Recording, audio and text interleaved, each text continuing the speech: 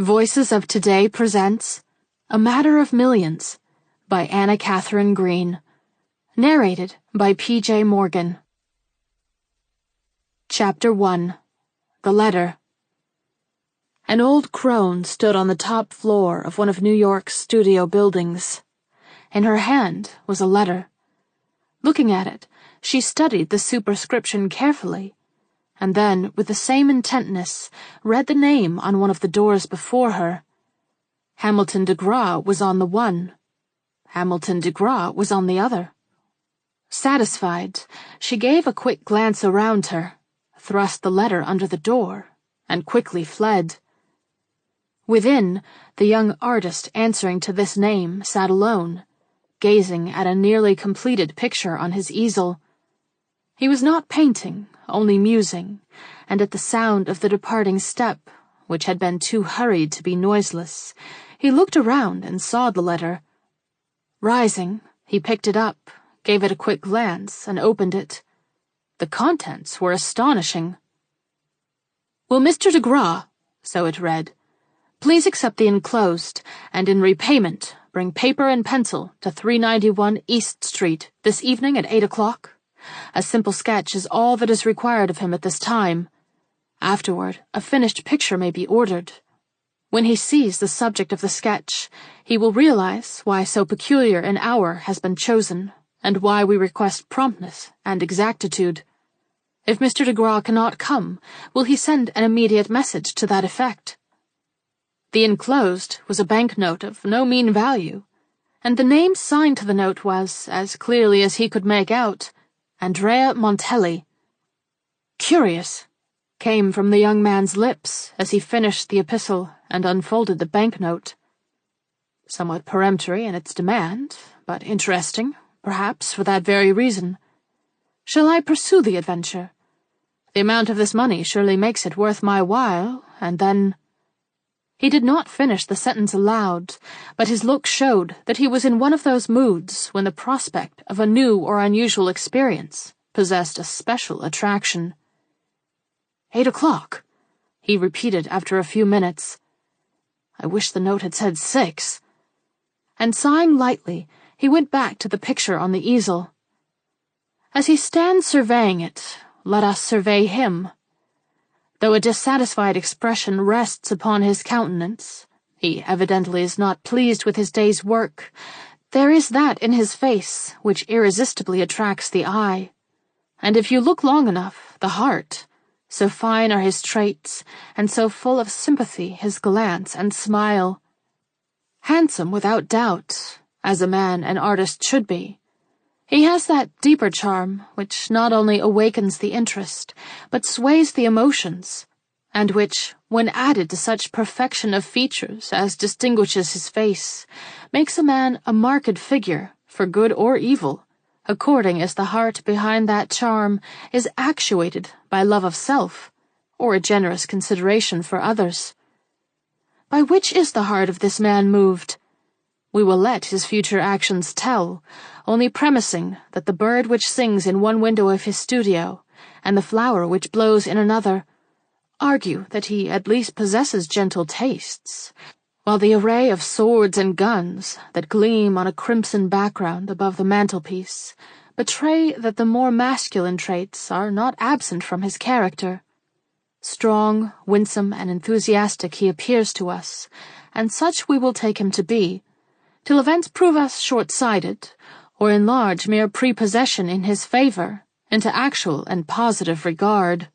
He is tall, and his hair and mustache are black, his eyes gray. The picture upon which he is gazing is that of a young girl. Though he does not like it, we do, and wonder if his dissatisfaction arises from a failure to express his ideal, or from some fault in the subject itself. It cannot be the latter, for never were sweeter features placed upon canvas, or a more ideal head presented to the admiration of mankind. Shrined in a golden haze, it smiles upon you with an innocent allurement that ought to repay any artist, for no matter how many days of labor or nights of restless dreams. But Hamilton de Graw is not satisfied. Let us see if we can discover the reason for this from the words just hovering on his lips. It is beautiful. It is a dream, but where shall I find the face I seek? I would make it a companion piece to this, and I would call the one dream and the other reality, and men would muse upon the dream, but love the reality. But where is there a reality to equal this dream? I shall never find it. At 7:30, all this occurred in the month of May, Mr. de Graw left his studio and proceeded uptown with his paper and pencils.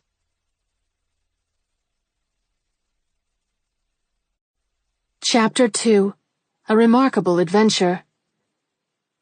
The number which had been given him was 391 East Blank Street, and though he had never been in just the locality indicated by this address, he thought he knew the region and what to expect there. Had he not passed through many of these uptown streets, even to the water's edge, and found them to vary only in the size and pretension of their long and monotonous rows of similarly fashioned brick or stone houses, unless it were by the intrusion of a brewery or a church? It was therefore an agreeable surprise to discover that the especial block in which he was for the moment interested was not like other blocks, even in this quarter, but was broken up by a stretch of odd-looking houses, which, if somewhat worn and dilapidated, still preserved an air of picturesqueness sadly lacking in most of our third-rate dwellings. There were 4 of them, all of a size, all of a grayish-brown color, all with carved strips overhanging the window-tops, and all with square wooden pillars in front. Though their general appearance suggested past wealth, it also as certainly betokened present indigence, notwithstanding the fact that before one of them there stood at this moment a carriage of style and elegance sufficient to prove it the private equipage of a person of means. Being in an artistic mood, he was greatly attracted by these old-fashioned structures, and felt an unreasoning desire to enter them. Long before he came near enough to be sure of the numbers they bore, he had begun to reckon onward from the one he was passing, to see whether 391 would be found on any of them. He soon came to the conclusion that it would, and presently was quite sure of it, and as he approached nearer, he was pleased to see that it was upon the house before which the carriage was standing. Why he was pleased at this, he would have found it hard to tell. Perhaps because the house looked a little sombre and oppressive as he came within full sight of its closely shuttered windows, and to one of his gay and careless temperament, any hint of companionship was always welcome. There was a bell at the entrance, but he did not ring it. For just as he stretched out his hand toward it, the door opened, and he saw before him a young servant girl of a somewhat vacant countenance, who quickly beckoned him in. As his foot crossed the threshold, the clock from a neighboring church pealed out the stroke of 8. "I am prompt," he inwardly ejaculated. The hall into which he stepped was dark and seemingly unfurnished. There was no carpet on the floor, and if there were any doors in sight, they were all closed. Feeling it a somewhat chilly welcome, he looked helplessly at the girl, who immediately made another gesture in the direction of a staircase that rose in a spiral a few feet beyond him. "Does Signor Montelli live upstairs?" he inquired. She gave no indication of hearing him, but continued to point to the staircase. "Is she deaf?" was his mental inquiry. "It would seem so." Somewhat dashed in his spirits, he went up the first flight and paused again. Darkness and solitude were before him. "Well, well," thought he, "this will not do." And he was about to turn about in retreat when he remembered the bank bill in his pocket. "That was not sent to me for nothing," he concluded, and taking a closer look into the silent space before him, he perceived 4 doors. Making his way to one, he knocked. There was a hurried sound from within, and presently the door was opened, and the face of an old crone looked out.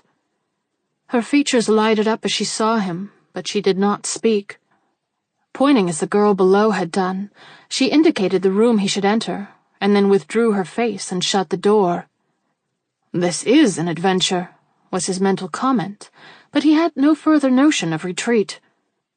Following the guidance of her finger, he crossed the hall and pushed open the door toward which she had pointed. An ordinary room of faded aspect met his eyes. But barely had he entered it when he was met by the old crone, and led, rather than escorted, through another door, into an apartment so brilliantly lighted that for a moment he found himself dazzled, and unable to perceive more than the graceful figure of an elegant woman dressed in the richest of carriage attire, bending over what seemed to be a heavily draped couch.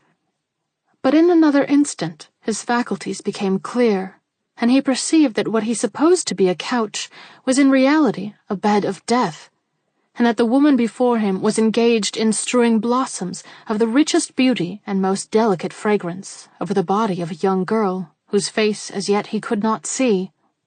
Some lilies lay on the floor, half on, half off the edge of a snowy drapery of soft wool which fell from the couch, taking from it the character of a bed, and lending to the whole scene an aspect of poetic beauty, which was in no wise diminished by the rows of wax candles that burned at the head and the feet of the dead.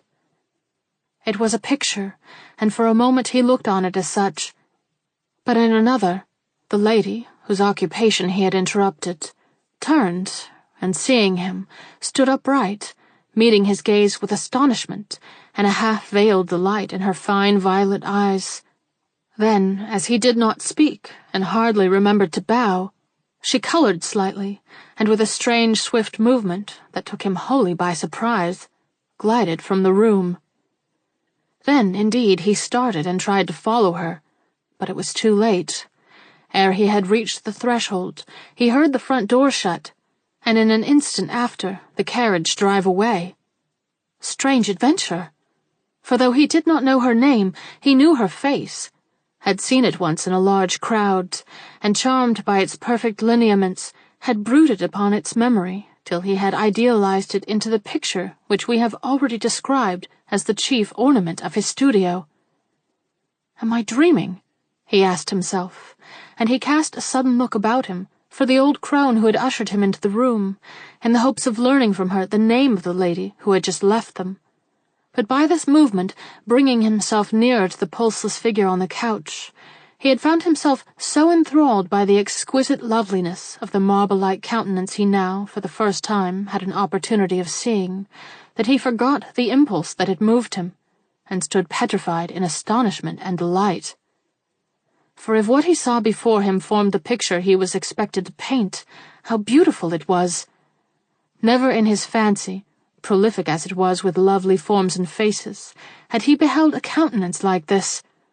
It was angelic in its purity, and yet human in its quiet look of grief and resignation. It had lines as exquisite as those we see in the ideal heads of the most famous masters, and yet one scarcely saw those lines, or the delicate curves of cheek and chin, for the expression which steeped the whole in heavenliest sweetness. If dead, then no living woman was fair, for she seemed to hold all beauty within the scope of her perished personality, and to compress into the narrow space shone upon by those 2 rows of candles all the loveliness and the mystery which had hitherto enshrined the world of womankind in his eyes. Her head reposed upon a white silken pillow, across which streamed a mass of midnight hair in a tangle of great lustrous curls.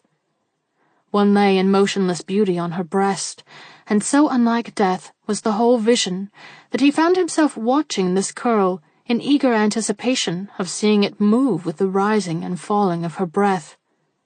But it lay quiescent, as did the waxen lids above the closely shut eyes, and at this discovery, which proved of a surety that she was dead, he felt such a pang of despair that he knew that whereas he had hitherto looked at a woman with his eyes, he was surveying this one with his heart, that a feeling akin to love had awakened in his breast, and that this feeling was for a dead image, a soulless, pulseless morsel of clay. The consciousness of his folly made him blush, and drawing back, he again looked about him for the old crone. She was not far away. Seated at one end of the apartment in a low chair, with her figure bent forward and her head buried in her hands, she was rocking slowly to and fro, in what seemed like silent anguish. But when he approached her and she looked up, there were no tears in her eyes, nor signs of trouble about her sordid and almost sinister mouth.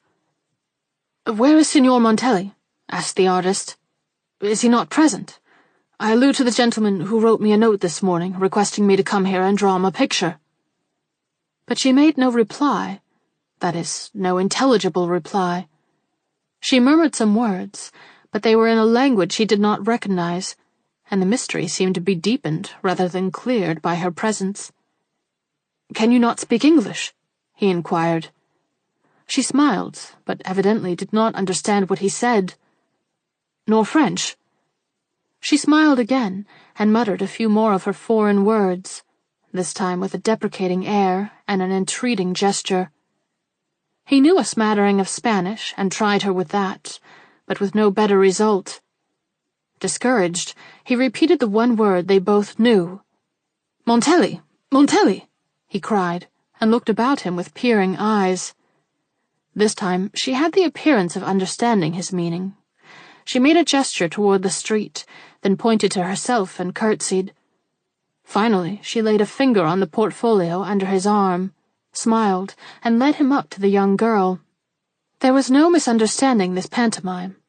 He was to draw a picture of the dead. Satisfied, and yet vaguely uneasy, he bowed and opened his portfolio. The old crone brought forward a chair, then a small table, and curtsying again, disappeared once more into the background. He took the chair, opened his portfolio, and began to contemplate the picture before him. It was perfect, even from an artistic standpoint. Had he arranged the couch, the drapery, the flowers, and the lights, he could not have made a more harmonious whole. He could not even find an excuse for readjusting the locks of the loosely curling hair. All was as it should be, and he had only to put pencil to paper. But this, which was ordinarily a simple matter for him, had become all at once a most difficult task. He delayed and asked himself questions, feeling the mystery of the situation almost to the point of oppression. Who was this young girl? Who was Andrea Montelli? Who was even this old crone? What was the disease which had taken the life of this beautiful creature without leaving a trace of its devastating power upon cheek or brow, or even on the dimpled hands that just vaguely showed themselves amid the folds of the drapery that covered her? Had she perished naturally? The thought would come. Was her portrait wished by father and friends, or was it required only by disinterested officials, and for purposes her beauty made him shrink from contemplating? The presence of this old woman seemed to point to the former supposition as the true one, and yet might it not be the best proof in the world that it was simply hard, stern justice which demanded the reproduction of these features, since it was an easy matter to understand how such a person might be in the pay of the police, but not nearly so easy to be comprehended how she could either be in pay or the confidence of any friends of so dainty and beautiful a creature as she who lay before him. The contrast between the two was vivid, as were all the accessories of the picture he was expected to draw, to the remaining appointments in the room. Near her, and surrounding her, were fabrics of softest wool and purest silk, edged with the richest embroideries, and covered with costliest blossoms. Beyond her, and outside of the charmed circle created by the prodigal wax tapers, were worn and dingy stuffs and dilapidated furniture. Not an article from window to door, saving those which were associated with the dead girl, expressed aught but discomfort and poverty, while with her and about her were luxury, wealth, and beauty. It was strange, and as he considered the matter further, he became more and more convinced that the police had had nothing to do with this display of splendor. No, if they had wished her picture, they would have sent for the photographer, and there would have been no draperies, nor candles, nor flowers. Some relative, some friend, or stay, could it be some mere art lover, had wished to preserve on imperishable canvas the extraordinary loveliness which he saw about to vanish forever, and so he had been called in with pencil and paper, and paid for his work beforehand, that he might not retreat from the task when he found that it involved mystery. But why should it involve mystery? Why should there be no one in the house from whom he could obtain intelligible replies to his queries? Was this merely accident, or was it design? The one person he had encountered, whose face bespoke intelligence and a desire for communication, had surprised him so much by the coincidence between her presence and the picture he had painted, that he had been made for the moment powerless, and so lost the one opportunity offered him to make himself acquainted with the true meaning of the adventure which had befallen him. Was this fortunate, or was it not? Was this wealthy lady of high position and incomparable taste the friend or art lover who had drawn him here? What could be more probable? And yet how greatly was the mystery enhanced, if this were the case? He was gazing steadily at the immovable countenance before him when this idea came, and fascinated as he was by what he saw, there seemed to rise a film between him and it, out of which there slowly grew on his gaze the face of the unknown visitor. Not the face he had put upon canvas, and which was at this moment illuminating the dim recesses of his studio, but of herself as she stood there looking at him with a most human expression of pleasure and appeal, startlingly in contrast with the sumptuousness of her apparel and the dignity of her bearing. A true face, a good face, with features perfect enough for art, and a smile tender enough to satisfy the most exacting nature. Why did he not thrill before it? Why did not the feeling of contentment which swept over him at its remembrance fill up the void in his heart and make this second recognition of her charms one of promise and unalloyed delight? Because he had seen something more winsome. Because she was the dream, while before him lay the reality. Because his taste and judgment alone awarded to her the palm of beauty, while his heart throbbed to what was expressed in this other face, this other form, which, if dead, had touched a chord in his nature never sounded before, and, as he began to think, would never be sounded again. The reality. Yes, he had found it. As this belief seized him, he grasped his pencil with avidity. He no longer felt himself held back by doubts. He would draw the picture before him, but as he did so, he would draw another in his mind that should be the basis for his long-hoped-for chef-d'oeuvre. Not for the unknown Montelli alone should his pencil fly over the paper, crystallizing into perpetual existence this dream of fading loveliness. He would earn for himself more than the paltry dollars he felt burning in his pocket. He would earn a right to the reproduction of this face, which must henceforth be the expression of his loftiest instincts. His pencil obeyed his enthusiasm. The features of the sweet unknown began to show themselves upon the broad sheet of paper before him. He was very much absorbed, or he might have taken a look at the old crone seated in her low chair behind him. If he had done so, would he not have lost himself in further questions? Would he not have wondered why she gazed at him so intently, with eyes that were certainly not lacking in earnestness, if they were in candor? And would he not have queried why her glances only left him to travel to the clock, and so, with one quick flash, to the young girl and back again to him? There was mystery in all this, if he could have seen it, for there was expectation in her look, an expectation that increased as the minute hand of the clock moved on toward 9, and expectation here meant interruption, and interruption meant what? The sly face of the crone made no revelations. But he saw nothing behind him. Life, hope, and love were all, for the moment, concentrated in the end of his pencil, and not the sound of opening doors and hurrying feet could have aroused him now from the dream of creation that engaged him. But there was no sound. All was still. Even the mysterious watcher behind him seemed to hold her breath. And when the clock struck, which it presently did, the faint noise seemed to be too much for her aged nerves, for she half rose, and pantingly sank back again, clasping her hands with energy as if to still the beatings of her heart.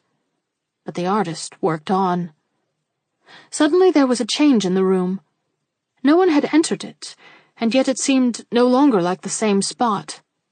Something strange and unaccountable had occurred, something which caused the moisture to start on Hamilton de Gras' forehead, and the expectancy in the old crone's look to deepen into strong excitement. What was it? The artist, catching his breath, listened. What silence! What an oppression of silence! And yet there it comes again, that soft sigh, so light as to be almost inaudible, and yet, to his ears, so thrilling with promise that he leaped to his feet like one who breaks some bond asunder. At the sight of his eagerness, the old crone, who had risen also, smiles hungrily to herself. If she has heard the sigh also, she shows no anxiety to advance, but stops where she is, content that he should take the precedence, and stand first at the young girl's side. He was there in an instant, and though no signs of life greeted him from the motionless form, he could not tear his gaze away from her face. "Sweet one," welled up from his lips. "Was that the sigh of your departed spirit grieving it had left a body that could be so loved? Or is life but pausing in these pulses, and will it—" He does not finish. How can he, when at these muttered and well-nigh incoherent words he perceives the faintest flush of colour suffuse the cheeks? Or was it but a fancy? It has fled now, and the breast does not heave. It must have been a hallucination, like the sigh. And yet, those lids seem to lie less closely. There is something in the face he has not seen there before. It is not life, and yet surely it is not death. Where are her friends? Where is there a physician? Why is he not one instead of being a useless artist? With a cry, he turns to the old crone. "Help!" he shrieks. "See, her lips are growing red, and look at her hands. They are becoming warm. Now they flutter. The roses on her breast are disturbed. She is not dead. We shall have her again." He paused, struck even in his frenzy by the abandon of his own words. "I am a fool," he muttered. "But then the old witch does not understand me. Will she understand what she sees?" And bounding to the old woman's side, he drew her, wondering and chattering, up between the candles, and pointed to the young girl's face. As he did so, he uttered an irrepressible cry, for in the instant he had been gone, the miracle had happened, and two wide dark eyes, luminous with wonder, stared back into his from amid the wreaths of those tangled locks of hair.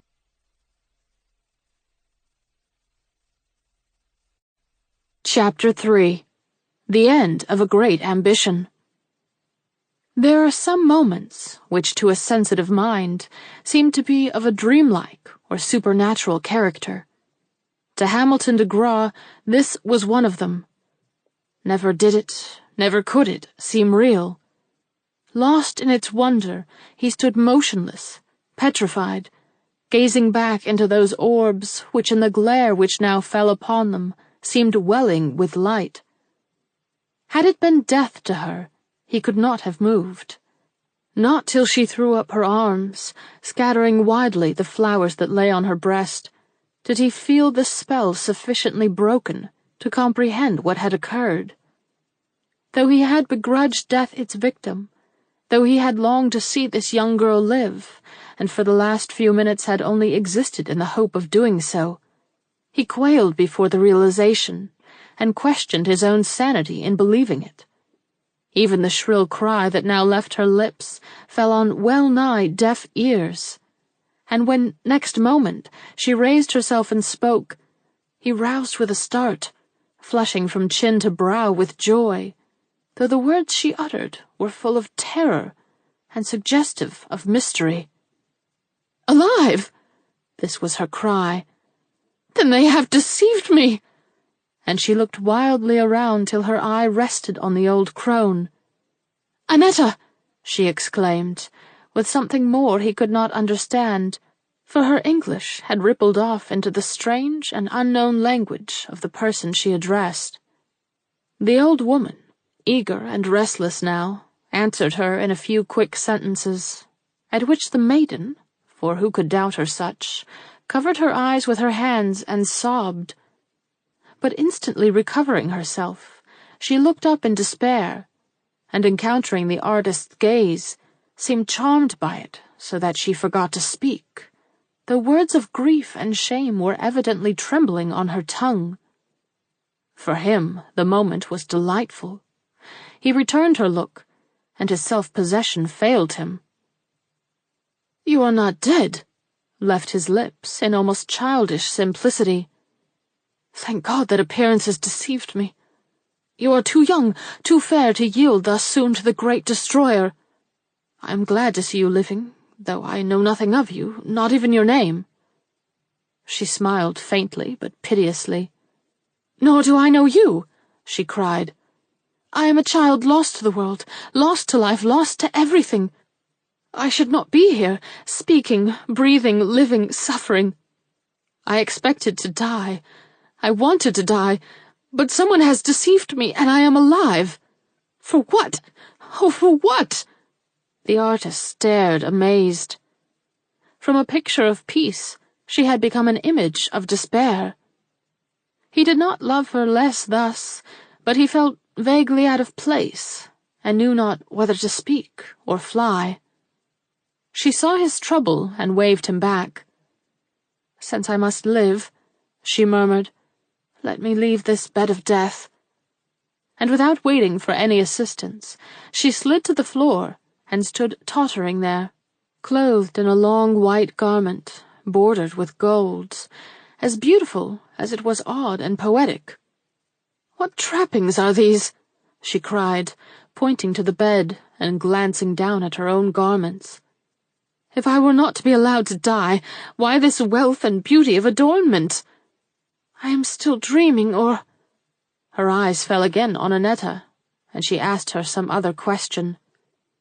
Meantime, young de Graw had stepped back to the table, upon which lay the sketch he had been making. Lifting it up, he turned it toward her. "Let this explain my presence here," said he. "It may also make clear to you what otherwise must seem wrapped in mystery. Your picture was desired. I was summoned here to draw it. But you must know by whom. The name accompanying the request reads like Andrea Montelli." She left the old crone and took a step in his direction and that of the picture he held.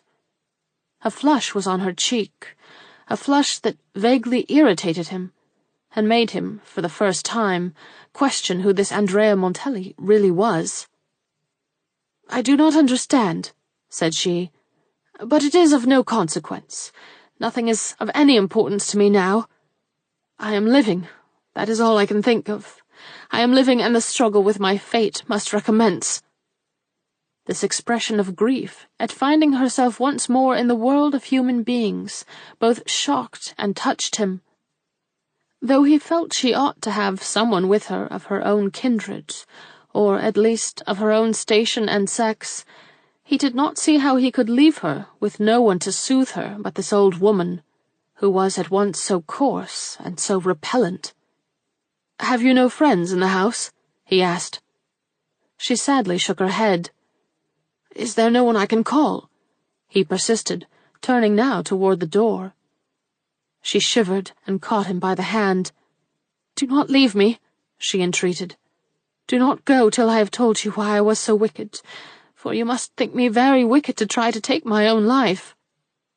"And did you—" He got no further, for the tears which now filled her fathomless eyes called up a suspicious moisture to his own. Strange and wrong as it all was, he had never felt himself so affected. "Tell me your trouble," he pleaded at last. "Why should one so young and, pardon me, so fair, wish to die before the possibilities of life were fully tested?"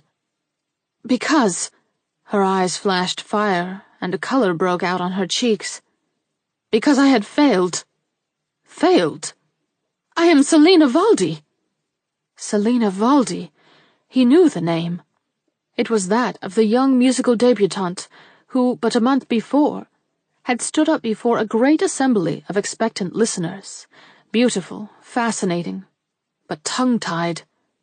A wonder, with every promise of song in her blazing eyes and upon her trembling lips, but with no voice at her command, no answering sound to the orchestra's inviting tones, nothing save the moan with which she finally gave up the struggle and sank, overcome and annihilated, behind the falling curtain. Selina Valdi! He remembered the name well, and all the talk and criticism which followed her defeat. And moved by a boundless compassion, he took her by the hand. Immediately she added, "At least that is the name by which I was known to my teachers, and expected to be known to the world. My real name is Jenny." Why did she not finish? Why did she look at him so strangely, and drop her eyes and shake her head? His expression had been one of expectancy, and all his manner was encouraging. But she seemed to tremble before him, and did not speak the name, only murmured, "But I forget. I have sworn not to tell my name. I am Selina Valdi without the success which was to make that name illustrious." Poor child! The words left his lips unconsciously. She looked so desolate and forsaken. Poor child! Your heart was set on success, then. You expected to be a singer. "Oh!" The exclamation spoke volumes. She had clasped her hands and was trembling now, not with weakness, but eagerness. "I had a right to expect it," she declared. "I can sing. I have a voice that has made every master who has taught me patient and gentle and eager. These rooms have just rung with the notes I have raised, but I cannot face a crowd. At the sight of faces surging in a sea before me, such a terror seizes me that I want to shriek instead of sing. Something catches me by the throat, and I am suffocated, lost, drowned in a flood of horror to which I can give no name, and against which it is useless to struggle. Oh, it is a cruel fate! But I can sing, listen!"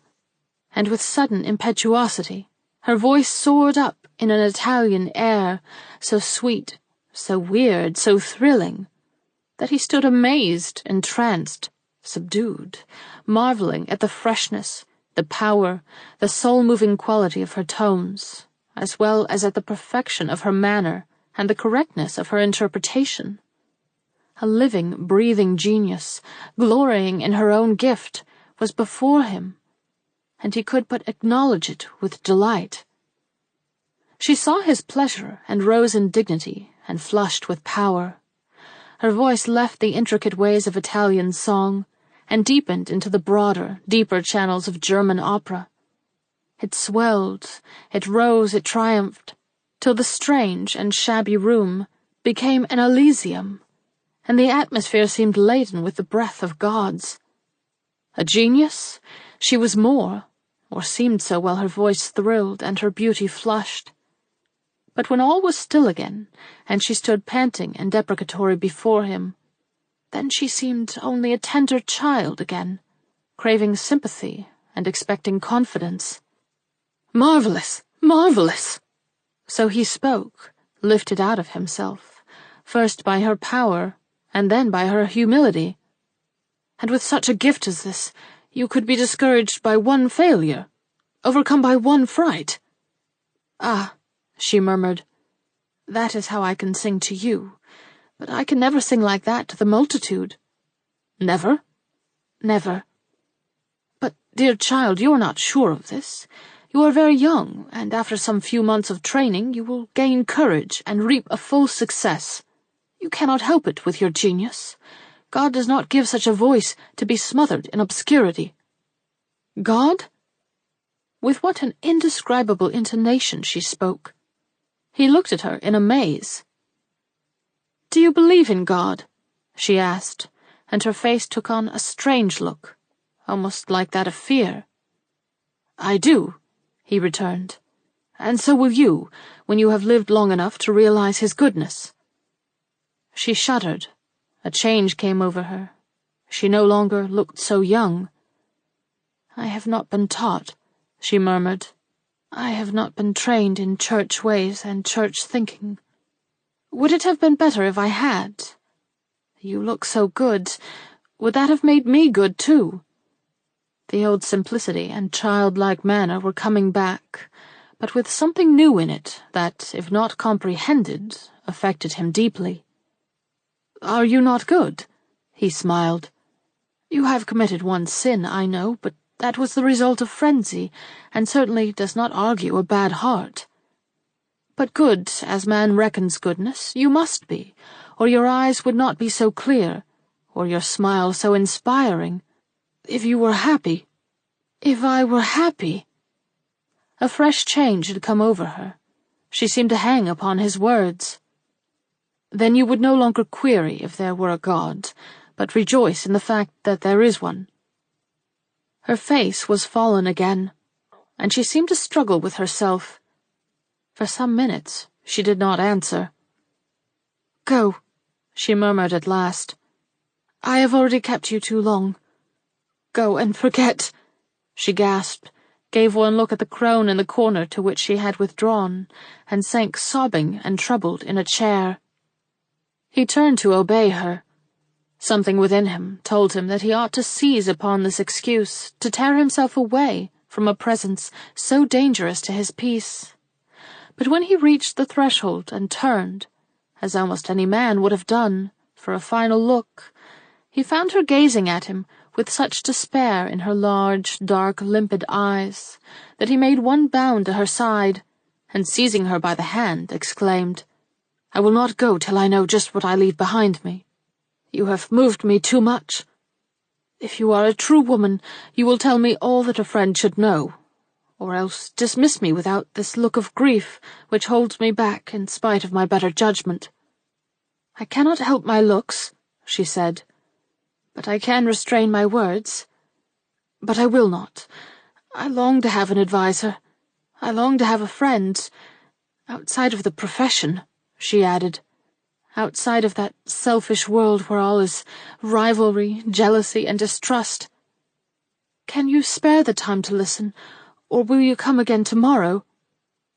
"I had rather linger now. It is not late. See, it is barely 10 o'clock, and I am impatient to know my new friend better." She sighed, and something like a spasm passed over her face. But it was an innocent face. He had no doubt of her, and he listened with irrepressible emotion to the pathetic story which she proceeded to tell him.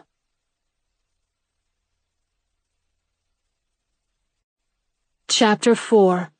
The Story of a Strange Girlhood. "I shall not say much about my childhood," the Signora Valdi began.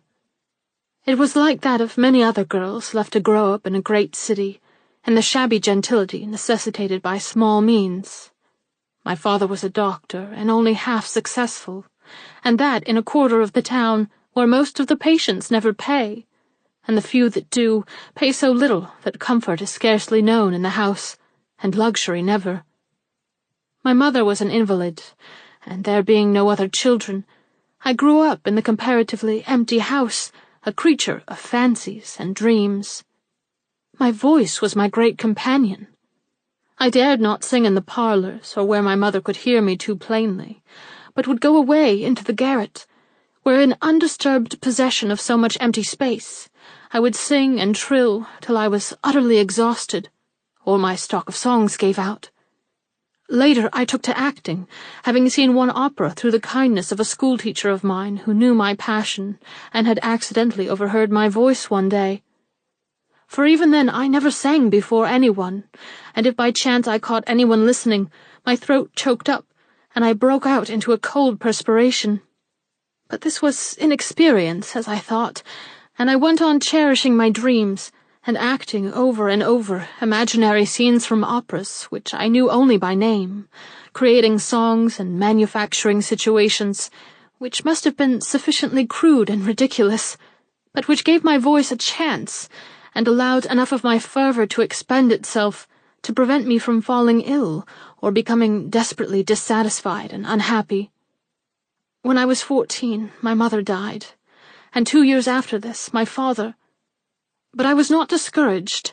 I had my voice, and, child that I was, I imagined I had only to lift it in public to have fame and fortune lavished upon me. I was soon undeceived in this regard, for, in the first place, I could not raise my voice in public, and in the second place, the very first musical adept I saw explained to me how much study and practice were necessary to achieve even the smallest success. Study I did not shrink from, and practice was simply a delight, but I had no money, and training is expensive, and so is mere living. I found difficulty in existing, till one happy day— was it happy? I let my voice out in what I supposed to be an empty church, but which in reality contained a great teacher, who, hearing me, thereupon took me in charge and started me on a career which he said would end in wealth and adulation. Alas for me, I believed him, and was no longer hungry or cold or meanly clothed. At least I did not feel my hunger, or the chill of the room in which I worked at sewing or copying, or anything which would furnish me with daily bread. And as for my clothes, they were so certainly destined to change into the silver and gold tissues befitting an opera queen, that I have sometimes laughed, in passing through the streets, to think how the men and women who jostled me so rudely would one day feel proud if I cast them a glance or bestowed upon them the haughtiest of smiles. My companion, and the only confidant of my dreams, was this old Portuguese crone whom you see with me now. I had made her acquaintance in the depths of my poverty, and being none too well off, had found no other friend who could supply her place in faithfulness and devotion. She is not prepossessing to look at, but she loves me, too well, I fear, for she would not even let me die, though she knew my secret desperation. But this is hurrying on too fast. I studied then, long and faithfully, and practiced every hour, when I was not obliged to work for my subsistence. Hope sustained me, and the days flew by on wings. My 18th birthday passed, and the day was set for me to try my voice in concert. Had I carried out this intention, I might have been saved 2 more years of useless labor and vain hope. But unfortunately, at the last minute, a spirit of opposition seized me, and I refused to test my powers, till I could do so with the éclat of scenery and costume. I would appear as Margarita, or not at all, and my foolishness was listened to, and my debut postponed. A new teacher now took me in charge. I was able to pay him something, but not much. Never mind, there was a future in store for me. I was but running up a debt which I could easily liquidate by one night of triumphant song. If he were willing to wait, and he seemed to be, I certainly could do this, for my voice and manner and style were improving daily, and ere long the doors of the theatres must open before me, and wealth and honour take the place of indigence and obscurity. Looking at me now and remembering my failure, can you imagine such folly? You must be young and poor and have a voice to do it. Why, this room has been peopled with visions. I have seen myself in the possession of every power, every happiness. When my fingers ached with writing, I have thought of the day in store for me, when just my signature would be worth gold. Till then I wanted no companionship, and felt myself untempted by pleasure or wealth. Till I could enjoy all, I wanted nothing. I preferred to take my happiness at a bound, and from these rooms of faded grandeur and sordid suggestions, step at once into the palatial apartments suited to the successful prima donna. You can imagine, then, the excitement of those days, when I was informed by my enthusiastic teacher that the time had come for my appearance, and that after 2 short months of rehearsal, the stage of the armory should be ready for my debut. If time flew before, it halted now. Never would those 2 months pass. And yet they ought not to have gone so slowly, for I was very busy. The rehearsals themselves were enough to absorb me, and they did, but they never left me satisfied, and I longed to end them. Somehow I needed an audience, or so I thought. I could not warm up to empty benches, but my manager seemed satisfied, and fed me with flatteries, and expended great sums of money on my toilets and the stage accessories. He was sure of success, but not so sure as I was. I can say this now, since I have so egregiously failed. I neither doubted my voice, nor my training, nor my spirit. I left this room on that fatal night, calm. I took what I thought to be my last look of these miserable apartments, with the quiet farewell of one who feels her fortune assured. I left behind in it many memories, but I went forward to great hopes. When I heard the door close, I had the feeling of something shutting upon my past, and went downstairs and out to my carriage with a different step than that which had been accustomed to mark my departure. This feeling followed me to the theatre, and increased rather than diminished with the putting on of the dainty robes which another's enthusiasm had procured for me. Nor did the sounds of the orchestra make me quail, nor the voice of the call-boy.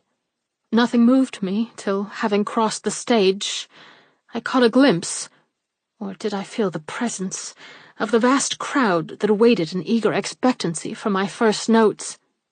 Then, indeed, a dagger entered my heart, and terror, such as the victim of the amphitheatre alone can know, caught me in its clutches, paralyzing throat and limbs till I could have welcomed any death that would have annihilated my consciousness. I was before the footlights. I was in the spot where I had pictured myself for years, and I could not sing a note. I could not even fly. I must stop and face the wonder, the pity, the disgust that must be on every countenance, till fate should come to my aid and break the spell that bound me. It came in the shape of a few stray efforts at applause, doubtless meant for my encouragement. The sound, it was the first I had heard, seemed to loosen the icy fetters that held my limbs enchained, and I sank, suffering frightfully, upon the floor of the stage I was never more to mock by my presence. The curtain was rung down, and I was carried away, whither I hardly knew, and to what I could even then dimly guess, for my heart was broken, and my only earthly hope was at an end. But, eagerly interposed the artist, you may be mistaken about this. Stage fright is common. Our greatest actors are subject to it. It is rather thought by them the token of genius, and a promise of future success. Surely your manager— Do not speak of him, or of my masters. I shudder at the thought of their anger and cruel disappointment. I have never been able to face them, nor never can, till I become able to reimburse them for all their useless expense. As for making another attempt, that is impossible. I had rather die. At the mere thought of confronting again that cruel sea of faces, the blood stops flowing in my veins, and the world turns black before me. I was not made for a prima donna, or rather something is lacking in me necessary for success upon the stage. Yet that success is all I have lived for, and without it, what am I? What are you? The voice of the artist trembled. His eyes spoke the admiration he could not suppress. A young, beautiful, and pure girl. Is that not enough? Most persons would think it wealth. It will not get me bread, she murmured. It will not pay my debts, those horrible debts that weigh upon me like lead. It was this thought that made my return to these walls so bitter. It was this thought which, day by day, forced me into a deeper despair, till at last I only longed for death, as a release from my perplexity and pain. It was a wicked longing, but it was the only one I knew, so last night I sent Annetta for a deadly poison. She had often told me she could get me one, and believing that the powder which she brought me was what she said it was, I took it, and lay down on my own little bed to die. The result is what you know. She deceived me, and gave me a preparation which merely simulates death. Was it wise in her? Time alone can tell. Signorina! It seemed the natural word for him to use, though every feature of her face and every grace of her person proclaimed her to be an American girl, pure and simple. I cannot doubt but that the Portuguese did well.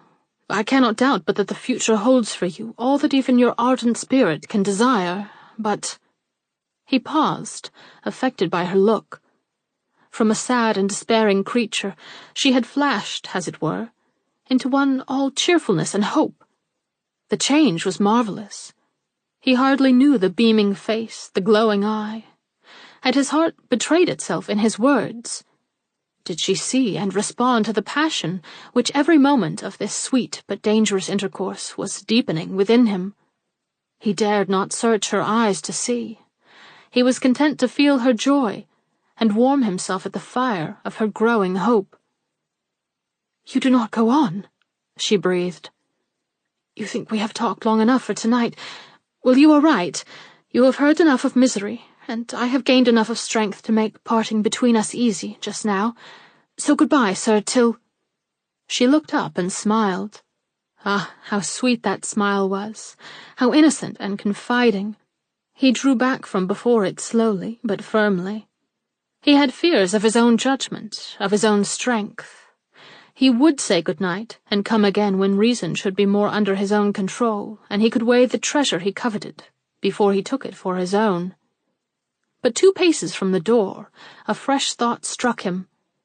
The mystery of her awakening had been revealed, but not that which surrounded the picture he had been paid to draw. Till he understood the purpose for which a copy of her face and form had been requested from his pencil, he could not go. The story she had told of her lonely struggle and disastrous failure only made his desire greater. Since there was nothing in her history to account for this mysterious circumstance, how could it be accounted for? Were there facts in her life which she had omitted to relate? He must learn, or pass a sleepless night. Coming back, he confronted her again.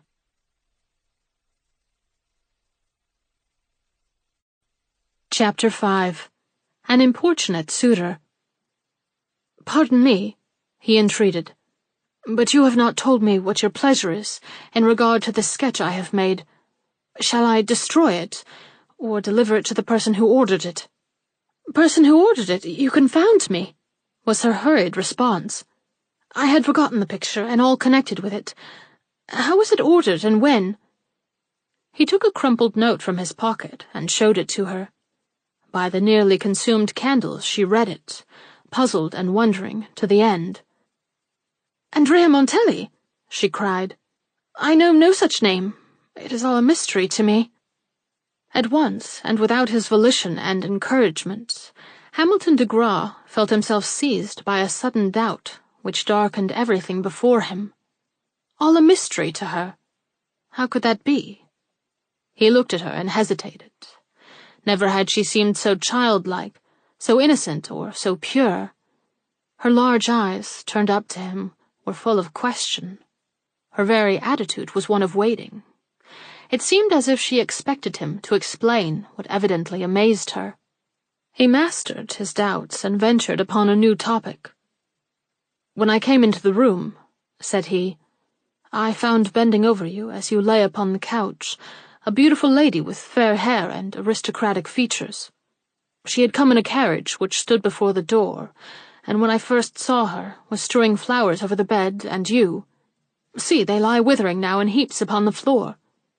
Her you must surely know, for both her beauty and her wealth make her conspicuous." "I am sorry," began the signorina, "but I cannot tell you who she is. I might guess." "That may be sufficient." "But I cannot be sure. There is a lady, both beautiful and rich, who once took an interest in me. She was a pupil of one of my masters, and though I was never introduced to her, I was given to understand that she was watching my career and hoping much for its success. It may have been she, but why she should have sought me out in my despair, when she held herself aloof from me in the time of my prosperity, and why she should have brought flowers and strewed them over my poor body, I cannot explain. But perhaps Annetta can. She was here, and may have seen something or gathered something from the lady's manner which will help us to comprehend the meaning of her actions." And beckoning the Portuguese toward her, the signorina asked 1 or 2 questions, which being duly answered, she turned back to Mr. de Graw and exclaimed, "It must have been the lady I spoke of. She came without flowers at first, and asking for me, seemed to be greatly shocked when I was pointed out to her, lying, as she supposed, dead. She attempted to question Annetta, but of course got no answer from her, as my good friend does not speak a word of English. And when the lady went away, she made a gesture which must have meant that she would return, for in half an hour or so she did come back, bringing these beautiful flowers, which she at once began to strew over me. That is all Annetta can tell. Would you like me to question her further? I would like to hear what she has to say about these candles, and your dress, and the drapery of your couch. It may explain who Montelli is, and this you as well as myself ought to know." True, true. came a murmur from the young girl's lips. Annetta must be able to tell how I came to be dressed thus, though the robe itself is no mystery, being one of the costumes prepared for my debut. But the lights, the drapery, all that I could not understand. And she drew the old crone nearer, and holding her by the arm, put question after question, while the young man stood still, gazing from one to the other, devoured by a curiosity that the signorina's rapidly changing appearance certainly tended to aggravate. For at the explanations which the old woman tendered without hesitation, the young girl's head sank lower and lower in manifest confusion, while on her cheek and brow a flush slowly gathered, which, if it added to her beauty, could not but add also to the watchful artist's impatience and distrust. "What is it? Tell me!" burst from his lips as the Portuguese finally drew back, leaving the signorina standing by that forsaken couch. "How can I?" was her cry, though her eyes looked up fearlessly, and the smile on her sensitive mouth was simply a deprecatory one. "It is such a story of an unreasoning passion, of a love of which I was ignorant, and would never have countenanced if I had known of it that—" He appreciated her confusion. He loved her for its evident depth, but he would not help her even by a word to speak. This story, whatever it was, he must know. She saw his determination, and summoned up her courage. "Annetta tells me," she began, "that for the last 3 months I have been pursued by an Italian who has been determined to marry me. She says he found no favor in her eyes, and that she was sure he would find none in mine, and so, to save me anxiety and pain at a time when I needed my full strength and liberty, she had persistently placed herself between us, and by artifices and stratagems of various kinds, succeeded in keeping him out of my presence.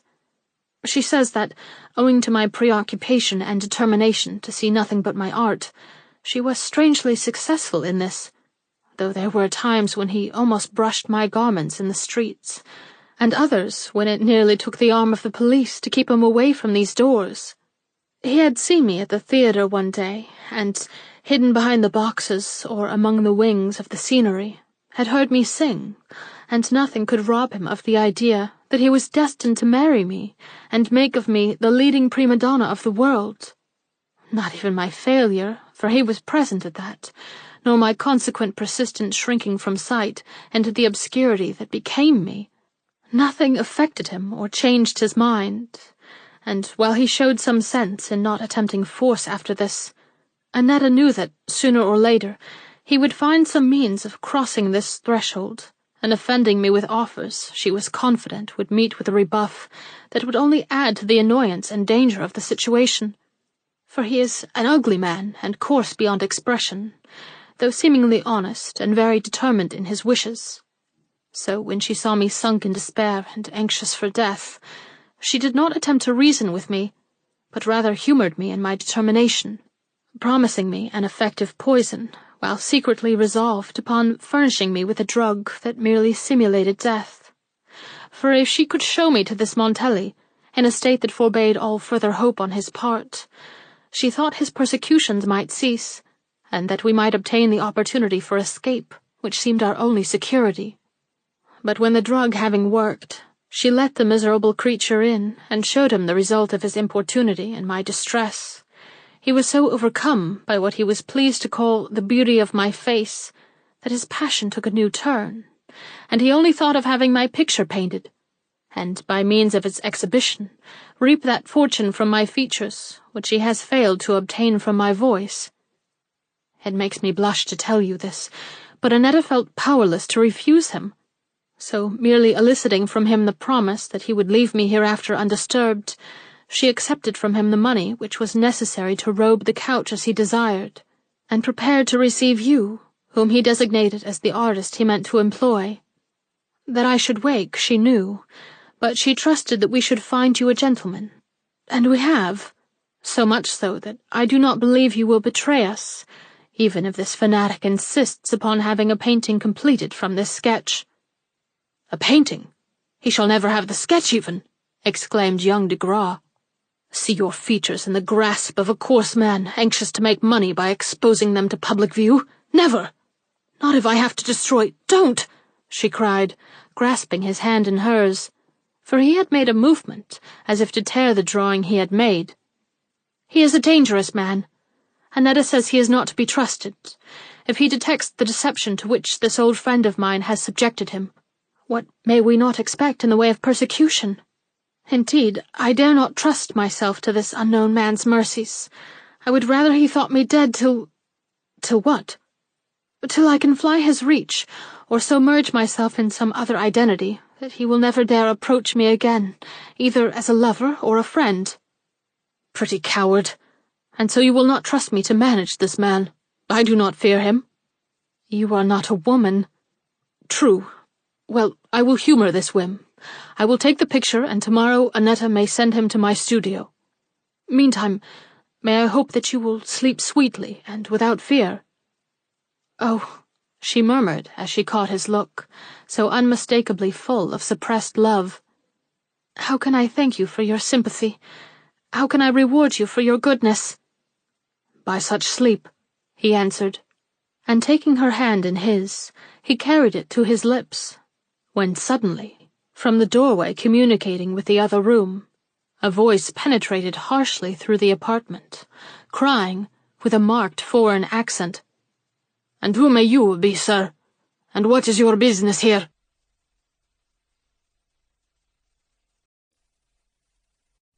Chapter 6. A Surprise. To the sound of a scream from the signorina's lips, young de Gras turned. Before him, in the doorway I have mentioned, he saw standing the slight, dark, and unprepossessing figure of a man so evidently Italian in his appearance and bearing that it did not need the hurried bound and startled exclamation of the Portuguese for him to recognize in this menacing intruder the Signor Montelli. So, we are to wind up with a scene, thought he, and instinctively stepped between this stranger and the shrinking figure of the signorina. But the precaution seemed needless. At the first words uttered by the Portuguese, the Italian broke into a harsh laugh, and drawing the old crone after him, left the room and shut the door behind him. Mr. de Gras, surprised by this sudden departure, stood staring, while the signorina trembled so that she seemed in danger of falling. "It is very strange," quoth the former. "He did not seem to notice that the couch was empty and that you stood living and breathing before him. The Portuguese cannot be as true to you as you thought. She must have told him that you would wake— Oh, hush!" broke from the young girl's lips, as the door opened again and the old woman stepped in. "I am so bewildered, I do not know what to make of all this." And leaving him, she advanced toward the crone, who met her with a look that added to his surprise and her perplexity. A short interchange of words followed, and then the old woman drew back, and the signorina turned. But with what a different air, and with what a different look! Young de Gras would hardly have known her face if he had not already seen it under the influence of various emotions, and when she opened her lips, she seemed to find it so hard to speak that in mercy he was going to begin the conversation for her, when her trouble found a tongue, and she exclaimed, "I cannot endure any more tonight. You must go and let me find some rest. Perhaps tomorrow." "But this wretch," he interposed. "Am I to leave you to his mercy?" "He is gone, and Annetta has locked the door. I do not fear him. He will trouble us no more." She looked so confident, and yet so discouraged, that he did not know what to say. It seemed dreadful to leave her thus, and yet neither in look nor tone could he discover any inducement to stay. All the light had gone out of her face, and she seemed only a waiting image, eager for him to be gone. He drew a deep breath, and held out his hand. "Tomorrow, then," said he. She nodded, sighed, and something like a sob seemed to rise in her throat. "Oh, go!" she cried. "Go, go!" And she let her hand touch his before she pointed toward the door. "I will be here at 3, he murmured, and tearing his gaze away from her drooping face and figure, he dashed across the threshold and out into the hall. As the door closed behind him, her sobs broke their bounds, and he distinctly heard her moan, but he dared not go back. "This last mystery is worse than the first," so he commented as he reached the street. "Is the Portuguese a demon, or—" He did not complete his sentence, for just then he caught sight of the figure of a man going on before him toward the avenue, and convinced that it was that of the hated Montelli, he quickened his pace, in the hope of overtaking him and coming to some sort of an explanation. But as soon as his step rung faster, that of the man in front did the same, and though he hurried to the full extent which decency allowed, he did not reach the man, nor even catch the car which the other managed to board as it rushed down the somewhat steep incline which marks the avenue at this point. When he came to think of it, however, he was not sorry that he had missed an encounter with a man of whose resources and intentions he could know so little. If the signorina was all he believed her, she would preserve herself in safety till the morrow, while if she were not, the sooner he forgot the bewitching face and touching manner, the better. Till tomorrow, then, he would be patient, meanwhile trusting that all good angels would guard the rest of her whom in his inmost heart he felt to be the one woman chosen by Providence to be the light and glory of his life. His studio, when he returned to it, struck him for the first time in his remembrance as cold and barren. Though the signs of ideal life were about him, and from every quarter of the great room shone images of beauty and the creations of art, he experienced a sensation of desolation and loneliness that should have warned him of the depth of the experience which he had undergone since he had passed out of this place 4 hours before. The picture of the fair beauty was the sole object which seemed to possess any interest for him, and struck again by the oddity of the coincidence which had brought him face to face with a woman who had unconsciously furnished him with the basis for this painting, he lit all the gas jets in the room, and sat down to study this work of his in the light of his late encounter. It was like her, and yet it was not like her. The features, the grace, the colouring were all there, but the humanity which made her countenance so engaging was lacking from this dreamlike face. "I have a fairy here," he muttered, "but she is a woman. Would it have been better if I had left her such in the painting? No, or I should have had no dream to match my beautiful reality." And he tore from his portfolio the sketch which he had made for the signorina, and with a heart throbbing too fast for comfort, placed it beside the painting he had just been contemplating, and sat down again to study them and compare. Oh, the exquisite contrast between them, and oh, the touching grace of his new idol! Could anyone see such a face and not love it? Hamilton de Graw could not. Without struggle, without fear, without any doubt of the wisdom of such an abandonment, he let his whole heart go in this hour of silent reverie, and it was not to the rich and gracious unknown that it fled, but to the poor, the desolate, and to the menaced singer, with her woeful past and perished ambition. At 3 o'clock the next day, he stood again before her house. He had looked for Montelli all the morning. He had even vaguely expected the Portuguese, but his quiet had been undisturbed and his studio unvisited. It was, therefore, with faint apprehensions of possible evil that he rang the bell and waited for the answer, which was longer in coming today than it was yesterday. At last, after 2 or 3 smart rings, the door swung back, and he saw the same inane-looking girl before him, backed by the same unfurnished and lonesome hall. But there was no loneliness there for him. She was within, and that would have made prison walls attractive. "The Signora Valdi?" he inquired. "Shall I find her in her rooms? Shall I go up, as I did yesterday?" The girl stared, looked helpless, and made no response.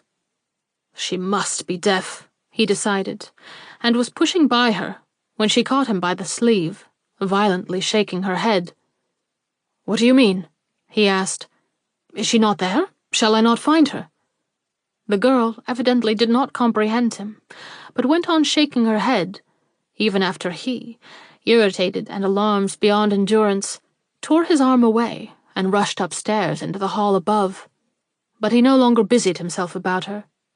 He was on the floor with the signorina, and bounding to the first door he saw, he vigorously rapped, and when he got no answer from within, passed to the next door, and so on, till he reached the one by which he had entered the day before. Here he no longer hesitated, but turned the knob. The door opened without difficulty, and at the first glimpse he got of the space within, young de Grasse started back in dismay. The floor was bare, the walls denuded, the room unfurnished. Uttering a cry, he dashed around to that inner door in which he had last seen Montelli standing, and which, as you remember, communicated with the apartment where he had held his wonderful interview with the signorina. It was standing open, and beyond it all was as empty and bare as the space in which he stood. "Is she gone? Have I lost her?" was his cry, and he dashed from one end of the room to the other, searching for traces of a farewell he could not believe to be final, or of an escape which her dangerous position with Montelli had doubtless prompted. But he found nothing, and moved by 1,000 emotions, he hastened back into the hall and up another flight of stairs, determined upon discovering someone who could explain this mystery to him.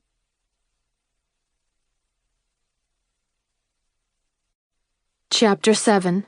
A Great Day at Police Headquarters. His success was but partial. The rooms above were occupied, but only by lodgers, who knew nothing more of the signorina's departure than that it had taken place early in the morning. They had been told she was ill, and from her appearance had thought she was dying or dead. But when the time came, as they supposed, for a funeral, behold, a storage wagon drove up and took away her furniture, and afterward, to their unbounded surprise, there came a carriage from the livery stable, into which not only the strange Portuguese woman stepped, but the signorina herself, alive and well, and seemingly in excellent health, if not spirits. They could not understand it, and could get no explanation from anyone, as the house was without a landlady, and none of the other lodgers were any better informed than themselves. Mr. de Grasse suggested that perhaps the girl who attended the front door might be able to tell something, but they assured him to the contrary, explaining that she was not only stone-deaf but dumb, and that she only went to the door when sent by someone. It was therefore evident that he was but wasting time in lingering about the house, and once convinced of this, he made haste to depart. But when in the street, a sense of his helplessness came over him. An artist unaccustomed to the practical side of life, he knew nothing of the expedients which would have suggested themselves to other men, and after a few more fruitless inquiries among the neighbors, he turned back to the studio, a disappointed and disconsolate man. The adorable young singer was gone, and with her had fled the first real dream of love that had ever disturbed the even tenor of his hitherto careless existence. He was brooding upon his adventure, and comforting himself with the thought that the signorina had at least gone away of her own free will, and without the companionship of Montelli, when a friend came in. It was not a welcome interruption, but before many minutes had passed, he determined to make use of it by submitting his case to this man of the world, and learning from him how he could hope to renew an acquaintance which had been broken off in this sudden and unceremonious fashion.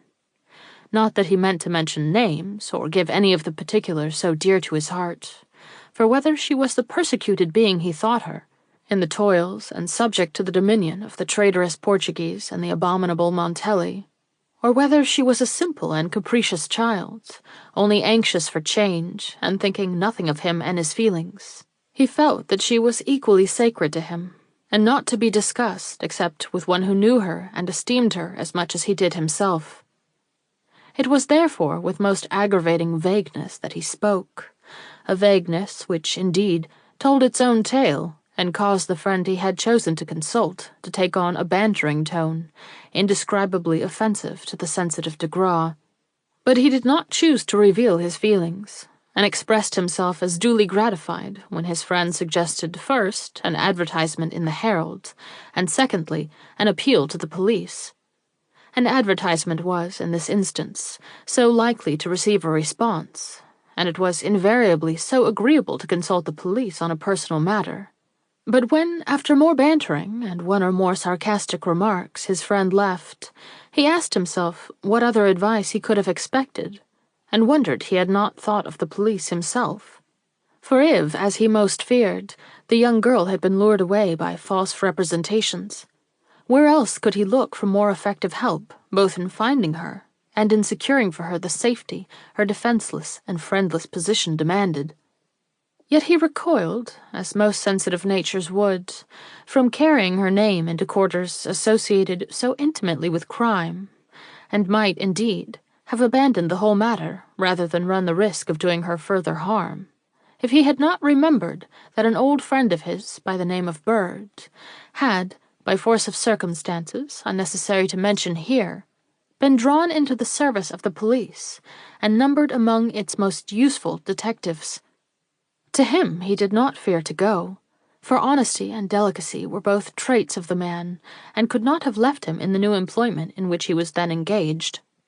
So, with the first opportunity that presented itself, Mr. de Graw went to the police headquarters, and, asking for Mr. Bird, was shown into an office, where he was requested to wait till that person should be at liberty. This was new occupation for this man of ideals, and he began to wish that he had remained at home with his finished dream and his yet-to-be-painted reality. But as the moments flew, he began to be interested in the surroundings in spite of himself, and by the time Bird finally made his appearance, had already captured upon the leaves of the small sketchbook he invariably carried with him the outlines of one or two heads to match the voices which had floated to him from the adjoining rooms. "De Graw, is that you?" There was surprise in the genial tones.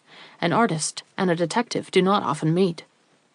"So you have not forgotten me." "Forgotten you? And you the most famous of the rising school of artists?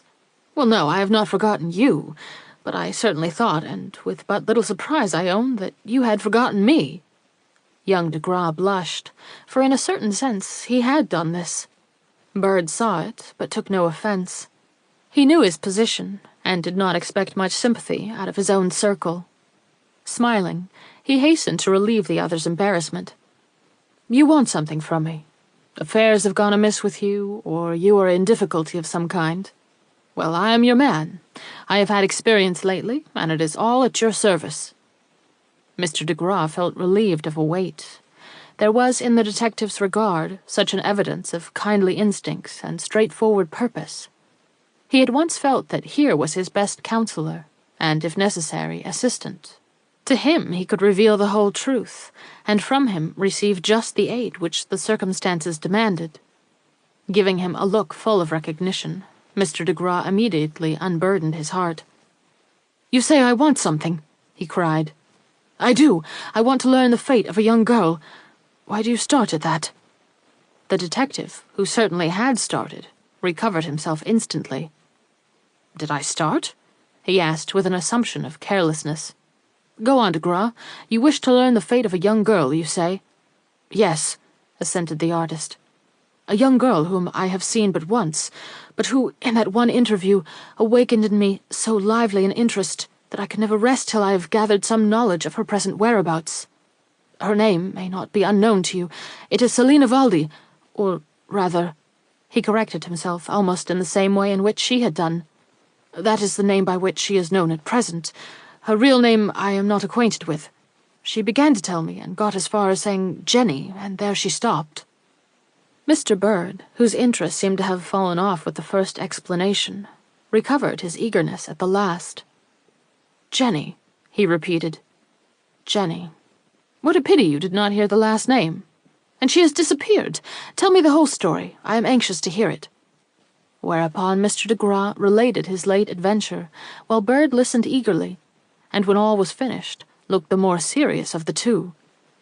"I wish she had told you her whole name," he repeated. "What a remarkable adventure! But the signorina, what do you suppose has become of her?" "That we must find out. Not that I should consider it in our province to do so, if—" "If what, Bird?" But the detective did not answer. He was looking at de Graw very thoughtfully. "You seem to be more interested," said he, "in this young girl than men usually are after a single interview." "Single interviews are not often of such a nature," returned de Graw. "Besides, there was something about her so touching that it would have taken a harder heart than mine to resist so much innocence and beauty." "I can believe it," assented the other. Then, with a sort of precipitancy, he exclaimed, "Dark eyes, you say? Dark hair inclined to curl, and a beautiful figure? Mr. de Graw, I am sorry to inform you that we have just received notice that a person answering to this description has been found." "Where? Where?" "In a distant alleyway, lying on the ground." "Dead?" "Dead. It is not she. I know it is not she. I cannot, will not have it, the signorina." "I hope you are right. I sincerely hope you are right. But she had a packet by her side, and in that packet was a handkerchief, and on that handkerchief a name was written, and that name is—" "Jenny?" "Jenny Rogers." "But she calls herself Valdi, Selina Valdi, has been known as Selina Valdi for years. Whatever her original name might be, she would have Valdi, and only Valdi, on her kerchief." "I do not think it good reasoning, but no matter about that. It is a question easily settled. All you have got to do is to accompany me to a neighboring station. One glance at her face— I had rather not do it. I have had enough of such excitement lately. Yet I would never forgive myself if it were really she, and I shirked the responsibility of the recognition. Let us go, Bird, let us go." The detective expressed himself as ready, and they started. One glimpse, and de Graw became a new man. It was not she. "Singular," muttered Bird, "that they should both be named Jenny." But on their return, he was tempted to mutter something more emphatic, for just as they stepped into the building, they heard a voice speaking out in loud and shrill tones. "A girl missing from your school, and what is her name, please?" "It is Jenny Rogers." "Ah, and how does she look? What is her complexion and the colour of her hair?" "Fair, sir, very fair. Her eyes are blue, and her hair a bright yellow." At this unexpected response, Bird, who had been turning to speak to de Graw, stared and exclaimed in his astonishment, "Fair? The woman cannot know what she is talking about." And pushing forward, he dragged de Graw to the place where this colloquy was taking place. "She is an orphan," the good woman was now saying, "or I should not feel so badly about her disappearance. And she is so pretty, too, and so—" "But fair," Bird here put in, with a deprecatory glance at the inspector to whom the other was speaking. "Oh, yes, sir, white as a lily. There was not a bluer-eyed girl in the school." "And her name?" "Is Jenny Rogers." Bird was silent, and presently drew back. "The dead girl is no blonde," he cried. "Her Jenny Rogers is not our Jenny Rogers. Yet how curious! 2 Jenny Rogerses on our books today, and—" Here he was tapped on the shoulder by an elderly man, whose countenance at once attracted the artist by its keenness and good nature. "You're wanted," was his word to the young detective. "Something odd has turned up." Bird nodded and glanced at his companion. "May I bring this gentleman? He is secrecy itself." The other, who did not seem to think it necessary to look at the person thus commended, smiled in an indulgent sort of way and remarked, "If he knows of anyone by the name of Jenny Rogers, he will be only too welcome. But I hardly think—" "I know a Jenny," interposed de Graw with a hasty look at Bird. "And though her name may or may not be Rogers, she has left her lodgings under circumstances so mysterious that I have come here for the express purpose of gaining information in regard to her." "Humph, and her last name is not Rogers." "That I cannot say. It is not the name she is generally known by, which is—" Bird pinched his arm. "We will not detain Mr. Gryce," said he. Then turning to the other, "May I bring him along? We have already been together to Station Blank to see one Jenny Rogers, and he has just heard this woman, who has just come in, tell of the disappearance of another, and consequently we are both profoundly interested in anything which touches upon this especial subject. I can vouch for his discretion, and—" "Come along," interposed the other. "We have a clue to the mystery, and a remarkable one it is too." And without further parley, he led them into a private apartment, where several men were already congregated around a slim young fellow of a good countenance and frank manner, and, as they soon found, of a mellow and confidence-inspiring voice. Pausing in the background, Mr. Gryce laid his finger on his mouth.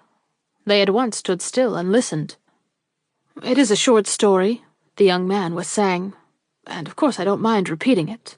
About a month ago, I was lying in my bed with my window up. I live in 16th Street, between 5th and 6th Avenues, and my room is a front one overlooking the street. I was awake, although it was nearly 1 o'clock, and was thinking, as we all do, of innumerable matters of no pressing importance, when suddenly I heard steps coming down the street, and in another moment caught the sound of 2 voices, that of a man and that of a woman, which, as the couple passed under my window, resolved themselves into words, and I heard the woman say, 'But if some other Jenny Rogers should get the start of me, what then?' At which the man spoke up harshly and with great energy, 'Don't let that trouble you. In a month from now there will not be another young girl by the name of Jenny Rogers remaining in town. I will see to them. Do you see to—' That is all, gentlemen. They had passed, and I heard no more. But what they had said troubled me, and when I saw by last night's paper that Mr. Rogers of 56th Street had lost his charming child Jenny by a sudden illness, I was so overwhelmed that I determined to acquaint the authorities of the mysterious threat which I had overheard, in the hopes that, if a conspiracy was really in progress against the girls of this name, you would be able to fathom it and cut it short.' Merciful powers! The exclamation had come from de Graw. As for the detectives surrounding him, they looked as if they had struck a gold mine. A conspiracy, and 3 victims, and possibly 4, already known to them. What a day lay before them! No drones in the hive today. Each and every one would have his task. So much repressed excitement agitated de Graw. Seizing Bird by the arm, he drew him to one side and asked him what he thought he might reasonably expect. Bird replied that he did not know what to say just yet, but that if the signorina's name was Jenny Rogers, and she should thus be included in the category of the young girls doomed by the 2 unknown conspirators, it would soon become manifest in the extensive inquiries that were about to be made. He could do no better, then, than to return home, trust the authorities, and await the result in secrecy and patience. It was a hard task for one of the artist's ardent temperament, but it seemed to be the only one before him, so trusting his friend, whose interest was now thoroughly aroused, he left the building and took his way back to his studio. As he went, he seemed to hear nothing but those 2 words ringing in his ears, Jenny Rogers, Jenny Rogers.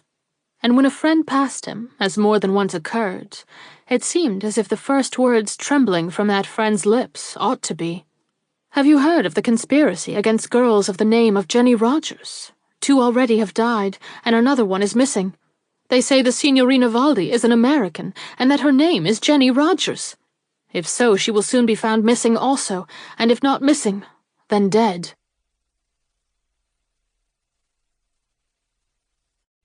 Chapter 8. The Jenny Rogers Mystery. Late on this same day, the inspector sat before his desk, studying the various reports of his subordinates. Those relating to the Jenny Rogers inquiry lay in one pile, and those relating to other matters in another. With the former alone are we interested. Without attempting to reproduce them literally, I will transcribe for you their substance, as I take it for granted that you take enough interest in this affair to wish to know what discoveries had been made in relation to it. First, there are nearly 300 families of the name of Rogers mentioned in the New York directory. Of these, 40 have been found to contain a Jenny, 10 of whom are infants, and 5 of advanced years. 10 more are married, leaving only 15 of the age and condition necessary to include them in the category of young girls. One of these died yesterday, the daughter of Abram Rogers, living in 56th Street. Her disease was scarlet fever, and her death was a legitimate one. There is, however, one fact connected with it that we have thought it well enough to record. Some 3 weeks before any signs of disease had developed in this girl, she came to her mother and told her that she was haunted by a strange man. We should have said shadowed, for when her mother forced her to explain, she told how a certain man whom she did not know, but who had every appearance of being a gentleman of means and culture, was continually being met by her in the street, at church, and on the school steps. how he had looked at her, not disrespectfully, but too intently for her to doubt that his interest was the result of some strong motive. And though he never addressed her, he always had the appearance of being on the verge of doing so. She was not afraid of him, but she would rather not walk out alone, and after this confession, her parents took good measures that she should not be called upon to do so. 2 weeks later, she was taken ill, and on the morning of her death, which was yesterday, a strange gentleman called at the house and asked for her. He was told the sad news, and seemed much shocked, but turned immediately away. A relative who caught a glimpse of him at the door declares him to be the same person who had so diligently haunted the young girl's steps. Miss Haddon's school having been visited, certain facts have come to light in reference to the young girl who was reported this morning as missing. She is the last representative of an old Detroit family. Her fortune is considerable, and she has for a guardian a highly respectable gentleman in Detroit. She is pretty and generous, but headstrong. To her schoolmates, she is all openness and affection, but to her teachers, reserved, if not sly and wilful. She, too, has been haunted by an unknown gentleman, and was so affected by what she chose to consider his honorable attentions, that she seemed to lose her judgment, and fancy he was a lover whose passion it was her duty to return. Influenced by these impressions, her manner had grown languishing, and she had been found more than once scribbling notes and verses to the handsome unknown. Her disappearance, which was not unaccompanied by tokens of premeditation, is laid by her schoolmates to the arts of this secret suitor, and they expect to hear very soon of a private marriage between this foolish girl and the gentleman above mentioned. So much for current gossip. More private inquiries elicited further and less well-known facts. A teacher who had watched the girl narrowly says that she does not look for any such termination of the affair, that the gentleman, who was one of many visitors on a certain exhibition day, had seemed more interested in her name than in herself, for he had asked if there was any girl in the school by the name of Jenny Rogers, and when told yes, had looked with deep interest at the person designated. But it was not with a lover's interest, or so the demure teacher persisted in declaring. But whether this is true or not, a large reward has been offered to the man who shall first discover her present whereabouts. The identity of the girl found dead in Blind Alley this morning has been settled. Several persons, among them her employer and the woman with whom she lived, have testified to her features as those of the orphan girl by the name of Jenny Rogers, who worked in the large shirt factory in Worcester Street near Broome.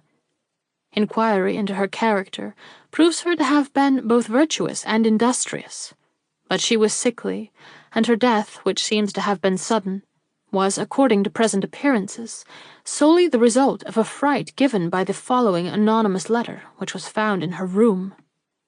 New York, May 25, 1887. Miss Jenny Rogers, will you let a true friend warn you? Though you seem at present unconscious of the fact, you have a desperate enemy who has sworn to be the ruin of you. He is not a common man, and will certainly accomplish whatever he desires. Whether his determination springs from too much love or too much hate, I cannot tell, but he has singled you out as his victim, and before long you may expect to see yourself visited by a fine-looking and uncommonly pleasing gentleman, who will talk fairly to you, but who at heart means you nothing but wrong and suffering. Lest you should not know him when you see him, I will describe him in advance. He is tall, with dark hair and mustache, grey eyes, and a polite manner. At sight of such a man, flee. It is your only safety. With best wishes, a friend. This letter, according to the landlady with whom she lived, was given her yesterday evening upon her return from the factory, and though she did not tell anybody about it, she manifested so much uneasiness all night that the people in the next room complained of being disturbed. But in the morning she was so quiet that the landlady became alarmed and went into her room, when she found that the young girl had not only gone away, but had carried off most of her few effects. This was a great surprise, as Jenny had always seemed both honest and considerate. But it was followed by a still greater surprise, for a few minutes later, before the landlady had left the room in fact, a strange gentleman called upon this girl with a large packet of extra work in his arms, and upon hearing she had gone out without leaving any word, expressed himself much astonished, since she had promised to be at home to see him. He did not give his name, but he was tall, good-looking, with a black mustache and grey eyes. He left the work and went away, looking much put out and disappointed. Meanwhile, poor Jenny Rogers, who, if she had expected him as he had said, had taken most certain means of escaping him, was lying in an alley nearby, dead. She had run, as several testify, for 2 long blocks down North Moore Street, and if, as some think, she was troubled with heart disease, her death is explained. But this cannot be settled till the autopsy takes place. The original name of the Signorina Valdi has been found to have been this same fatal one of Jenny Rogers. Signed by different names, these various reports interested the inspector greatly.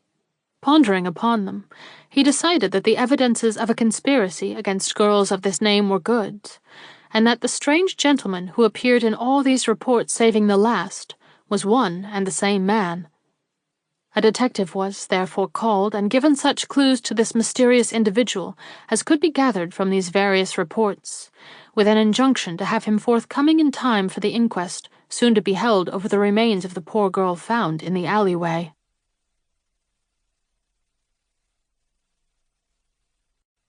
Chapter 9.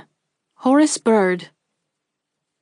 Late at night, there sat in a small room 2 men.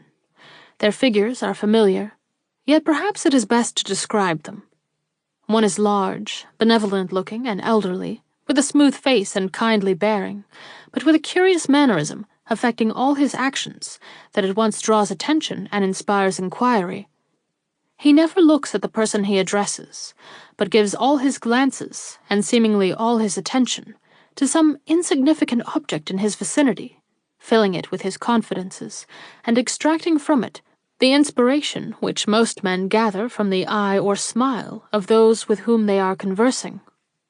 Whether this is a mere habit, caught in the long exercise of a calling demanding secrecy of intention, or whether it is the result of a deliberate determination on this man's part to seem to know less and see less than he really does, has never been decided, even by those most nearly connected with him.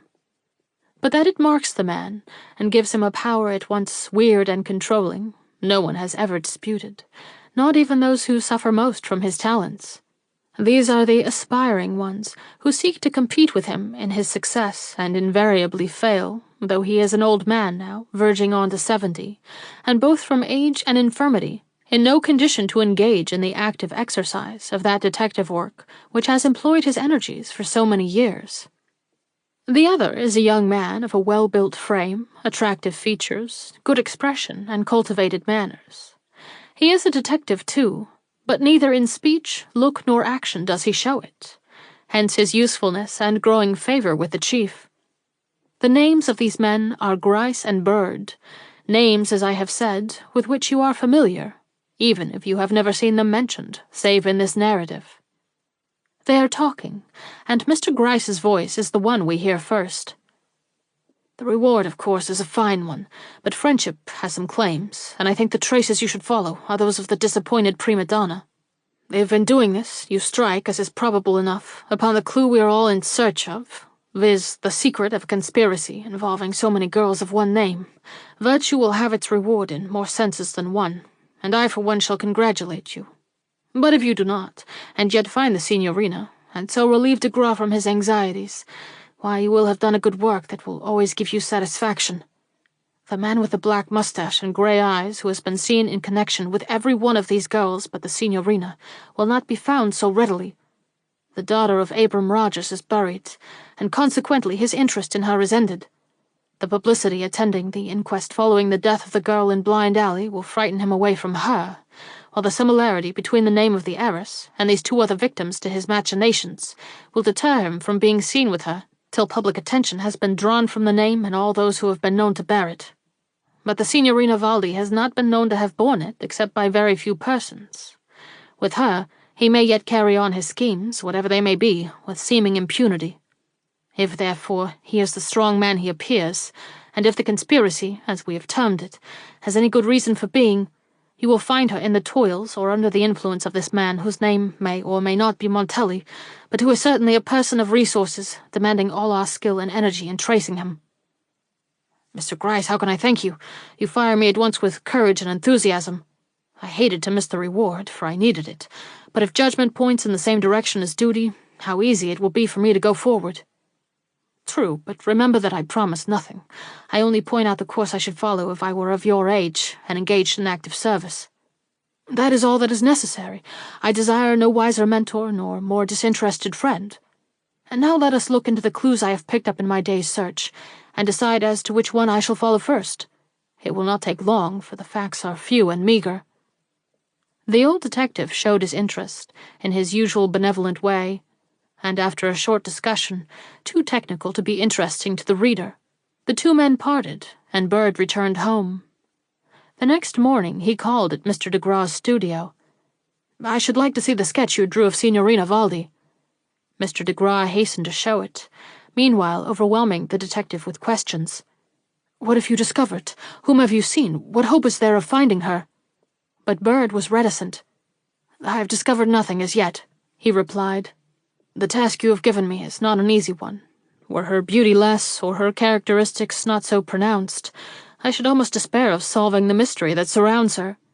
But with such a face as hers, she cannot long remain anywhere unnoticed, and now that I know its characteristics, the chances are fewer still of her escaping me. If you were to photograph this—" The artist shook his head. "I have an invincible repugnance to making her features the common property of a dozen police officers. The case does not seem sufficiently pressing. If you can get along without it, do. I am sure her womanly delicacy should be considered."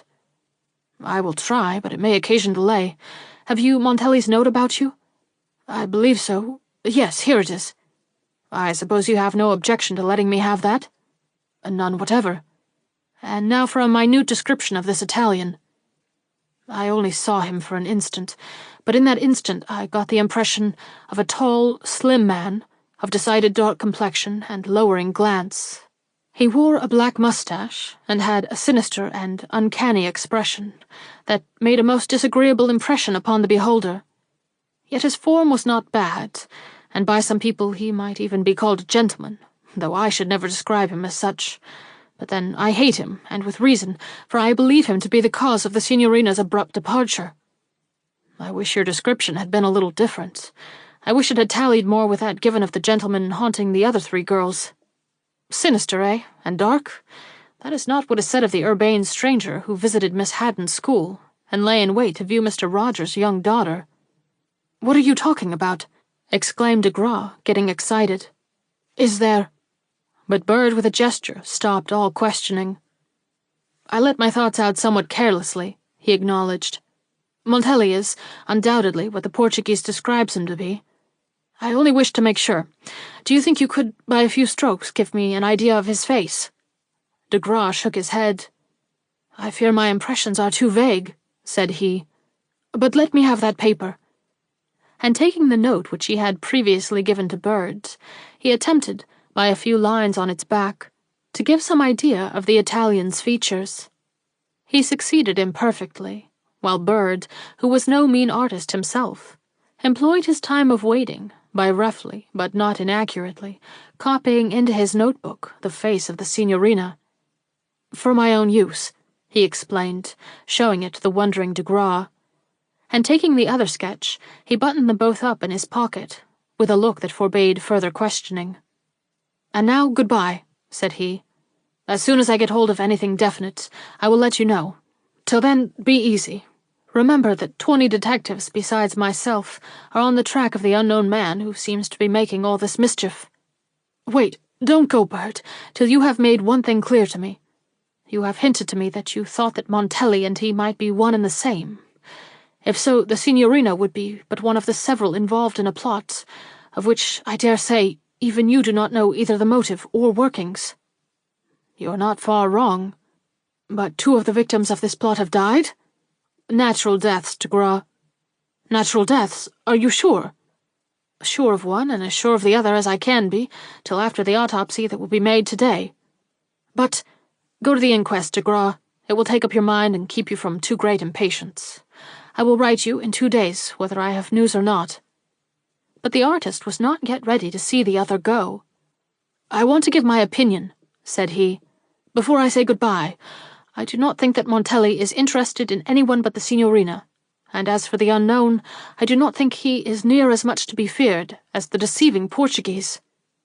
We will see, we will see. Meantime, every minute that I linger here puts off by so much time the hour of her discovery. Then go. I would not detain you another minute." And as eager now to see the detective depart as he had hitherto been to detain him, he fairly pushed him toward the door. But now Bird chose to halt a moment. "Why, whom have we here?" he asked, pointing to the picture which de Gras had denominated the Poet's Dream. "It looks as if you had been trying to paint Miss Aspinwall." "Miss Aspinwall?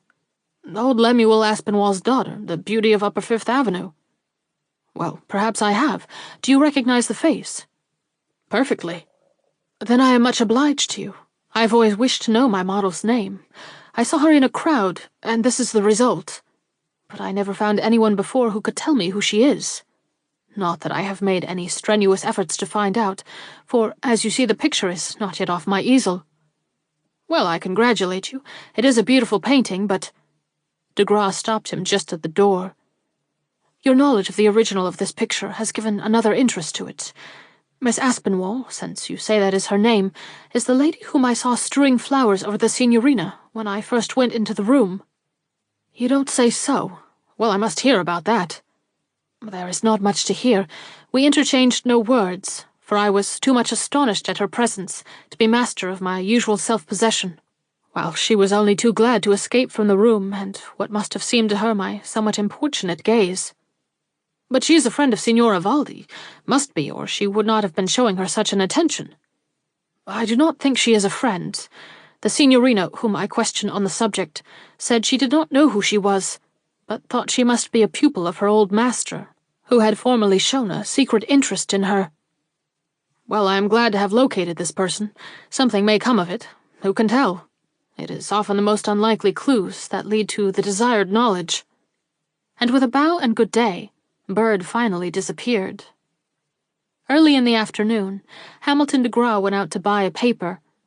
Turning at once to the local news column, he found that the autopsy in which he was interested had taken place, with the result prophesied by Bird. It was a great relief, for had the girl been found to be the victim of violence, he would not have had a minute's rest in regard to the Signorina, notwithstanding his opinion in regard to Montelli. Of the plot or conspiracy of which he had heard while at police headquarters there was no mention, the authorities, for once, having succeeded in baffling the reporters in regard to a matter which it was desirable for the present to keep secret. But of the Signorina Valdi he found this trace in one corner of the great paper. The report which was current this morning concerning the death of Signorina Valdi, whose disastrous attempt to sing the role of Margarita will be remembered by many of our readers, has been proven false. She is not dead, but absent, having left her late apartments at 391 East Street for other quarters at present unknown. Calmed in a measure, the artist went back to his studio. There were yet hours and days to wait before he could hope to get any decided news.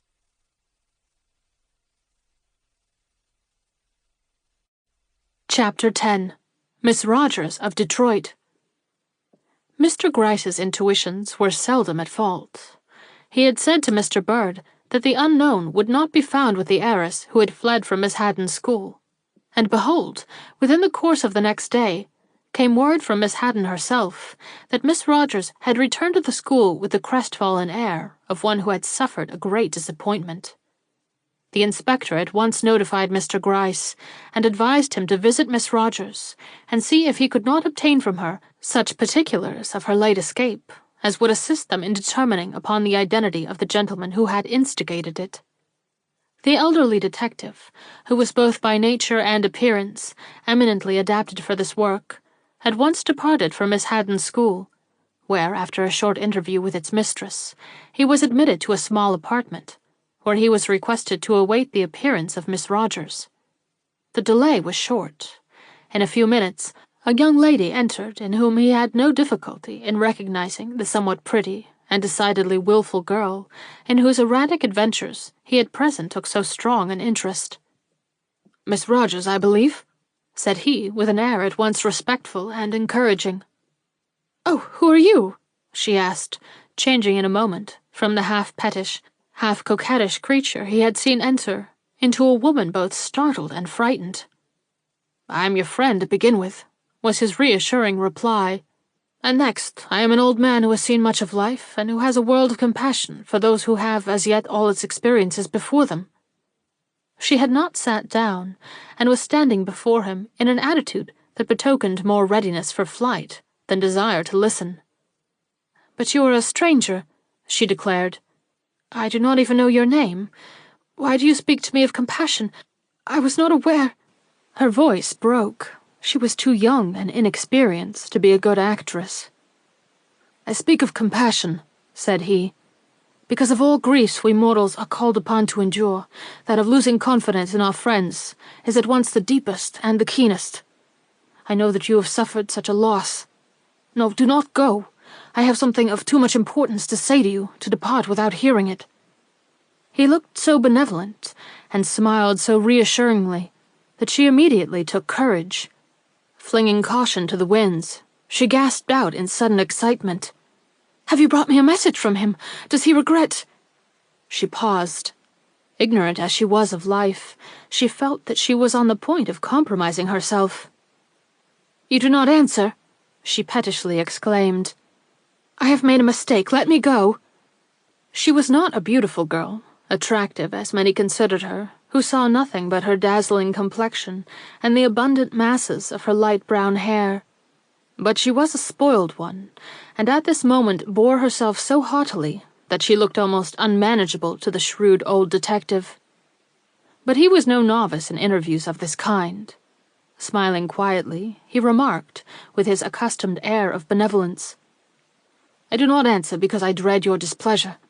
I have no message from the gentleman to whom you allude, but I have one for him.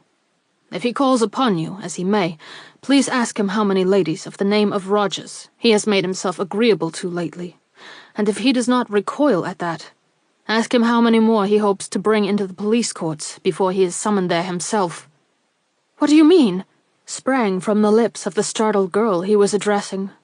He had frightened her, and he had aroused her interest. That was what he sought, and he secretly smiled over his success. "I do not understand you. Police courts? Oh, who are you? Not a police officer, I hope?" "You might make a worse guess, Miss Rogers. I am a detective grown old in the service. But that need not alarm you, for my experiences have not made me either hard or pitiless. The gentleman you refer to is a rogue. That is why I am here, and why I beg you to listen while I make clear to you the narrowness of your escape from a man without honor or respectability." "Oh, oh!" came in hurried pants from her white lips. Her face had lost its disdain, and the eyes she fixed upon his were wide open and pleading. There was no evil in them, only the shame of a proud nature caught in an act of folly. "What are you telling me?" she cried. "A rogue? I think you must be mistaken. I know a gentleman when I see him, and though I am only 17, I am not so childish as to be entirely deceived in those I meet. We are talking about different men, or you are the victim of some mistake." "We can easily determine that," said he. "What is the name of the gentleman of whom you are speaking?" "I would rather not mention names." He was not looking at her. He never looked at anyone. But for all that, his eyes had a peculiar expression, for which the pen-wiper he was honoring with his gaze may have been responsible. But I doubt it. "No names?" he replied. "Very well, we will try to get at the truth in some other way, then." And taking a paper from his pocket, he opened it deliberately, then laying it on his knee, put on a pair of glasses and observed, "I am going to read to you a description, not of the gentleman in whom you have such confidence, but of another, equally nameless, who has been seen flitting around a young lady of the same name as yourself, living but a short time ago in 56th Street." And lifting the paper, he read aloud these words, According to the description given by such persons as have observed this gentleman, he is tall, well-formed, affable in manner, and pleasing in address. His complexion is medium, his hair and mustache dark, and his eyes grey. He is what would be called by all persons a gentleman, and by most a handsome man. He is above all a strong character, bearing evidence in look and carriage of great force of disposition and a determined will. The detective paused, folded the paper, and laid it on a table nearby. Miss Rogers was blushing. "That, as I have informed you," continued the other, "is what persons say of the man who paid court to, or at least showed his interest in the young lady I have mentioned, by hovering about her steps and following her to church and other public places. She has since died, so I cannot get her description of him, but must rely upon that of her friends. Did you ever see anyone like him?" The abashed girl bowed her head. She was trembling in every limb, but she did not choose to speak, and he did not urge her to do so. "You will pardon me," he now pursued, "if I trouble you with a second description. This is of a gentleman who lately began the persecution of a young girl also bearing your name, but without the worldly advantages belonging to yourself or to the last-mentioned lady. She was a working girl, but pretty, good, and to all appearances happy, till she came across this gentleman. He is said by those who have seen him to be tall, handsome, prepossessing-looking, of age about 30, complexion medium, hair dark, a large mustache and grey eyes. Did you ever see such a man as he?" "Don't ask me. You startle and surprise me beyond all endurance. What does it all mean, and what is there in the name of Rogers, that only persons of that name should receive this man's attention?" "It is not only the name of Rogers," remarked the detective kindly. "Each of these girls was a Jenny also." "A Jenny? You frighten me, sir, or rather you awaken my suspicions as to your veracity. Is it truth you have been telling me? Have you not been amusing me with fairy tales? I cannot believe—" "Miss Rogers, you were sent into my presence by Miss Haddon. Had she possessed any doubt of my integrity, she would never have risked the displeasure of your guardian by encouraging this interview. You may trust me. All that I have told you is true." "Then I have indeed been inveigled into a doubtful proceeding by a most despicable rogue. The description you have given of the man who followed the young lady who has since died, and who had begun to follow another, who has since died." "Sir?" "The poor working girl has suffered the same fate as that of the young lady of 36th Street, declared Mr. Gryce. Neither was killed, yet both have perished, one from a malignant fever, the other from overexcitement, preying on an enfeebled frame." "Oh, where is my guardian? I wish to go home. I'm afraid of this horrible New York. It is full of deceit and shame and misery." The detective saw she was on the verge of hysterics, and waited respectfully for her self-possession to return. "I am sure," he observed at last, "that your guardian will be one of the first to urge your return, if he can be convinced that you are in any danger. If you will tell me just what has passed between you and this man—" "Oh, very little. So very little that I am overwhelmed at the indiscretion which led me to leave the school just to see a person whose personal appearance and pretended admiration had attracted me. I do not understand now how I could have allowed myself to listen to him. I am horrified at myself, and I hate him so that—" "That you are only anxious to see him punished. Is that not so, Miss Rogers?" "Anxious? I would give hundreds of dollars—" "Give me something less. Give me your confidence. I will respect it, and only use such facts as will lead to his detection." "Ah, that is what you want from me.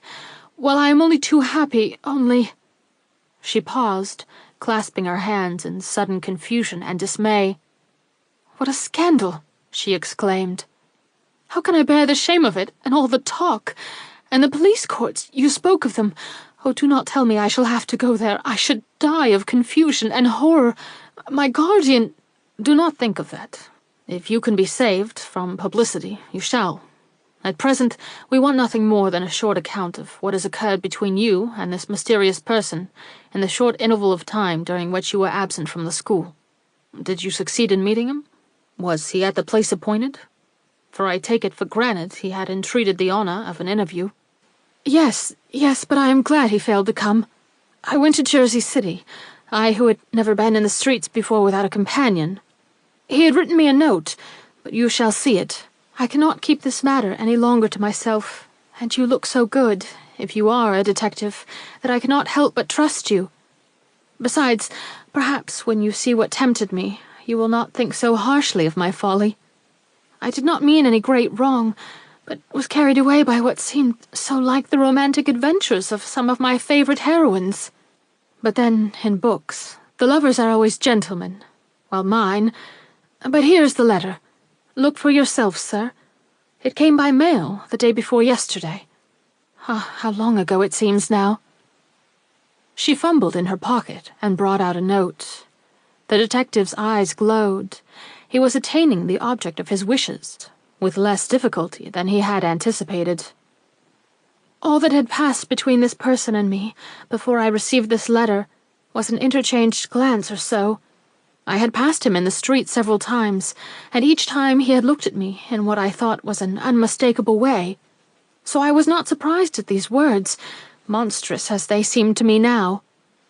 The detective, meanwhile, had read the effusion which had occasioned so much mischief. It ran thus: "Dear and beautiful Miss Rogers, may an unfortunate, who is not permitted to enter within the charmed walls which at present hold you prisoner, utter one word against the tyranny of the fate which restricts him? I have seen you, and I cannot be still.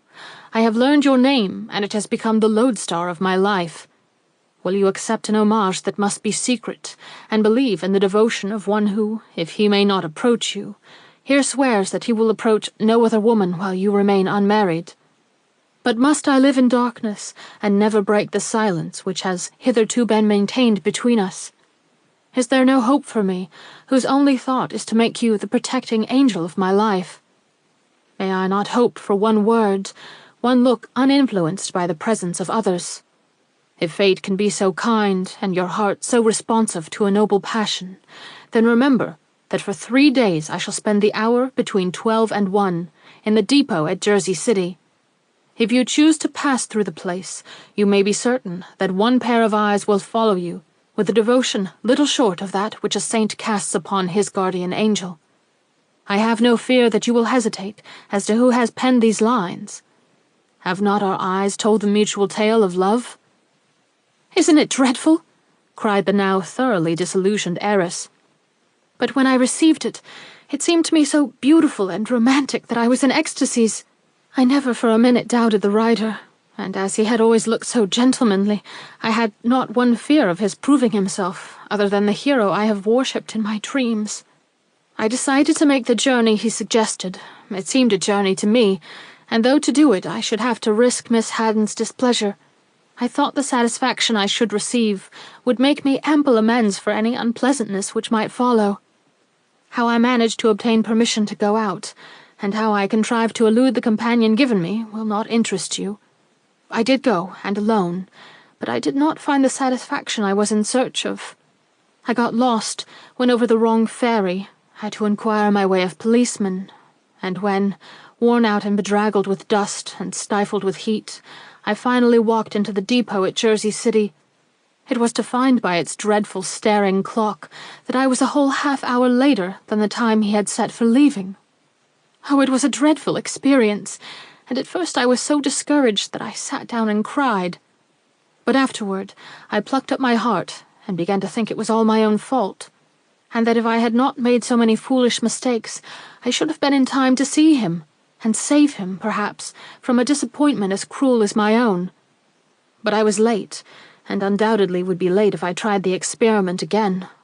The distance was too great. Besides, I did not believe I could get another opportunity of slipping away, or if I did, that I should succeed in eluding my companion. If I wanted to keep my appointment, I must stay in the vicinity, and to stay in the vicinity meant a whole night spent in a strange hotel. For a young girl who had never slept alone in her whole life, you will think it took courage to decide on such a step. But I was crazy, carried away by an idea. I did not give the man my right name, the hotel man, I mean, and I did not go down to the table. I stayed in my room all the time, and had my meals brought to me, and was dreadfully nervous and afraid. But all that was nothing after it was over. I did not care for that.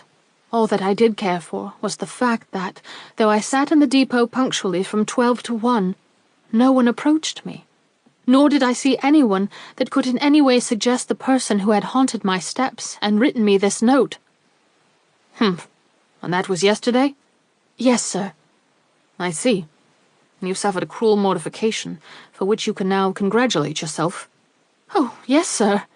I am glad you had the courage to return. Where else could I go? And that is the whole story? You had no other experience, and have not heard from the man again? No. How should I, if he is the wooer of a dozen other girls? He has amused himself, and it is over, but my scorn and hatred are not over. And if I ever have the opportunity to face him, I will load him with such reproaches as will make even his wicked heart tremble. Meanwhile, Mr. Gryce had given the note which he held both close and careful scrutiny. It was well written, but in a stiff and formal hand, which struck him like an attempt to disguise the natural writing. I should like to keep this, he suggested. It may prove of inestimable value in determining the identity of the writer. There is something else, she murmured, which may prove of more use to you, though I did not mean to tell you, and may regret having done so. There was a card enclosed in this note, which, if it was not meant as a guarantee of good faith, certainly looked like it. And with an added blush, she dipped again into her pocket and drew out a small slip of pasteboard, which she handed to the detective. "That is his name," said she. The detective put on his glasses again, gave the card one look, and started perceptibly, notwithstanding the self-possession acquired by long years of detective service. "Was this card in the letter I hold?" "Yes, sir." "This card? This with the name you here see upon it?" "Yes, sir."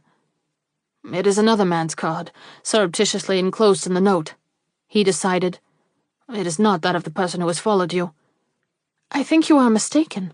I have reason for knowing that there is no deception about this." "What reason? Tell me, my dear young lady, for this is very important." "Well, it is the last secret I have. One day, when I was out walking, we passed this man standing on the corner of a street. He was smoking and held a cigarette case in his hand. As we approached, he grew embarrassed and attempted to thrust the case into his pocket, but he failed to do so, and it fell upon the pavement. He did not notice it and moved off, and when I came to where he was standing, I picked it up.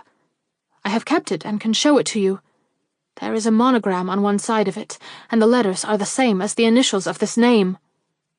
"Get it. Let me see it, if you please," cried the detective, looking both troubled and incredulous. She left the room at once. When she returned, she found the detective standing before the electric button in the wall, lost in a reverie so deep that she had to touch him on the arm to attract his attention. "Here is the case," she said timidly. Turning, he took it in his hand, looked at it closely, and grew more abstracted. "You see, the initials are the same," she ventured, and was going to say more, but he suddenly woke to her presence, and putting his fingers on his lip, remarked, "Better not speak the name, my dear young lady. You remember that you said yourself a while ago, no names." And smiling in his fatherly way, he put the case in his pocket, together with the note he had already confiscated, and making her a low bow, remarked kindly, "That is all I have to ask of you today. Accept my thanks, and believe that in all I do, I will act with due consideration for your welfare." She felt herself dismissed and went. Though haughty in her manner toward her inferiors, she felt subdued by this man and showed it. When the door had closed upon her, Mr. Gryce stood shaking his head for a moment, then quickly crossing the floor, he threw open a door communicating with the adjoining room. Miss Haddon stood before him. "You heard?" he asked. She bowed silently. "That is all, then," continued he. "You see she is more ignorant than vicious, and more foolish than either. I do not think she will ever attempt another escapade." And bowing low, he left the lady, and in a few instants later, the house. On the stoop, he paused for a moment. Taking the cigarette case from his pocket, he gave it another long and troubled look. "Well," he cried as he thrust it back again in his pocket, "I am 70 odd, and have seen more strange things than I am days old, and yet I am capable of feeling a surprise." And he hastened with all speed to the police headquarters.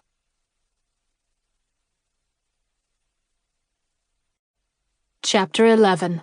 Miss Rogers of New York. On returning from Miss Haddon's school, Mr. Gryce found the inspector immersed in business, mainly connected with this affair. Some new facts had come to light, and from the mass of information which was now his, the inspector was culling the most important items. Something which he had come across appeared to astonish him greatly, for he looked both nervous and agitated. He was glad to see Mr. Gryce, and as soon as that person was seated, hastened to observe, "This plot is assuming great proportions, Gryce. Another girl by the name of Rogers has been found, who knows the man of the gray eyes and black mustache. But I cannot think it is the same person who was seen hanging about the other girls, for she told me his name—" "I beg pardon," interrupted Mr. Gryce. "But was it this?" He showed the card which he had brought from his late interview. The inspector took one look, stared at Mr. Gryce, and remained silent. Evidently he found it difficult to believe the evidence of his own eyes. "I know that it seems unaccountable," observed the detective. "But is that the name?" Mr. Gryce put the card back into his pocket, drummed a restless tattoo on the table before him, and for a moment looked as perplexed as the inspector. Then his brow cleared. Once a fact was established, he accepted it. "Then that matter is settled," he grimly declared. "We have found our man." The inspector frowned. "I can hardly believe it," said he. "There must be some mistake." "It does not look like it," was the firm rejoinder. "This is the name of the gentleman mixed up in the affairs of the young lady belonging to Miss Haddon's school. I regret to hear it. And his description, like that of the person to whom you allude, tallies exactly with the appearance of the gentleman who bears this name. A most unfortunate fact. I agree with you, but we cannot shirk the truth." Then, as the inspector made no reply, he inquired, "Any points to give me, sir?" The inspector nodded, and came at once to business, but not with his usual good grace. Even an old official like him has some confidence left in human nature, which he finds it hard to see destroyed. A half-hour later, Mr. Gryce sat in his own especial corner, turning over the new facts just gleaned from the inspector. They can be grouped under two heads. First, those referring to the victims of the conspiracy, and secondly, those referring to its agents. We will consider the first group first. Another Jenny Rogers had been found, this we already know. She was a schoolteacher, living with her parents in a neat home south of 14th Street. Young, pretty, but with a decided physical defect that affected her gait, she went her humble round of duties with cheerful alacrity, looking for nothing more than her own exertions could bring her. But this contentment, honest as it was destined to be sharply interrupted by the events of a certain day. She had been to school and was in one of her happiest moods, when upon returning to her home, she found in its pretty parlor a fine-looking gentleman of superior manner. He was a stranger to her, but something in his look made her feel at ease in his presence, and took away the embarrassment which she usually felt under the gaze of those she met for the first time. She therefore advanced with a smile, halting so little that he evidently did not notice that she was lame, for his face lighted up with that look of admiration which a woman never mistakes, as he said, "I have a letter of introduction to you from a friend whose name you will at once recognize." And he handed her a short note written by one of her most trusted associates. "Will that suffice to make my presence welcome, even if I should bore you with a personal question or two?" Bore her? It did not seem as if he could ever bore her. She smiled, and two exquisite dimples came into view. The sight appeared to increase his admiration. He took a seat somewhat nearer her side. "Miss Rogers," he began, "I have come upon an important errand. I am looking, in behalf of a friend, for a young person suitably qualified to take in charge and teach two motherless children. I know you have a home." She had raised one hand in mute deprecation. "But the offer which I am ready to make you is one so generous that I scarcely think you will hesitate, after hearing all its particulars." "A journey to Europe?" Her face lighted up. "A nursery maid under you? Consideration, kindness, and love from the children's aunt, with whom you are expected to travel. And lastly, money enough. Please!" The small hand went up again. "I think I had rather not hear. I have wanted change. I have wanted travel. I need money, and I adore children. But I have an invalid mother, and I cannot leave her even to procure the added means her almost helpless condition demands. Let us talk of something else, for there is no use in talking of this. She would die without my good-night kiss." It was not the girl herself who told this story, though she corroborated in its general details. It was an aunt who sat during the whole interview in the adjoining room, seemingly at work, but in reality giving full attention to all that passed before her. It will, therefore, be understood that I give the aunt's opinion when I say that this young girl never looked sweeter or more engaging than she did when uttering these last few words. The gentleman showed that he appreciated her charms, for his eyes kindled, and his manner became eager. "I have heard the most flattering remarks concerning your goodness and devotion to your mother," he warmly observed. "That is one reason why I have come to you upon this especial errand. I am glad to be assured that my informant understated the truth rather than exaggerated it. If I only possessed the right, I should say, the blessing of God falls upon the true, the pure, and the virtuous, and promise to grant you all your wishes, even to the satisfaction of your wildest dreams. You are extravagant. You do not realize all that this means to a young girl." "Perhaps not, but it would amuse me to find out. What is the first thing you would ask for?" She laughed, she dimpled, she looked lovely. "What sort of play is this?" she cried. "Tell my wishes, and to a stranger! Oh no, not even if he were the wizard, he would have to be to grant them." The gentleman smiled. "I am a wizard," he declared. "Test me and see." "Really?" "Really." "You tempt me," she cried. He continued to smile, but said nothing. "Shall I ask for something?" she inquired. "I entreat you." "Very well," and her face grew suddenly demure in its mock gravity. I want the world." He broke into an amused laugh. "Today?" he asked.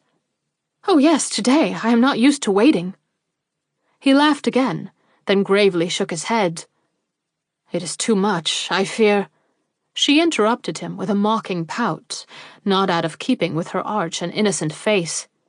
"Do not fear," she cried. "Health, freedom, and wealth will satisfy me. Health for my mother, and—" a shadow fell over her mirthfulness. "And for myself." He started. "Are you not well?" he asked. "Oh yes," she answered, with a sudden clearing up of her countenance. "I was only thinking—" and she stopped. She never alluded to her infirmity. He did not appear to notice the deep meaning in all this.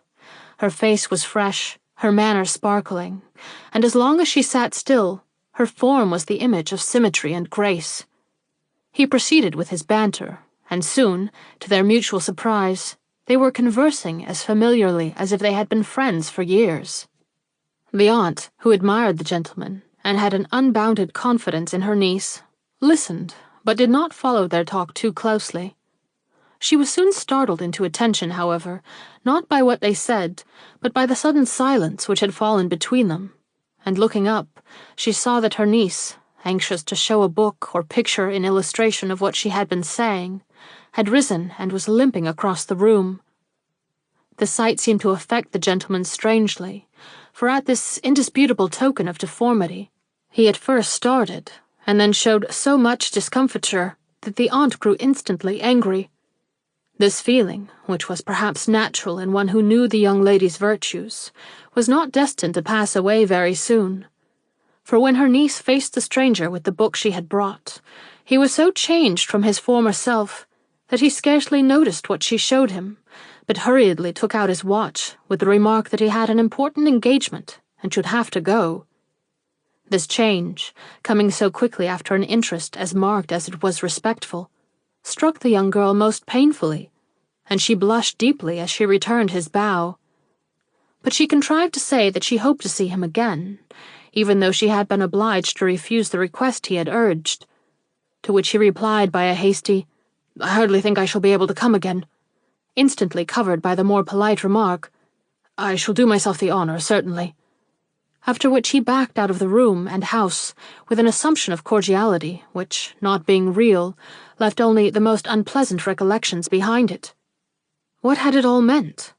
They never knew, for he never came again, nor did they ever have an opportunity to obtain any explanation from the friend who had given him his letter of introduction, for this person had sailed for Europe on or about this time, and had not yet returned. The letter, signed by this friend, and containing the name of their strange visitor, was all that remained to prove that the affair had not been a perplexing dream. The next fact that engaged the detective's attention was a more serious one. In the room of the girl who had perished in the alley had been found a box of bonbons of a make and quality so superior to what are usually indulged in by the daughters of toil that attention was at once attracted to them.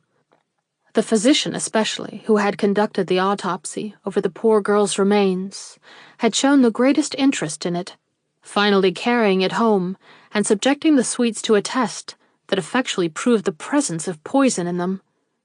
This discovery altered the whole character of the affair and eventually affected the verdict. For the poison there found was a subtle one, capable of producing the very effects noticed in the young girl. She had therefore, without doubt, died from poison, and the person who gave her these sweets was open to the charge of murder. Feeling that the affair was becoming somewhat oppressive, Mr. Gryce turned to the consideration of the second group of facts given to him by the inspector. Hitherto, attention had been given solely to such girls as had been proven to be victims of the plot, but the time had now come for a study into the characters and actions of those who, from their manner of life or the circumstances surrounding them, gave evidence of being sufficiently depraved to make it excusable in the police to search among them for the particular Jenny Rogers in whose behalf this conspiracy had been formed. A list of such girls lay before him, together with such data as served to individualize them and show why they had been regarded with doubt. In number they were 3, and in circumstances differed as much as their possible victims had done. One was a fashionable belle, veiling her wickedness behind a show of luxury and superficial glitter. Another, a clairvoyant, suspected of very shady operations, but never convicted of anything worse than deceiving the weak and trusting ones who consulted her wisdom and relied upon her skill. The third, a well-known adventuress, whose beauty and whose means were both on the wane, and who, of the 3, Mr. Gryce at once decided to be the woman he was in search of. His reasons for this were simple. The woman, to whom the promise had been made that in a month there should not be another of her name left in town, was walking at the time in a well-lighted street at a very late hour. Now the fashionable belle alluded to never walked. She boasted that the pavement did not know the touch of her feet. Consequently, he did not believe that she would have been led to tread the street so late, with any companion or on any pretext whatever. The clairvoyant was a different sort of being. You could as little imagine her riding as the other walking, but she was one of those deep, far-seeing ones who would as soon give away her soul as discuss any plan she had formed in the public street. The adventuress, on the contrary, was impetuous, and, if as wicked as the others, was neither as fastidious nor as wise. Her Mr. Gryce meant to see at once, but in the meantime there was another matter to settle, and this was, who had purchased the candies, which had doubtless brought destruction upon one of the unfortunate ones? As the name of the maker was upon the box, it was not difficult to determine where they had been bought, but when he had reached the store and inquired of all the girls who waited upon its customers as to the sort of person who had bought this especial box, he thought that he should certainly fail in his errand, for not one of them could remember anything about the purchaser, till he suggested that it might be a gentleman of black moustache and elegant appearance, when one of the girls spoke up quickly and said, "Oh yes, I remember now. He was very particular as to what kind of candy I gave him. Nothing deleterious, he said, as if we ever sold anything hurtful."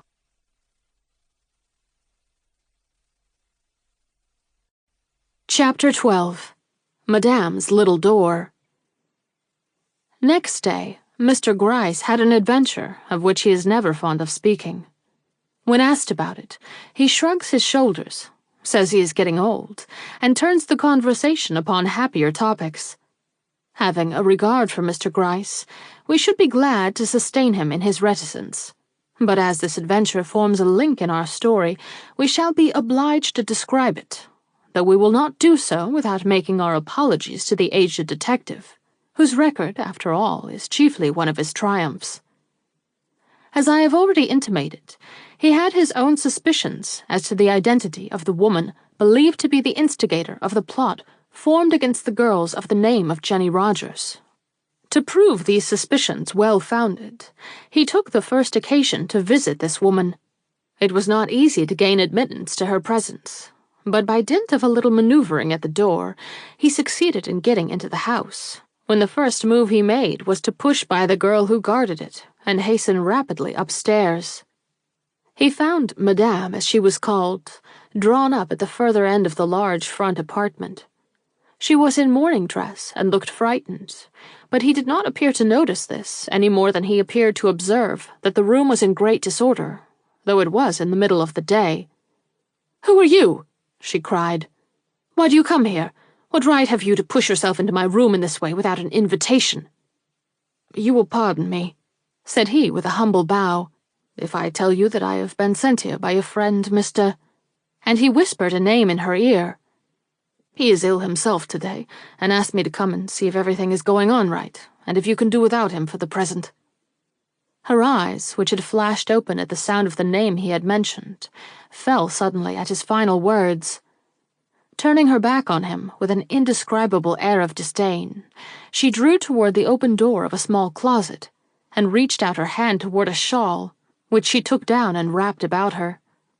"You are an impostor," she said with sudden vehemence. "I don't know any person by that name, and if you persist in staying here, I shall call for help." "I don't think you will raise your voice," said he, "even though I shut this door behind me and lock it, and put the key in my pocket, so... You are too afraid of the police, Madame Jenny Rogers." "Afraid of the police?" she mocked. "Do I look as if I were afraid of the police? What have I done to fear them, or you, or anyone for that matter?" "Shall I tell you?" He smiled, looking about the room and satisfying himself that it possessed no other outlet than the one he himself guarded. "I can tell you many more things than you think I can. For instance, just what your accomplice answered when you suggested that you were not the only Jenny Rogers in town." She started, turned pale, and flashed upon him two very dangerous eyes. But she said, "Accomplice for what? I have no accomplice. You are talking like a fool, and like a fool I shall treat you. Stand away from the door." "No," said he, "not till you are ready to accompany me. I have no warrant for your arrest, but I shall have in about half an hour, if my man outside there is spry." And lifting a whistle to his lips, he blew a peculiar call upon it. Instantly a change passed over her face. She did not move, but he instinctively put his hand to his pocket. "No tricks," he exclaimed warningly. "Who are you?" she simply cried. "I am Mr. Gryce of the police force," he grimly answered. She seemed to measure him with her eye. "I am stronger than you," she said. He drew his hand from his pocket. It contained a pistol. She gave a horrified shriek and bounded into the closet, shutting the door behind her. "Put it away," she cried. "Put it away and I will come out." He smiled, drew up a small table to his side, and laid the pistol on it. "There, I have done it," said he. "Don't stifle yourself in that place. Come out and talk." She made no answer. He took up the pistol again and crossed the room. "Come out," he commanded, and pulled at the door. It was locked. He was old and weakened by rheumatism, but he was very angry, and that made him for the moment strong. Catching hold of the knob, he wrenched at the door and actually tore it open. "Now," he cried, and stopped. An empty space was before him. He said to the inspector in relating the story that he never before felt so foolish. Had she gone through the floor? Had she evaporated into thin air? He stood for a moment baffled. Then he tore down the clothes hanging on pegs before him, and searching the walls, found the evidences of a lock in the back partition. But it was a spring lock, and as for the partition itself, it was so strong that it scarcely shook under his weight, though he cast himself heavily against it. Disappointed, but above all, mortified at what promised to be a complete fiasco, he came from the closet, and opening a door into the hall, rushed hastily toward the back of the house, in the hope of being able to cut short her escape. But here he was met by a blank wall. On this story of the house, the only communication between the front and the rear lay through the closet, and this was effectually closed. Remembering that the house opened upon an alleyway in the rear, he at once lost heart. "She is gone," he whispered to himself, and blushed, though there was no one there to see. And his fears proved true. Neither then, nor for months afterwards, did the police succeed in laying hands upon this mysterious woman. She had seen imprisonment in Mr. Gryce's eye, and fled opportunely, and all the satisfaction they got out of the matter was the certainty of her being the woman they sought.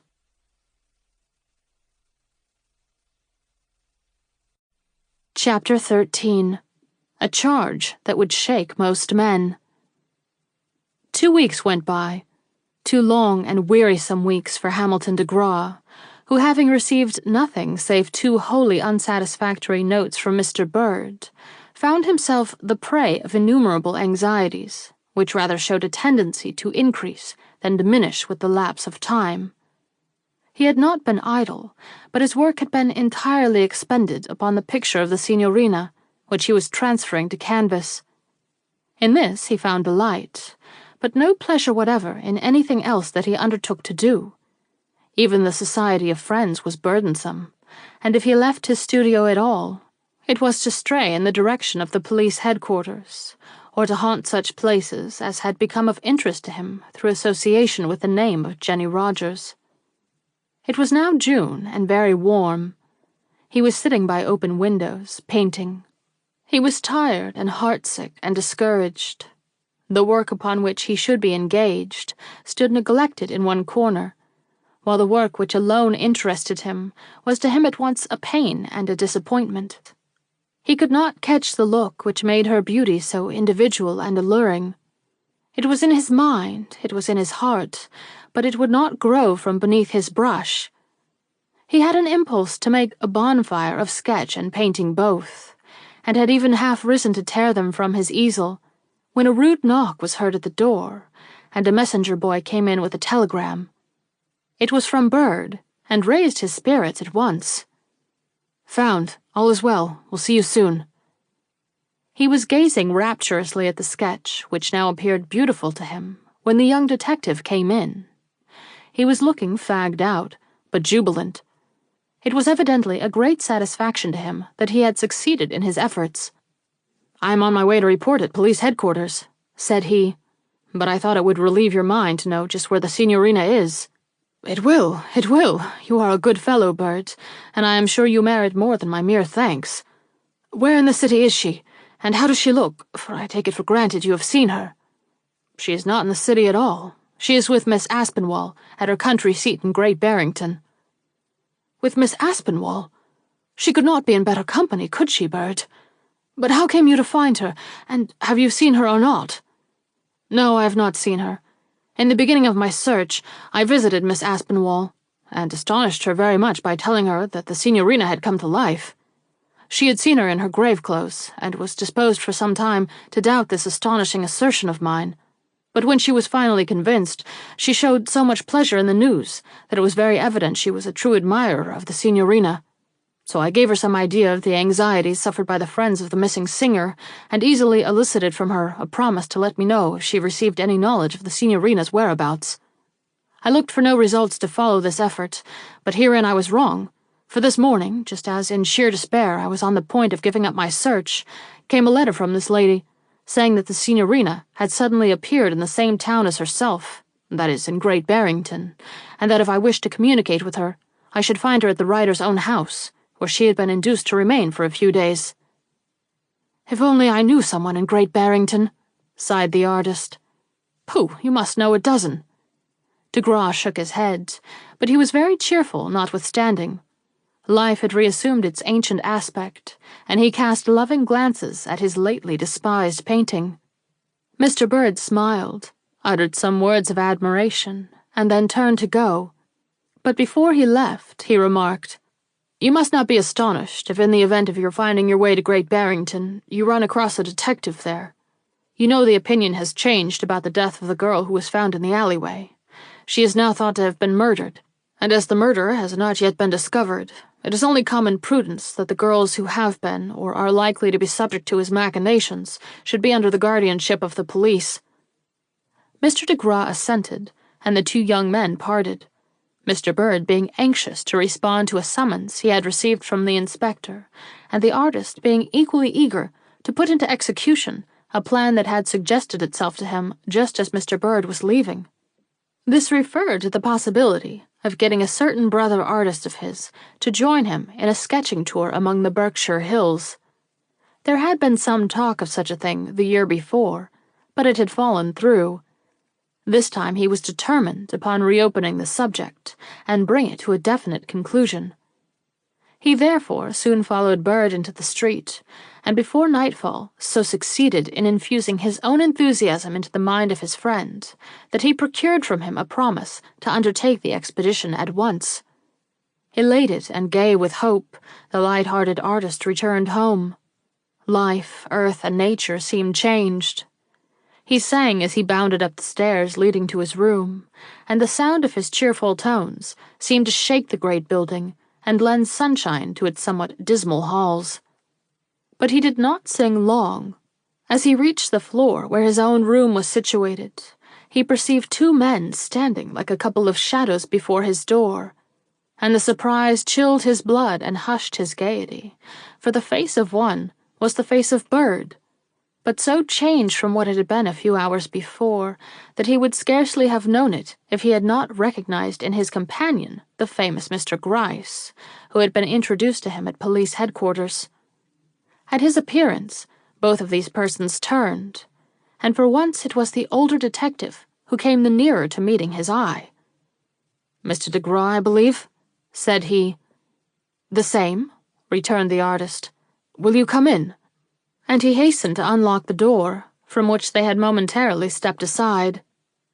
"No bad news, I hope," he murmured as he brushed by Bird. But the young detective forbore to reply. He was evidently not in love with his errand, and preferred to preserve a non-committal silence. Mr. Gryce, on the contrary, was alert and at his ease. He cast admiring glances over the studio, and paused before the painting of A Poet's Dream, with hearty appreciation in every feature. But he lost no time. "Mr. DeGraw," said he, "we've come upon a disagreeable errand. I am charged," and his eye left the picture, though it did not travel to the artist's face, "with a warrant for your arrest." "Arrest?" The artist laughed. What ridiculous joke was this? "I fear you do not understand," observed the detective gravely. "The charge is murder, and here is my warrant."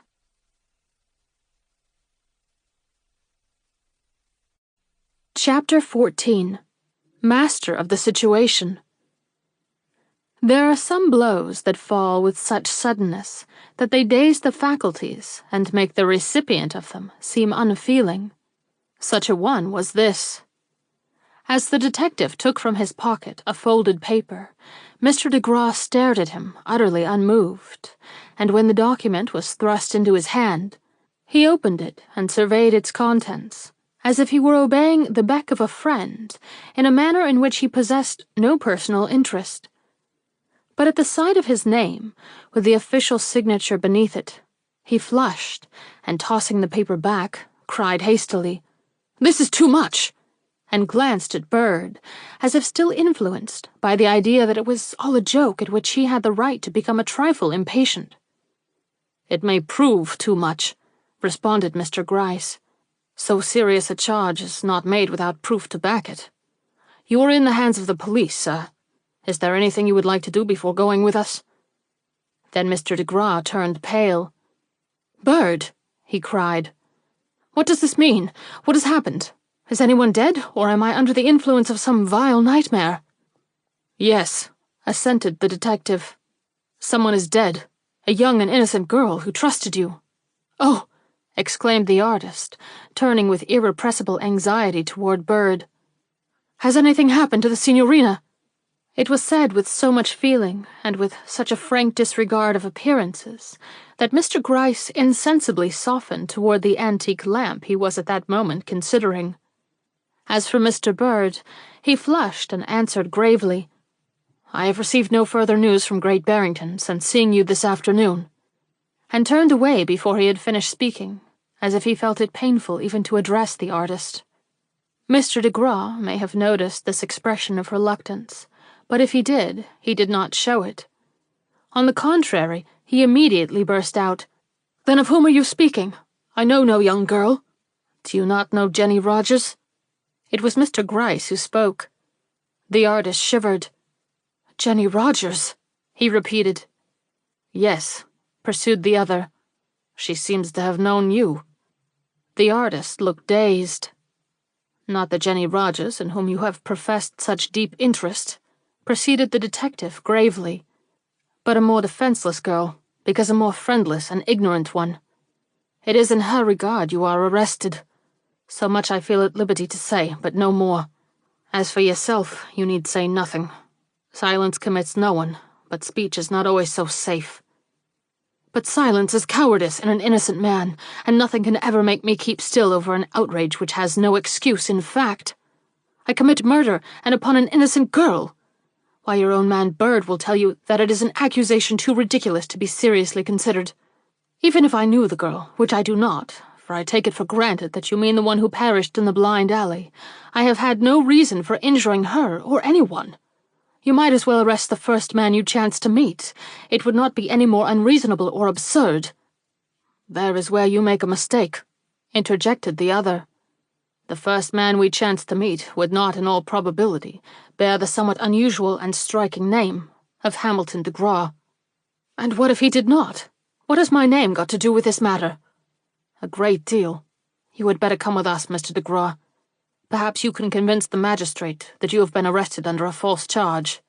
If you can, I shall be the first to congratulate you, for you certainly paint most exquisite pictures." "The magistrate? Well, let us go to the magistrate. I ask nothing more than a sensible man to talk to. Murder! I could be angry if I were not so much astonished at the senseless officiousness of a police who could arrest me on such a charge as this." Whether Mr. Gryce secretly believed in his victim's innocence, or whether he was disposed to show one of so much talent every consideration in his power, he not only managed to allow him to pass seemingly unattended through the streets, but took him down to police headquarters instead of to a magistrate, as he had threatened. Here he found the inspector, and bringing the two together, he remarked in excuse, "Here is Mr. de Graw, sir. He so utterly scouts the idea of his being in any way answerable to the charge made against him, and is so ready to give any explanation we may require, that I have brought him to you instead of to a magistrate. Have I done right, sir?" The inspector looked at young de Graw, who bore his regard so frankly that he at once inspired confidence. "We will see," he returned. "If Mr. de Graw can answer all our questions satisfactorily, why, it will be a great point gained, of course. But we do not require him to speak at all. We only give him liberty to do so." "Good," ejaculated the artist. "I am only too ready. First, then, why do you accuse me of murdering a girl whom I never saw, nor of whose existence was I even aware till I heard of her death, here on this very spot, at the time I came to see Mr. Bird, on a matter utterly disconnected with this subject?" "It is a direct question, and I will answer it directly. We charge you with her murder because you alone of all the men in town answer to the name and appearance of the person who for the last 3 months has been hovering about the steps not only of this girl, but of others bearing the simple name of Jenny Rogers." "By 2? Impossible!" "Not at all. You certainly have made the acquaintance of one such person, have you not?" "The signorina, called the signorina. Yes, but she—" "Oh, I know the story. Bird here has been forced to tell me. A very improbable story, by the way, so improbable that even an old dealer in mysteries like myself has ventured to question its facts, and believe only in your extreme desire to recover traces of the woman who has seemingly fled from you." Mr. de Graw drew back astonished. Could his interest in the lovely singer be viewed in this way? He looked at Bird, and felt relieved to catch a gleam of the old confidence in that officer's friendly eyes. "But," cried he, "I can substantiate this improbable story, both by written evidence and competent witnesses." "You can?" "Yes, but before doing so, let me know what excuse you have for saying that a person of my name and appearance has been seen in connection with these various young girls." The inspector hesitated, but not long. There was truth in the artist's eye, and he was glad to recognize it. "Mr. de Graw," said he, "it is not usual for us to give so much advantage to a man charged with a crime as to tell him the reasons for his arrest. But I am willing, in consideration of your name, which is rapidly growing illustrious in the art you have chosen, to lay before you these facts. First, the gentleman who haunted the steps of the Miss Rogers who attends Miss Haddon's school wrote her a letter, which, if not signed by his name, contained a card which revealed it, and that name was yours, Hamilton de Graw. Secondly, lest you should argue that this card carried no weight with it, as it might be a stolen one introduced into this communication by the unprincipled author of the same, I will add that some days previous to its receipt, this same young lady was walking in the street, and saw the gentleman who was supposed to have written this letter drop his cigarette case. As he did not perceive that he had done this, she had the opportunity of picking it up.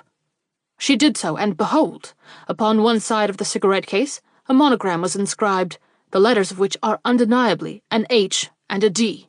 Thirdly, we have in our possession another letter, written by a gentleman of this city to a different Jenny Rogers, in which a Mr. Hamilton de Graw is introduced to her notice. And this letter was carried to her by a person of similar characteristics to your own, as was the box of bonbons received by the girl who was supposed to have died from the poison which had been infused into them. But you will say no man can have a monopoly upon any one name, nor are you the only person in the town who can answer to the general description of tall form and easy manners, black moustache and grey eyes. This is true, but it is strange to have them united, and that in the person of one who does not deny that he possesses an intense interest in one of the unfortunates who bear this fatal name. It may be strange, but the world is full of strange things. I know a man who went from New York to San Francisco, and there, out of all the women who inhabited that town, made the acquaintance and married a girl who was by blood his own sister, though he did not know it, and never could understand why the announcement of his marriage affected his father to such an extent as to drive him into a speedy grave. Is not that a stranger fact than this? Perhaps, but I know there is a conspiracy against girls by the name of Jenny Rogers, but how came I to know it? By hearing it spoken of here. Bird can testify to that. And I, spoke up Mr. Gryce. The question is, was that the first you heard of it? Quoth the inspector. No, the question is, am I the man who has been seen in connection with these innocent girls? I swear I am not, and I expect to be able to prove it. Have you any specimens of his handwriting here? Mr. Gryce produced the letter given him by the Detroit heiress. Compare it with this memorandum I wrote this morning, urged the artist, tearing a leaf from his notebook and handing it to them. There is but little similarity, adjudged the inspector. But this letter to Miss Rogers is manifestly in a disguised handwriting, objected Mr. Gryce. It is immaterial, quoth Mr. de Graw. Any witness who saw the writer will at once tell you upon viewing my face that I am not he. You are willing to submit to this test? Of course. Why else do I insist upon my innocence? The smile he gave them was irresistible. They all three showed the influence it had upon them, and the inspector, looking at Mr. Bird, made a quick and meaning gesture.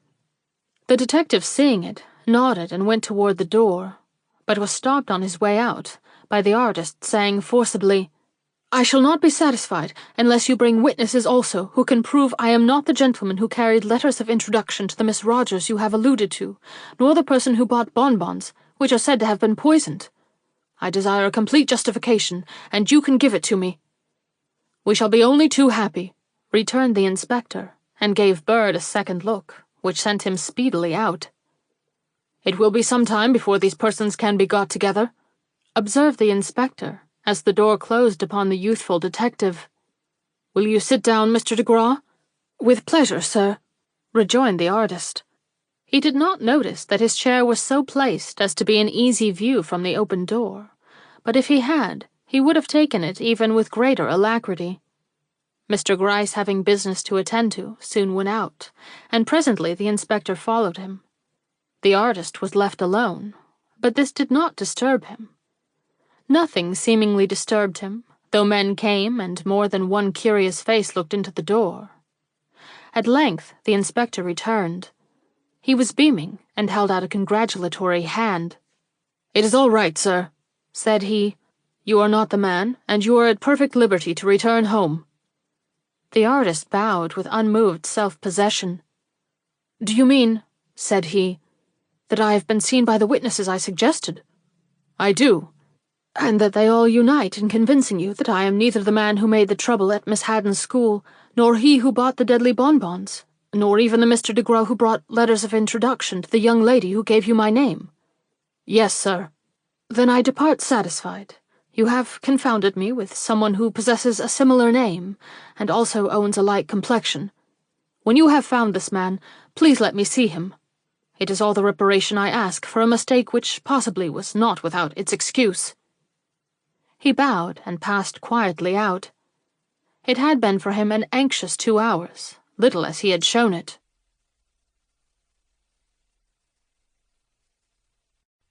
Chapter 15. Friends.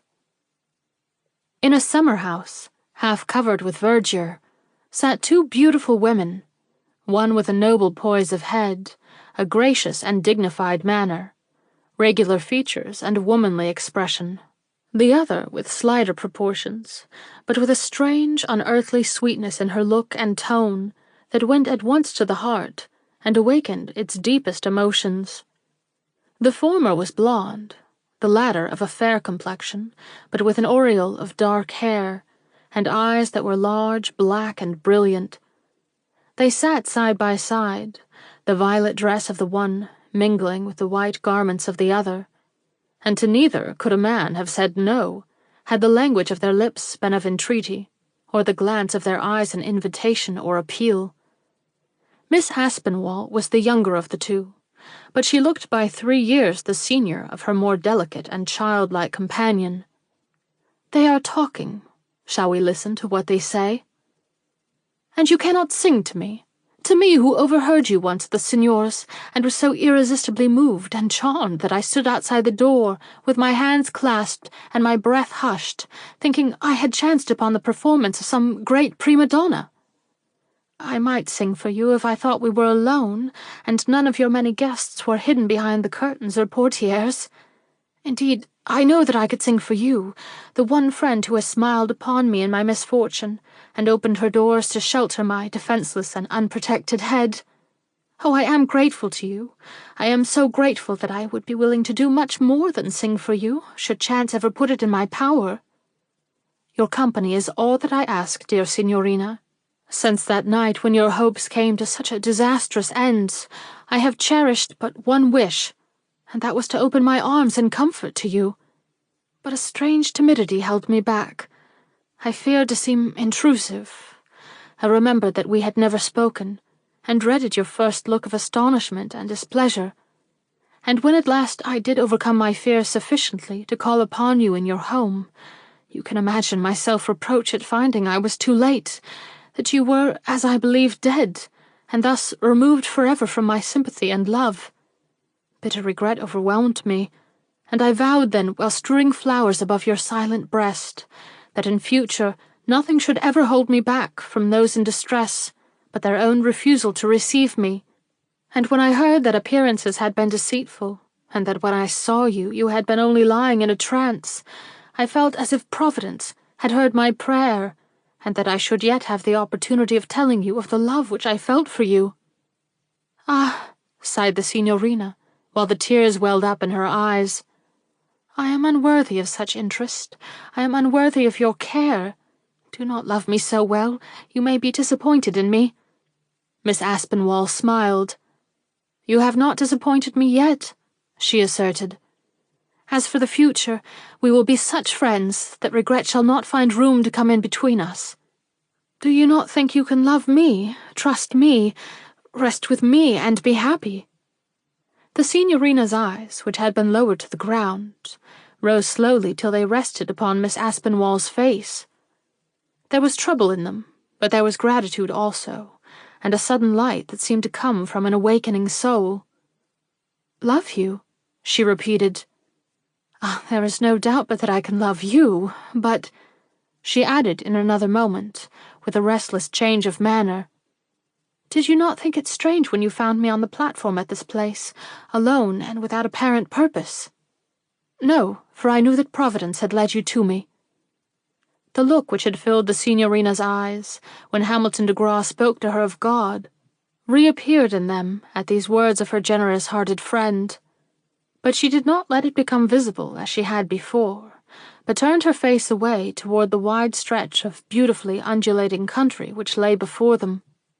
"Perhaps that is true," she assented, but there was not so much trust as fear in her tones. "I am sure," she went on in haste, as if anxious to cover up any momentary disappointment which might have been occasioned by her manner, "that if you knew my position, you would think I needed a friend. I am not only without an adviser, but I am threatened by a danger." I know. "You know?" "Yes, you will pardon me, signorina, but don't call me signorina. Call me Jenny. That is my true name, and I should like to hear it from your lips." "You shall. I know then, Jenny, that you have reason for dread, that because of this very name you feel that you have reason to fear. But you will be safe here. No one shall know that you possess this name, which just now seems to be the harbinger of persecution and peril.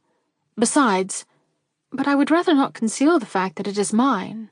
There is a cowardice in doing so which is not agreeable to me. Perhaps because I am the victim of another cowardice which I cannot suppress. Since I have failed as a singer, the word signorina galls me almost beyond endurance. I hate its very sound, and long to hear myself called again by my childhood's name. Do you think there is any harm in yielding to this preference? Would you mind introducing me to your friends as Miss Rogers?" "Not at all. Why should I mind it if you do not? But it seems like giving up your old hope entirely, and I, for one, still think you will reap the honours to which your voice entitles you. I have a scheme— Oh, do not talk of schemes, dear Miss Aspinwall. Let us rest without thought of the morrow, in this paradise of sunshine and verdure. I have never seen anything so delightful as this place before. It is an experience for me to be here. Let me enjoy it, and forget, if I can, that the world holds any other riches, treasures, or rewards. That little bird sings sweetly. If I were free as he, and had the earth and heaven for my home, I could sing too. I wish I were a bird. How my throat would swell.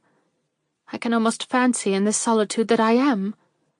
Do you think anyone would hear if I— Oh, do sing. Just an aria, Jenny. Hark, the little fellow is urging you on. Surely you can rival his notes." The signorina smiled.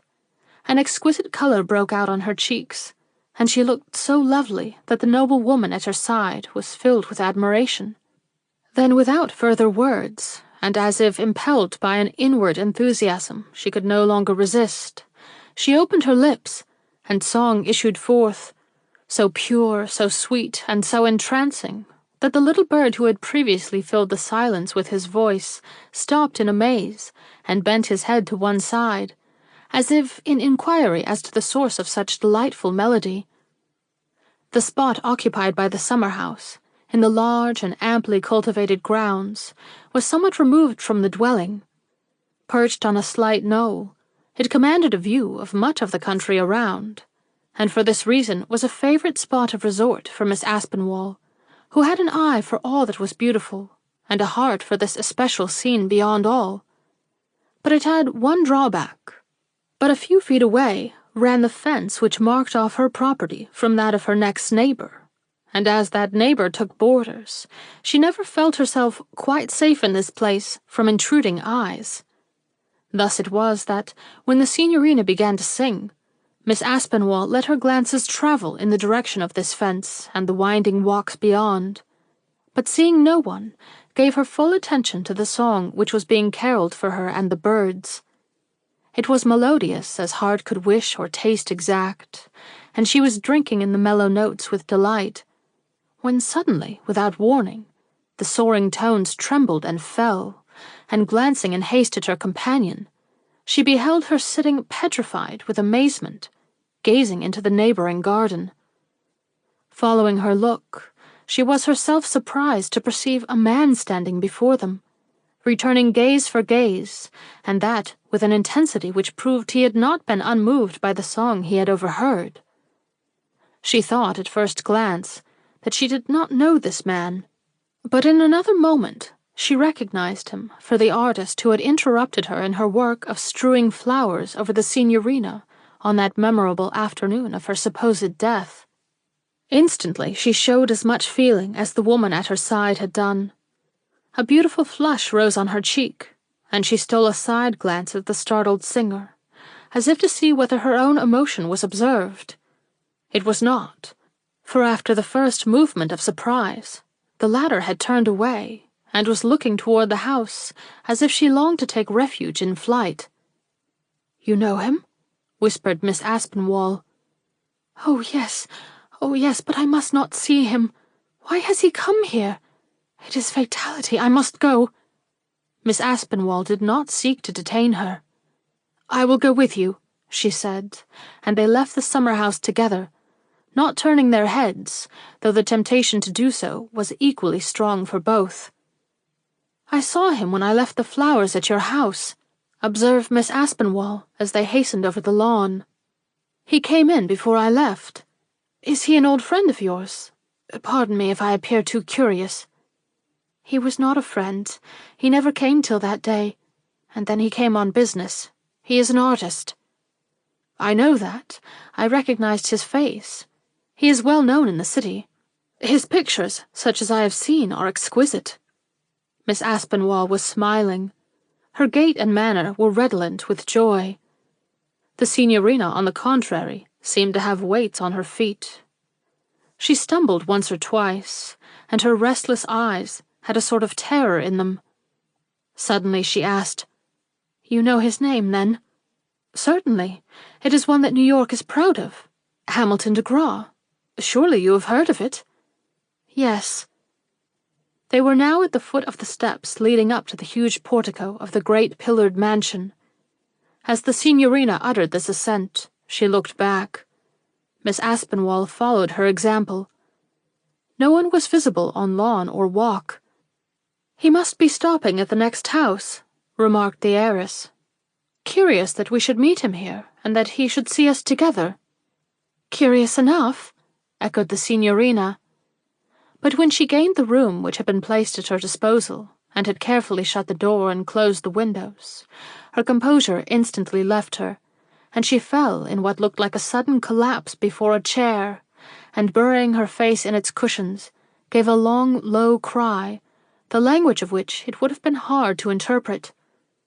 Then she started again to her feet, and opening her trunk, took from it a telegram blank, upon which she wrote one line. But before she had signed it, she paused again, and stood so long with it fluttering in her hand that she might have been taken for an exquisite statue of irresolution. Finally she tore up the contemplated telegram, saying as she did so in the sweetest of musing tones, "I will not meddle with fate. Let it bring me what it will. Its gifts may be better than any I have lost, than any I have sought for." And the troubled brow grew smooth, and the childlike look came back to her face, and of all the joyous creatures that fluttered beneath the sun that day, she was the brightest, the sweetest, and the most delightsome.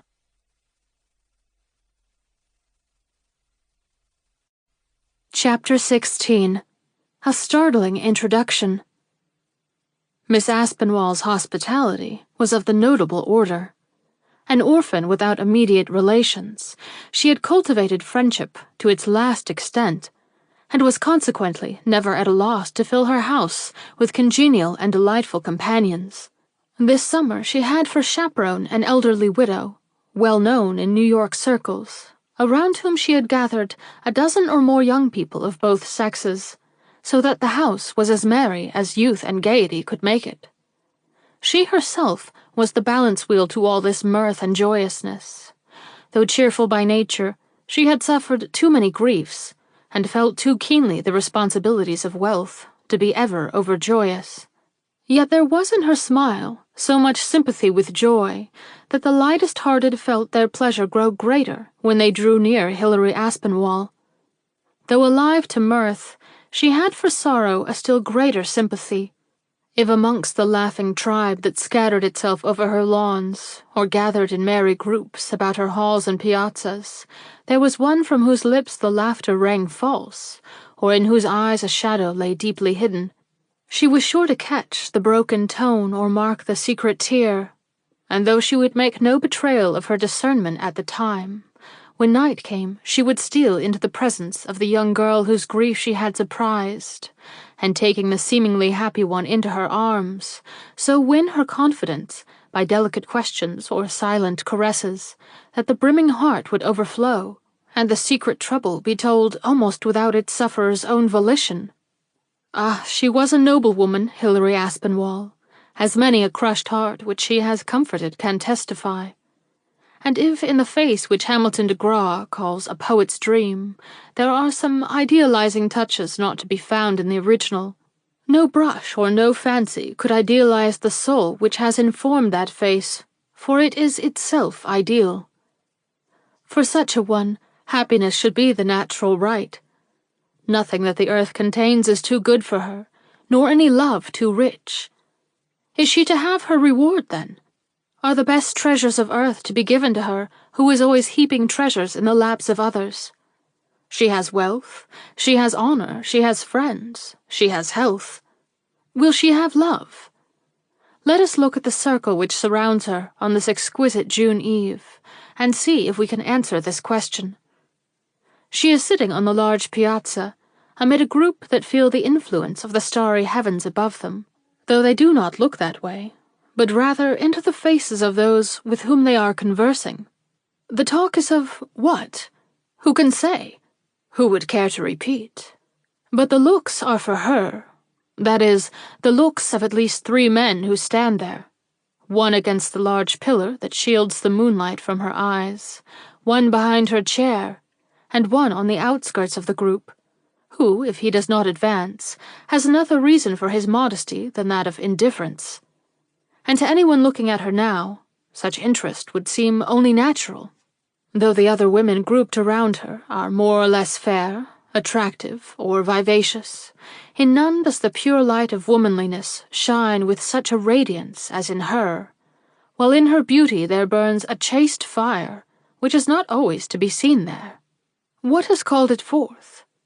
The influence is not fully apparent, yet it is felt by these men who study her this night with their souls in their eyes. Are her thoughts with them? The man by the pillar has the air of a satisfied lover. But then the depths of his purse have never been sounded, and some say that neither have the depths of his conceit.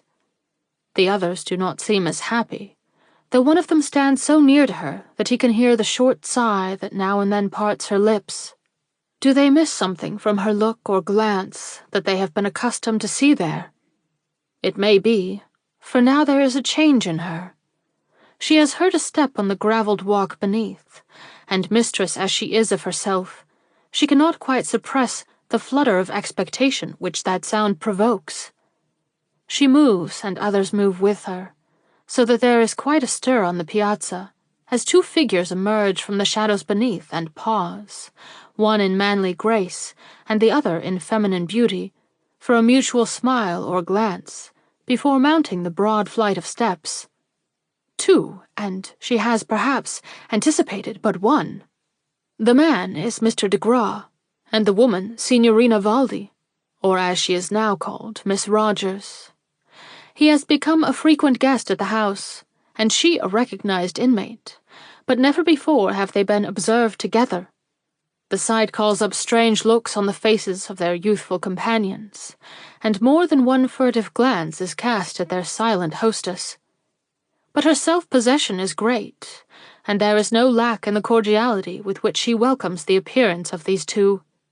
But when, the first flurry over, they all settle down to renewed conversation in the now brilliantly lighted parlor, those who love her best feel that something has gone out of her manner that made it the sweetest and most encouraging in the world, and one at least of the three men who adore her intercepts more than one of her glances that steal, despite the pride of the heiress and woman, to the huge window seat where sits the artist beside the singer, so happy and proud that he forgets to hide either his satisfaction or his delight.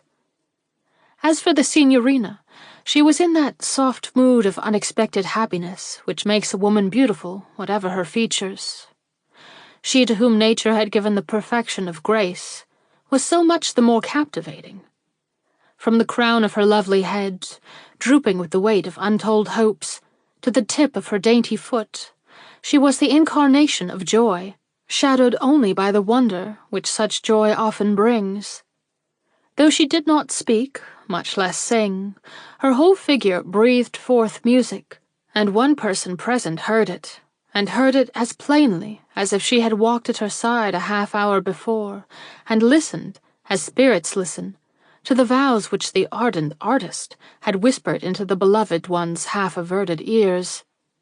Love, pure and perfect, had breathed across this virgin soul, and a deeper love than hers had noted it and taken a lesson therefrom, the lesson of pain and patience, generous sympathy and womanly sacrifice. The more disinterested persons in the room had collected about the piano, where one of their number was playing thrilling airs from Gounod. As the melody filled the air, more than one tongue was loosed of the secret that burdened it. "Do you observe the couple over there?" One of Miss Aspinwall's lovers, not the most generous, whispered in her ear. "Boy Cupid has been busy with one or both of their hearts since we saw them last. I think I can discover the tip of his wings fluttering in and about between them now. What do you think?" Some questions are very hard to answer. This was meant to be one of them. But Miss Aspinwall had the courage of despair, and did not shrink from uttering a smiling response. "I have not much acquaintance with the plumage which the blind god sports, but if the happiness which I see there is from him, I can only say that he chose a noble couple to bestow it upon. Mr. de Graw is a gifted man, and Miss Rogers is a gifted woman. Why should they not appreciate each other?" On the other side of the room, the subjects of these remarks were listening to the music and whispering short sentences into each other's ears. If Cupid were there, he heard words which surely had been murmured under his auspices before, yet they are always new. "I love you, signorina. I love you, love you. Do you think you can trust me to make you happy? I did not ask you to answer me at once, only do not forbid me speaking. You are so beautiful, so beautiful." A soft sigh was her only reply. "I know that the time is short since we were strangers, and I knew nothing of your life or of you, but such a rencontre as brought us first together is equal to a year of common companionship, for in it were both life and death. I loved you when I thought you were dead, and now that I touch you and hear you speak, I am moved by such overwhelming emotions that for me there is nothing of interest in the world but love and our two selves." "Ah," was again the murmured reply. "Is love so sweet? Does it compensate one for otherworldly losses? I would gladly believe so. Teach me." "Will I not? Say only that you will not scorn the teacher, and all my life is at your service. I have not loved before. No, no, proud signorina, however you may smile, I have never even thought that I loved before. You are my first adoration, and so deep already has the feeling gone, that I ask nothing more from heaven than your love. Not fame, not honor, not wealth, nothing but you, you. She might have responded. Her lips had opened and her eyes had flashed radiantly. But before the words could issue from her lips, there was a sudden hush in the music, and more than one whisperer paused and glanced hastily toward the door. A stranger was entering, A remarkable man, in whose tall form and courtly carriage all read gentleman, but no one a gentleman they knew, not even the hostess. Who was he? A dozen eyes asked the inquiry between the instant when he crossed the threshold and that in which he made his bow to the assembled company. Who was he? And the men were as eager as the ladies, for he seemed to have come there with a purpose. It was but a moment, but that moment was never forgotten by anyone then present in the room. First, because of something they saw in the stranger. This was the sudden and overpowering admiration which he betrayed, as his gaze passed straight before him to the wide window seat and its beautiful occupant. Not an eye in the room but followed his, to the signorina's evident confusion and growing loveliness, for she had been caught with the lovelight on her face, and perhaps with a confession on her lips, and she feared, if she did not know, that her secret was discovered. The second cause for this moment becoming memorable lay in the conduct of the hostess. She had taken the card which the servant had brought her, and was looking at it with a wonder she found it impossible to disguise. "Excuse me," said she, advancing to the stranger with a cordial smile, in which, however, a certain tinge of doubt was visible. "Is this your name which I find written on this card?" He started, turned from the object which had evidently engrossed all his thought, and made Miss Aspinwall another low bow. "Certainly, madam, it is my name," was his response, uttered in some surprise. "I have here a letter of introduction from Mr. Morris of Cleveland, which, if you will be kind enough to read, I shall feel more at home in your presence." She reached out her left hand mechanically, but her eyes were still fixed upon the small bit of pasteboard she held in the right. "You must pardon me," she persisted, "but the name on this card is—" She evidently found it hard to mention it. She looked across the room, and the color flashed into her face. The stranger, impressed, if not embarrassed, took up her sentence and finished it for her. "The name on that card is mine," he declared. "Hamilton de Graw. Do you find anything strange in it?"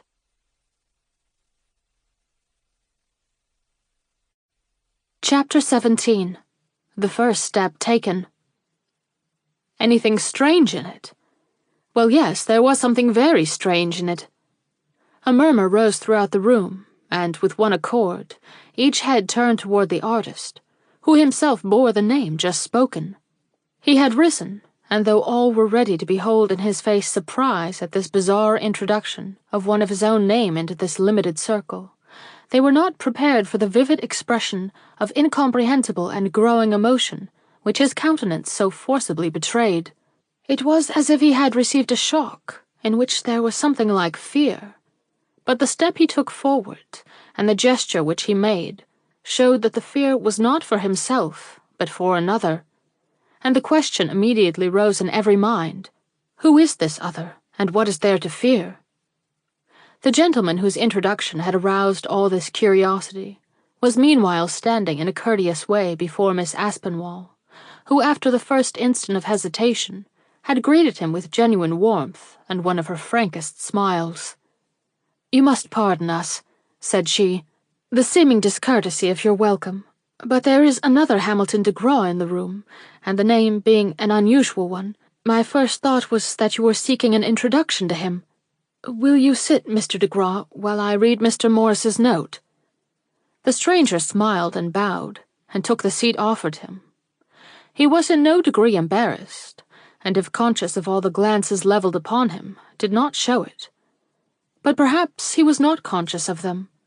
For the moment his attention was released by the preoccupation of his hostess, he turned at once toward the window seat with an eagerness that made the indignant blood leap into the cheeks of the watchful artist, and though there was no impertinence in his manner, nor any recognition beyond that which is accorded by an appreciative nature to suddenly revealed beauty, all those who had passed sufficiently beyond their first youth to have any insight into life and the human heart felt that trouble had entered the room with this second Hamilton de Graw, and that in the very moment of his introduction the first scene in a drama had opened that would ere long occupy all their thoughts. Nor was this seemingly unfelt, even by the object of his interest. though her agitation was natural enough when we consider that her heart and possibly her lips were trembling with the name he so unceremoniously announced to be his own. There was still something in her attitude, and the agitation which informed her whole figure, that expressed the presence of a fear similar to that expressed by the artist. Was it that she felt the burning ardor of this stranger's glance, and realized the complications which a new love at this time would occasion? Or had she become in some way aware that the name she had just heard was not only that of her lover, but the man who had wrought mischief with so many of the name of Jenny Rogers? Whichever be the truth, she showed an emotion almost greater than that of her lover, though it did not last so long. By the time Miss Aspinwall had finished her note, the signorina's face had become calm, and her figure regained its poise, and though a steady pallor had taken the place of her fitful blushes, not a face in the room looked more composed, or a mind more at its ease than hers. "I am much obliged to Mr. Morris," was Miss Aspinwall's remark as she folded up the note. "I am always glad to receive anyone upon his recommendation, and in this case his recommendation is very pressing." And turning toward her friends, she observed in her own gracious, dignified way, "Ladies and gentlemen, allow me to introduce to you Mr. de Graw of Cleveland, a friend of my friends, and soon, I hope, to be a friend of each one of us."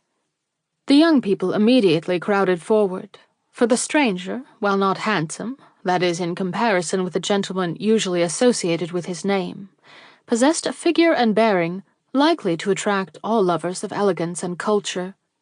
Two of the company only remained in the rear, and these were the signorina and her lover, who, not relaxing one iota of his defiance, stood at her side as if on guard, while he sought to catch Miss Aspinwall's eye, as if to warn her to be careful in her demonstrations toward a person with whom were connected his gravest doubts.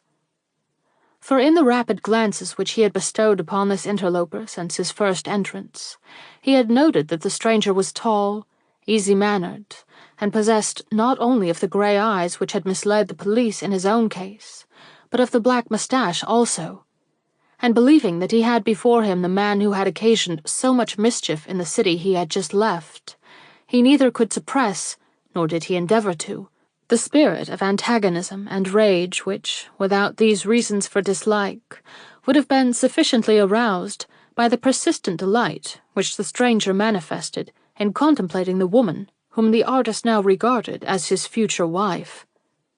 As Miss Aspinwall, therefore, guided her new guest from one person to another, he followed them with a burning gaze that presently took on a new fire as he perceived them turning toward himself and his now self-possessed and apparently expectant companion. "Mr. de Graw," remarked Miss Aspinwall, refraining, for various reasons, from raising her eyes to the gaze which might have proved a warning to her had she met it. "Allow me to present to you a gentleman of your own name, if not of your artistic calling.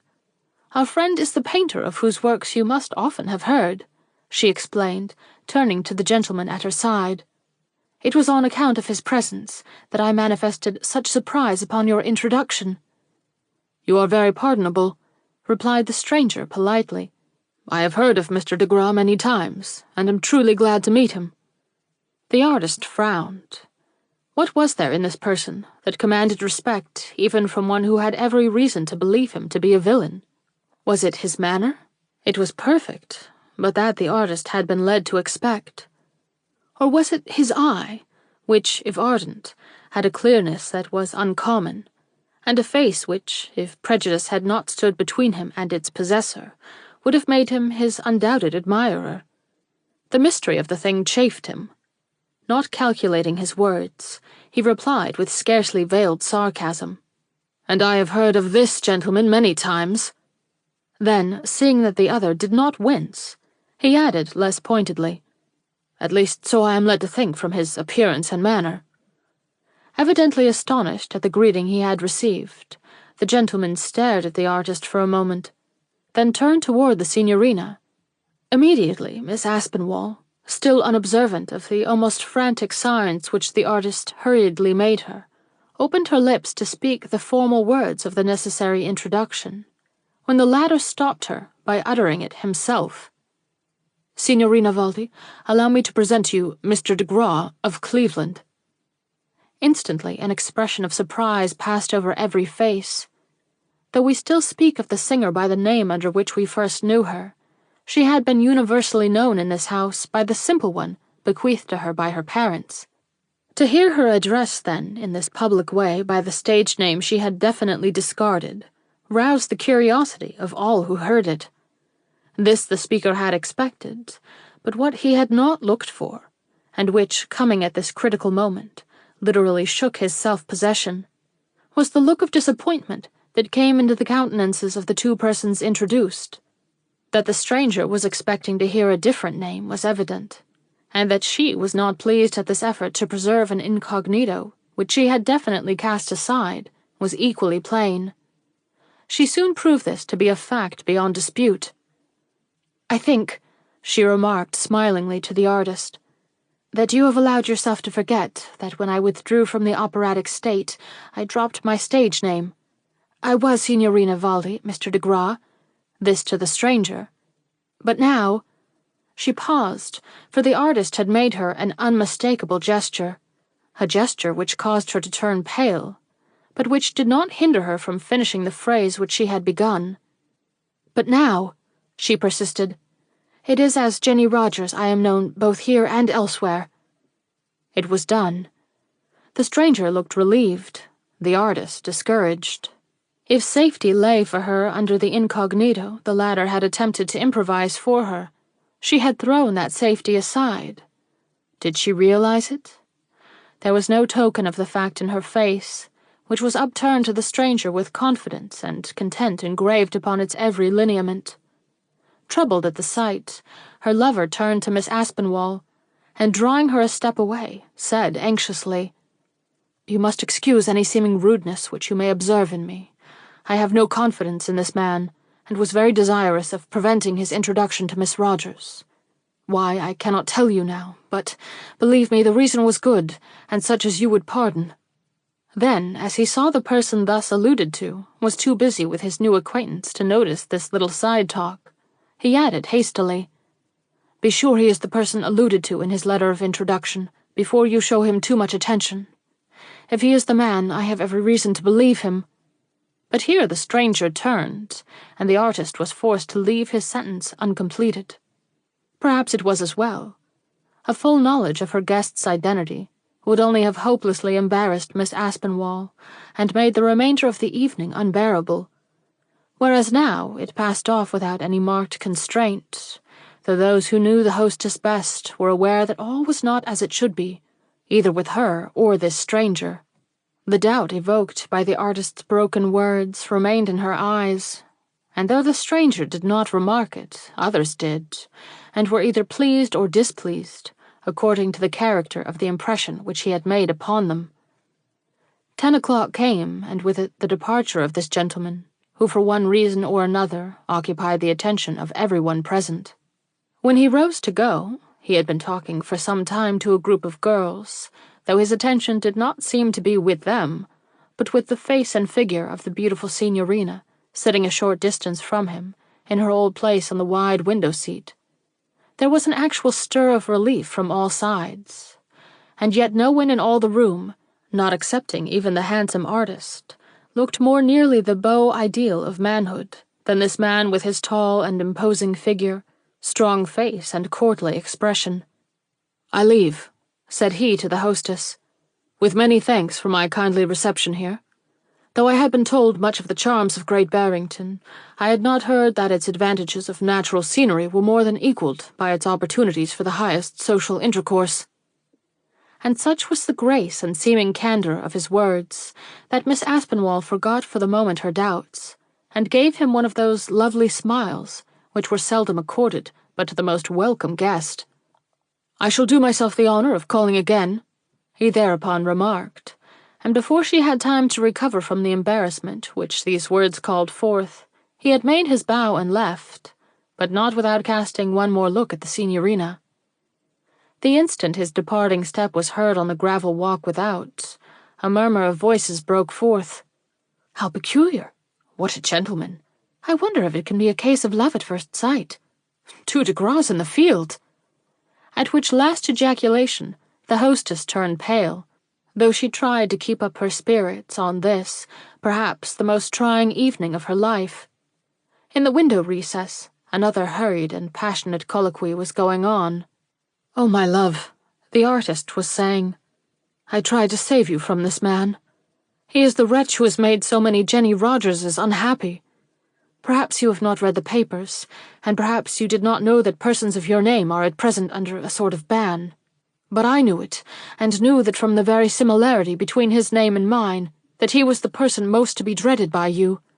Yet you would not take the hint I gave you, but insisted upon owning to your real name, and not content with that, allowed him to address you and even to engage you in conversation. And has any harm come from it, or will any harm come? I have heard of some of the stories you speak of, but there was nobody to tell me that there was anything in this gentleman to fear. Nor can I believe there is. You are laboring under a mistake, or look with prejudiced eyes upon one who seems to infringe upon your rights by bearing the same name. Do you plead for him, Signorina? Has he imposed on you, too, by his devilish urbanity and hypocritical smiles? I will not believe it.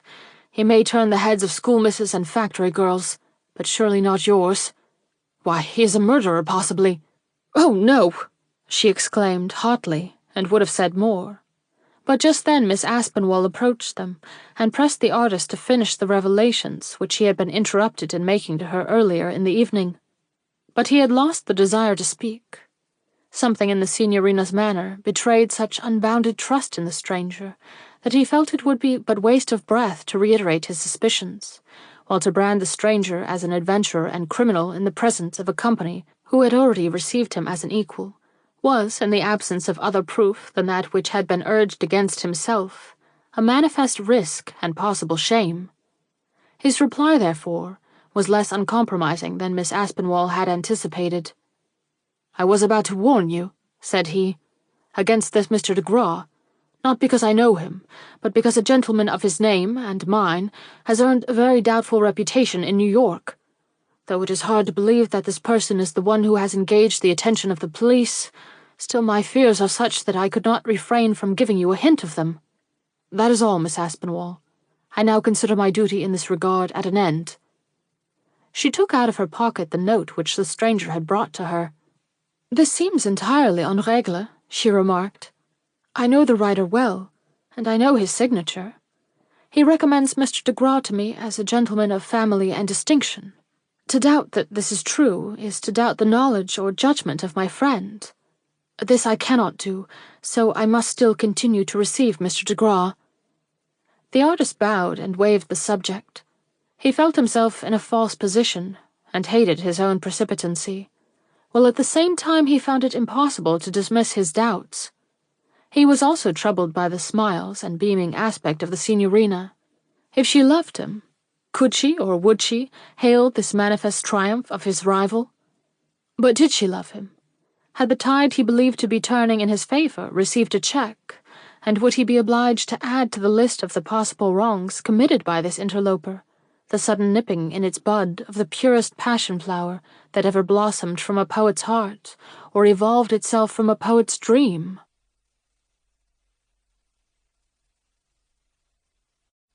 Chapter 18. Face to Face. It was midnight. Peace and quiet had settled upon the great house. Not a light twinkled from its many windows. Not a sound disturbed its universal peace. But in the walks beneath, it was not so. There a restless figure moved, pausing now and then to gaze at the vault of stars above his head, but oftener to turn toward the house from one of whose windows an influence breathed which chained him to the spot. It was Hamilton de Gras, the artist. What were his thoughts? What were his dreams? What was the charm which made this vigil more alluring than the repose which awaited him in his own rooms? He had parted from the Signorina under the eyes of Miss Aspinwall and her friends. He had not dared to utter one of the countless appeals which rose to his lips. She had not encouraged him to do so, and he would not have ventured if she had. Indeed, her manner had been in a slight degree repelling, though she had smiled upon him, and even blushed at his look, which conveyed more of his feelings than he, doubtless, intended at the moment. She had not shown that shy delight at his homage which he had observed in her before the advent of the other Mr. de Graw. He had, therefore, this estrangement to think of, as well as of the danger which possibly threatened her. And there was another thing. He had sometimes thought that the mysterious Montelli and the unknown persecutor of the innocent girls so often alluded to were one and the same man. But if this gentleman whom he had met this evening were the latter person, as he fully believed, then he and Montelli were two distinct persons, for he had noted the figure and face of both, and realized that by no art could the one have been transformed into the other. There were, therefore, in the case of the Signorina, two enemies to fear, and which of these was to be dreaded the more, it was impossible to say. But it was not to watch or think that he lingered in Miss Aspinwall's grounds on this night. It was to be near the woman he loved, to breathe the same air, to sigh beneath the same stars. It was next to having her promise, next to knowing that she returned his sighs and dreamed his dreams. He would not have courted sleep if he could. It was too much like paradise to stray beneath the trees and think himself a Romeo to this Juliet. He had paced several times up and down a certain gravelled walk, bordered by clustering bushes, when suddenly the fancy took him to stray into another path, less heavily shadowed. But as he stepped into it, he paused. Was it safe to travel its moonlighted surface, within sight, as he perceived it to be, of fully one half of the house? No, it was not safe. But for that very reason it was tempting to him, and without sounding very deeply the intuitions which led him to this sudden exposure of his presence, he passed smilingly down its lengthened vista into the semicircle of evergreens which terminated this walk. An exclamation of astonishment, followed by a sudden recoil, was the result. He was not alone in this place of expected solitude. A man was before him, whose tall form, drawn up within a shadow that failed to conceal his presence, gave to the artist such a shock that he well-nigh lost his self-possession. The other, who had evidently been driven into this retreat by the sound of approaching steps, showed great embarrassment also, though he came forward at the first exclamation of the intruder, and made a bow that should at once have reassured the most suspicious. The words he uttered did not sound quite natural to the artist's sensitive ear, nor did his bearing betray that ease which had hitherto accompanied it, even in situations most trying to a gentleman. "Mr. de Graw!" "Mr. de Graw!" The words rang simultaneously, but in wholly dissimilar tones. Then the two paused and looked at each other, and then the gentleman from Cleveland remarked, "You find me still intruding upon Miss Aspinwall's grounds. How shall I explain it? Not by the real reason, lest that should seem sentimental to you. Shall I say that it is the beauty of the night which allures me, and trust to your good nature not to be contradicted in my statement?" The artist, who had withdrawn himself into the moonlight, responded by a short but significant silence. Then he observed, "I shall contradict you in nothing, Mr. de Graw. I have not yet recovered from the surprise of encountering a person of my own somewhat unusual name. You make a great deal of that. Shall I relate to you my pedigree, or send for that leaf in our family Bible which is duly inscribed with my name?" "Could you?" "Mr. de Graw, you insult me. Were there any cause for it, I should probably resent it. As there is not, I find it more consistent with my self-respect to regard you as a moonstruck enthusiast, unworthy my attention or revenge." This tone, which was certainly unexpected, took the artist by surprise. For a moment he hesitated, not knowing what to reply. Then he said boldly, "I certainly find myself under great obligations to you. To be thought a moonstruck enthusiast is better than to be thought a villain and a fraud." And with a determined step he wheeled about, leaving the passage open to the man whom he now believed he had made his enemy. He had walked but a short distance, however, before he heard the other's step ring close at his side. "I cannot let you go," said the stranger as the artist turned toward him, "till you have in some measure explained yourself. When my name was first mentioned, you showed an unnatural astonishment, and at the time of my introduction to you, I was met by a sarcasm which my own courteous feelings toward you certainly neither merited nor called forth. What excuse you have to make for all this I cannot say, but it must certainly be a good one to reconcile you to conduct so out of keeping with your general character and fame." "You are right," assented the artist, baffled by the other's coolness, but for an instant shaken in his doubts. "I had an excuse, and if you wish to hear what it is, I must give it. But I would rather be excused from offending you, and would esteem it a great favor on your part if, instead of requiring explanations from me, you would consent to answer to 3 questions." "You are moderate in your demands," sneered the stranger, with a curl of his strong lip and a flash of his keen eyes. "As the insulted party, I have certainly the right to refuse them. But I am something more than an insulted party. I am a gentleman, and an honest one. Therefore, if you have anything to ask, ask it. I will be brief but straightforward in my replies." A cold perspiration started out upon the artist's brow, but he pursued unflinchingly the course into which fate had led him. "You will answer questions?" said he. "Perhaps, then, you will be kind enough to tell me whether you came directly here from Cleveland." "I did not." "Have you been staying, then, in New York, and was it from that place you traveled to this spot?" "You have said it. I have been in New York, and it was from there I came no later than today on the 5 o'clock express. Would you like to know what baggage I brought, and what was the amount of the fee I gave to the porter?" "I wish to know nothing but what vitally concerns myself and the welfare of a person dearer to me than myself. Miss Rogers—" "Ah." There was a change in the stranger's manner. He seemed at once to have received a hint to the mystery of the other's antagonism. "Is the bearer," imperturbably continued the artist, "of a name that has lately been the mark for peculiar shafts of fortune. As the lady is dear to me, you will pardon the self-revelation given by these words, I have constituted myself the shield to protect her against the assaults which have overwhelmed girls of lesser consequence and attainments. If, therefore, you have ever spoken to any other person by the name of Jenny Rogers, do not think that you will be allowed to speak to this one. If you have not—" "Sir," interposed the other, haughtily, "you are a madman. Not speak to Miss Rogers? Why, if she were your wife, I should address her if I pleased. That is, if she allowed me the privilege of doing so, and I think she would." This shaft, which was only too deftly levelled, struck home at once. The artist recoiled, and stammered some ineffectual words, before he returned to the attack. "Miss Rogers is no judge of her own danger," he finally remarked. "If she were, you might expect less indulgence on her part." The stranger laughed.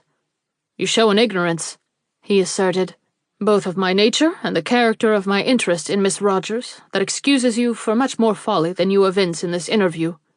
Danger does not menace Miss Rogers, that is, not from me, but if it did, you have scarcely taken the wisest means to avert it." This was only too true.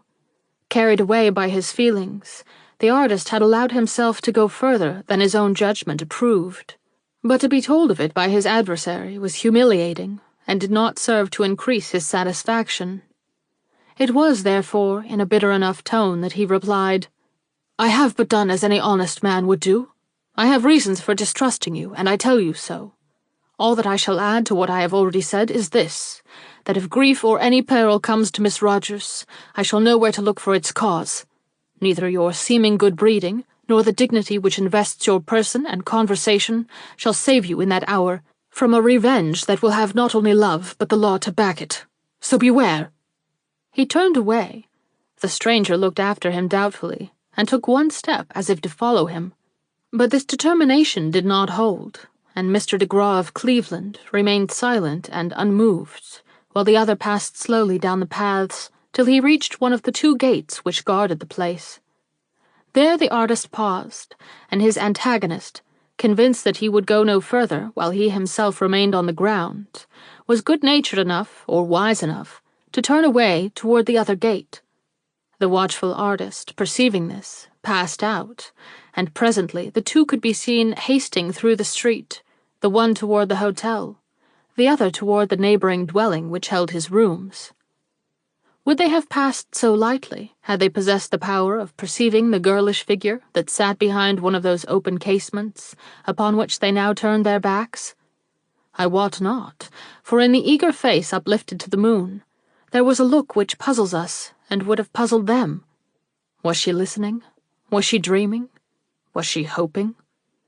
Is it a spell of delight or of apprehension which holds her enthralled, and makes her a statue of wakefulness amid a household of sleepers?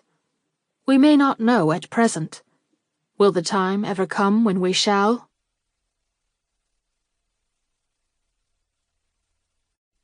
Chapter 19.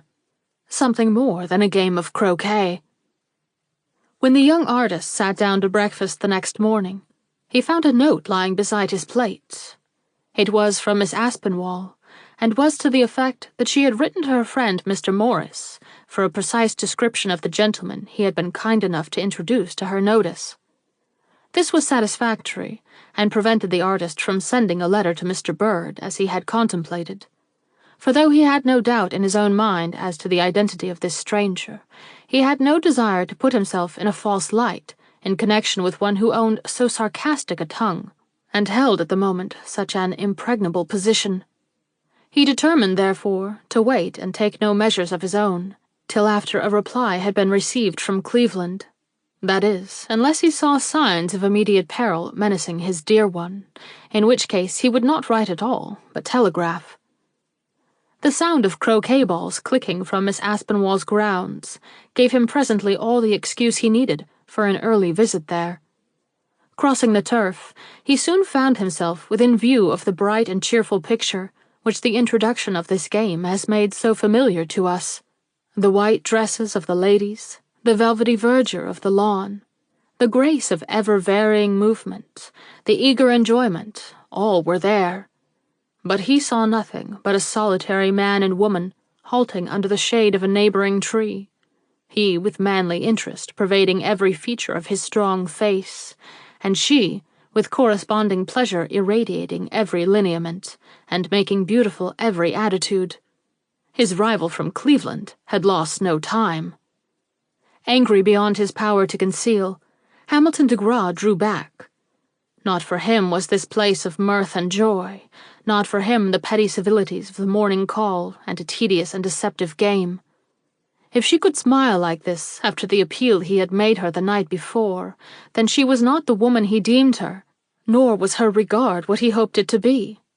She was false, and he would leave her. Only he could not leave her. He knew that before he had gone 20 steps. False or true, she was the woman he loved, and he could no more go away and leave her under the seductive influence of this incomprehensible stranger than he could have surrendered a pet lamb to the paw of a wolf. He therefore stopped at a certain seat in the middle of the lawn, and not caring whether he was seen or not, sat down, and taking a pencil and sketchbook from his pocket, began, to all appearance, to draw the scene before him. Suddenly a laughing voice was heard over his shoulder. "Oh, Mr. de Graw, what a disappointment! I expected to see a picture of hill and valley, roof and spire, or at least a group of girls circling round one poor croquet ball. And behold, only a milk-white page meets my eye." He turned. One of the lightest-hearted and freest-tongued of the many gay girls about him stood at his side. "Good morning," said he. "You want to see a picture? Well, wait a moment, and I will show you one." And without analyzing his motive or counting the cost of his impulse, he forced his pencil to travel over the paper, leaving thereupon the lines of a countenance that was at the same time both forcible and proud. When he had finished it, he showed it to her. "Who is it?" he asked. "Why, your namesake from Cleveland," she replied with a mischievous tilt of her head. "It is very good, only you have not flattered him." "I leave that for the ladies to do," he gravely retorted, and with a smile she could not fathom, closed his book, put it in his pocket, and offered her his arm. "You may wish to possess this some day," he laughed, tapping significantly the place where he had put the sketch. "But remember that you will have no claim upon it if by word or gesture you reveal the secret of its making." "Do you mean the picture or your heart?" she asked, "for your hand is pressed over both." He gazed into her merry eyes, caught the momentary contagion of her glee, and smiled. "That is for you to decide," he rejoined. "If it is a riddle, I think your perspicacity may be relied upon to solve it." And thus, with a cleared brow, but with a wildly beating and rebellious heart, he drew near to the players. He was welcomed by one joyous acclaim, but he noticed, with a sense of humiliation hard to endure, that a dozen curious glances passed immediately from his face to that of his now publicly recognized rival. He restrained himself, however, and singling out Miss Aspinwall, paid her such attention as his distraction would allow.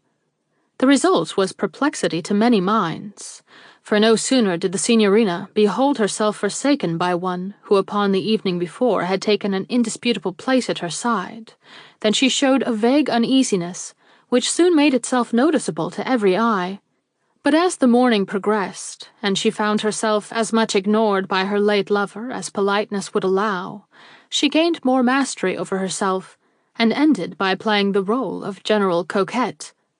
Meantime, the stranger had been pressed into the game, possibly by the secret allies of the artist, and was busy with the duties of the same.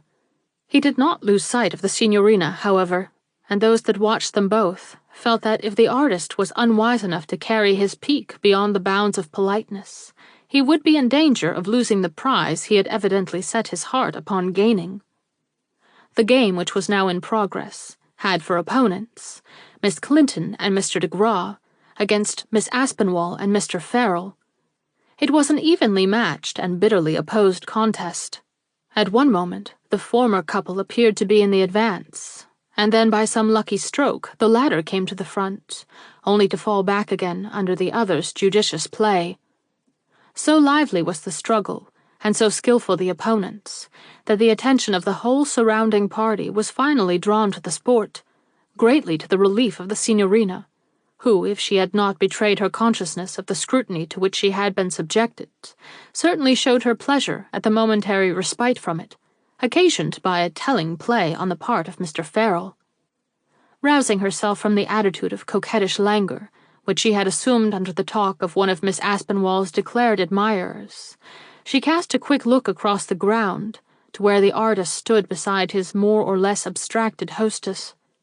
It was but a flash, but he saw it, and taking it for an invitation, forgot his anger, forgot his resolves, forgot everything but her, and only waiting to see that his rival was just poising his mallet for a blow, he bowed his adieu to Miss Aspinwall, and started for the bench upon which sat the perplexing object of his adoration. But scarcely had he taken 3 steps before he found himself confronted by Mr. Farrell. "Take my mallet, de Graw, I entreat you, and finish this game. I have just received a telegram which demands instant attention. No one can beat that Cleveland chap but you.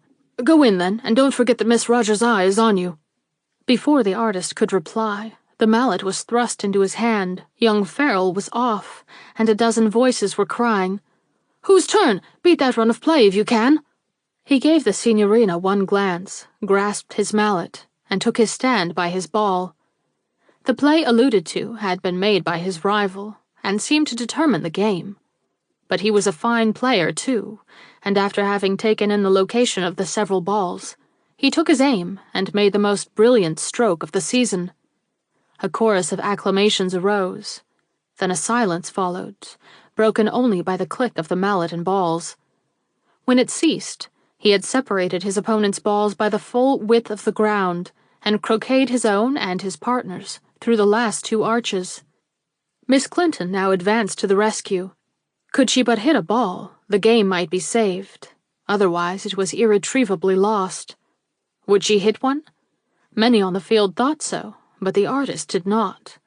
He had wired her too effectually, and so it proved. In making her stroke, she drove her ball against an arch, and confusion was the result. She had but to hit her partner's ball, put it out, and then drive her own to the stake.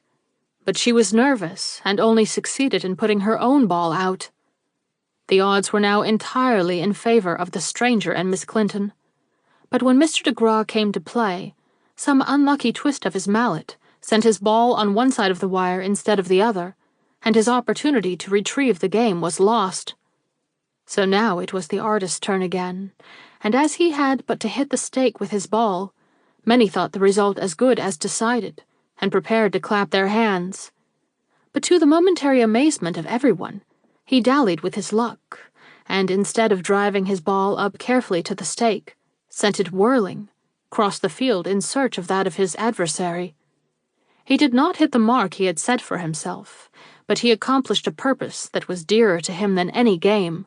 His ball stopped not 3 feet from the signorina, and though his watchful rival evidently understood the motive which urged him, and sent his own ball immediately in the same direction, he had the opportunity to whisper, "Love me and drop this fellow. His admiration dishonors you and maddens me. I will not see you yield to it." That was all, but it evidently was enough. Her face showed first astonishment, then chagrin, and then something like despair. But the scene was one of mirth, and she found herself forced to join in the general laughter which hailed the stranger as victor, the artist having sacrificed the game for a whisper. Had he sacrificed more? There was every reason to believe so, for the signorina had become rigid after her laugh, and then impassive, not lifting her eyes from under her broad-brimmed hat, and only answering questions after being startled by the silence which followed them. And yet, though both of her lovers felt this coldness and suffered from it, neither seemed disposed to abandon the field. They lingered, chatting, one on one side of the ground and the other on the other, and neither had any eyes but for her who seemingly saw no one. But at last there came a moment when the long strain upon them both was loosed. The artist saw her move, and moved himself, when suddenly he perceived what had occasioned her change of attitude, and inconsiderately paused. His namesake from Cleveland was approaching her. Would he be welcome? The artist held his breath, watching them both with burning eyes. One moment he thought she was going to turn away, but the next she looked up, and though she grew startlingly pale, she cast upon the stranger a heavenly smile, which made the artist's heart drop like lead in his bosom. "I have lost her," was his inward comment, and he turned on his heel and left the place. And so he continued to look upon the matter for some hours. Then a note came, a little perfumed note, into which was crushed a forget-me-not, and though it had no signature and bore no address, he felt it was from her, and read the words it enclosed with an emotion easily to be conceived. They were but 2, but those 2 words were, "Trust me."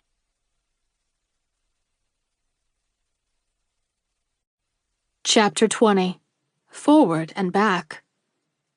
A man in love is eager to believe in the truth of the object adored, but Hamilton de Gras pondered long over the signorina's note before he could come to any definite conclusion in regard to it. Trust her? Were those words the plea of a coquette, or the despairing cry of a threatened and perplexed woman? In her face and in her manner, he had beheld evidences of a struggle between love and some opposing passion he could not even fathom sufficiently to name.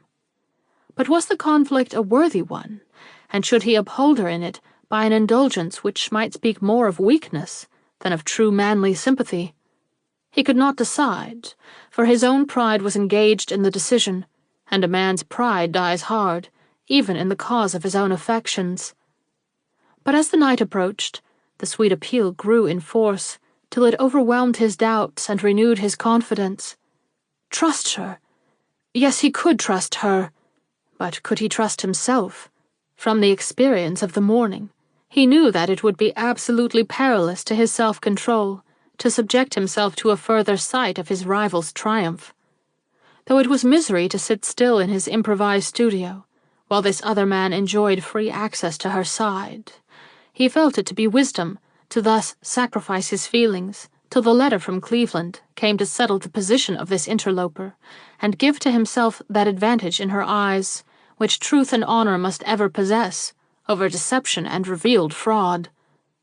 He therefore replied to her note by saying he would trust her so far as to leave her to her new friend till he could substantiate the doubts which he had so freely expressed against him, and supplemented this communication by a line to Miss Aspinwall, in which he expressed thanks for her kindness, and entreated consideration for the feelings which induced him to remain for a few days from her house, or until she received such word from Mr. Morris as would make it agreeable for him to return there.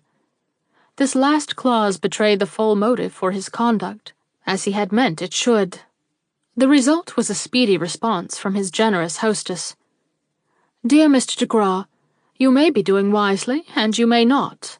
Of that you must be your own judge. Mr. de Graw of Cleveland will not stay away because you do, and much mischief can be done in 3 days. However, you have one firm friend here, who will not allow matters to proceed too far without warning you. May I be allowed to express the hope, then, that I shall not be compelled to address you till I can enclose Mr. Morris's letter? Yours sincerely, Hilary Aspinwall." This letter, with its direct promise, put new life into him. He felt that, with this good friend on the watch, he could rest in peace for a day, at least, and rose the next morning full of hope, only to find his spirits immediately dashed by the following unexpected epistle. "Mr. de Graw and Miss Rogers held a long conversation last evening, seated upon the window-seat which we all feel is dedicated to you, though there was nothing in their manner which was open to the criticism of the most exacting person present. Half of the men, and all of the ladies who saw them, felt chagrined at this testimony of a growing intimacy on the part of two persons who, if half you say is true, should never have had so much as a distant acquaintanceship. It is perhaps only fair to add that Mr. de Graw has none of the look of a charlatan, and parted from Miss Rogers last evening with a gesture of as much respect as if he had been taking leave of a queen. H.A." So much the worse, thought our artist. Manner can impose upon any woman. My darling is certainly in danger.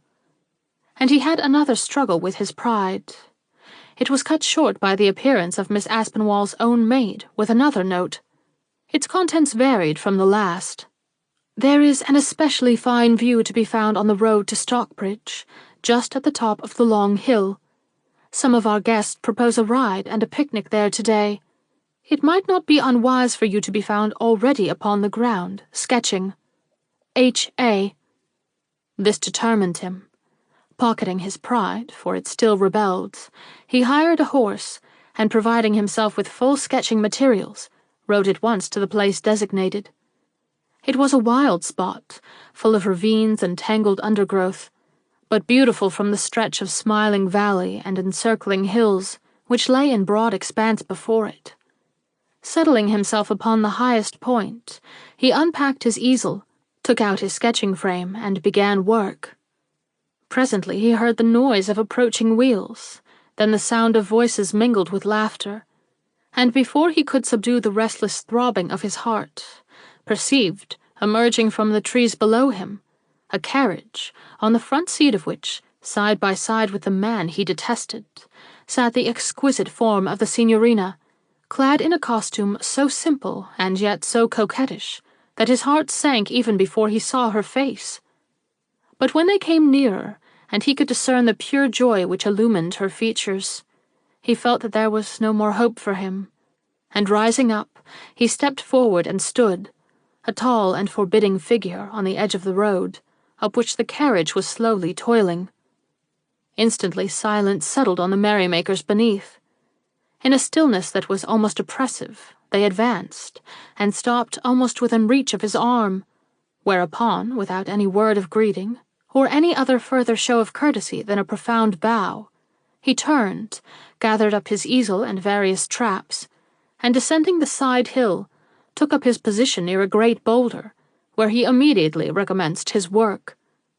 It was a direct cut, made with the rudeness which exists in all great passions, but there was something besides the mere expression of anger in his action. He had feared to risk an encounter in which his own emotions might master him. Better lose his title of gentleman than break forth in those execrations which were trembling on his tongue. Silence and solitude might restore his equanimity. He would at least give them the opportunity of doing so, and if by this self-restraint he drove the signorina to regret the increasing provocation of her manner, he would have earned a reward equal to his sacrifice. A second carriage stopping behind the first soon added its freight of laughing girls to the party already scattered over the hilltop. Then came a third conveyance, and finally a fourth, which latter held the servants and such means for the general comfort and good cheer as spoke highly of the provident care of their generous hostess. The artist saw all, but did not cease making marks upon his paper. He was schooling himself and learning a lesson in patience, which might some day stand him in good stead. It would be tedious for me to relate all the occurrences of this day. Mr. de Graw was not left long alone on the hillside, but the one person for whose coming he eagerly waited did not show herself at his side. When the meal was ready, he was summoned by Miss Aspinwall to take a seat at the improvised table, but he refused, in as courteous tones as possible, and went on with the picture he was now mechanically finishing. When it was done, he rose, and seeing his friends still at luncheon, strolled down the hill. The consequence was that he soon found himself at the mouth of one of the ravines with which the place abounded. Not in the mood for scenery, but caring much for solitude, he was on the point of entering the place, when suddenly he perceived before him the figures of two persons, one of which was so well known to his eye, and so dear to his heart, that it was with difficulty he suppressed an ejaculation of astonishment. It was the Signorina, and with her was a man whose face and form were vaguely familiar to him, and yet not sufficiently so for him to recall his name, or to remember where he had seen him. A little child fluttered gleefully between them, lending an air of innocence to the scene, and yet the artist felt strangely put out by what he saw, could not refrain from giving another sharp look at the person whom the Signorina thus honored by her companionship, and was further startled by discovering that he was not a gentleman. What did it mean? The two were conversing intently, too intently for him to doubt that the meeting was intentional. And yet, what stranger could she know in this place? And what business could so dainty a lady have with a man of this stamp? As he was asking himself these more than puzzling questions, the two said some hurried words of farewell and quickly parted, the man slipping from sight amid the bushes, and the Signorina passing onward down the ravine with the little child at her side. He longed to follow, but felt that it would be imprudent to do so. Yet it was impossible to remain quiescent while the question as to this man's identity remained unsettled. But how settle it? He saw no better way than to join the party above, and listen to the gossip that was circulating about the luncheon table.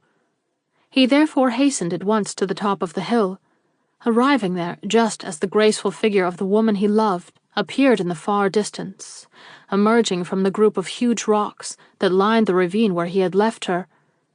The welcome he received was a characteristic one. The glances he encountered did not linger long upon his face, but passed almost immediately to the distant hillside, up which the Signorina and her playful companion were now clambering. Then smiles broke out on lips which strove to hide their secret enjoyment, while looks of curiosity passed from eye to eye till they finally fell on the gentlemanly stranger, who, serenely unconscious of what was going on around him, was making himself particularly agreeable to Miss Aspinwall.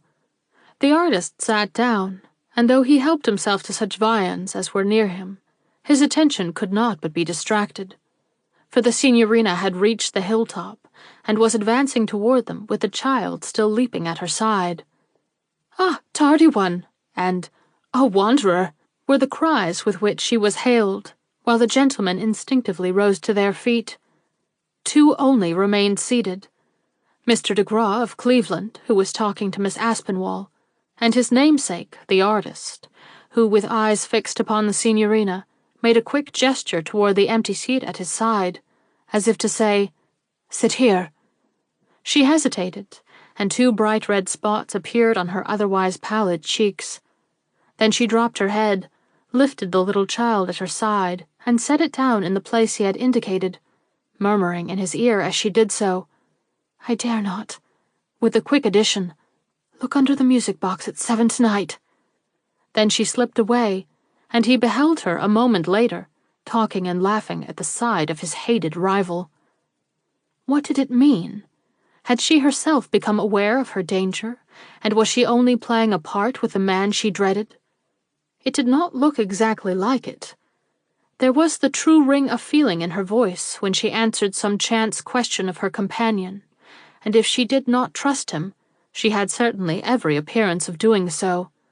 Yet her voice had quivered with earnestness when she spoke to the artist, and perplexed as he was, he could not but look forward with the greatest anxiety to that hour of 7, which promised to solve his difficulties. He did not linger long after luncheon.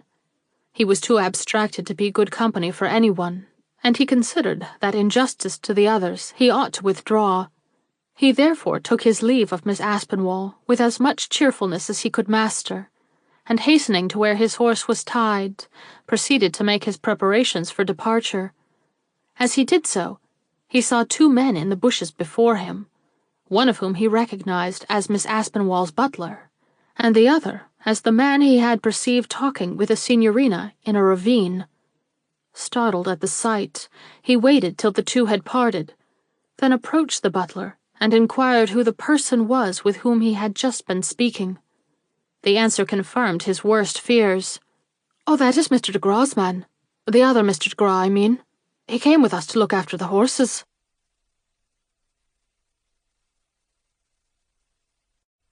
Chapter 21. Threats and Entreaties. Miss Aspinwall dined at 6:30. At 7 o'clock, therefore, she and her guests were still at table. This the artist knew, and this the signorina had calculated upon when she bade him look at this hour under the music-box. This instrument, which was of good size and exquisite tone, was often to be heard in the house. It stood upon a certain table in the parlor overlooking the piazza, and he had but to enter by the front door to be within a few short steps of it. Promptly then, at 7 o'clock, he entered the grounds and advanced toward the now wholly deserted piazza. As he did so, he heard a sound that sent the blood surging to his heart. It was the music-box playing. Was it in welcome or in warning? He hastened his steps to see. It was a warm evening, and the door, as usual, stood wide open. Mounting the steps, he was about to enter, when he was startled by a sudden fragrance of flowers, at once so sweet and powerful that he looked instinctively about for the blossoms which caused it. But there were none in sight.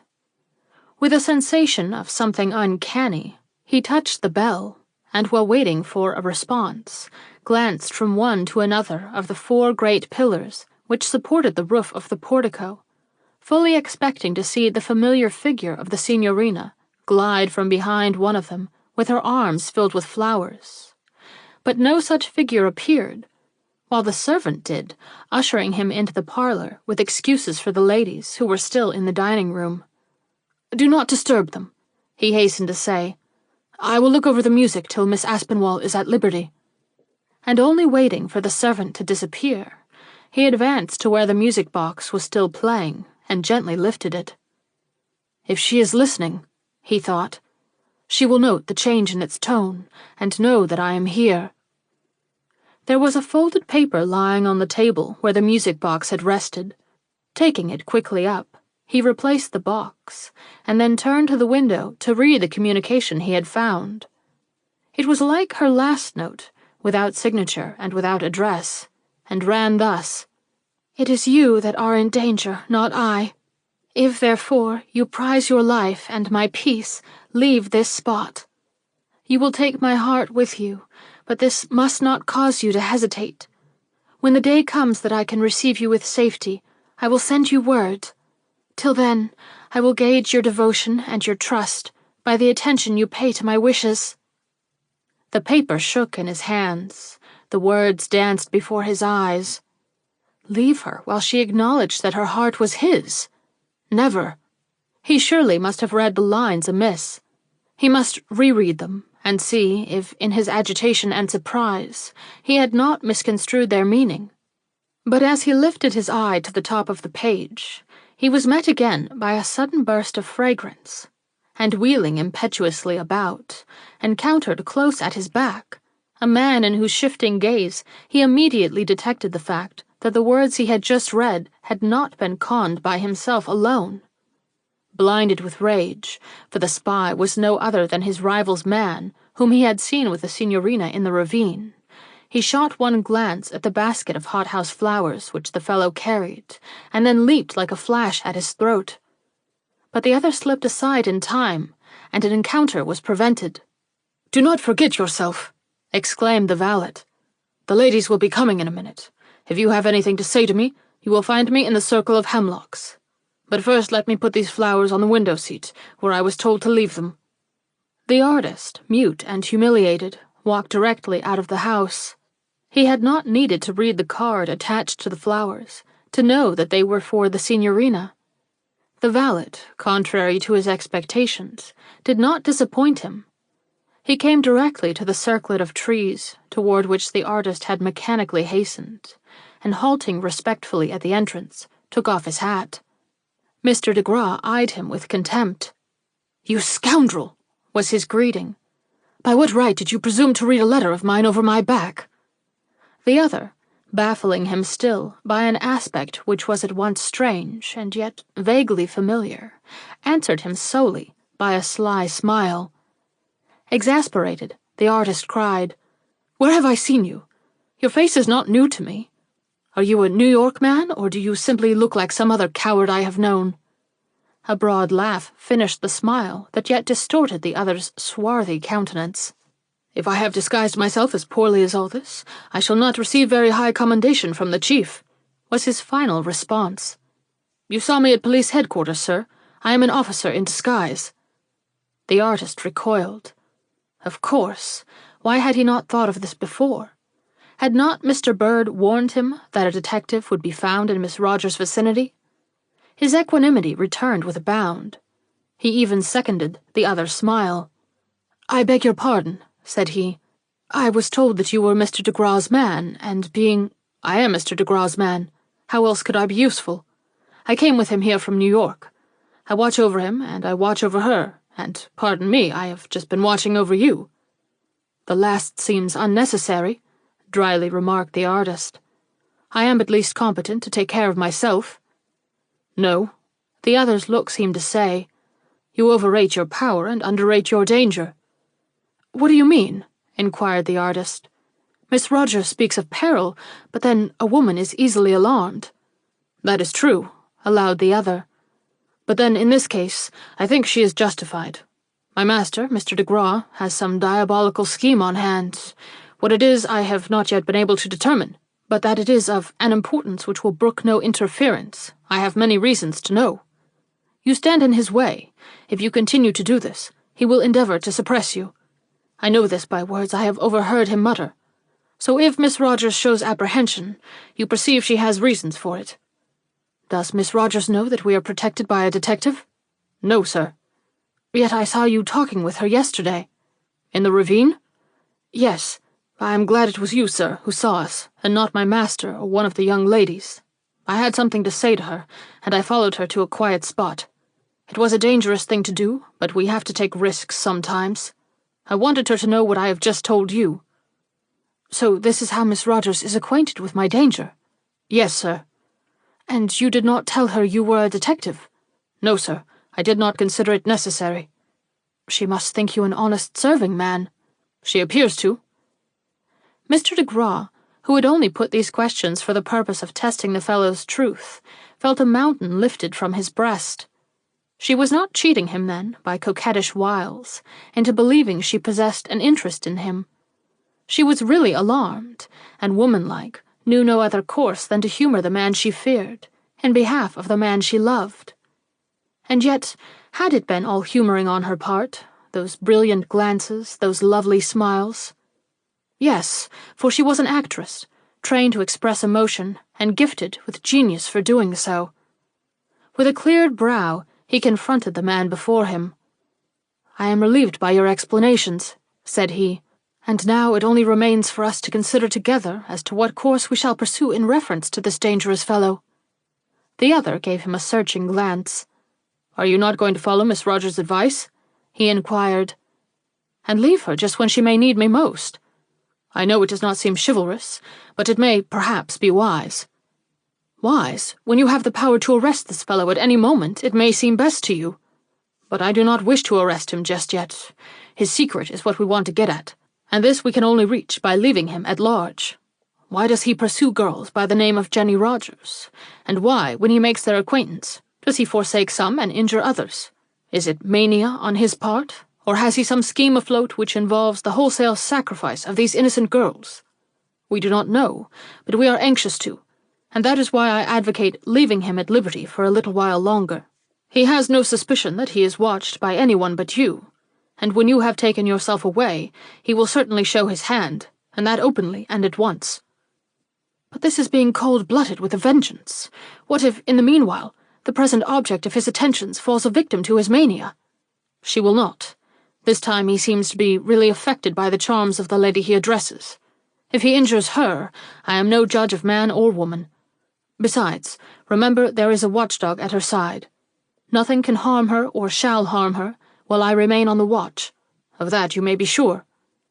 His tone was so convincing, and he showed so much feeling in his last words, that Mr. de Graw looked at him in surprise. "Ah, we fellows are not without heart," observed the man. "Give us half a chance, and we can show ourselves as considerate as the best." "But you are not omnipresent, and peril may reach her in ways unforeseen and unexpected." "I do not think so. I am both liked and trusted by my master. He confides every commission to me. I am his right hand, and he will make no move without me." "Do you not flatter yourself?" "No. He apes the great gentleman, and does no manual work himself." The artist sighed. "Well," said he, "I will follow your wishes as far as to try and keep away from the house. If my anxieties make it impossible, why that is the fault of human nature, and must not count against me. You, on your side, must promise that you will not only watch over her, but give me the opportunity to assist you in doing so if his actions become in any way threatening. Miss Aspinwall, whom I will take into my confidence, must promise the same, and with these two sureties before me, I may succeed in restraining my impetuosity." "I am sure you will," was the reply. "And if you would go further and remove to the hotel—" "I will." "Then I think matters must culminate very soon, and you will either find that his interest is no greater here than it seemed to be in some other quarters, or that it is of such a nature that the police will feel justified in seizing upon him, in which case his arrest will occur promptly and effectually." "I yield for the nonce," said the artist, and fearful of retracting his word, which had somehow been torn from him, he broke up the conference by a gesture, and walked rapidly away in the direction of his present home. But before he had reached it, he deliberately turned about and hastened back to the mansion he had just left. "I will not act the part of the coward," he inwardly determined, "nor will I be a slave to the cold-blooded wishes of the police. She is here, and I will see her, if only to say goodbye."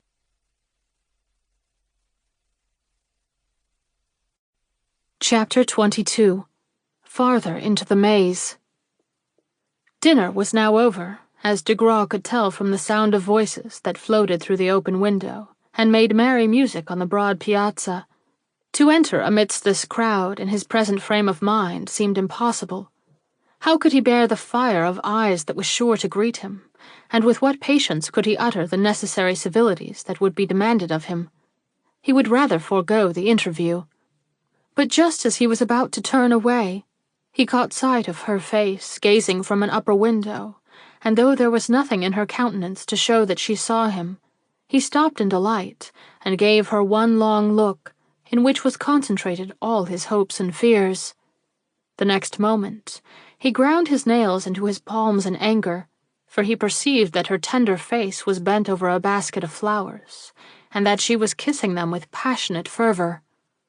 Oh, was it for this he had come back?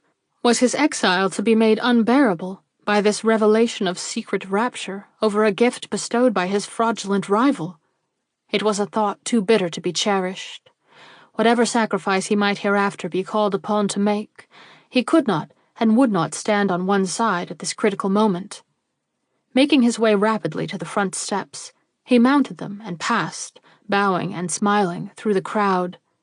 Taking up his stand in the hall beside a table well covered with books and pamphlets, he waited for her coming down the broad oaken stair.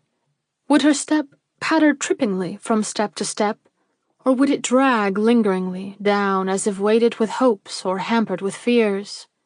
He had an immediate opportunity to judge, for almost before he had settled himself into the shadow he coveted, he heard the expectant sound, and it was as lingering as he could wish, and as soft as was the rustle of the silken garments that accompanied it.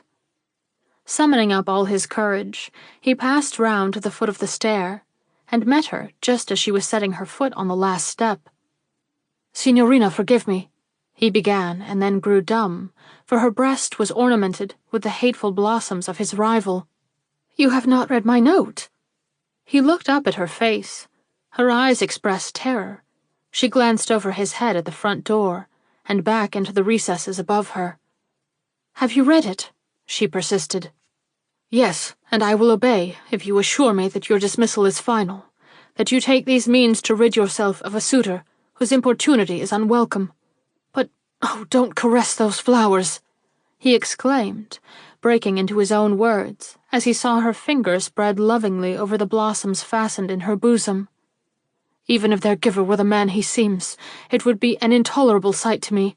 As it is—" "Sir, did not you send me these flowers?" "No." She turned pale, then red, and raised her hand as if to tear the blossoms away. "I thought you did," said she. The words, the tone, raised him into the seventh heaven of delight. Had he not been conscious that more than one pair of eyes were resting upon them, he would certainly have caught her by the hand and uttered 1,000 passionate protestations. But the hour was not propitious for love-making. Besides, she looked restless and panted with impatience. "Mr. de Gras's man brought them here. I should have thought the donor's name would have appeared upon them." "It was, but I only thought of you. They were lying on the window-seat, you see. Oh, Mr. de Gras, will you not leave me? Indeed, I am in earnest when I beg you to do so. Though it seems cheerful here and innocent as paradise before the fall, there is death in the air, and you will be the object of it. Signorina, were that death as near me now as you are, I would not move. That you remain is enough for me. How could you think I would go after I learned that the shadow of danger rested over these walls? But I am not menaced. Oh, why will you not believe me? See, I entreat." She put her 2 hands together, then stopped to wring them, for his look was immovable. "Do not call the attention of the others," he remonstrated. "We do not wish to frighten them, or even to enlighten them as to the importance of the matter we are discussing." Then, as he saw her hands drop despairingly at her side, he added, "But you alarm yourself unnecessarily if it is my safety you regard. I cannot think that I am in any real danger, nor can I think that you regard me as being so." Her eyes flashed wildly, and with an incomprehensible expression, to his face. "Why do you say that?" she demanded. "Because you send me away. Because you encourage cowardice in a man who has not, to my knowledge, betrayed any great evidences of pusillanimity. If you thought this other de Gras as great a villain as your words imply, you would be asking for the protection of the police, instead of trying to beguile him from his intentions by the frankest and most confiding of smiles." "You do not understand," she panted. "I am in a net. I must go on in my own way. If you love me, you will trust me. Mr. de Gras, do trust me. It will be my salvation and yours." "Mysterious," he ejaculated. She seemed to lose heart. "And you will not go?" she entreated, her breast heaving, her eyes wandering, her form swaying to and fro. He felt like crying, "Yes," just to calm her, but he thought her anxiety exaggerated, her emotion one that he ought to restrain. "You are moved," said he, "by what Mr. de Gras's man has told you." She shrank back.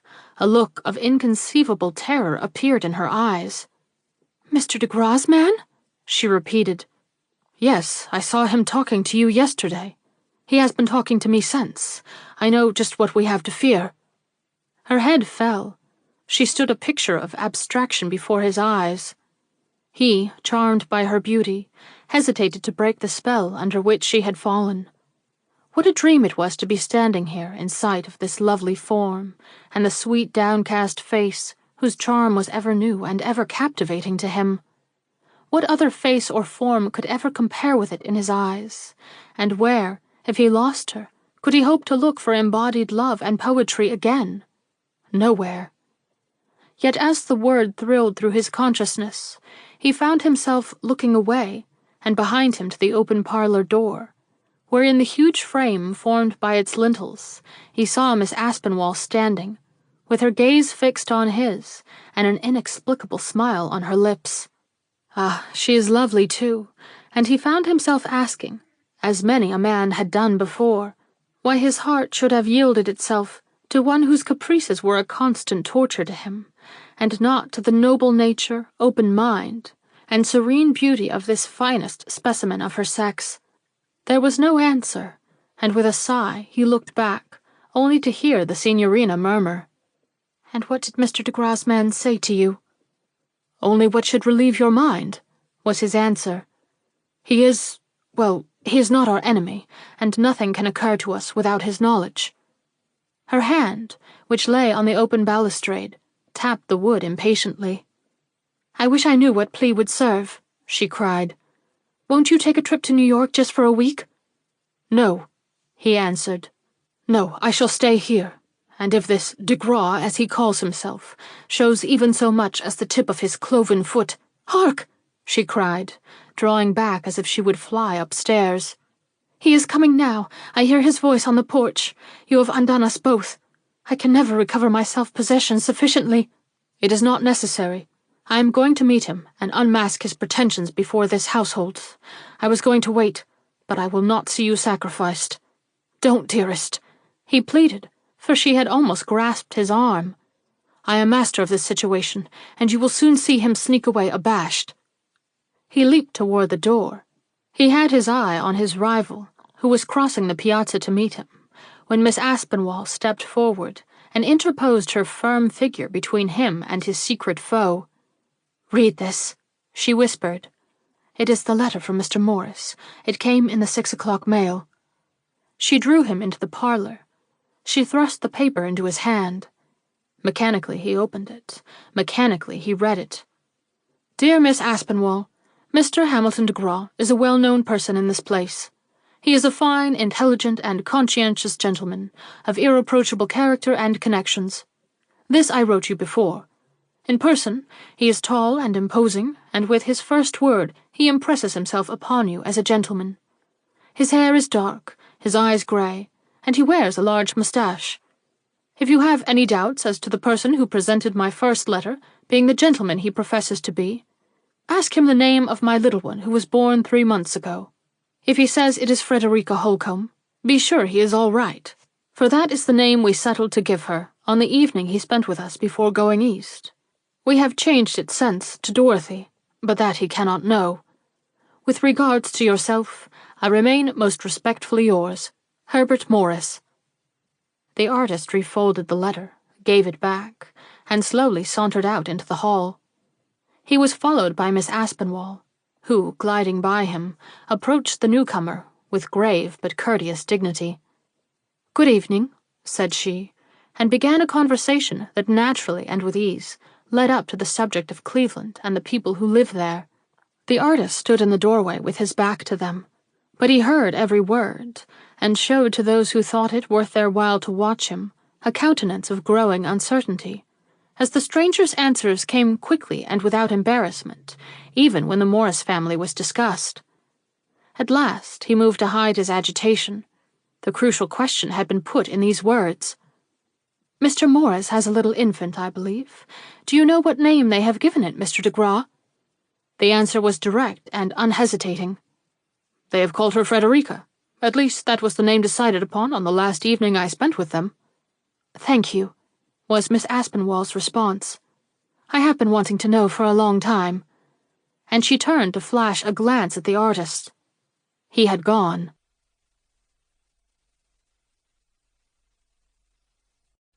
Chapter 23. Welcome and Unwelcome Intruders. The artist returned to his rooms a dazed man. The triumph of his rival had overwhelmed him. He moved and acted like an automaton, and passed from object to object in his apartment, like one who has no further interest in life. Not till he came upon the signorina's picture, gleaming in soft beauty from the corner where he kept it enshrined, did a flash of the old life return to him. Then, indeed, he seemed to wake and soften to the influence of the twilight, and be a man again of hopes and fears. But after a long contemplation of it, he showed renewed signs of weakening, and anxious, probably, to stave off the torpor which he felt overcoming him, he passed to the closet and reached up his hand for a certain decanter he kept there. It was dark, and he had to grope along the shelf for it, but at last he found it in what he thought a rather remote corner, and taking it down, discovered to his surprise that it was empty. Now, as he had filled it that very morning, he naturally thought this somewhat suspicious, and looked about the room to see if anyone had been in it during his absence. But he saw no evidence of this. The intruder, therefore, must have been someone both sly and deft, for the room was quite small and much crowded with furniture. But who had the intruder been? His landlord or his landlord's wife? Impossible. Such people as they never drink. The servant, then? But she was as awkward as she was good-natured, and never came into the room without upsetting a table or so, and knocking down 2 pictures at least. It must have been a stranger. But what stranger? Henry Martin, his fellow artist, whom he had originally brought with him to this place, was up in the hills sketching. Besides, his tastes were moderate, almost to the point of abstinence. It could not have been he, nor anyone else that he knew. It was, therefore, someone that he did not know. Arrived at this point, he dropped the subject. After all, what did he care for this or anything else? He would sleep. He would shut his eyes upon this perplexing world. But here a knock at the door startled him. He was not to be allowed to rest. Someone demanded admittance. Advancing to the door, he opened it.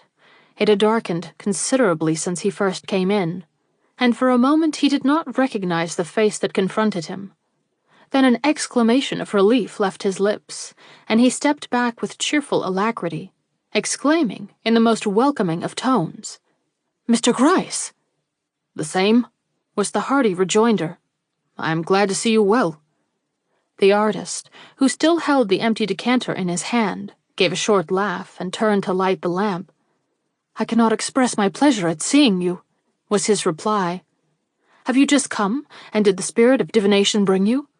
You cannot know how desirable your presence is here. I was just wondering if I would be justified in sending for you or for Mr. Bird. I did not think so, and yet, now that you have come, I feel relieved of a mountain weight of uncertainty and responsibility. Did you know you were wanted so much?" "My presence should be the best answer for that. I have no time for jaunts and no health to indulge in them if I had." "Then the detective you sent here telegraphed for you?" "He did." "Then he is a better fellow than I thought." "Oh, he is all right." Mr. de Graw, more and more cheerful, showed the detective his empty decanter. "Someone has been helping himself to my best sherry," said he, "or I would offer you a glass after your ride." "Whom do you mean?" "That I don't know." The detective moved nearer to the grate, upon which his eyes had been fixed ever since he entered the room. "What is this?" he asked, pointing to the ashes beneath, that were wet, or appeared to be so. "I can't say. Do you suppose it is my wine which has been poured there?" "I should like to take a sniff and see, but my rheumatism is too much for me. I could not bend my back so low if I should try." "But I can." And the artist went down on his knees, buried his nose in the ashes, and rose up with a perplexed face. "My wine is there. What do you suppose it means?" he cried. Mr. Gryce shook his head. He was already looking here and there about the room, as only a detective can. "You leave your window open?" he remarked. "Generally." "Someone has jumped out of it." "How do you know that?" "Here is the mark of a foot in this down pillow. Evidently a flying leap has been taken from this couch to the grass beneath." "Well, I did not see that." "And if that is not a proof, look at that broken branch of vine lying below. If it were not so dark, we could see it more clearly, but I do not know as we need to." and the detective withdrew his head from the window out of which he had been peering, and again cast his eyes about the room. "Have any of those canvases and things been moved?" he inquired. "No, yet a man has passed amid them freely. Ah!" The exclamation was caused by the sudden discovery of a small and glittering object lying on the floor under the lounge. Drawing it out, he showed it to the artist, with a quiet and peculiar smile. "A detective's badge," he cried. "The identity of your visitor is explained. He was no one else than my colleague." The artist, with his eyes flashing from the empty decanter to the still moist ashes, changed color. "You are right," said he, "and by his visit he has probably saved my life." "What's that?" "He warned me. He told me that I was in danger from this adventurer's jealousy and— Wait, what adventurer?" "The other DeGraw. You knew there's another man here who calls himself Hamilton DeGraw, did you not?" "Yes." "Well, he passes for a gentleman. He is perhaps a gentleman, but for all that, he is the villain you are seeking. He came with recommendations from Cleveland, and was received into Miss Aspinwall's house, and immediately began to make love to Signorina Valdi, whose real name, as you doubtless know, is Jenny Rogers. He has dark hair, grey eyes, and a persuasive manner. He has been in New York, and if not the gentleman you seek, certainly answers to all descriptions of him as fully as I ever did." "Very good, I will see him." "Your man, that is, the detective you sent here, is not in favor of his immediate arrest. He wishes to wait till this mysterious DeGraw commits himself. But I, who have so much at stake, feel this to be cold-blooded. I hope you will agree with me." "We will see, we will see." "And what is more curious still, he, as well as she, declares that it is my life which is menaced, and not hers. Though, to be sure, her fears are the offspring of his, he having seen fit to tell her of certain mutterings uttered by Mr. DeGraw, which he, in his character of valet to that gentleman, had been fortunate enough to overhear." Mr. Gryce, who had been studiously considering the head of his cane, shifted his gaze, at that point, to the ferrule. "Please repeat that," said he. The other did so. "I begin to be interested," muttered the detective to the impassive object he was considering. Then, in his usual colloquial manner, he observed, "So that fellow of ours has been playing the part of this gentleman's valet?" "Yes." "And has talked with Miss Rogers?" "Yes." "And with you?" "Yes." "Humph! And yet you speak of him in a careless way as my man." "I do not know him by name." "You do not know him by name?" "No." "He must be wonderfully disguised." "How?" "The man whom we sent here was Mr. Bird." "Never!" "Mr. Bird," emphatically repeated the detective. "It is impossible. No disguise could make blue eyes black. This fellow has black eyes." "Pooh! Black, I assure you." "Lights deceive." "I have seen him by daylight only." "It is Bird. I have his letter here, written in his own hand." The artist grew excited. "Letter or no letter, black eyes or blue, the man who calls himself Mr. DeGraw's valet and an officer of your force is not Mr. Bird." The detective gave a sly wink at the ferrule, as if it were with that, and not with the artist, he had been carrying on this dispute, then buried it, with the secrets he had been imparting to it, deep in the pile of the rug upon which he stood, and turned toward the door. "Let us make a few inquiries," he proposed. The artist, unused to this sort of work, followed his steps with reluctance. "Whither are we going?" he asked. "First, to your landlady or landlord or whoever it is who keeps this house going. I want to find out if anyone saw a person enter here since you have been out, and if so, who it was. Then let us ask the old man who sits on the front porch. He is always there, and would be sure to see anyone who came in by the door." "Very good."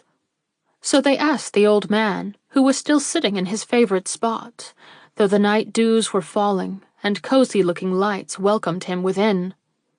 He answered that he had seen 2 strange men admitted, besides the elderly gentleman now addressing him. One came quickly, passed him rudely, and went in without waiting for his hurried ring at the bell to be answered. He had a book in his hand. The other came immediately after him, stepped quietly by his chair, and did not stop to ring at all. Both went toward Mr. DeGraw's room. 2? The artist looked amazed. The detective turned up his ferrule and nodded at it. And when did these men come out? Why, they have not come, the old man answered. I have sat here on purpose to watch. I was going to ask them their business when I saw them again. A fine watchdog that, murmured Mr. Gryce sarcastically. Then, with a kindly bow, they were both young men, I take it? Oh, yes, young fellows. Not Mr. de Gras's kind, but well enough. I see. Come, Mr. de Gras, our business takes us further. And Mr. Gryce descended the 2 steps, leading to the walk, while saying, Your window points toward the west, I see. Probably the latter man followed the first out of it, into that skirting of trees that leads up the hillside. We will let them take care of themselves. We have other matters on hand just now. But, objected Mr. de Gras, as they passed out of the gate into the broad street of this beautiful village, who is the second man, or rather the first? For it looks as if the latter man is the detective. It could not have been Mr. de Gras, suggested Mr. Gryce. No, I left him behind me at Miss Aspinwall's. An agent of his, then? Possibly. With an errand of death? It may be. Which was defeated by Mr. Bird? The valet is not Mr. Bird, the artist again declared. You stick to that? Always.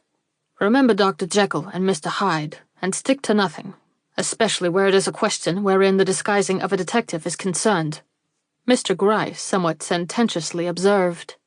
And yet, as they proceeded, and more of the particulars connected with the late occurrences came to light under his skillful questioning, it seemed from his manner and the frequency with which he turned up his ferrule to look at it, as if he were not without his own secret doubts, though in just what direction they pointed, it would have been hard to tell. When they reached the hotel, Mr. Gryce stopped. Let me do this business myself, said Mr. Gryce, and leaving the only too willing artist on the piazza, he went in and had his little talk with the clerk. Shortly he came out. Mr. de Gras and his man are neither of them in. This we expected. I shall wait till one or both of them return. What will you do? Wait, too. The piazza is dark enough to conceal anybody's identity. I will sit here, and if you see fit to acquaint me with the result of your interview, well and good. I shall know how to be grateful. That I do not doubt, observed the detective. I have no objections to your remaining here. In fact, I prefer it. But do not think of accosting Mr. de Gras or his man. We have a delicate matter here to handle, and it will not bear the least interference. Do not fear, I shall not budge from my corner. Very well, then, you will hear from me again. He went in, and the artist settled himself for a long and tedious hour of waiting. As the clock struck 10, he heard the notes of a fine baritone voice disturb the quiet of the night, and the next moment saw Mr. de Gras's fine form come up the steps, cross the piazza, and enter the house by the large front door.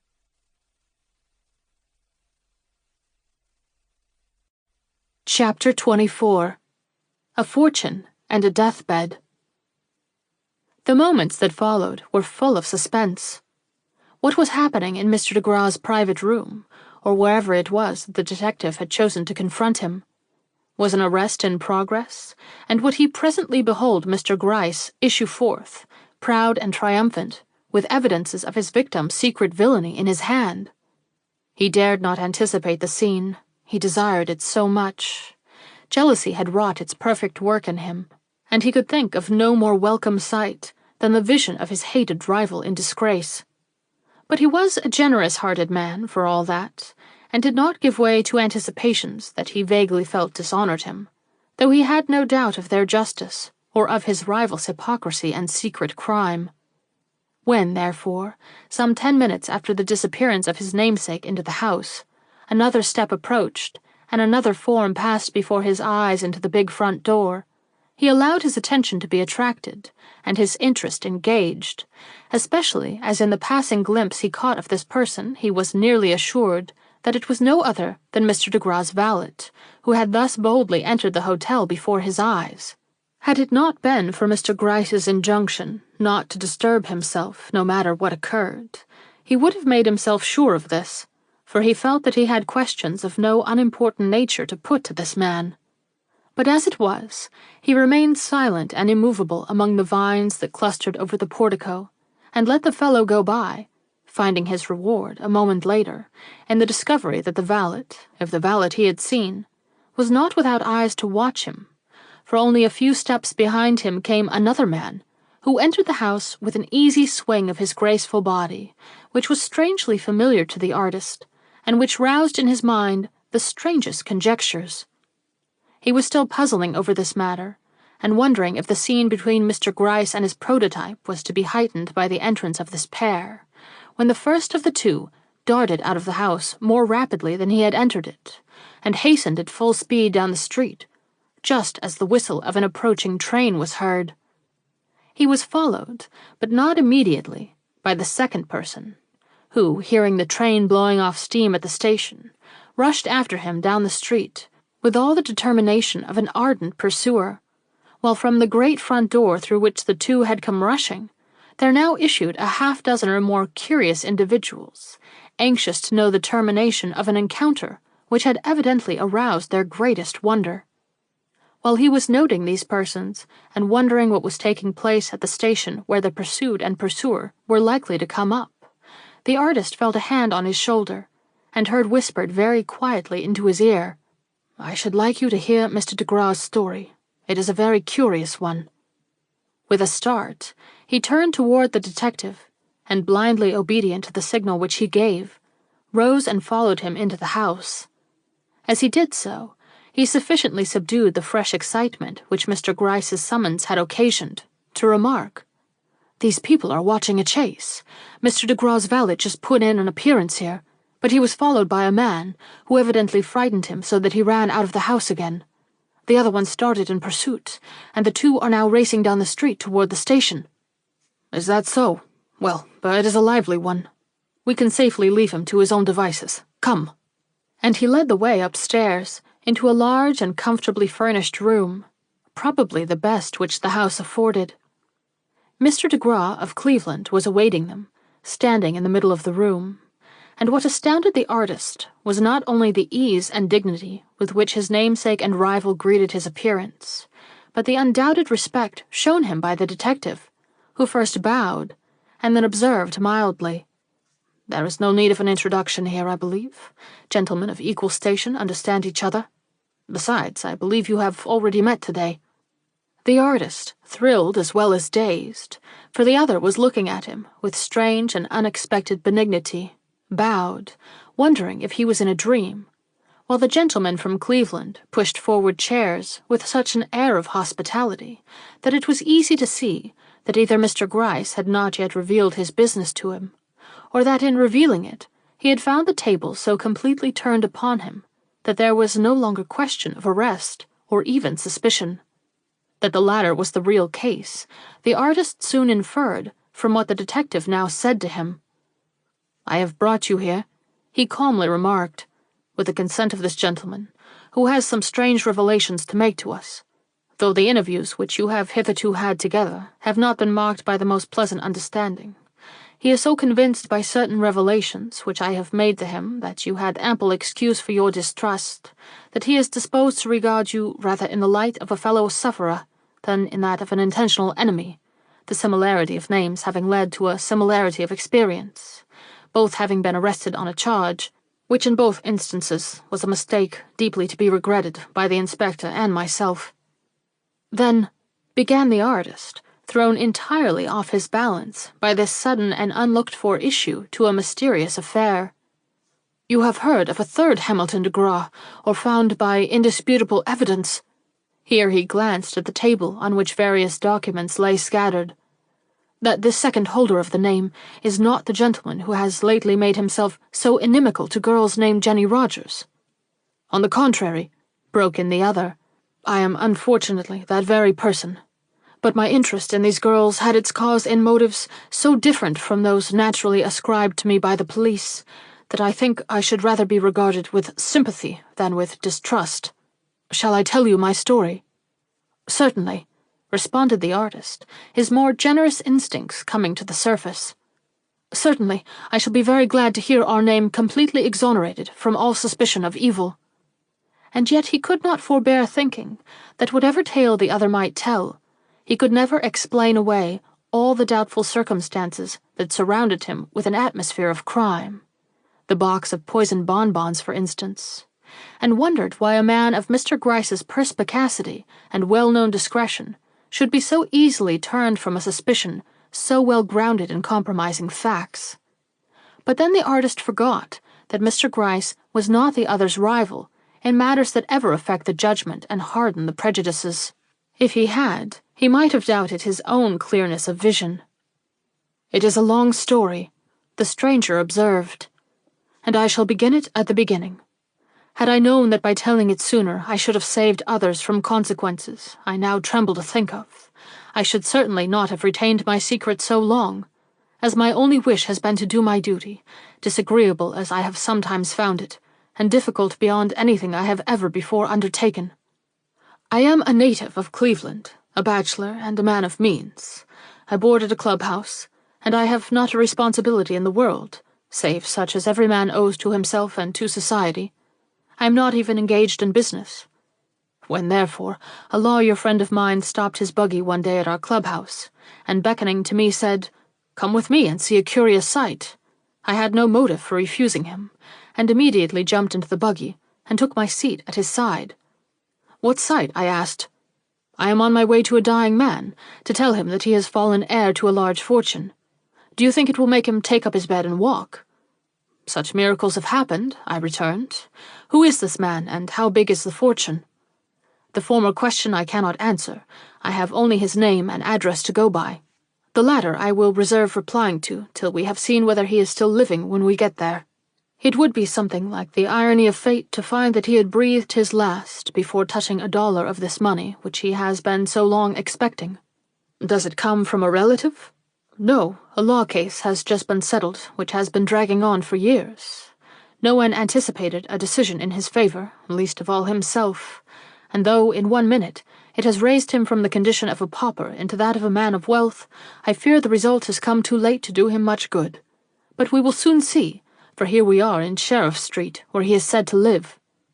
I was interested by this time, as we are in all human dramas, and was glad when we drew up before a small, one-story wooden structure of mean but not uncleanly aspect, to hear through an open window the sound of a racking cough, which seemed to assure us that the sufferer still lived, even if his prospect of living long was small.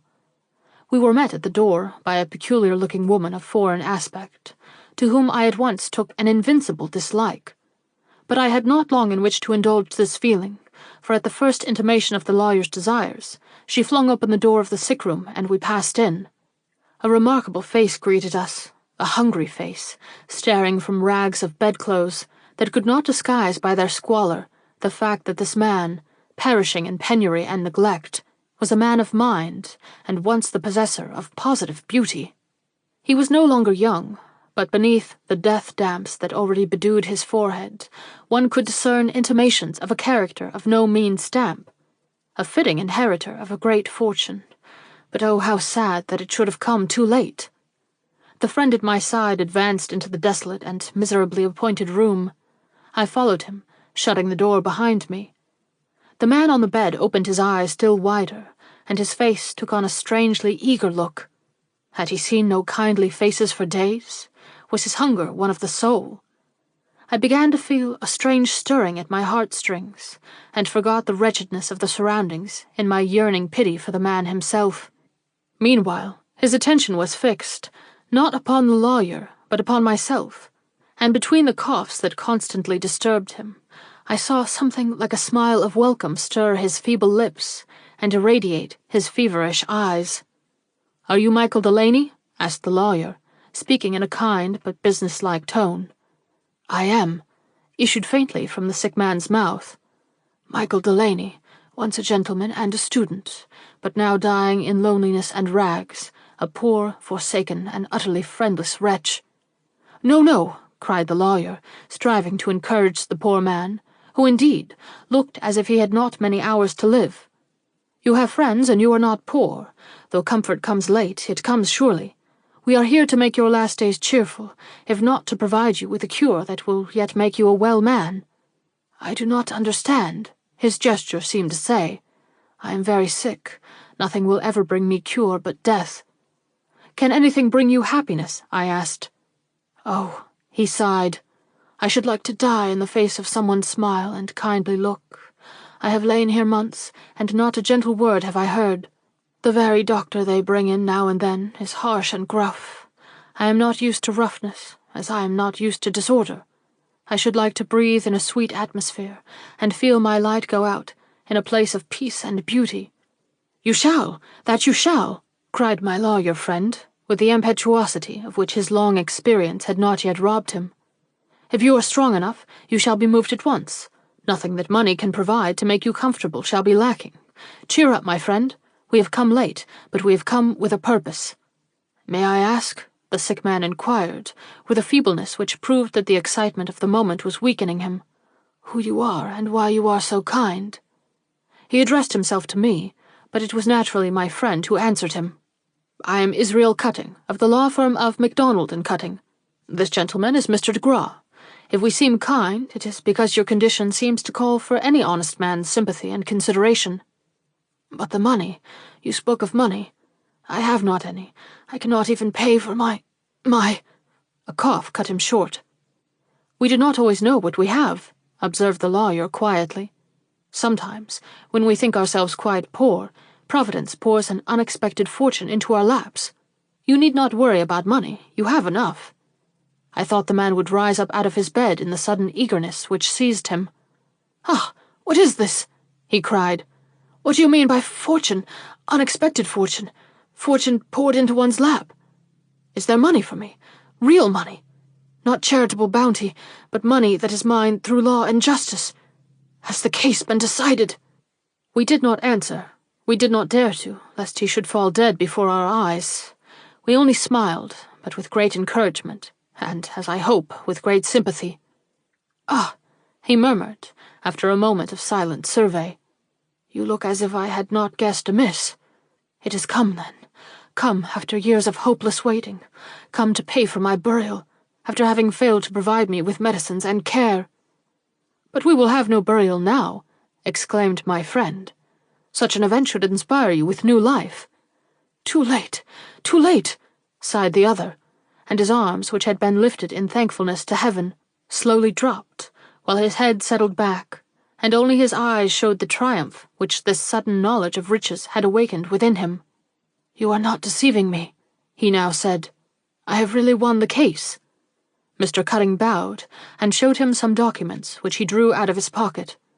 The sick man looked at them, smiled proudly, and seemed for a minute to regain a certain strength. "I knew the money ought to be mine," said he, "but I never expected a jury would agree with me. Ah, if I had only 2 days before me, or 1 day, I would—" The lawyer interrupted him. "Have you any relatives?" he asked. The sick man shook his head. "I have neither kith nor kin," he answered. "I have not even so much as a cousin in this world." "Is it possible?" exclaimed the lawyer. "Whom is this money going to?" "How much is it?" asked Mr. Delaney. "Oh, a large sum, hundreds of thousands." The sick man uttered an exclamation, then looked slowly and with an expressive comment round the room that would not have been considered a decent home for an ordinary hod-carrier. "And I owe for this," he exclaimed. "May I ask," here he turned with strange persistency to me, "that one of you gentlemen will be good enough to pay the woman who rents me this room all that I owe her? I should like to see it done with my own eyes. Perhaps she will swear at me less, and let me have a cup of tea that is not stone cold." The lawyer sprang to the door with alacrity. As he did so, we heard a bustling sound without, but when he had reached the hall, he found no one, and had to call again and again before the horrid old woman, who seemed to be the sole owner and inhabitant of this establishment, appeared. "What does this gentleman owe you?" was the lawyer's brusque interrogatory, as her wicked face showed itself inside the door. She stammered, seemed at a loss to mention the sum, and finally said, $100. "No, no," came from the bed, but the lawyer, with a wave of his hand, calmed the man behind and intimidated the woman before him. $100, he repeated. "For a room without a carpet, a bed without sheets, a plate without food. If you get 10, you will do well. I am a lawyer, woman, and I have seen the like of you before. Where are this gentleman's clothes, and the watch that used to hang in that case, and the books that used to lie on that shelf?"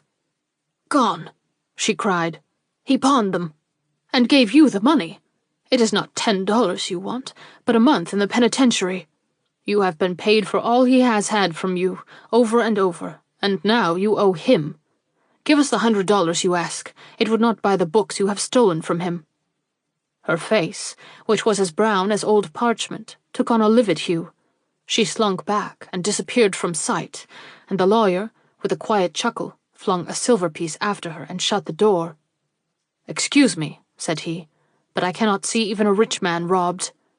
Then, observing how pale the sick man was becoming, he grew suddenly alarmed, and whispered for me to go for the nearest doctor, as he really feared that Mr. Delaney would not live long enough to make his will.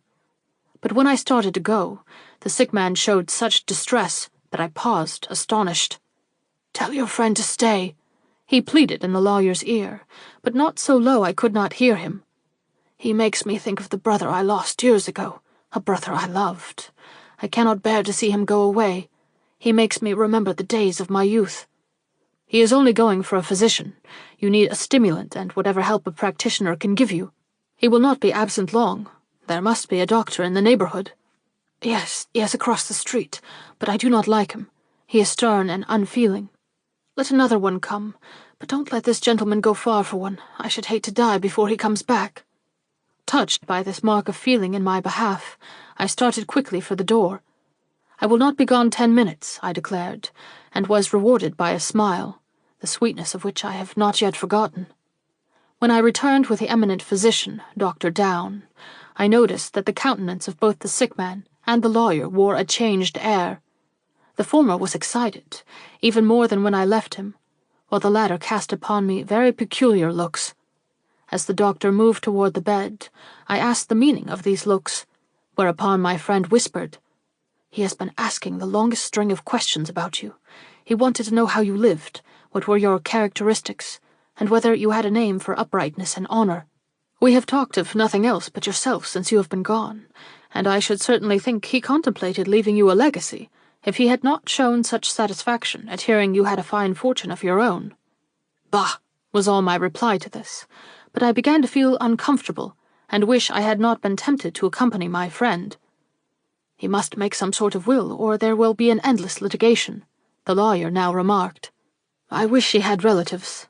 What is a man to do with a fortune who owns no human tie, and has no time left in which to make one?" "There are the charities." The lawyer shrugged his shoulders. Evidently he was not of a decidedly less philanthropic turn. At this point the doctor joined us.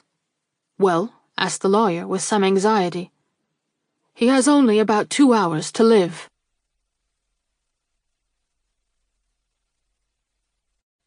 Chapter 25.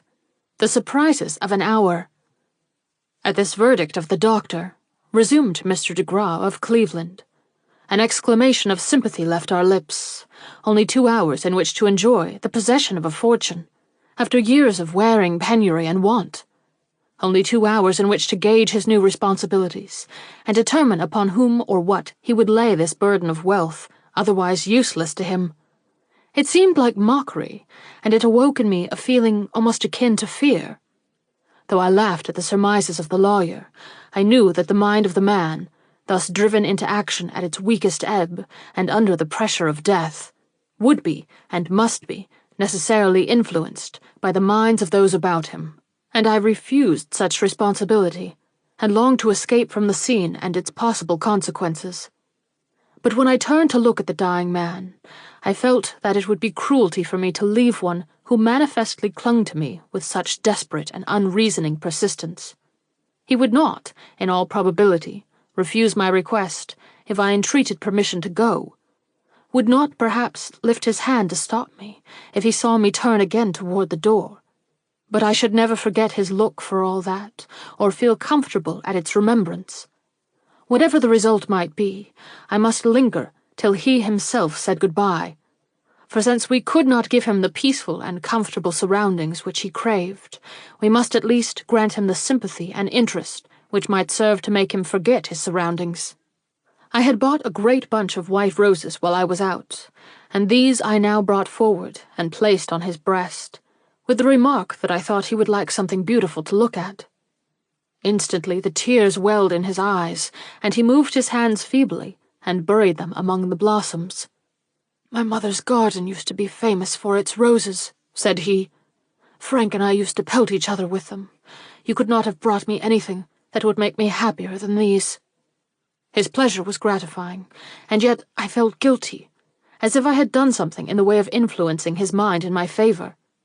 Mr. Cutting evidently agreed with my feeling in this matter, for he gave me a queer look as he again approached the bed. "I am sorry to trouble you," he now said, addressing the dying man, "but as a lawyer and a citizen, I feel it incumbent upon me to suggest that you should make a will, Mr. Delaney. If you do not, there will be more wrangling and litigation after your death than before it, and this, I have no doubt, you wish to avoid." "Yes, yes." "Shall I listen to your wishes, then? Have you decided to what friend or friends you would like to leave this money?" "I have decided," said the sick man. "I wish it all to go to one person." "No matter how large the sum may be?" "No matter how large the sum is. The larger, the better. All to one person, I say. Ah, this is a delight, after years of vain desire and want." The lawyer drew up a small table, placed upon it writing materials, and began to fill in the draft of a will which he had brought with him. While he was doing this, I talked with the doctor, and lent such assistance as was necessary to make the dying man comfortable and keep up his strength. When it came time for him to name the person to whom he wished to leave his money, I withdrew as far from him as possible, but the room was too small for me to escape hearing the eager whisper that left Mr. Delaney's lips, even if the words had not been the familiar ones. Hamilton de Graw. "You wish," the lawyer stammered, as much taken back as I was myself, "to leave all my property, real and personal, to this gentleman, whose name you say is Hamilton de Graw." "But," I now cried, with an embarrassment easily to be understood, "I am a stranger to you, as much of a stranger as either of these gentlemen. I pray you to reconsider this matter. I do not need your wealth. Besides, don't waste the precious moments," he entreated, with a burst of his ominous cough. "You are a stranger, but you have a face like my brother Frank. He was the most loyal soul alive, and so, I believe, are you. And that is what I want, loyalty and truth in my heir. They will both be needed, I forewarn you. Write down the name," he now commanded the lawyer, "and be sure you make the will legal, or I will rise from my grave to reproach you." There was no use in trying further dissuasion. He was in full possession of his faculties, as even the doctor was ready to swear. But he was growing very weak, and opposition robbed him of even the slight remains of strength which were still left him. Mr. Cutting, who was pale as the paper on which he wrote, put down my name as requested, and then, asking the doctor to call in his man from the buggy before the door, he put the pen in the dying man's fingers, and watched him breathlessly, as we all did, I no more than the rest, while he scrawled those few lines which in one moment raised me from a gentleman of respectable means into a man of fortune. The sigh of relief which followed the completion of his signature came from his breast, not mine.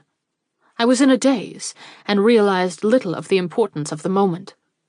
I did not even fully comprehend the looks of pardonable astonishment and good-natured sympathy that passed between the two professionals present, or noticed when or how the witnesses affixed their names to this most hurried and remarkable of wills.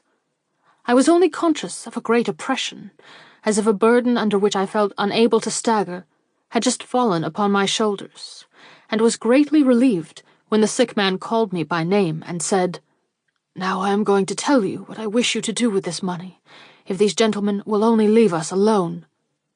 The lawyer, who had just stepped forward to offer me his hand in congratulation, stopped, and looked as if he did not know whether to continue this ceremony or not. But when he observed my relieved countenance, he grew quite cheerful, and warmly wringing my hand, whispered, "It is a matter of 3 million, de Graw, so be careful what you promise." I stared. I could not take in the figures at first, but when I did, I felt actually chilled, as if a dash of cold water had been thrown upon me. 3 million! I hardly dared to look the reckless giver of this fortune in the eye. 3 million! And 2 hours before, I had neither heard his name nor he mine. What mystery, thought I. I hope he will tell me what he wants me to do with all this money. The two gentlemen had by this time withdrawn into the hall, the doctor whispering as he passed me, "Raise your voice if you see him going. There's nothing more we can do for him now but close his eyes." A task which it seemed for the moment as if we should not be called upon to perform, for when I turned toward him, he already lay like one in his last rest, save that his hand still moved among the blossoms I had given him. But when he felt me near, he raised his heavy eyelids and beamed upon me with an inexplicable smile that was at once sad and searching. "Will it be a great disappointment to you to lose the use of the money I have just put into your hands?" My cheeks flushed. It was a little hard to see the prospect of so much wealth dissolve into nothing, with a suddenness equal to its coming. But my tone, I am sure, showed no real regret as I answered, "It is your wealth, and I have not the shadow of a claim upon it. Whatever you wish me to do with it, I will do, that you may rely upon." "Even if it involves trouble and sacrifice?" "Most decidedly." "Ah, Providence is kind to send me just the man I need in my extremity. Receive my thanks, and forgive me that I seem to give you personally what I only meant to give you in trust for another. Why I felt it necessary to do this, you will understand when I tell you that my real heir is as yet a person unknown, a person for whom I have not time to seek, and for whom you yourself must look as soon as opportunity offers. But I will tell you exactly what she must be. She must be young, beautiful, charming, and good. She must be a resident of New York, and she must have for her name the simple one of Jenny Rogers. That is all I ask. When you find such a girl, and have studied her character enough to know that she will do me credit as my heir, then I ask you to hand over to her, by deed of gift, all the fortune which for so many years has been without benefit to man or woman." I stood aghast. What sort of a proposition was this? Was not the man in sound mind, after all? Some girl, any girl who bore a certain name and fulfilled certain conditions, was to reap the benefit of $3 million, and I was to be the man to choose this girl.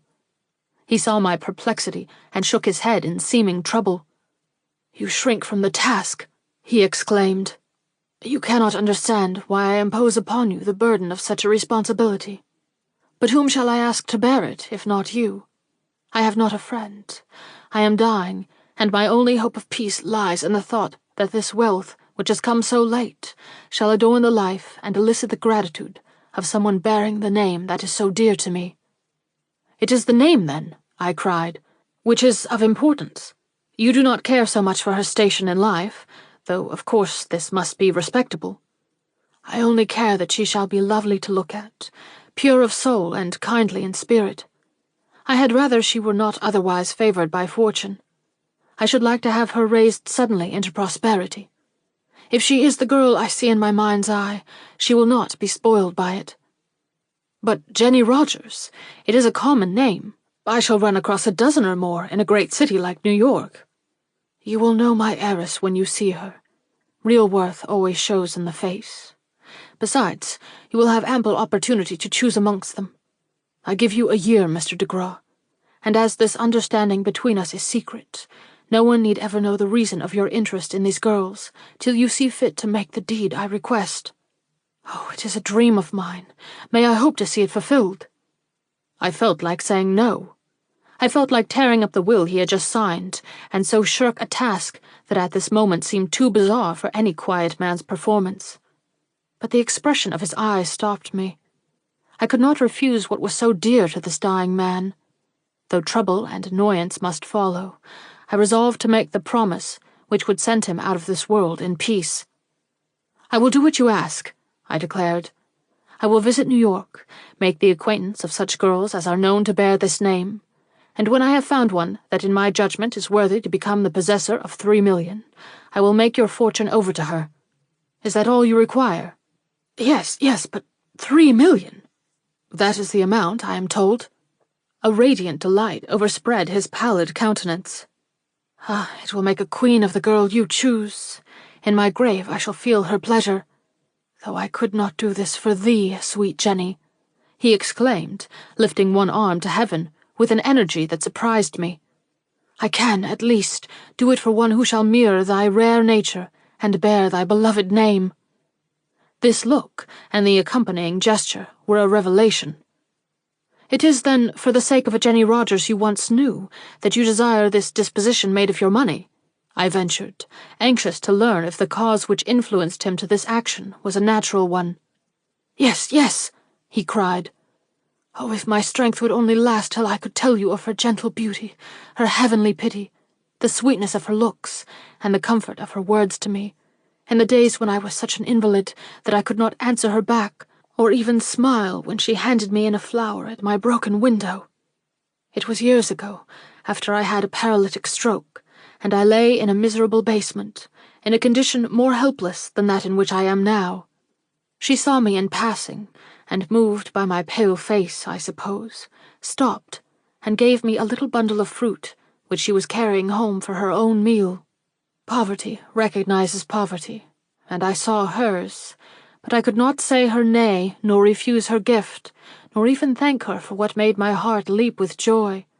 And when she passed again, and yet again, each time with a smile that filled my dark room with the sunshine of heaven, I grew to live in the light of her coming and going, till there was no daylight for me if she did not pass, and no night shadows for me if she did. I was ignorant of her name. She never thought to tell me, and I had no power to ask. But I saw that her hands were rough with work, though her face was one of the loveliest that could be seen. And sometimes I caught a glimpse of the heavy bundle which she always carried on the further side of her, as if she knew I would grieve to see it so heavy, and yet be unable to relieve her. And weeks went by, and months, and she never forgot to smile, or say a word of hope, or drop me a flower, which must often have been bought at the expense of a meal, for her clothes were very poor and thin, and her face, for all her beauty, had that sharp, heartbreaking look which only comes from insufficient food and hard work. And I, loving her as we only love the being who keeps us from despair, had to see all this, and only look the anguish and gratitude with which my heart was breaking. I could not even pray her to take from me the only precious thing which I possessed, my mother's ring. And when I saw her growing paler each day, and walking with feebler steps, and lingering with sweeter but sadder smiles as she passed the window, which had now become like a shrine between us, I used to suffer beyond the power of tongue to tell. Not because I could not act a man's part, and snatch her from the work that was destroying her, but because I did not know what name to call her by when I prayed to heaven to guard her. And she never thought to tell me, though she loved me as few women love the strong and the helpful. At last, to think that I should have lived so many years since then, there came a day when she could hardly falter to my window. Only love could have sustained her, for she had to clutch the rails of the fence between us to keep herself from falling. And when I just looked and looked at her in my despairing way, she cried softly, "If I do not come again, know that I am dead, dear friend." And then she would have gone, but that the awful anguish within me found vent in one mighty effort, and I cried, "Oh, tell me your name, sweet angel, tell me your name," and then fell forward from my chair, stricken again and helpless. But when in time, I know not how long, I came to myself again, they put a book in my hand, which had been left for me on the evening of that day, and on the flyleaf of the book I read these words: "My name is Jenny Rogers. Pray for me, as I shall die praying for you." That book is under my head now, and when I am buried, you will see that it is laid under these flowers you have given me." "And that was the end?" I impetuously cried. "Did you never see or hear from her again?" "Never, and so I know she died. But other girls of her name and character still live. For every throe she suffered, for every weary hour she passed, another shall reap joy and realize comfort. You have promised it, and I rely upon you to keep your word, as I would rely upon myself. Ah, sweet peace, I know thee at last. 50 years I have sought thee, and now as I die, thou haltest at my bedside." Could I disturb such a hope? Quixotic as his scheme was, I had no right to criticize it. I might have suggested that he should make 50 girls comfortable instead of one enormously rich, but in my position, any interference seemed an impertinence, and might have undermined a faith which it behooved me to see preserved in him. Besides, it was rapidly becoming too late for expostulation. The strength which had sustained him through this final interview was fast ebbing away, and I felt that it was rather my duty to speak to him of another world than to delay his thoughts any longer upon this. I therefore hastened to give him my last assurances, and pointing to the hall where the lawyer stood, asked him if he would feel any easier if his wishes were expressed on paper. But he said no, that he had unbounded confidence in me, and looked at me so lovingly that my heart lost some of its oppression, and my future task appeared for the moment less onerous. "But I should like to see the lawyer for a moment," he said, and obedient to his last wish, I called in Mr. Cutting and left them for an instant together. What they said I never knew, but from the lawyer's manner I judged it to be something of a peculiar nature, for he smiled as I came back, and gave me another of his odd looks. In another moment the dying man had given one joyful cry, uttered the word "Jenny," and fallen back upon his pillow, dead.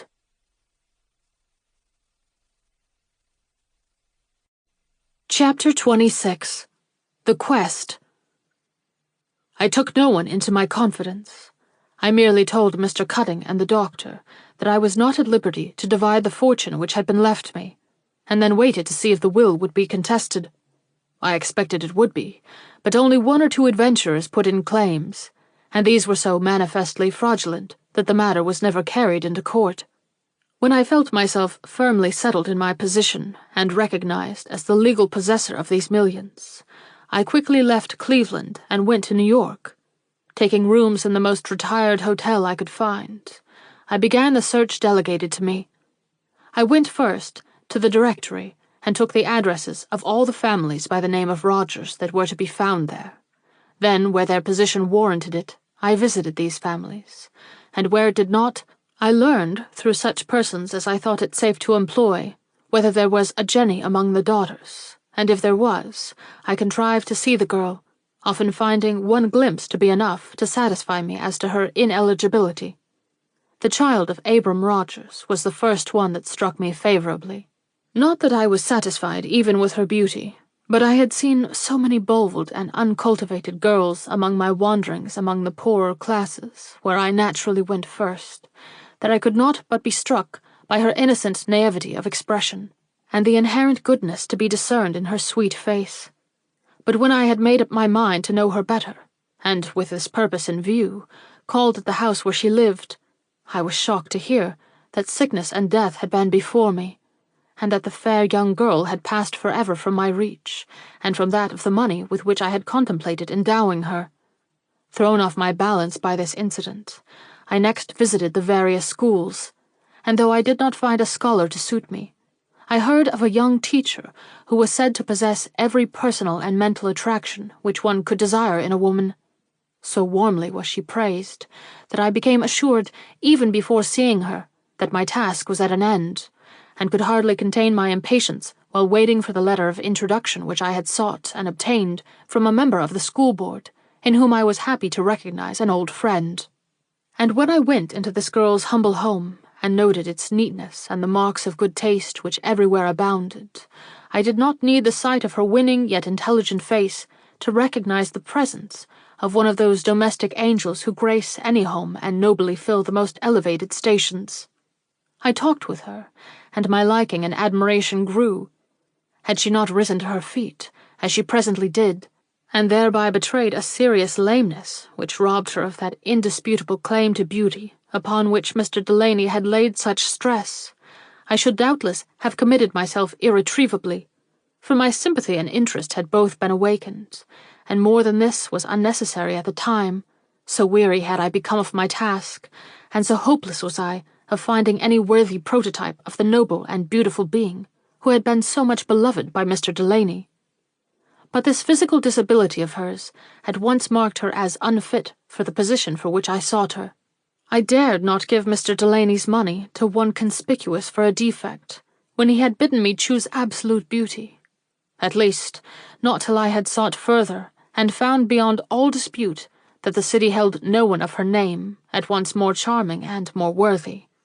So I recommenced my search, and this time went the round of the private schools.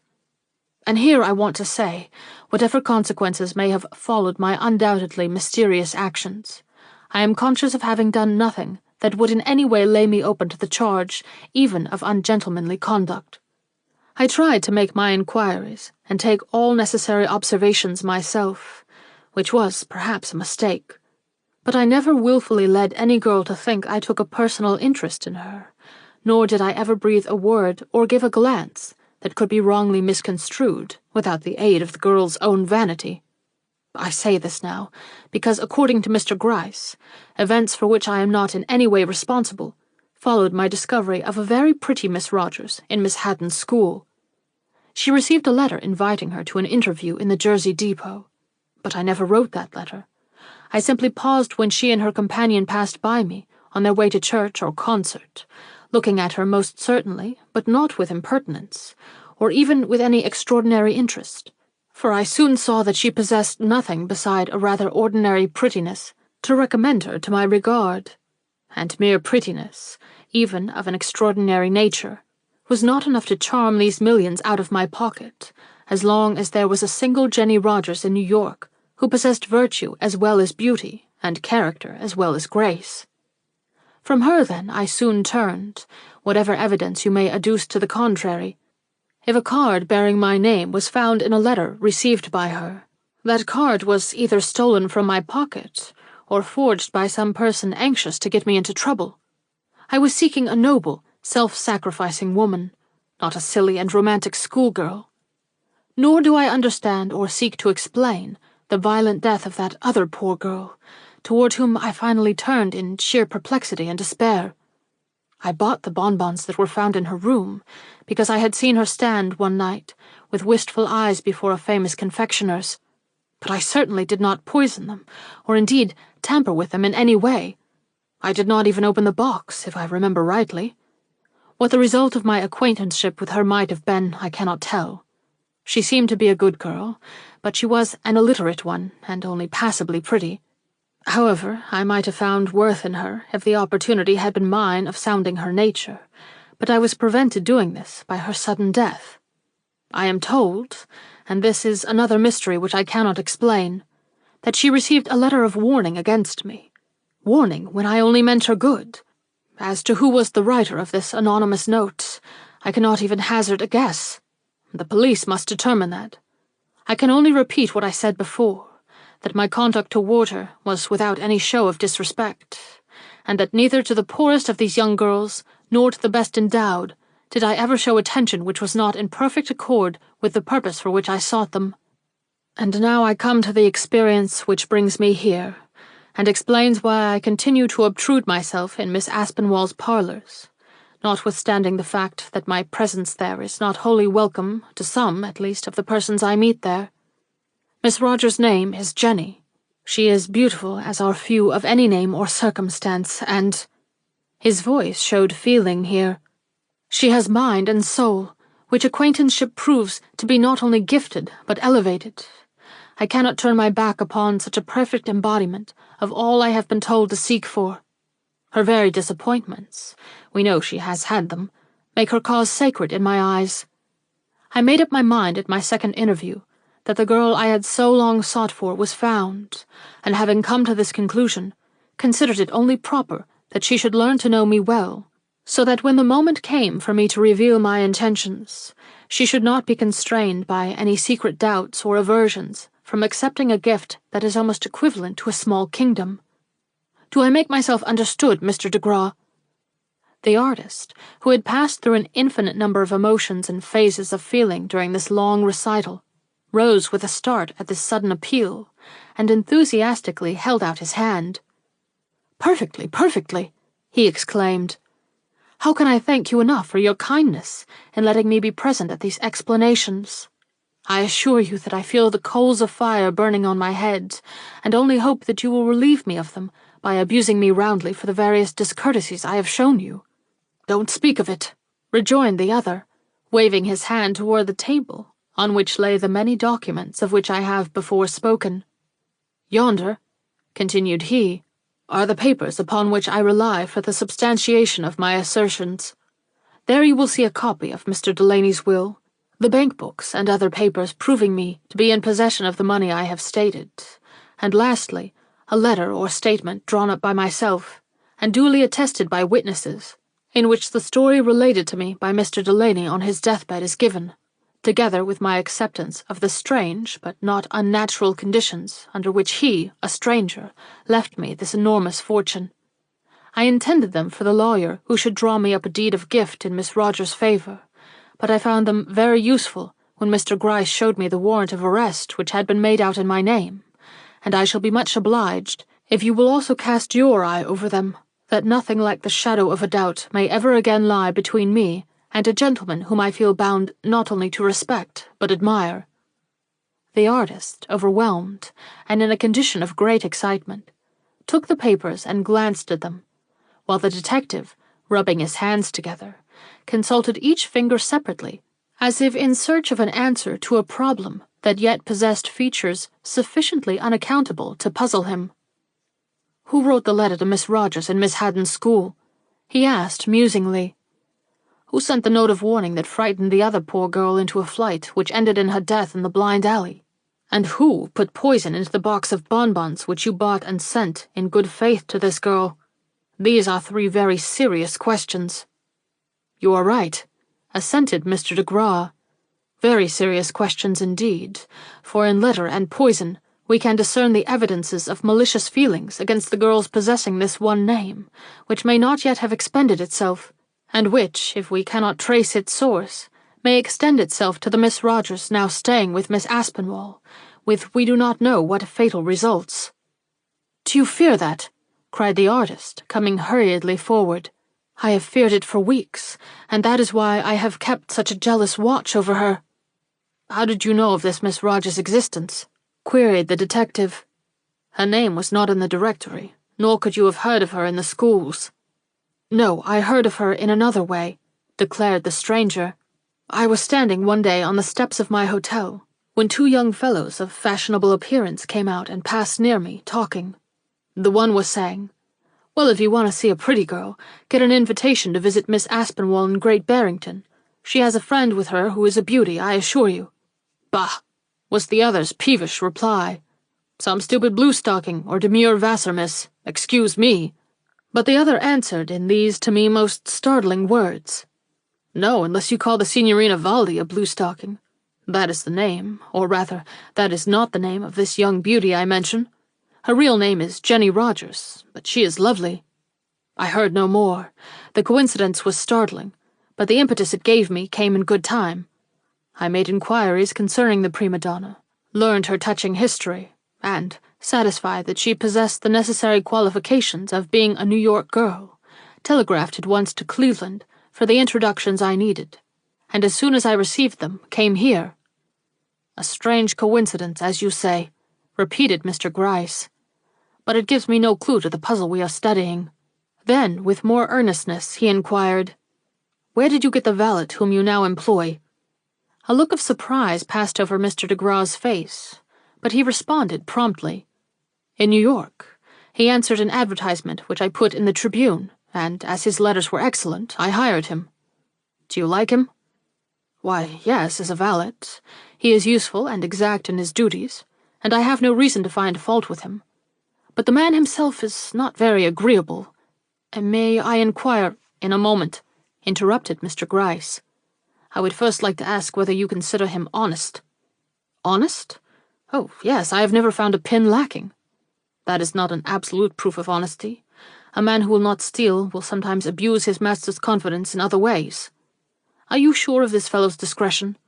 Have you never seen him tampering with your papers, or peering into places where he had no business to look?" While Mr. de Graw was considering his reply, the artist drew near to Mr. Gryce, and excitedly inquired if these questions referred to his fellow detective. Mr. Gryce smiled. "The name of your fellow detective is Bird, and you say this valet is not Bird." "But you insisted—" "Oh, never mind what I insisted," was the quick reply. "I talk some time to veil my thoughts. I knew that the valet was no officer of ours." The artist stared in amazement, confused by a revelation whose full consequences he could not in that one moment measure. Turning anxiously toward his namesake, he waited for his answer to the question which Mr. Gryce had put to him, and did not know whether to be relieved or not when the gentleman finally remarked, "I do not know to what you refer, Mr. Gryce, but I have only good to say of Barton. Never to my knowledge has he gone a step beyond his duty in regard to any of my effects. As for my papers, they are always kept about my person. By day I carry them in an inner pocket, and at night I place them under my pillow. He can have had no opportunity of handling them. And yet I most decidedly believe that he has not only handled them, but consulted them, that in short he knows their contents as well as you do, and that it is solely on account of this knowledge that he occupies his present position near your person." "Impossible! What makes you think this? You alarm me, Mr. Gryce." And mingled with this exclamation came that of the artist, who, if not so greatly astonished as the other, realized, perhaps, with even greater force, the complications and conjectures to which this suspicion pointed. "You do not know the man," resumed Mr. de Graw with some energy.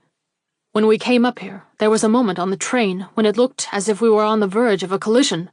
The car shook and trembled with frightful suddenness, and while men started up and women shrieked, this valet of mine threw himself in front of me with an instinctive movement of protection that I shall never forget. I may not like him, but I refuse to consider him a blackguard without very good cause. He felt your life to be valuable. It was worth $3 million to him and his accomplices," observed Mr. Gryce quietly. "What do you mean? My life worth anything to him? I cannot think you are speaking seriously." "Listen, Mr. de Graw. In the course of our inquiries into this matter, we have lately come upon a woman living in a certain doubtful quarter of New York, whom, if you have not seen, I will characterize as possessing deviltry enough to make her somewhat waning beauty dangerously piquant. She is called Jenny Rogers also, Madam Jenny Rogers, and long before we knew what was the aim of the conspiracy against the other girls bearing her name, we were convinced that such a conspiracy existed, and that she was the center of it, and that some unknown man, then believed to bear the name of Hamilton de Graw, was her agent and co-worker. Your story betrays what the object of this plot was, to gain your millions for this base woman.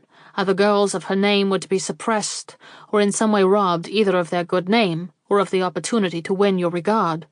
You know, I suppose, how we first became aware of the existence of this plot?"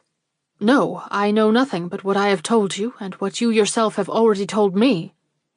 "Very well, then.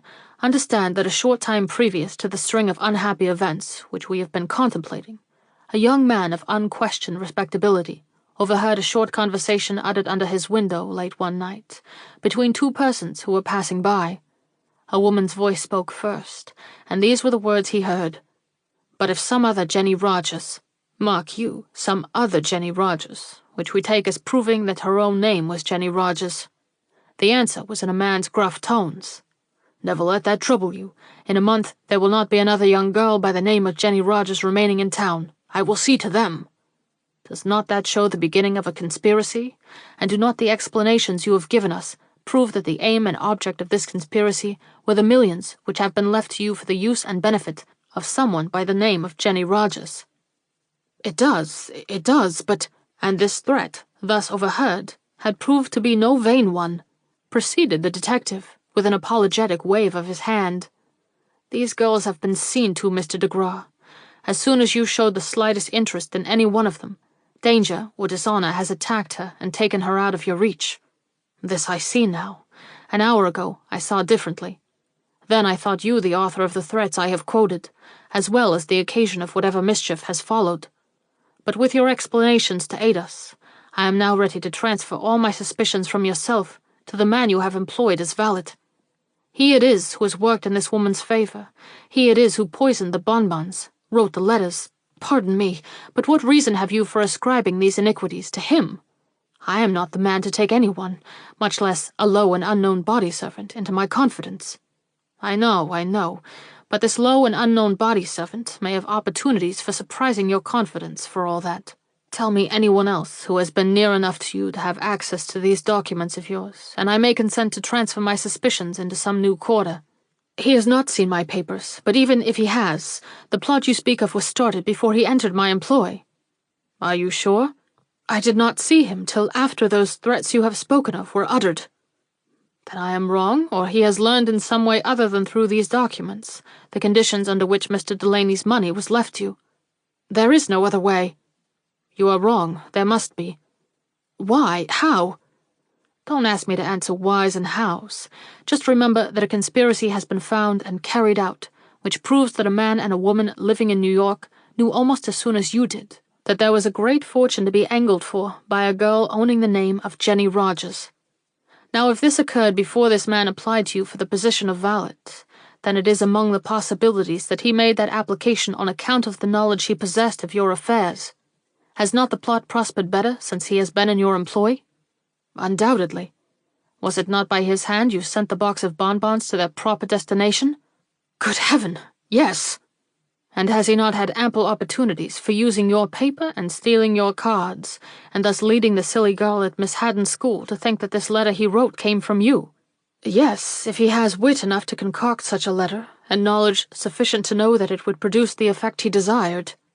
Oh, he has wit and he has knowledge, if he is the man who is acting for the intrigante I have mentioned.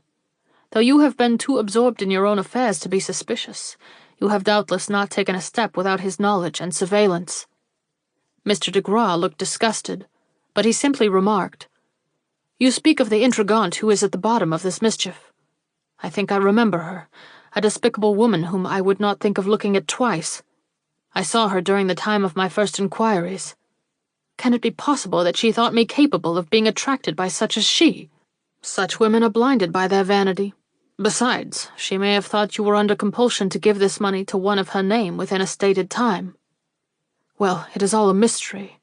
I thought I had kept this affair a secret from the whole world, and now you are trying to prove to me that it has been shared by the basest and most mercenary of my kind. Why, I did not even speak to this woman. I can believe it.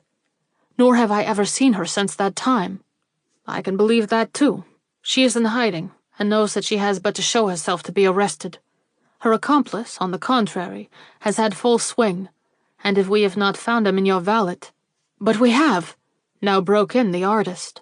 Why else should he have deceived me by saying he was a detective? A detective? Repeated Mr. de Graw of Cleveland.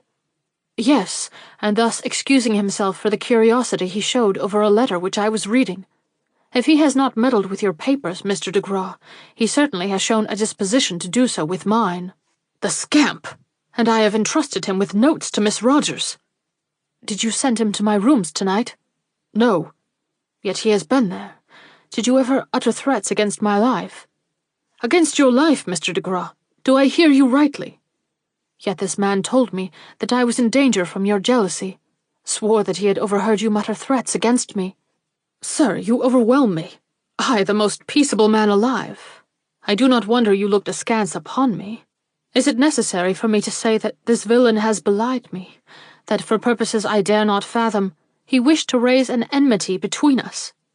Say, rather, returned the other, that he aimed at driving me out of town. He did not like the surveillance I kept over Miss Rogers. It interfered with his schemes. True, replied the other, turning pale. If he is the conspirator you deem him, he has another victim in prospect. Whither has the man gone? I cannot rest till I see him in custody. That we may hope to do soon, asserted Mr. Gryce. Ever since we knew that the Signorina Valdi, otherwise Miss Rogers, had come to this place unprotected, we have kept a detective here to guard her. Though you do not know Mr. Bird, who understands his business too well to make himself conspicuous, he knows you and this other Mr. de Graw, and all the rest of the persons connected with this affair. That he should have suspected your valet and followed him into this other gentleman's rooms tonight, as we know he did, adds to my own conviction of your valet's guilt. My colleague is now upon this fellow's track, and if nothing unforeseen occurs, we shall presently have the pleasure of an introduction to him, under circumstances that will make his escape impossible. This was encouraging, yet the gentleman he addressed still showed that he was very anxious. And meanwhile, he suggested, who is watching over Miss Rogers? At this question, so forcible and unexpected, the artist started, and a thrill of emotion disturbed the countenance of the detective. "If," continued their host, "a conspiracy has been formed of the nature you describe, and every girl who seems to stand in the way of its success is liable to death or dishonor, how shall we measure the peril now hanging over the head of this beautiful woman, who, as anyone can see, has not only attracted my admiration, but so won my regard that no doubt can remain in the mind of anyone acquainted with my purposes, of the direction which this trust money will take when it definitely leaves my hands? Barton has been frightened, and is running away, you say. But Barton may not be the only enemy she has in town. A plot involving so much money is sure to have more than 2 persons concerned in it. How can we tell, then, that the woman who brushes her hair has not sworn to kill her before morning?" "True," assented the detective. "There is no telling from what quarter the blow may come." "She does not fear any blow," put in the artist with increasing agitation, "and that makes her position only less secure. This villain, Barton, I mean, has so convinced her that the peril which surrounds girls of her name is in her case directed not toward herself, but toward one whom she honors with her regard, that she is absolutely reckless as to her own safety, and will court any danger unflinchingly. Then," declared Mr. de Graw with firmness, "we must dispel this danger by a decisive act. Once let her be known as the legal owner of these millions, and there will no longer be any motive for injuring her. It is only while they remain in my hands, and subject to the peculiar disposition which I am under promise to make of them, that the cause of these conspirators can be helped by her injury or destruction." "That is so," quoth the detective. "You naturally wish me to accompany you back to New York," proceeded the other. "I do not wonder at this, and indeed it is my own wish to return there as soon as possible, that I may make such explanations as will place me right with the authorities. But before I leave this town, I demand the privilege of signing the deed which shall put Miss Rogers beyond the power of these wretches. I have already chosen my lawyer, and tomorrow morning at 11 I hope to be in a position to visit Miss Rogers with this important deed in my pocket." "It is a serious step," objected the detective.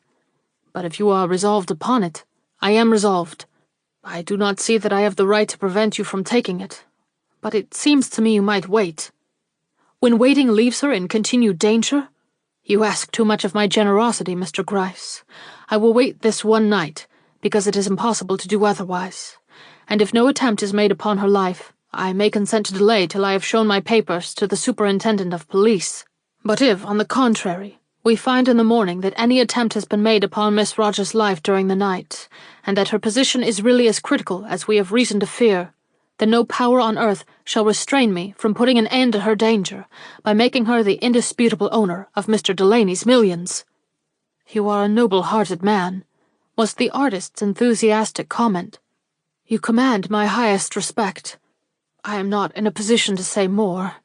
I wish I were, and I wish—" This he added, as he noted a certain haggard and unnatural look in the other's countenance, "that I better understood your position, and what this woman, whom I love, really owes to you." They were standing apart, Mr. Gryce having withdrawn toward the door. Mr. de Graw therefore spoke frankly. "Have I not made myself clear?" "Yes and no. I understand that Miss Rogers is to receive that for which she must be ever grateful to you, but I am not yet certain whether her obligations will include a personal devotion which will rob me of my happiness." Mr. de Graw's eye, which had held the other's enchained, fell with vague trouble. "That question," said he, "can be better answered tomorrow. If you will honor me by being present at the interview which I have requested of Miss Rogers, you will then have the opportunity to learn what is at present as much of an uncertainty to me as it can be to you. But, I mean it, de Graw, I want your presence there, and was about to ask it. The hour set is 11. Join me here, and we will go up to the house together." The artist, assured of his rival's earnestness, again shook his hand and prepared to leave.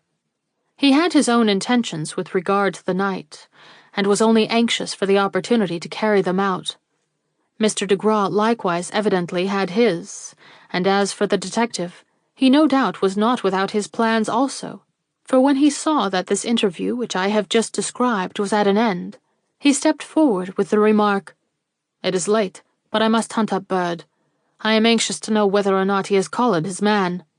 "And I," said the artist, "am going to rouse up Miss Aspinwall and ask her to take Miss Rogers into her room tonight." "And I," added his namesake, "am going to pace her grounds like a police sergeant, happy if I can be of any use in preserving the safety of one who, without any direct fault of my own, has been put in peril through my efforts in her behalf." All three went downstairs. At the front door they stopped. A man was just entering, in whom the artist and the detective recognized Mr. Bird. "Well?" asked Mr. Gryce, pausing before his colleague. "Ah, you here?" was the quick reply. "That is good, but—" The young detective's words came slowly. Evidently he was greatly astonished at seeing the two Mr. de Graws in such amiable conjunction with his superior. "I have not the best of news to give you." "Why, what?" exclaimed they, one and all. "Has the man escaped?" Dumbfounded at this further evidence of their mutual understanding, he looked from one to the other and answered vehemently, "Yes. How did you know about it? He is gone, and I cannot tell whither." Mr. Gryce at once turned toward the two gentlemen. "Then it indeed behooves us to be on the alert. If he is gone, it is in her direction, and if he means mischief, he will attempt that mischief tonight." And beckoning to Bird, he led the way into the street, followed by his now thoroughly alarmed companions.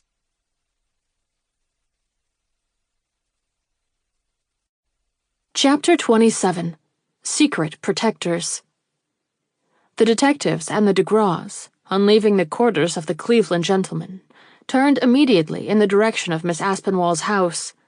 As they hurried along, Bird managed to ask his superior if Mr. de Graw was innocent of the machinations of his valet, and being assured that he was, the young detective showed a more candid front and a greater willingness to speak.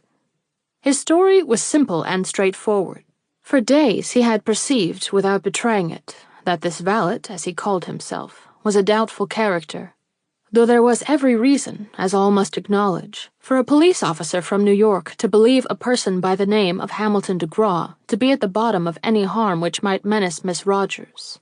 He was so assured, by all he saw, that the man to be most feared at this time was the valet and not the master, that he set himself the task of following the former on all his peregrinations, and as the valet's conduct grew hourly more suspicious, had even dropped his usual precautions and openly kept the fellow in sight.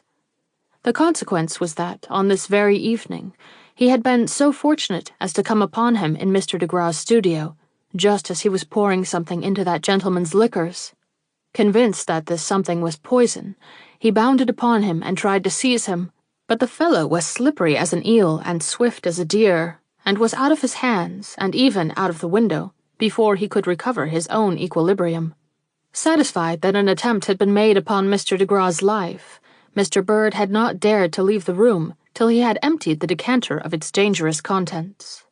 But in doing this, he lost a moment of valuable time, for when he was ready to recommence the chase, he found the man had got sufficient start of him to make it difficult for him to do more than keep him in sight.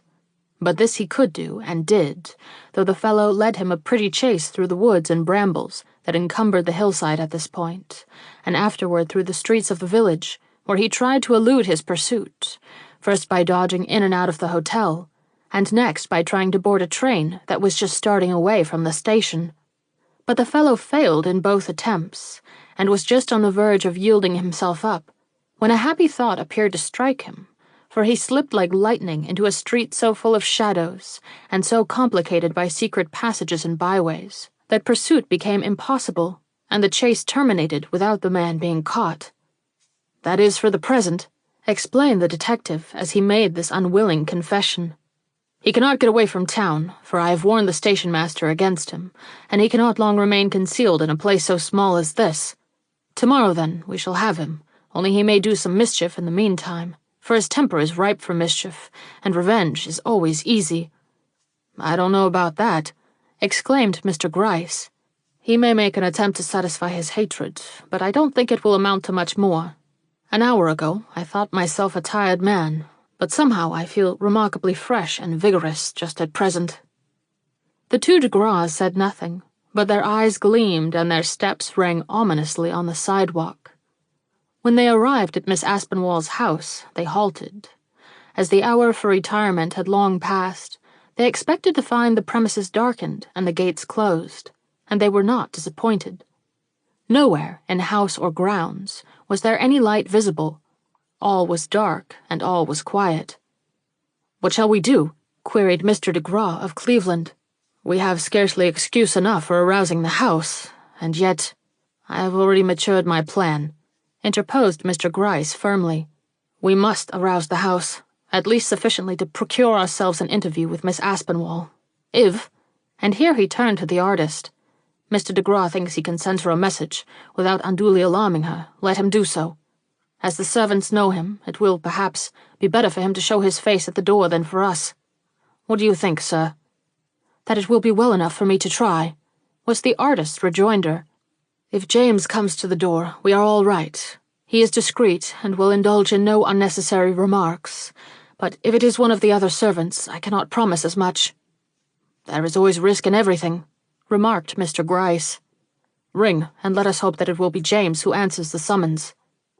The artist obeyed, giving that sharp double ring which always suggests a telegram, while Mr. Gryce improved the opportunity to post his remaining companions in positions he thought best calculated to command a full view of the house, placing Mr. DeGraw in a cluster of trees near the front door, and Bird in an arbor that overlooked both the back of the house and that side of it containing, as he had been told, the room occupied by Miss Rogers. He himself intended to accompany the artist, if they were so fortunate as to gain an entrance at this late hour. The summons, which had sounded only too loud and shrill, brought more than one head to the windows above, but when the door was opened, it was James they saw, and to him Mr. DeGraw found it possible to say, "Don't be alarmed, James. I do not want to disturb the house, but I have a message for Miss Aspinwall that will not keep till morning. Will you ask her to come down?" The servant, who had been valet to his mistress's father, bowed without a shade of surprise on his respectful face, and ushering the two gentlemen in, carefully shut the door and glided away on his mission. As there was a faint light burning in the hall, they were not left entirely in darkness, a fact for which they were thankful when a few minutes later they heard a faint footfall approach, and beheld sooner than they had expected the slight and elegant form of Miss Aspinwall descending the stairs, clad in a loose gown of flowered silk, but otherwise in the same trim in which Mr. DeGraw had observed her early in the evening. "Oh!" she cried, hurriedly advancing. "What has occurred?" Mr. DeGraw, smiling, pointed to the library, whose door stood invitingly open. "May we enter?" he asked.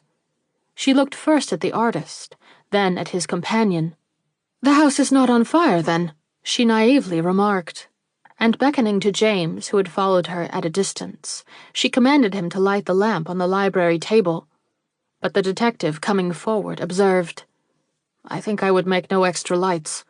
What we request, if you will pardon the intrusion, madam, is leave to watch this house. I am Mr. Gryce of the New York Detective Force, and I have been led to think, from circumstances unnecessary to state at this moment, that one of your guests runs some danger tonight from an unscrupulous man who has, or thinks he has, a motive for her death. If therefore you do not object to my guardianship, I should like to play the part of her protector, a part which, as this gentleman here will tell you, is no new one for me to assume." "Ah, and this guest?" She only needed one look at Mr. DeGraw to know who it was. "Is Miss Rogers, no doubt?" "Yes, madam, a lady whom I have not seen, but who claims my interest from her name and the peril in which she stands." "And does she share your fears?" pursued the lady, with a side glance at Mr. DeGraw, full of sympathetic feeling. "I think not," responded the latter eagerly. "Nor are my fears just what they were a few hours ago, Miss Aspinwall. Then I doubted Mr. DeGraw's designs. Now I doubt only those of his valet. The former has proved himself all we had a right to expect from Mr. Morris's recommendation, while the latter has given token of being a most desperate villain, with intentions of the worst, not only against his master and myself, but against the innocent signorina, who, as Miss Rogers, stands, as he supposes, in the way of an abominable scheme of his, by which he hopes to reap an incredible amount of money." "His valet," She repeated. "His valet, I do not know that I remember his valet. Is he the man who has made the trouble in New York, of which you have told me?" "We think so." "Using his master's name?" "No, that is, Mr. de Graw had some doings with these young girls himself, but they were not reprehensible ones. On the contrary, they did him honor, as you will have the opportunity of judging tomorrow when he explains himself. But his valet interfered with his designs and made trouble, and contemplates making more, probably upon this very night. It is difficult for me to make you understand all this in a moment, but it is for the fellow's supposed interest that Miss Rogers should not live till morning." A marked pallor, visible even in the dim light of this faintly illumined hall, took the place of her usual healthy color. She instinctively drew nearer the artist, as if to appeal to his protection, but, bethinking herself, stepped back, and surveyed both gentlemen with equal confidence and courage. "And where is this villain now?" she asked. "We cannot say, but we think he is on or near your grounds." "I will call up Donald and Henry and the coachman," she cried. But Mr. Gryce stopped her with a gesture. "No," he objected. "We have our aides without. All we need is a place near Miss Rogers' door, where we can watch in silence for any danger that may approach her. I know the house is locked," he exclaimed, as she opened her lips to utter some word of surprise or assurance. "But the plot of which this valet is undoubtedly the agent is a deep one, and may involve some totally unsuspected person as an accomplice. It is to save her from such a contingency that we propose to sit up tonight. The valet will be taken care of by those without." "I understand, or rather I do not understand," responded Miss Aspinwall, "but I am willing to rely on the judgment of others wiser than myself. Do what you think best, gentlemen. I am willing to trust to Mr. de Graw's discretion." She drew back and waved her hand toward the stairs. "If you think it is indispensable to watch Miss Rogers' door, I will show you where it is. But cannot I do the watching for you?" "You can do better," suggested the artist. "You can take her into your own room." "That is true. I will do that. She will be safe there." "And I will stand guard over you both," remarked the detective. She nodded, looked at Mr. de Graw, who bowed low. "I will remain here," said he. "If I am wanted, a word will bring me. James can keep me company, and neither of us will require any light." "Perhaps that will be as well," murmured the lady, but she gave him an earnest look, and turned once again after leaving him. She may have felt anxious about him. She may have felt anxious about herself. Whatever the feeling was, it made her step heavy and lingering. The upper hall of this old-fashioned country mansion ran from the front to the back of the house, and was so spacious that it was carpeted and furnished like a room. Over the front door there was a recess holding a desk, and this was made still more of a retreat by a wide curtain strung across it. Toward this spot Mr. Gryce at once drew. "This is a good vantage ground," he commented. "By drawing the curtain so, I can see everything without being seen. Only you must take this lighted candle away, and place it on that small table down in the hall." "I will," she said, and proceeded to point out the door of the signorina's room, after which she explained that beside the main staircase leading down at the left, there was a smaller one at the end of the hall, which, being in a direct line between a certain side entrance much in use and the various bedrooms of the house, was more employed by her guests than the one in front. Then she left him, and after placing the candle on the table he had pointed out, proceeded with careful steps to the signorina's door, upon which she slightly knocked. A hurried movement answered her from within. Then a step sounded on the floor, and the signorina pantingly cried from behind the door, "Who is it?" "Hilary," was the reply. "I am lonesome and nervous, Jenny. Will you not share my bed with me?" "Oh," cried the signorina, opening the door, and disclosing herself in her evening apparel. "I am nervous and agitated too. I should be but sorry company. See, I have not even gone to bed." Miss Aspinwall, who had not been in bed either, as her hair and ornaments showed, flushed softly and turned her face partially away. But the other did not notice. She was in a tremor, and peered out into the hall over Miss Aspinwall's shoulder, as if some hint of the fear which had infused itself into the mind of the others had ventured at last to disturb her own. "Who is that? What do I hear?" she suddenly asked, in a muffled yet penetrating voice. Miss Aspinwall, starting, glanced behind her. There was nothing to be seen, not even in the quarter where the detective stood. "I do not hear anything," she replied. "That shows you how nervous I am," half-laughed the signorina. "I do not understand it, but I think I never felt just as I do tonight. Get someone else to keep you company. I am only fit to sit on the edge of my bed and cry." "Then that is the best reason in the world why we should be together. I cannot go leaving you here awake, and you cannot wish to see me go, knowing that I should be constantly anxious about you." "But you don't know how peculiar I am," murmured the signorina, shrinking back and trembling excessively. "I have spells when only solitude can relieve me. Such a one is upon me tonight. If I should go into your room, I should be tempted to shriek aloud. I have so little control over myself when I am nervous." "And you will not let me stay here?" The signorina looked down, seemingly embarrassed by the other's penetrating glance. "Oh," she whispered at last, "you are a woman. Cannot you understand that there are times when we would shut out even the stars from peering into our windows? Mr. de Graw of Cleveland has asked for a special interview tomorrow. I do not know what it means, but I tremble for—" She paused, and her head fell till her chin touched the flowers fading upon her breast. "Can you not guess the rest, Hilary?" Miss Aspinwall thought she could, but did not say so. She was busy seeking for expedients to induce her friend to accept the refuge she proffered her, but she found none, and seeing at last that her presence only disturbed the unhappy girl, she gave her a tender kiss and moved softly away, saying, "Open your door and speak if you need me. I shall not be asleep." The signorina looked up as if to answer, but closed her lips again, and after one other frightened glance up and down the hall, drew back into her own room and closed the door. Miss Aspinwall passed on to where the detective stood. "She will not come with me. She prefers to be alone," that lady observed in low tones as she entered behind the curtain. "As she seemed agitated and low-spirited, I did not like to frighten her further, so I did not tell her why I wanted her company, or stop to urge her too persistently. Did I do right?" "Quite right, madam. We must watch her where she is. I have no doubt all will pass off well, and that morning will come without an event. Do you intend to go to your room or remain here?" "Oh, I should like to stay right here. You inspire me with so much confidence. And then I feel that I ought to be one of the watchers, for after all this is my house and she my guest, and my place is where I can be of the greatest service to her." "Then come here, Miss Aspinwall, after you have satisfied the curiosity of that person whom I see looking out of a door down yonder. I shall only require of you silence. The rest I will take upon myself." She thanked him with a gesture and hurried down the hall.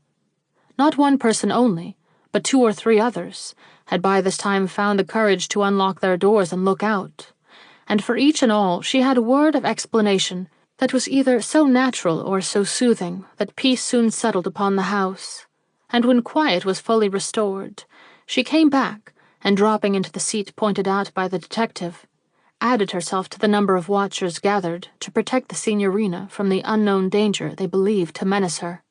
Will they succeed, or will her enemy prove more subtle than they, and find a way to approach her, notwithstanding their united care?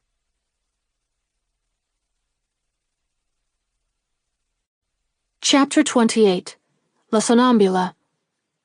2 hours went by, 2 long, bewildering hours, or so they seemed to Hilary Aspinwall, crouching in her dim corner and listening with divided attention. First, for any signs of disturbance in the hall before her, and secondly, for that something, hardly amounting to sound, which constantly and with increasing effect testified to her overwrought nerves that the one man who unconsciously possessed the power to move her was still within her walls, sharing her watch, and more than partaking in her anxiety. Pain and pleasure often mingle strangely in our consciousness, and though she knew by the sharp anguish that now and then overcame her that his thoughts all ran by her to that lone chamber where the beautiful stranger slumbered, yet she could not but experience, as the proudest women will, that peculiar delight which comes with the sense of a beloved one's presence. Each minute brought its own experience to her, and yet, if the detective who sat at her side had bethought to turn his head in her direction, he would not have heard a sigh from her set lips, or or discerned a wandering glance from her firm and steady eye. It was now 2 o'clock, and the house was still, almost to the point of oppression. Only the sound of swaying boughs swishing against the walls was to be heard from without, while within there was nothing to disturb the absolute serenity of the place, unless it was the beating of Hilary's heart and the tick of the great clock in the library below. The curtain drawn in front of her retreat falls without a wrinkle, and is so transparent that she sees the flame of the candle beyond, burning like a hazy star through its meshes. On this star she has fixed her eyes so steadily that she sees nothing else, not even the detective who stands so near her, with his ear and not his eye bent toward the hall. Are they wasting their strength in this breathless watching? Has the danger been overrated, and would they be better off in their beds and asleep? Surely yes, for here is no sign of lurking mischief in the space about them, and the hour grows late. And yet, what sound was that? Did a hinge creak, or is a fancy, so long robbed of its prey, cheating our overstrained senses at last? Hilary Aspinwall asked this question, but she does not betray her anxiety by so much as the involuntary catching of her breath. She feels that Mr. Gryce is listening, and that is enough. But her eye is on the star I have spoken of, and suddenly, whether it be fact or only the effect of her agitation, she perceives that star grow cloudy. Something is passing between it and her, something that grows in size and obscures the light of the flame, and finally casts a shadow on the curtain itself. The sound, which is like the softest step, fills her with a horror that would not unconsciously cause a shriek to leave her lips if Mr. Gryce were not close at her side. As it is, she can hardly refrain from catching him by the arm and asking him if he hears and sees this person approaching them. But his silent and immovable figure invites no such display of feeling, and fixed but trembling, she watches the shadow growing upon that curtain, till, to her secret surprise and immeasurable relief, it assumes the proportions, not of a man, but of a slight and graceful woman, whose outlines she is sure she will know if— But Mr. Gryce is moving. He has taken a look through the space left at the side of the curtain, and now pulls that curtain back, and she sees nothing that relieves her, though it is the figure of the signorina which stands now in the center of the space before her. Rather what fills her with dismay, and sends the blood in terror to her heart, for the figure of the graceful guest is rigid, as if molded in clay, and in those wide-open and staring eyes there is no look of life, but rather the dull glassiness of unconsciousness and death. Yet she stands upright, and moves with swift, unerring steps directly toward them. "A somnambulist. She is walking in her sleep," whispered the detective, and he watches her as if he felt his own good sense and trained self-possession vanquished by the fascination of her mechanical approach. But just as it seemed as if she were bent upon directing her steps into their retreat, she pauses, turns, and sets her foot upon the staircase. Instantly he broke from the spell which bound him, and uttering a low whistle that scarcely disturbed the silence as much as the rustling of her dress against the banisters, he waited till he heard a slight movement in the hall beneath, which proved that the watchers he had left there had heard his warning. Then he turned to Miss Aspinwall with one word of commendation for her self-control, and drew the curtain again into its former place. Meanwhile, in the hall beneath, Mr. de Graw and James stood in the shadow made by the library door, surveying, with wondering and startled eyes, the precise and automaton-like descent of the woman in whose interest they were supposed to be keeping watch. Had they not been warned, they would have thought her a spirit, so noiseless was her step, and so like floating essence the delicate shape, with its ethereal robes and loosened hair, coming, step by step, down the dim staircase into the dim hall, seeing nothing, betraying nothing save a dreamful purpose to enter the empty parlor. To get in her way was dangerous. To impede her steps, or to stop her movements even by a sigh, might induce consequences from which her lover naturally shrank. So, notwithstanding his anxiety, he obliged himself to remain where he was, and merely peered after her as she glided among the furniture directly to the music box. This she lifted and put down again with what sounded like a sigh. Did she place a letter under it, or did she feel for one, or was the action purely mechanical, and the result of memories which made the artist's heart leap? It was impossible to determine, nor had he time to consider the question, for no sooner had she restored the music box to its place than she turned, and, to avoid an encounter, he found himself forced to retreat in haste to his old station in the library, from which point he saw her glide again by the door, and move down the hall into regions where he could not follow her without discovering himself. Yet feeling the necessity of keeping her in sight, he attempted to slip along through the passages in her wake, and had reached the door leading into the dining room, when he suddenly perceived her returning, and had barely time to draw himself up against the wall before she was upon him, walking less steadily than before, and with a sideways, swaying movement that filled the lover's heart with terror, and made it a matter of great self-control on his part not to catch her in his arms, and lend her the support of his strength and the comfort of his tenderness. She passed straight to a table under the staircase, and halting before it, slowly stretched out her hand and took up the paper cutter lying there, and which was of a make so substantial and had a point so sharp that the laughing remark had often been made in regard to it, that in case of sudden need it would serve very well as a dagger. Misdoubting her intentions, the artist was about to tear it from her grasp, when she turned in the same mechanical way and brought it directly to him, with a glassy horror visible in her eyes that completely paralyzed him and made movement impossible. Leaving it in his hand, she went away again, and directing her steps toward the staircase, began to reascend them in the same spirit-like way in which she had come down. When she was near the top, he found breath to return the whistle which had been given him by Mr. Gryce, but he could do no more.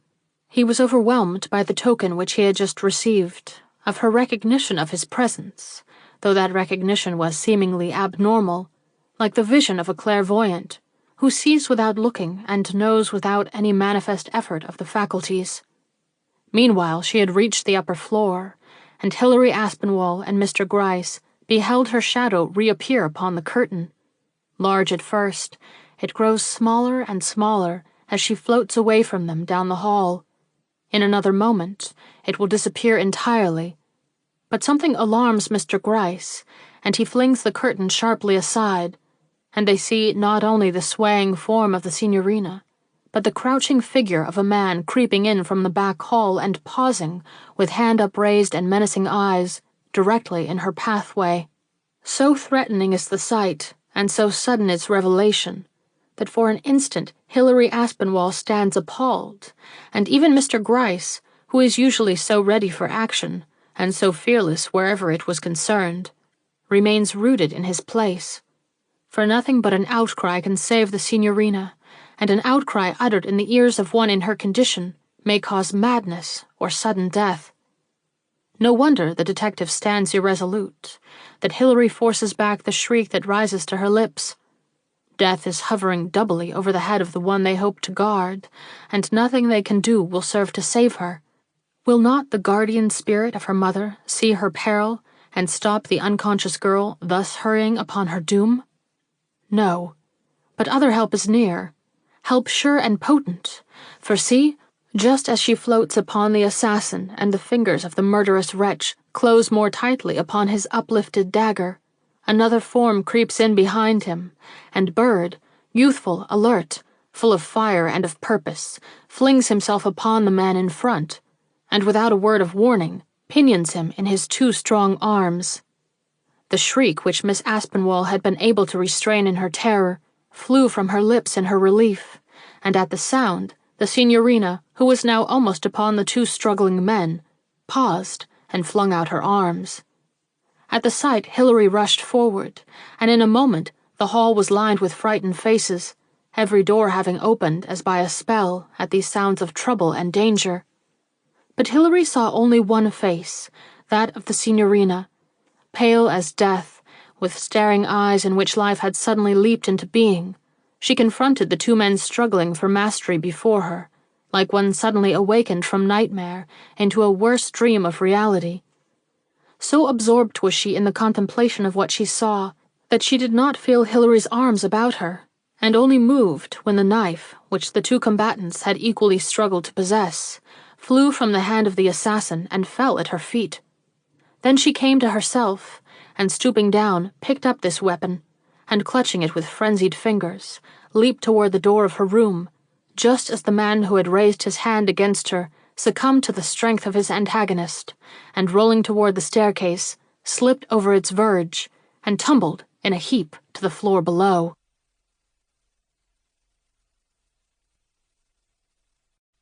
Chapter 29. The Valet. Is he dead? The question was asked by the signorina, who had come again from her chamber door, and was now pressing with the rest toward the stair. No, came up in muffled tones from the young detective, who had bounded down after the fallen man. He is not dead, and he is in custody. You need not fear this man any more. But her terrors were not so easily quieted. Though she did not speak, she stood shaking from head to foot, and seemed not to know whither to go or what to do. Would there be any harm in my seeing this man? She ventured, timidly, after a somewhat painful pause. I should like to ask him what he has against me. Take my arm, said a benevolent voice over her shoulder. I shall be very glad to have you see him. And Mr. Gryce stepped forward, with such an air of authority that she forgot that his face was strange, and took the proffered arm without a word. He led her to the stairs, down which she went, trembling very much, but otherwise seemingly composed. Lamps had been lit in the hall below, and the forms of Mr. Bird and Mr. de Graw were to be seen standing above that of the prostrate man. She paused as she perceived her lover, but instantly recovered herself and went on, smiling a little sadly as she passed him. The man, upon whose wrists the handcuffs had been put, turned his face upward as her light steps approached. "Why, it is the valet!" she cried. "The man who said he was a detective and who warned me—" She went no further, and her agitation became so great that the dagger, which she still nervously clutched, fell from her hand onto the breast of the man upon whom she was gazing. Mr. Bird stretched forth his hand and took it. She did not notice. She was looking in the face of a desperate assassin, and her lips moved mechanically, but no sound came from them. The wretch, who did not seem in any way overcome by his misfortune, stared back at her curiously. "You see me down," said he. "Well, that is no matter. You will soon see me up again. I am not the man to swing." "What a fearful wretch!" she muttered, and hardly found tongue to falter. "There seems to be no good reason why you should attack me. What have I done? What has any of us done that you should come here with a knife?" He laughed and gazed about him with evil eyes. "There are some here who can guess," he cried. Then, with a sort of bravado, continued, "No matter why I came here, miss, I can come no more, and that ought to suffice you. Good days have begun for you, miss, and I cannot prevent it. The police have been too many for me." She looked as if she did not understand, as if she wanted to question him further. But her lover, who felt her contaminated by any conversation with this man, advanced at this point and began to draw her away. "Come," he urged. "This is no place for you." Instantly the wretch, who had not shown up to this point any real sense of his situation, roused and looked after her. "Aha!" he cried. "You may lose yet. 11 o'clock has not yet come." She started, dropped Mr. de Graw's arm, and looked wildly back. "He is mad," she whispered, and hastened to hide herself from those eyes. When she and the artist, who persisted in following her, were again in the hall above, she found strength to say, "Is it all a dream? Did that man try to kill me?" "Yes, darling, but Providence was watching over you, and you escaped. How can I express my joy? How utter my thankfulness?" She smiled, but her thoughts seemed far away. "You are not hurt?" she asked. "You did not have any struggle with this man?" "No, I have been in no danger. That is, for the last few hours. The fellow did try to poison my wine, but he was detected. Can you realize that, notwithstanding all his fine talk, it is he and not Mr. de Graw who has been at the bottom of all the trouble which has been suffered by your various namesakes?" "He? What do you say? Have they found out that?" "Yes, through Mr. de Graw's explanation. He has been very frank and—" But I must not trench upon his prerogative. He will tell you all you wish to know tomorrow, and though it is hard for me to acknowledge my error—" He crushed down his jealousy, consulted his honor, and continued bravely, "I must say that this valet of his has blinded more than one of us, and that you are exceedingly fortunate to be under the care of so vigilant a police.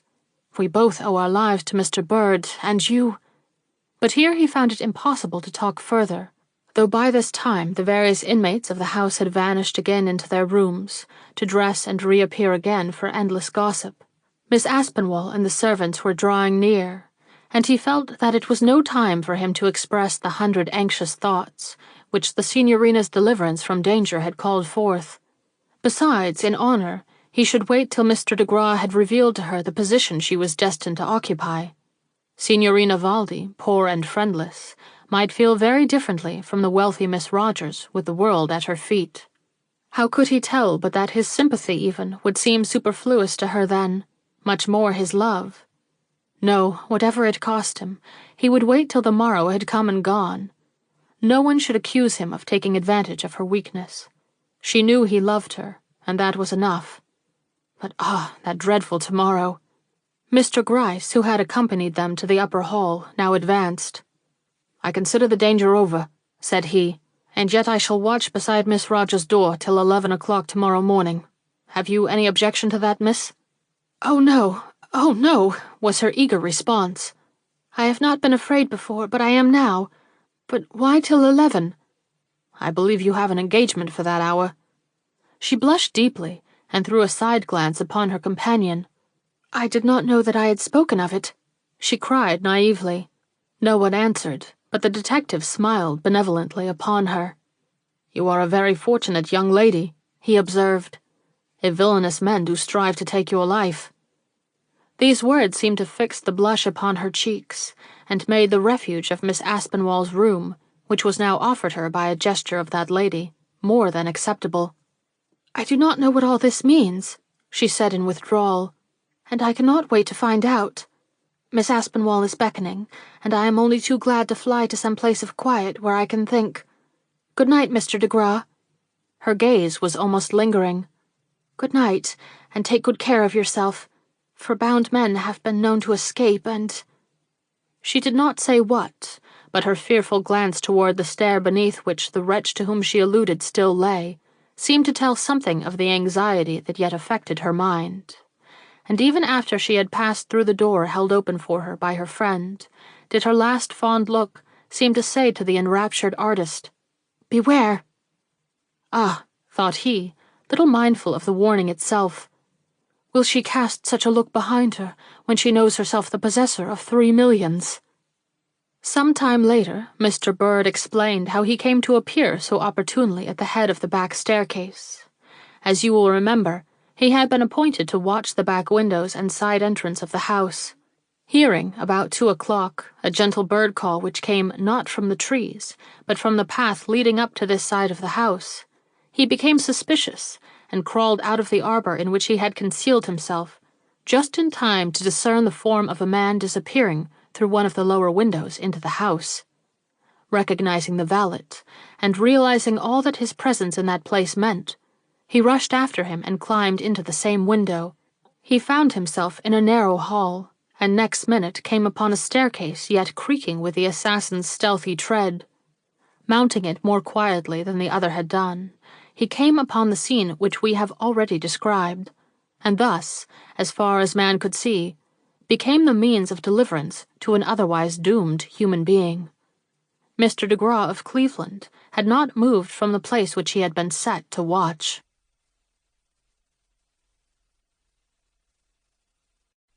Chapter 30. A Great Heiress. It was the hour at which lawn tennis or croquet was usually in progress in Miss Aspinwall's grounds, but no games occupied the guests this morning. The great excitements and broken rest of the night before had prevented early rising on their part, and not one of the doors opening on the wide hall had yet swung back under the watchful eye of Mr. Gryce, who sat like a statue in front of the room occupied by the signorina. 10 o'clock, and even Miss Aspinwall herself was not to be seen. But before another half-hour had passed, More than one bright figure had stepped into the hall, and in this recess or that of the great house, small groups were gathering, ready to resume the talk which had not been exhausted by hours of secret whispering from pillow to pillow. At 11:15, one door only remained shut, the door upon which all eyes rested, for through it they expected presently to appear the heroine of the preceding eve, a heroine around whom this frustrated attempt at murder had woven such an atmosphere of romance and mystery that the coming of a girl with a tray of breakfast caused quite a shock of disappointment to pass through the throng, heroines being supposed to be above such mundane wants, or at least to ignore them at certain periods of peculiar interest or excitement. But this touch of sentimental feeling in the young men and women of the house was soon lost in the surprise they felt at seeing Mr. Gryce suddenly rouse from his apathy, take the tray from the girl's hand, and after surveying its contents with care, carry it in himself to the signorina. Nor was this astonishment in any wise diminished when, in a minute later, he reappeared with the tray, and handing it back to the girl, remarked, "Miss Rogers cares for nothing but eggs this morning. A couple of boiled eggs, if you please." An interference so minute must mean something. What? Curiosity grew rampant, and it was a sorry disappointment to the eager watchers when the breakfast bell rang, summoning them all to the dining room. Another bell rang about this time. It was the one connected with the front door. As its echo ceased, one or two of the young men who still lingered in the hall beheld the door of her room open and the signorina appear. Ah, how fresh she looked, notwithstanding her night's adventures.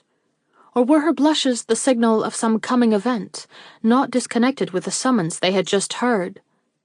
They would wait a minute, and they did, noting with a certain sort of stupefaction how the aged detective bowed as she passed him, and with what a look he followed her down the hall to the top of the staircase. Was the old fellow smitten? No, but he was impressed by the sight of this young girl going to an interview from which she would return the mistress of a fortune large enough to make her a queen among her fellows. At the head of the staircase she met Hilary.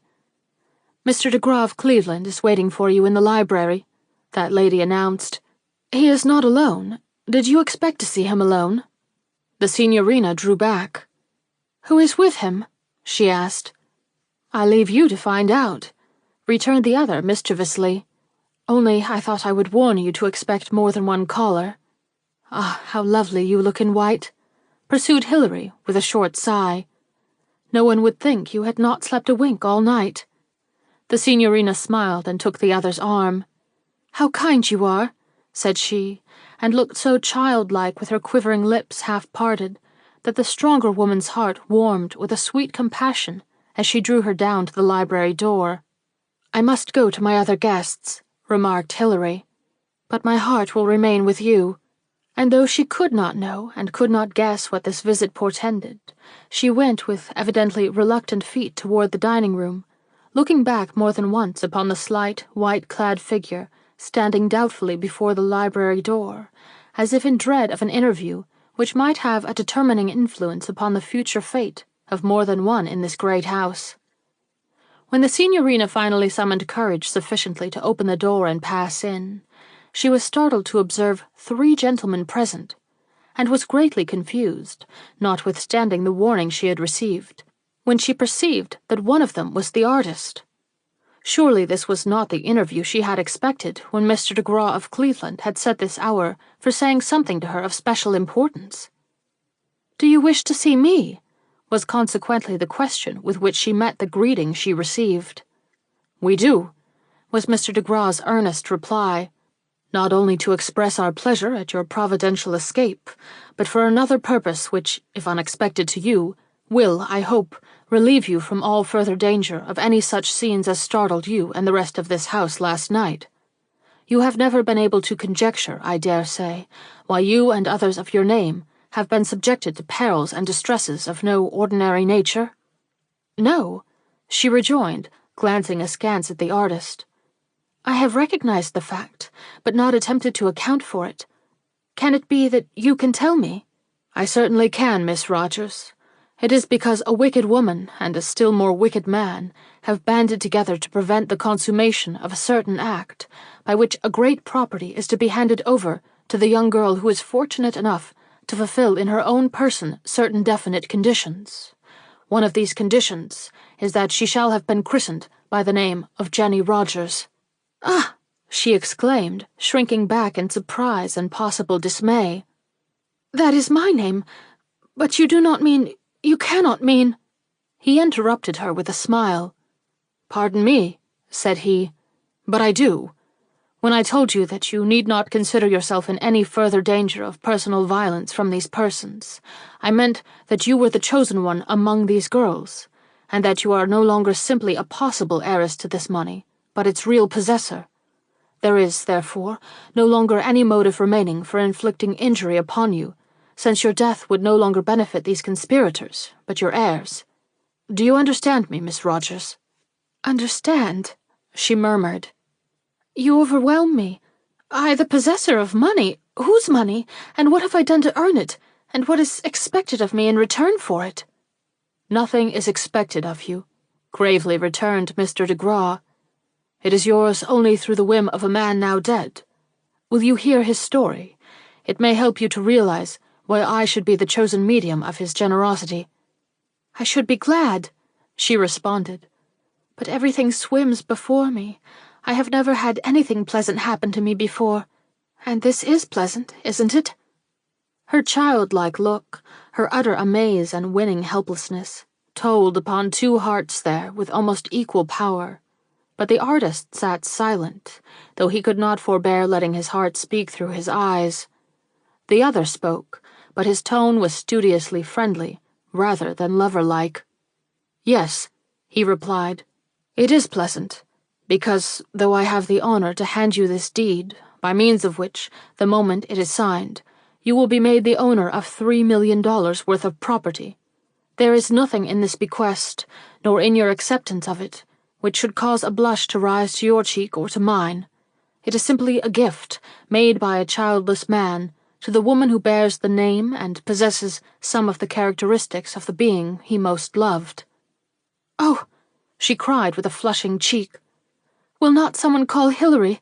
I do not know how to bear such good fortune alone. 3 millions! Why, it is incredible. I almost refuse to believe it." "Perhaps this gentleman will help you to do so." He smiled, indicating the stranger who had accompanied him. "This is Mr. Walden, Miss Rogers. He is a lawyer, and will explain to you the technicalities of this matter." She bowed abstractedly. She was looking at the deed which had been handed to her, and scarcely seemed to hear this introduction.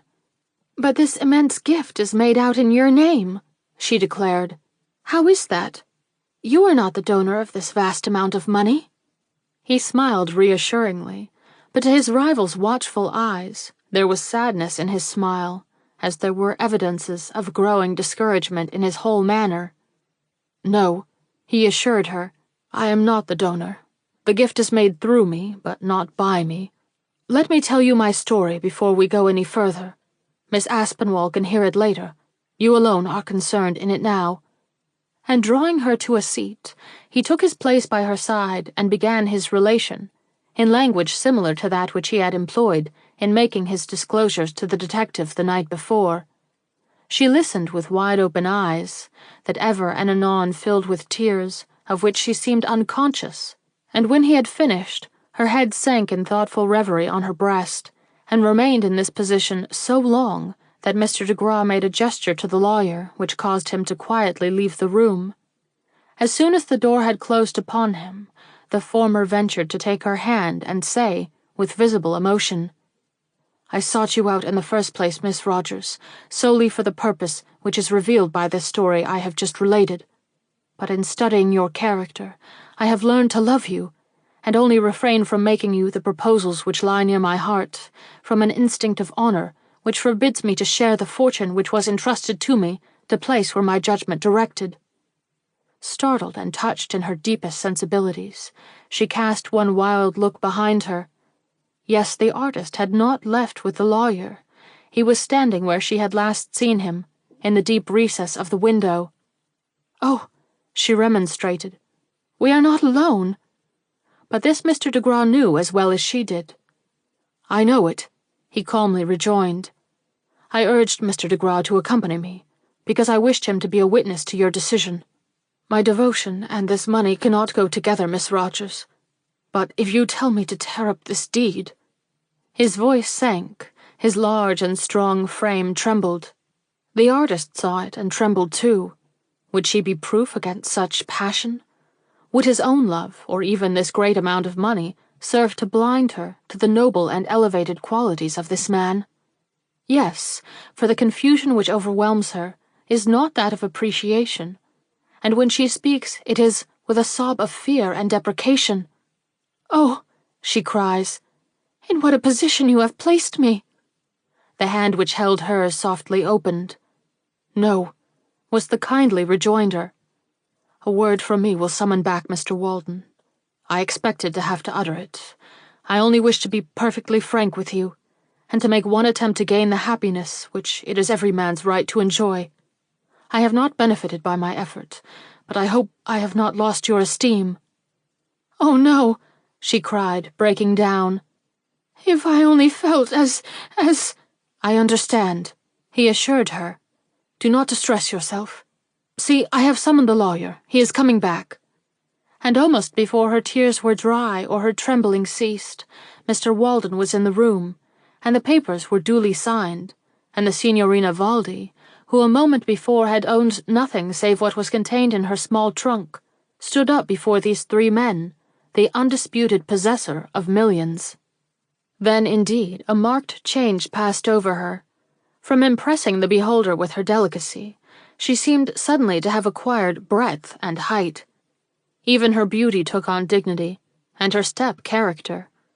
She was not less admirable thus, but she lost some of the touching grace which had won her the love of these two strong hearts. The artist, who was watching her with bated breath, now came forward with his congratulations. She received him with a smile that seemed to tell her heart's story, but the next moment, a certain air of coquettish independence took the place of her first eager delight, and the sight made him withdraw again and take his stand by Mr. de Graw. "Hilary! Who will tell Hilary?" the Signorina now cried. "A sight of her dear face might persuade me that this is not all a dream." Instantly, the Cleveland gentleman, with rare tact and generosity, declared that he would go for Miss Aspinwall, and taking the lawyer by the arm, drew him out, leaving the field to his rival. The artist at once sprang forward and clasped the new-made heiress by the hand. "Signorina," he exclaimed, "one word before your prosperity is known to the world. I love you, you know that, and I have already laid my heart at your feet.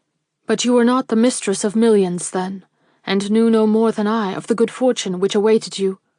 So do not feel that I hold you as bound to me in the slightest degree, because of any expression of regard that may have escaped you. Love that might have moved you then may not move you now, and though I prize you always, and ever the same, whether you be rich or whether you be poor, I feel that it is only honourable in me to await a reply to my suit, until you have become accustomed to your wealth, and learn the necessities of your new position. If in 6 months from now you still remember the artist, Hamilton de Graw— Ah!" she interrupted, with a naivety charmingly in keeping with her blushes. "I cannot wait 6 months. I have no home, no adviser, no protector. I should make 1,000 mistakes. Besides, why not be altogether happy, since fate has given us the opportunity?" Was it possible? What man could resist such an appeal? He gazed upon her with rapture. He covered her hands with kisses. He all but took her in his arms, but did not accept the troth she proffered him. "I cannot," he cried. "It would be like taking advantage of your inexperience. Wait 3 months, darling, and if then—" The entrance of Miss Aspinwall interrupted him. He drew back, but his face betrayed a joy which the noblewoman who entered could not mistake. "Pardon me," she exclaimed, and would have withdrawn, but the Signorina held out her arms. "No," she whispered. "Since Mr. de Graw refuses to take me in his charge, I must look to you for that guidance which my new difficulties imperatively demand. See here, Hilary," and she placed before her the documents which had made such a change in her position.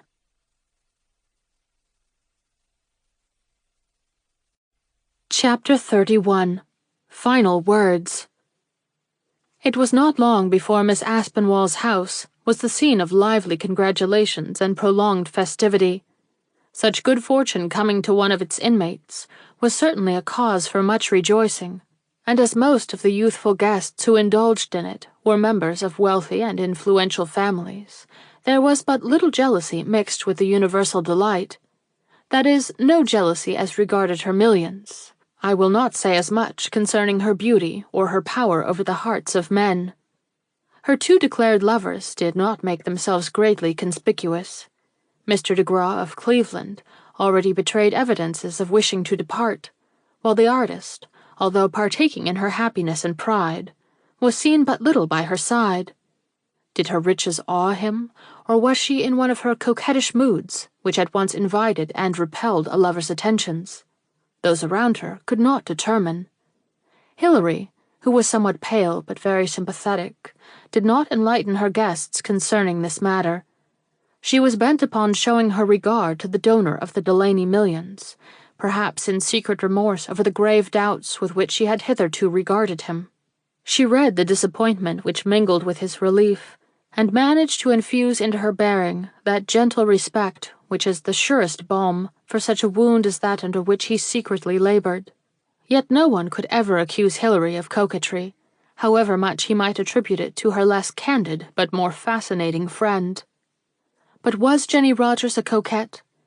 We, who have partially sounded her nature and circumstances, do not think so, nor do her glances on this important day betoken that she is playing with the artist, or even thinking too much of her newly acquired wealth.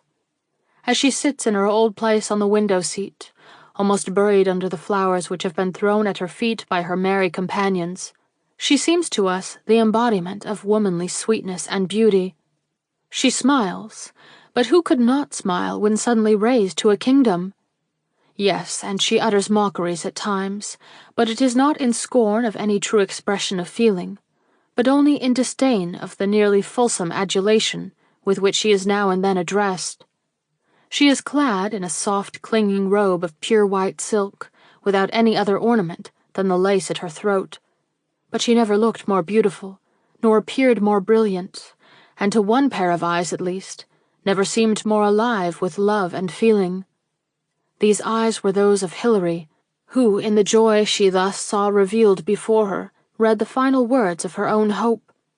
Another person perceived the signorina's burning beauty, and resisted it as long as he could, but finally submitted to its charms and passed quickly to her side. "Come," he entreated. "I must have a few words with you before we enter upon our 3 months of separation. Leave this crowd who have worshipped you long enough, and if you must be half covered with flowers, we will walk on the porch where the vines hang thickest, and I will shake down rose leaves enough to make a carpet for your feet." "I care not for roses," she said, and stood up at his side, a rose herself. But when they had withdrawn into the porch, it was not of love he spoke, nor was it flowers he offered her. He had a fear to express, and made haste to utter it. "Signorina," said he, "pardon me, I will not call you by that name when I can acquire the right to use a dearer. You have never told me why you so suddenly left the house in Blank Street." Taken aback, for she had expected different words from these, Miss Rogers looked at him with searching and slightly troubled eyes and murmured, "Why do you ask me that now? I was not thinking of anything like that." "Because you are lost in the pleasures of the present, while I am concerned with the dangers of the past. Why did you fly from home in those days? Was it because you feared Montelli more than you trusted me?" Her head fell. She nodded a quick yes, and then, as he still stood waiting, exclaimed, "He was a bad man. I dared not linger another day where he could visit me. One glimpse of his face had been enough to thoroughly alarm me. I fled, and buried myself in as obscure a place as I could find.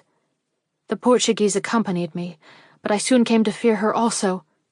You had sown the seed of distrust in my heart, and I grew to be afraid of everyone. So I ran away again and came here." "Alone?" "Alone. I knew that Hilary Aspinwall had a country seat in this town, and I hoped she would see and take pity on me.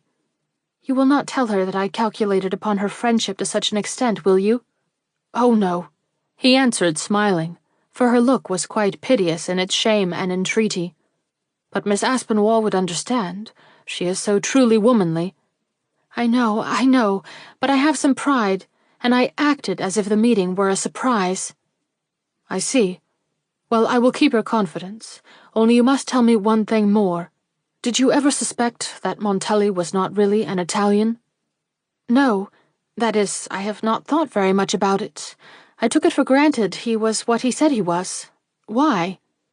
"Because I had a strange suspicion last night, when I saw the fellow who attacked you lying on the floor at the foot of the staircase. Though I had not noticed it before, I thought then that he had an eye like the Italian whom I saw for a minute in your rooms. If that is so, and he is Montelli in disguise, or, what is more probable, Montelli was this man in disguise, then the two matters are one, and the plot against you is of long standing." "It may be," she acknowledged. "It may be, but it is all over now. Why think of it?" "Because I do not feel at ease about him. Nor do you, for all your seeming gaiety. I have caught you more than once glancing in visible apprehension toward the door, as if you feared a renewed sight of your murderous persecutor." "Did I betray myself like that?" she asked, then stopped and exclaimed with sudden conviction. "It is because great pleasures never seem quite real. I cannot believe that I shall be allowed to step into this immense fortune without some disaster to dampen my happiness. It would be like the wonders of a fairy tale occurring to an ordinary mortal." "But you are not a mortal. You are a witch, or one of the fairies themselves, so you should believe in your happiness, only—" He grew more serious here. "I do not want you to trust it so much as to be reckless. This fellow is in custody, but he may manage to escape, and though you certainly have nothing more to fear from his cupidity, you may have from his revenge. He will never forget that through you he has lost, as he thinks, the possibility of handling an immense sum of money." "Do you wish to terrify me?" she inquired with a frightened look. No, how can you think it? I only wish to warn you, so that if you ever have reason to think he is in any way engaged in doing you harm, you will notify the police and procure a guardian to watch over your safety. I cannot rest in peace unless you promise me this. Will you? Otherwise I shall not be able to sleep at night." She smiled. It was almost a sad smile. It certainly was an appealing one. But he had fixed the boundaries to his sympathy and would not overstep them. "Promise me," he persisted. "To take care of myself?" she queried. "Ah, it is easy to do that. I am too anxious to show the world, and you, that I can bear the honors of my position, and not forget my old friends." It was charmingly said. It came like dew to his thirsty and longing heart. He caught her hand in his, and pressed it with more than friendly warmth, but in that very act drew back and made his final bow. "You make it too hard for me," he remonstrated. "To behold paradise so near, and yet to feel one is restrained from enjoying it by the most solemn of secret oaths, is torture to such an impetuous nature as mine. I shall therefore turn my back upon the gates I may not enter, and not till 3 months have elapsed will you see me again. Goodbye, dearest of women. Goodbye." And he was gone. For a moment she stood in that bower of greenery where he had left her, courageously smiling as long as he was within sight, and liable to turn his face again for a farewell look. But when the trees had quite hidden him, and his quick step was no longer to be heard on the gravelled walk, then her lovely countenance fell, and a startling look of care took the place of her former expression of triumph. While this was still visible on her face, and before she had reached the door which led into the house, a young man stepped out of this same door and confronted her. It was Mr. Bird. For an instant it seemed as if she did not know him, for though she paused, she did not speak. But as he bowed with great respect, her smiles came back, and she greeted him cordially. "Ah," said she, "I was hoping for an opportunity to express my obligation to you. From what have you not saved me?" "From more than you think," was his somewhat enigmatical reply. "I have news to give you, Miss Rogers.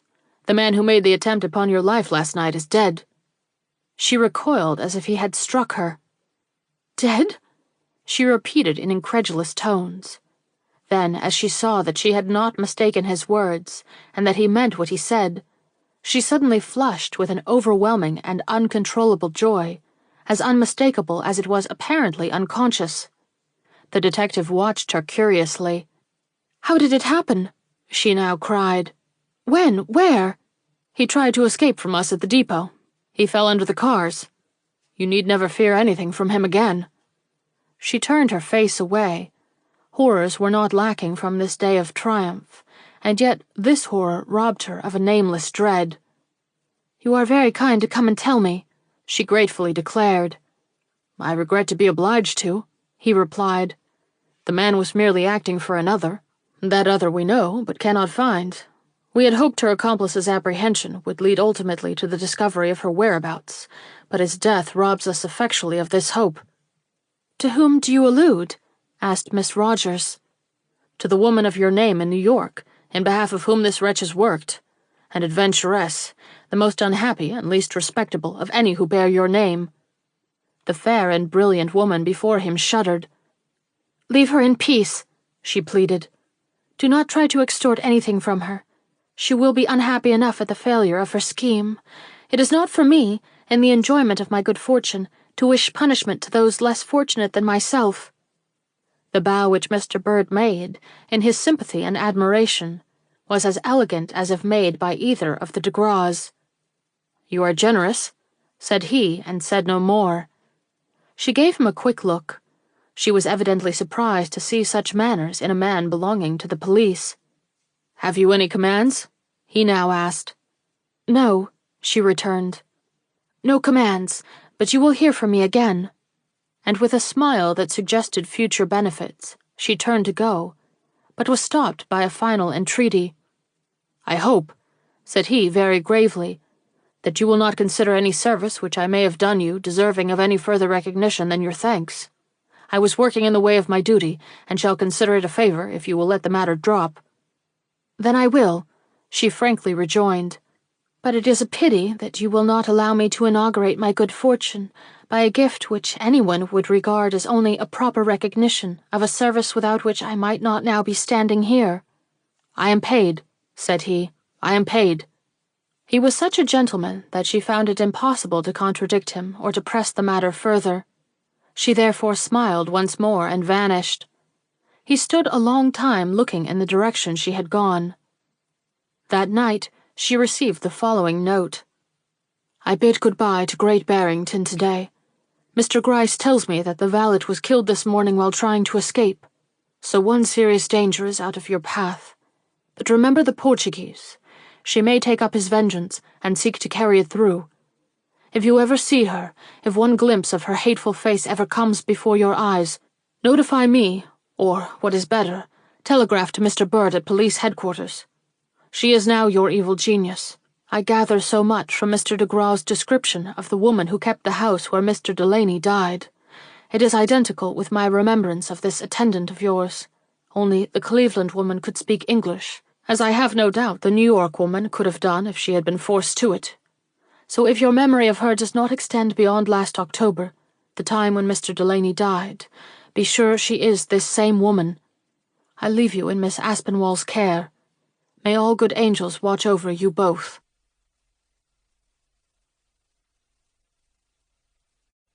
Chapter 32. The Seed is Sown. The summer has passed and autumn has come. As Hamilton de Grasse sits in his studio, the brilliant light of an exquisite September day shines on his last great effort and brings out its many beauties to the observant eye. It is the picture of a young girl lying asleep upon a couch draped with white and gold. The sketch of it we have seen, but this is the finished painting. "How beautiful!" This is the remark of Mr. Bird, who is looking over the artist's shoulder. Mr. de Grasse sighed.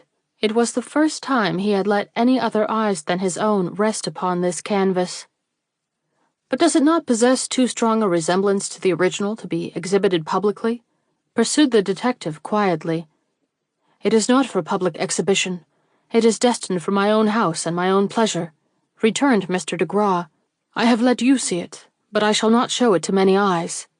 The man who saved her life is almost a brother to me. That is the reason I make an exception in your favor. I understand and appreciate your confidence. It is not misplaced.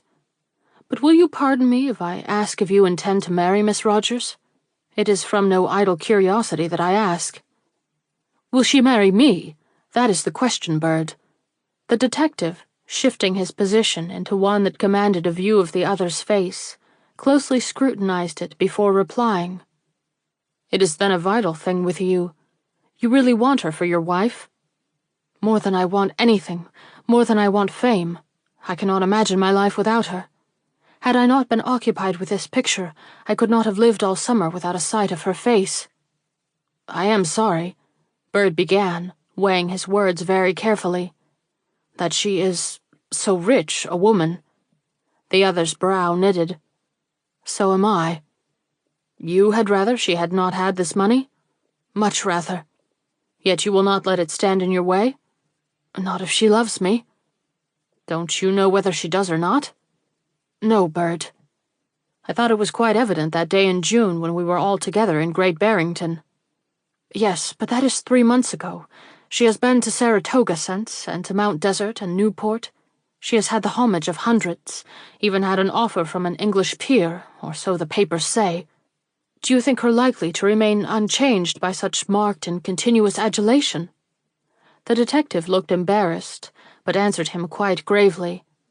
If she is the woman you believe her to be, nothing would be likely to change her, but— He hesitated so long that the artist, who really experienced a certain relief in making these confidences, felt irritated and finally asked, What do you mean by that but, Bird? Have you any reason to think she is not a true woman? Have they been talking scandal about my darling? Far from it, was the quick reply. She is universally commended. People note her grace, her gentleness, and her dignity, and wonder if it was her study for the stage which has made her so fitted to sustain the part of grand lady. No, she has but few detractors so far as I have been able to learn, and I have taken occasion to hear the talk about her, for I was interested in seeing how her nature would bear the strain of such sudden good fortune. But that but, what did you mean by it? It sticks in my ears. Yes, I made a mistake in using it, especially as I cannot really say why I did so. Perhaps because the usual risk there is in marrying a woman of so much wealth is aggravated in her case by the suddenness with which she acquired it.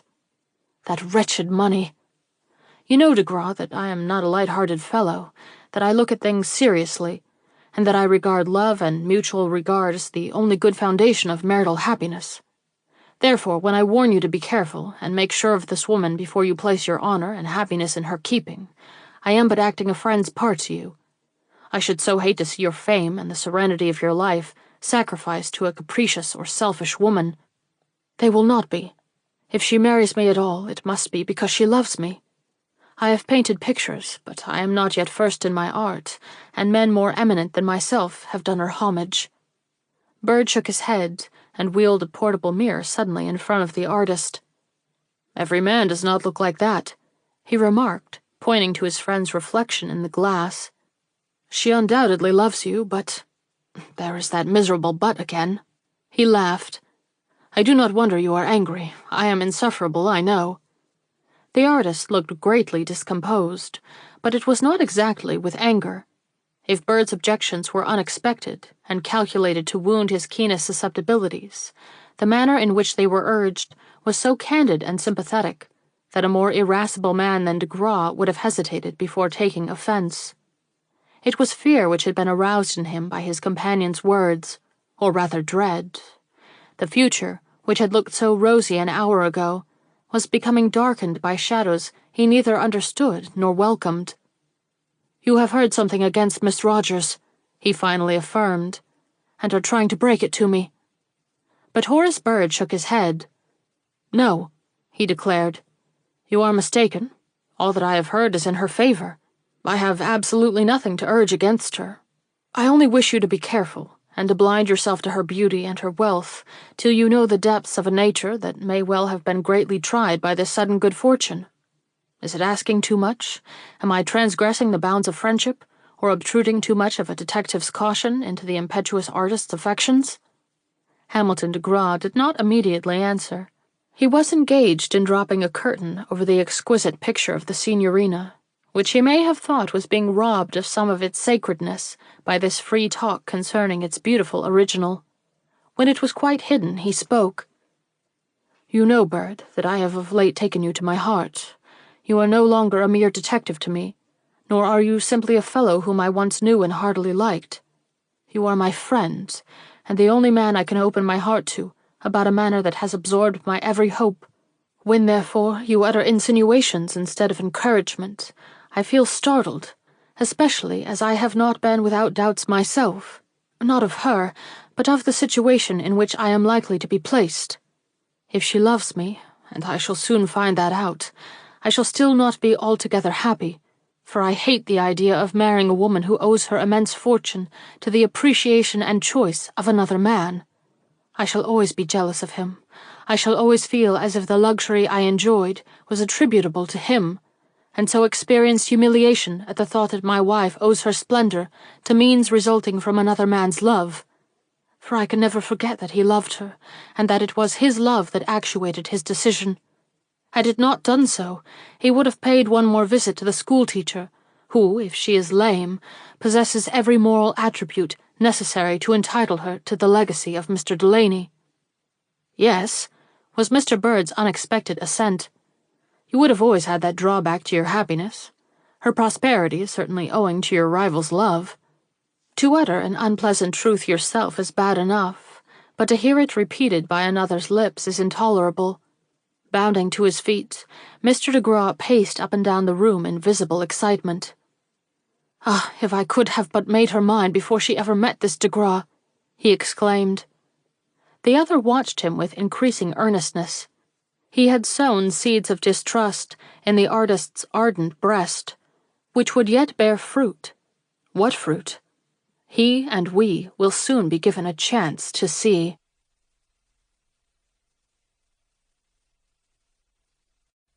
Chapter 33.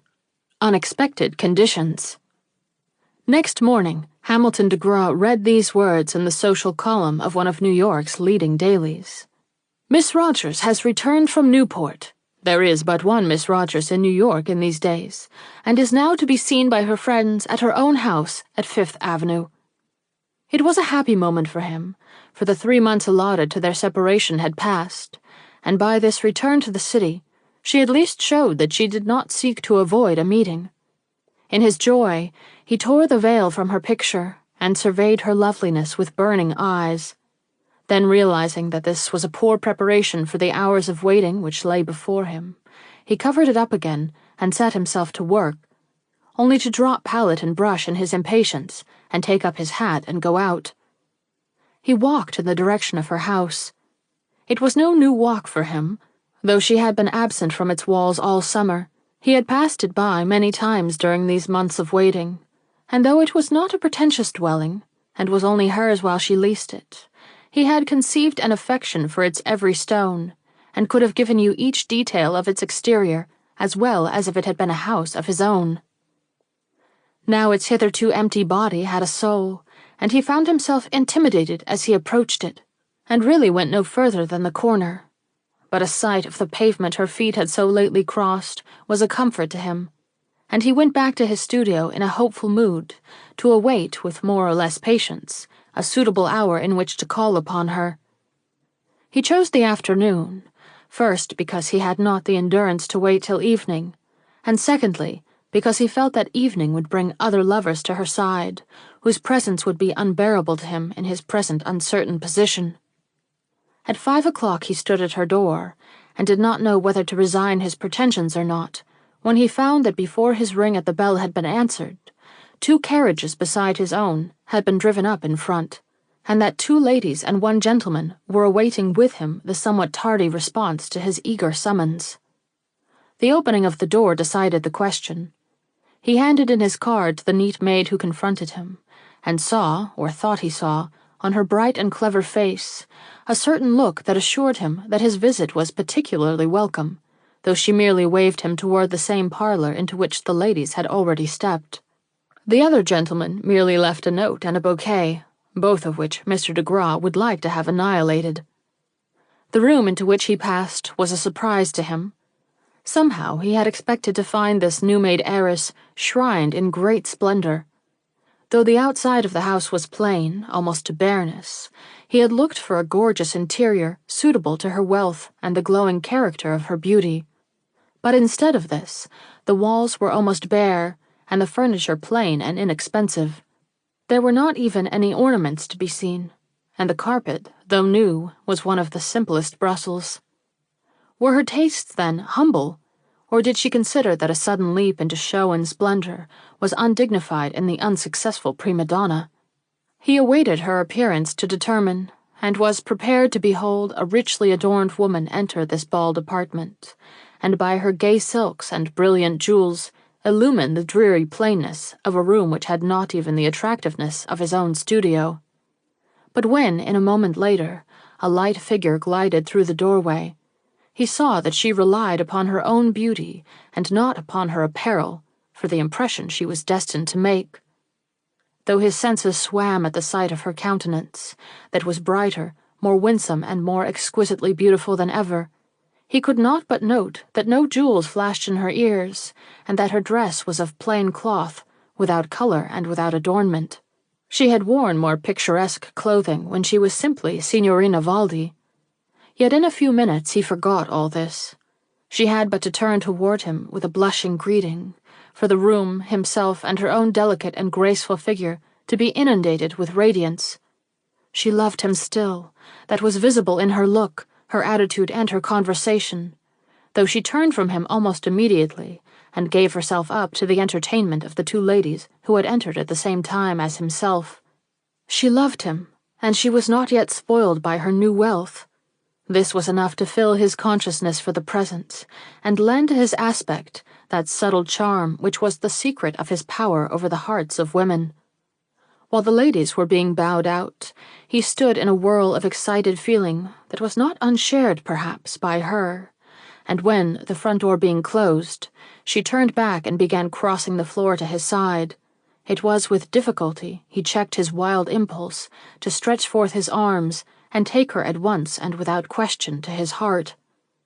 But he had said to himself that he would not do this, whatever his temptation might be, and he bravely kept his word, paling a little, however, as she reached out her hand with an air that expressed her recognition of the fact that she had not as yet given him her full greeting.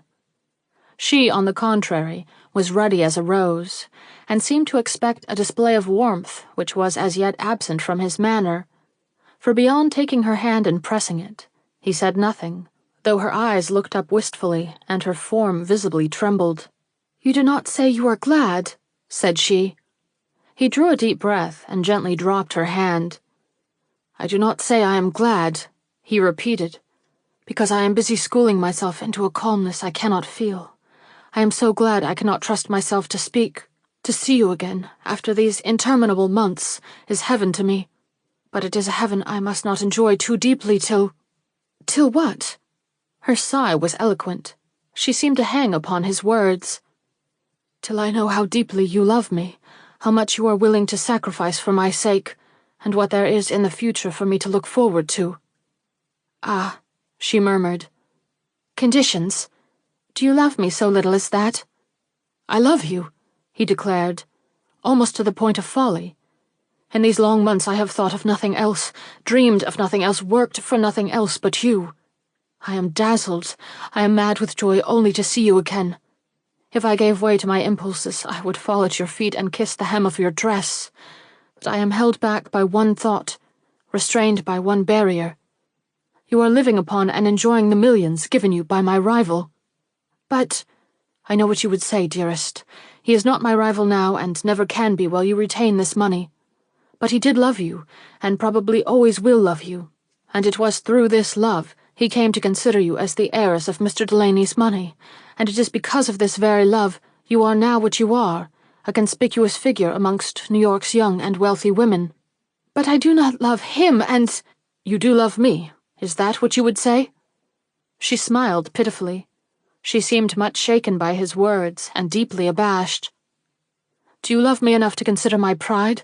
he went on. It would have to be a great, a courageous, and a boundless love. For I ask nothing less than that you should sacrifice this wealth, that you should leave at the altar rail these millions that have brought you fame and adulation, and accept only a painter's homage, and such luxuries as his pencil can furnish you. Find in that homage and these luxuries such compensation as will make you forget your brief reign of a summer as America's leading beauty and heiress. Her eyes, burning and dilated, stared into his. "You ask that?" she cried. "Yes, and since I know that I ask much, I pray you not to answer me today by a look or a word. I would have you think long and deeply upon what I say. I would have you weigh the situation calmly, and then, with grave decision, render me the answer which your heart prompts. Not impulsively, not under the glamour of a passionate moment, but with the spell of a prayer upon you, and with a clear foreknowledge of all that such a sacrifice means. Mr. de Graw has already asked from you a similar recognition of feeling, but he had little reason for hope, and you did not honor him by so much as a momentary hesitation. But this choice means something to you. I know that, or I would not humiliate myself by following in his footsteps. Love and fondness for power will have a battle in your breast, and no one, not even yourself, can tell today how that conflict will end. For night will bring strange longings, and meditation will waken strange ambitions, and I shall not be with you to breathe love, or assure you that there are depths in true passion beyond the sounding of an ordinary plummet." She covered her face with her hands. "Oh, to what tests am I put?" was her cry. "You do not love me, or you would not annihilate me by placing before me such a fearful alternative." "I do love you," he answered solemnly. "And I want you to love me, that is, if you marry me. I do not wish to feel that there is anything in the world dearer to you than myself, that any riches and distinction that you may owe to another man's love can vie with the single affection which I proffer you. Any less devotion on your part will not satisfy me. I must have all or none. I must marry the woman I saw wake from the sleep of death, and not the woman whom a happy namesake of mine has wreathed with golden blossoms she will not cast aside for my sake. Do you not see that I am right? Do you not see that we could never be happy, with the ghost of another love forever gliding between us, at the indulging of any new fancy, or the purchase of any new gewgaw? I may not succeed in making you see it as I do, but this is the question as it appears to me. Either love is worth this sacrifice, or it is not. If it is not, you will frankly tell me so, and I will bear my disappointment, and make a mistress of fame as I did before I saw and loved you." Her hands had fallen from her face now, but she was not looking at him. She had, on the contrary, turned slightly away, and stood with only her cheek and the delicate outline of her brow visible to his searching gaze. It was a bitter moment for him. Had he been right in subjecting her love to such a test? "Miss Rogers," said he, "before I left home, I received an invitation from Miss Aspinwall to a day reception to be given at her house here in the city. Are you going to that reception?" Her gesture seemed to say she was. "It is set for a week from now, is it not?" She bowed again. "Well, I will give you this week in which to weigh the question and to consult Hilary. If then you feel that your happiness, not mine, you must not consider my happiness in this question, will be best secured by a life spent at my side, with its love and its hazards and its possible lack of splendor, then wear to this reception this same meek dress of brown, and be my blooming rose forever. But if, on the contrary, you have tasted of the vintage of adulation, and feel that it is henceforth a necessary beverage for you, and that you move in your proper atmosphere when you bear about with you the honors and distinctions of wealth, then wrap this lovely form in velvet, and put in these dear ears the diamonds that belong there, and let me see how worthy you are to wear such splendors, and how little I had the right to ask you to forego them. You will be saved all embarrassment by this, of course. One glimpse will tell me what sort of a future I may expect. And while I do not promise to leave the room any too soon, if I see again before me the maiden of today, I certainly shall not remain long enough in your presence to utter a reproach, if I encounter velvet instead of cloth, and jewels instead of blushes." He was going, but she held out a hand, and though she did not raise her eyes or turn her head, he paused while she said, "There is one thing you have not explained. What is to be done with this money if I decide to give it up? It must be returned to Mr. de Graw, who will give it to a certain little schoolteacher, who, we must hope, will have no jealous lover, who will refuse to let her take it. Another Jenny Rogers? Yes, and a noble one. That is all. I will not detain you any longer, Mr. de Graw. He looked, he moved away. He came back with an almost breaking heart. After all, he might never see her again as she was now, rosy and trembling and innocently grieved. Had he been less exacting, had he not puzzled himself with jealousies, had he been content to ignore everything but her winning womanhood, he might now be clasping her to his heart in ecstasy, instead of standing there with a barrier of ice between them, and the prospect of what? Lifelong separation and a desolate hearth. For at that moment he did not believe that she would ever give up all that he asked for his love. "I cannot leave you," said he, "without one proof of my devotion." And flinging himself at her feet, he clasped her knees and kissed with heartfelt fervor the tip of her little slipper. "I love you," he cried. "I love you," and was gone, just as she sank half-fainting upon a chair.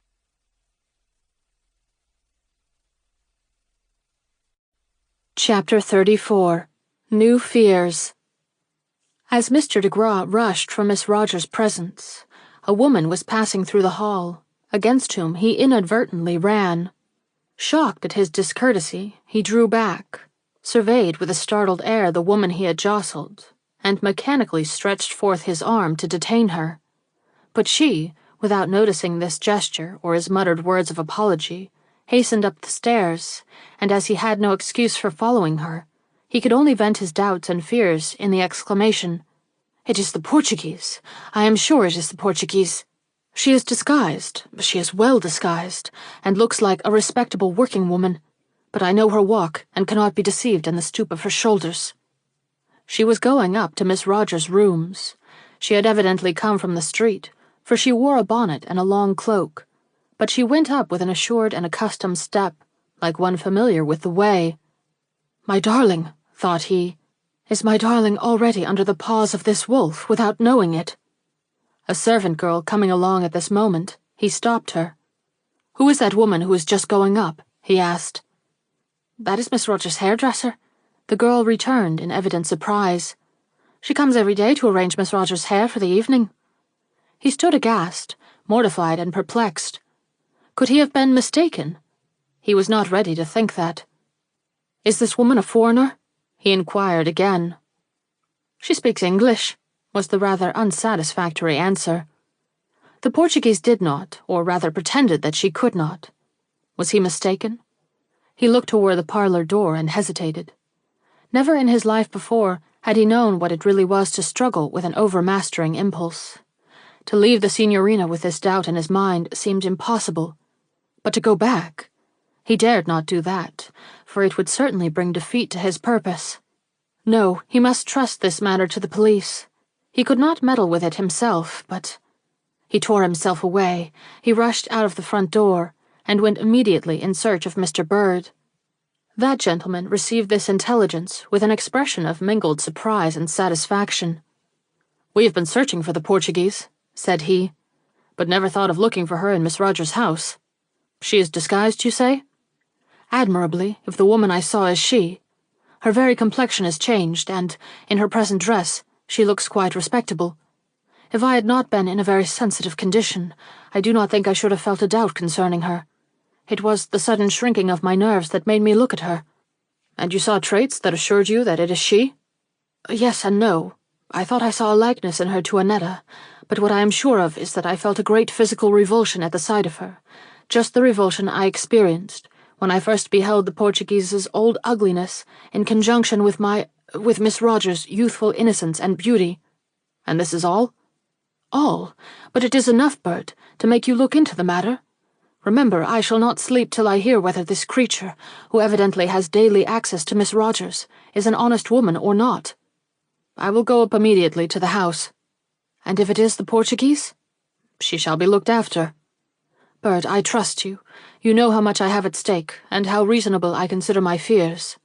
You have yourself said that you thought it possible that the Portuguese would be likely to carry out the schemes of Montelli. If she has lost all hope of making anything out of the heiress, she can at least show her hatred and wreak her revenge. These foreigners are so vindictive. We will watch her. And I may sleep? Soundly. You are a good fellow, Bird.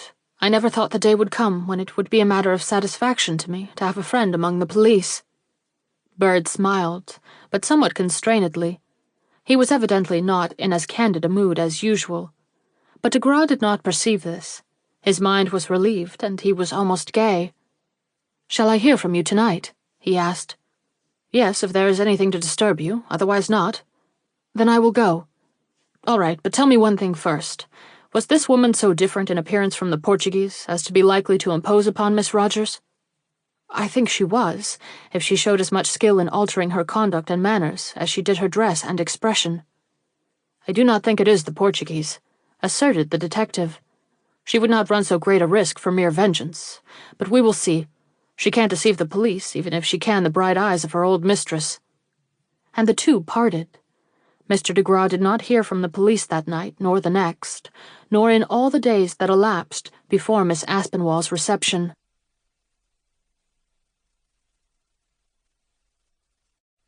Chapter 35. Before the Reception. It was 2 o'clock, and therefore time for Miss Rogers to dress for Miss Aspinwall's reception. She was in her room alone, and before her lay spread upon a couch 2 dresses, one of plain brown cloth, which we well know, and the other of richest velvet, that had been hurriedly made during the last week. She is gazing at these dresses, and deciding the most momentous question of her life. That it is momentous, you can discern from the absorbed expression of her face, and that she hesitates is equally evident, from the anxiety with which her eye passes from cloth to velvet, and from velvet to cloth, as she listens alternately to the suggestions of her heart and the promptings of her ambition.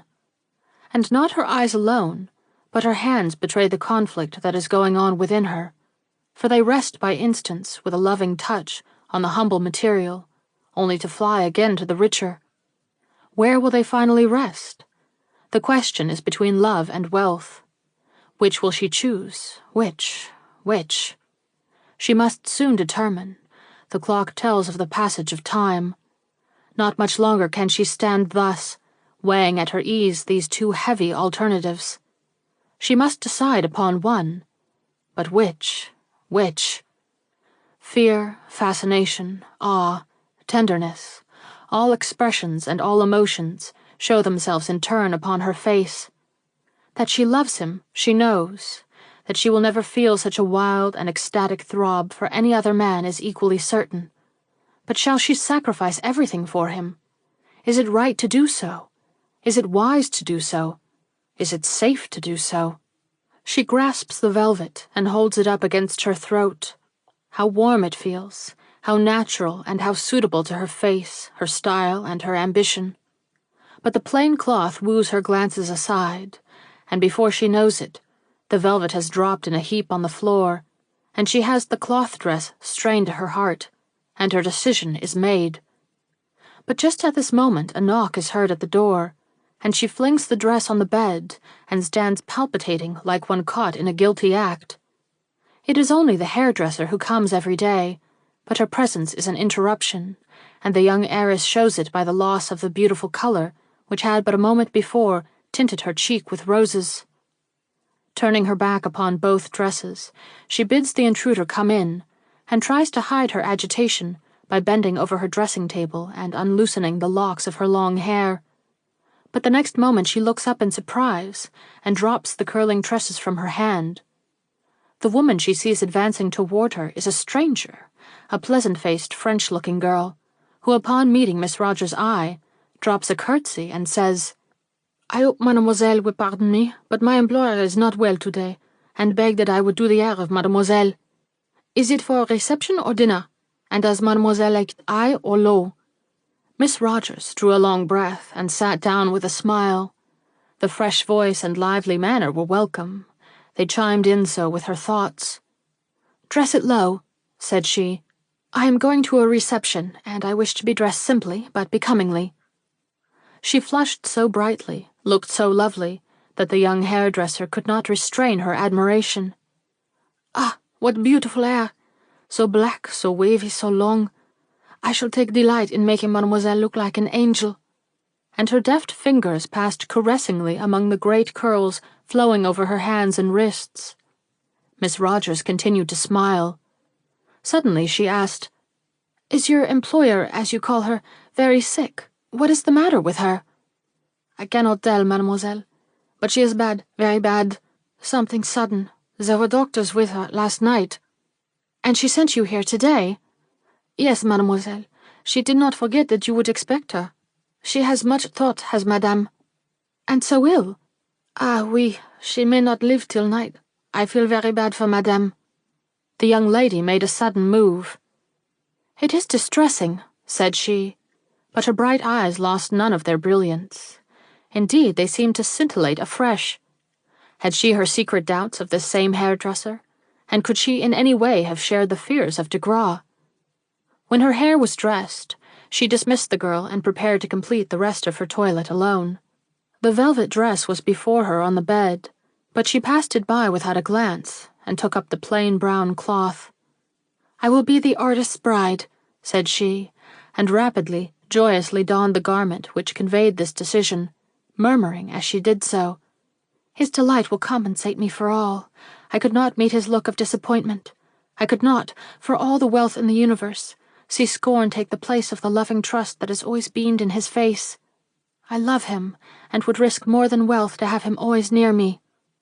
If she did not say these words, she thought them, and her fingers flew, and the dress was on, and she stood, clad and in her right mind, beaming at her own image in the glass.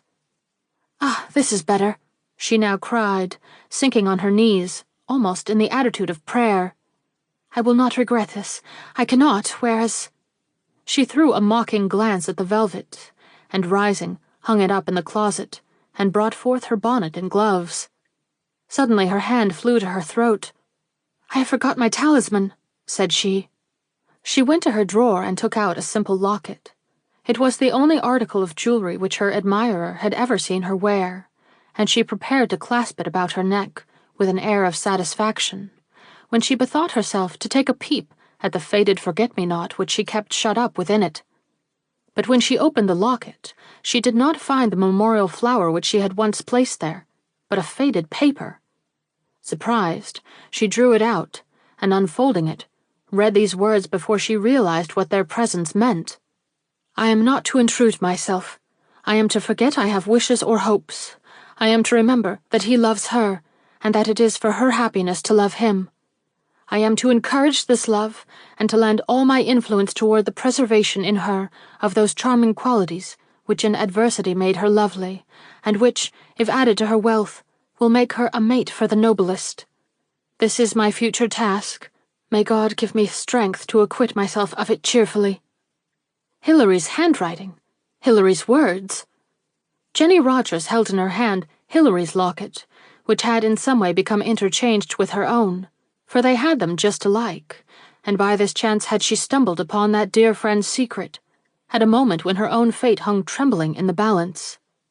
Jenny Rogers sank, overcome, upon a chair, and read the words again, and uttered a cry as she read them, then sobbed with sudden, wild, and passionate grief, then hid her face with her hands, and sat thus for many minutes, though the clock spoke, with every tick it made, of the rapidly passing time. What were her thoughts? What could they be but of past hours, and past occurrences in which Hilary had shared her companionship with Mr. de Graw? She understood now, as she never had before, what certain looks and changes upon her dear friend's countenance had meant. She perceived that she herself had not been the only one to love, and that, with the selfishness of a suddenly enriched woman, she had often trodden on the heart to whose clinging affection and lofty sympathy she owed much of her prosperity and a great deal of her distinction. And she saw more. She saw to what heights a generous, self-forgetful nature can go, and felt humiliated in her own estimation as she contrasted the mercenary struggle she had just been through with the firm putting by of every selfish consideration conveyed by the words she had just read. "Hilary would not have hesitated 7 days," exclaimed Jenny, writhing in bitter remorse over the memory of her own weakness. She would have seen the right way at once and taken it. She loves him more than I do. She is worthier of him than I am. She would make him a better wife. Then her thoughts flew to the time when she and Hilary had bought these lockets. They were in a jeweler's store together, and the whim had simultaneously seized them to have some one thing alike, which they could wear as a symbol of their mutual affection. They decided upon 2 lockets, identical in make and size, and Hilary bought one and clasped it about Jenny's neck, and Jenny had bought the other and clasped it about Hilary's, and thus had they sealed the bond between them with a gift and a smile.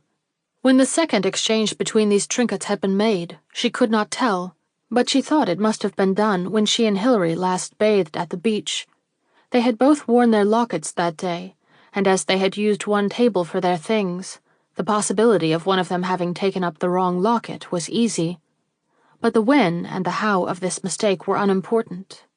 The exchange had been made in some way, and a revelation had followed which had shaken her to the core of her being.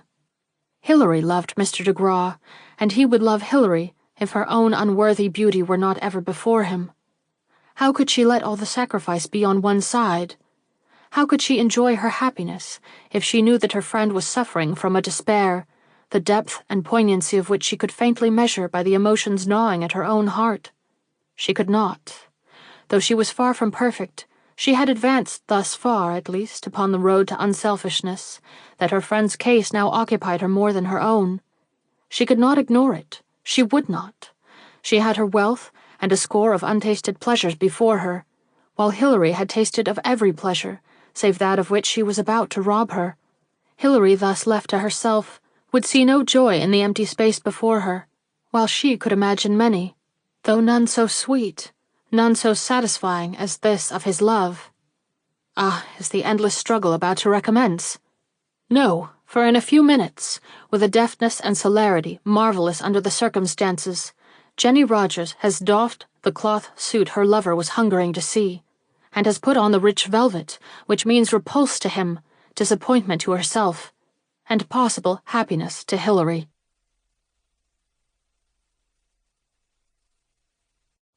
Chapter 36. At the Reception.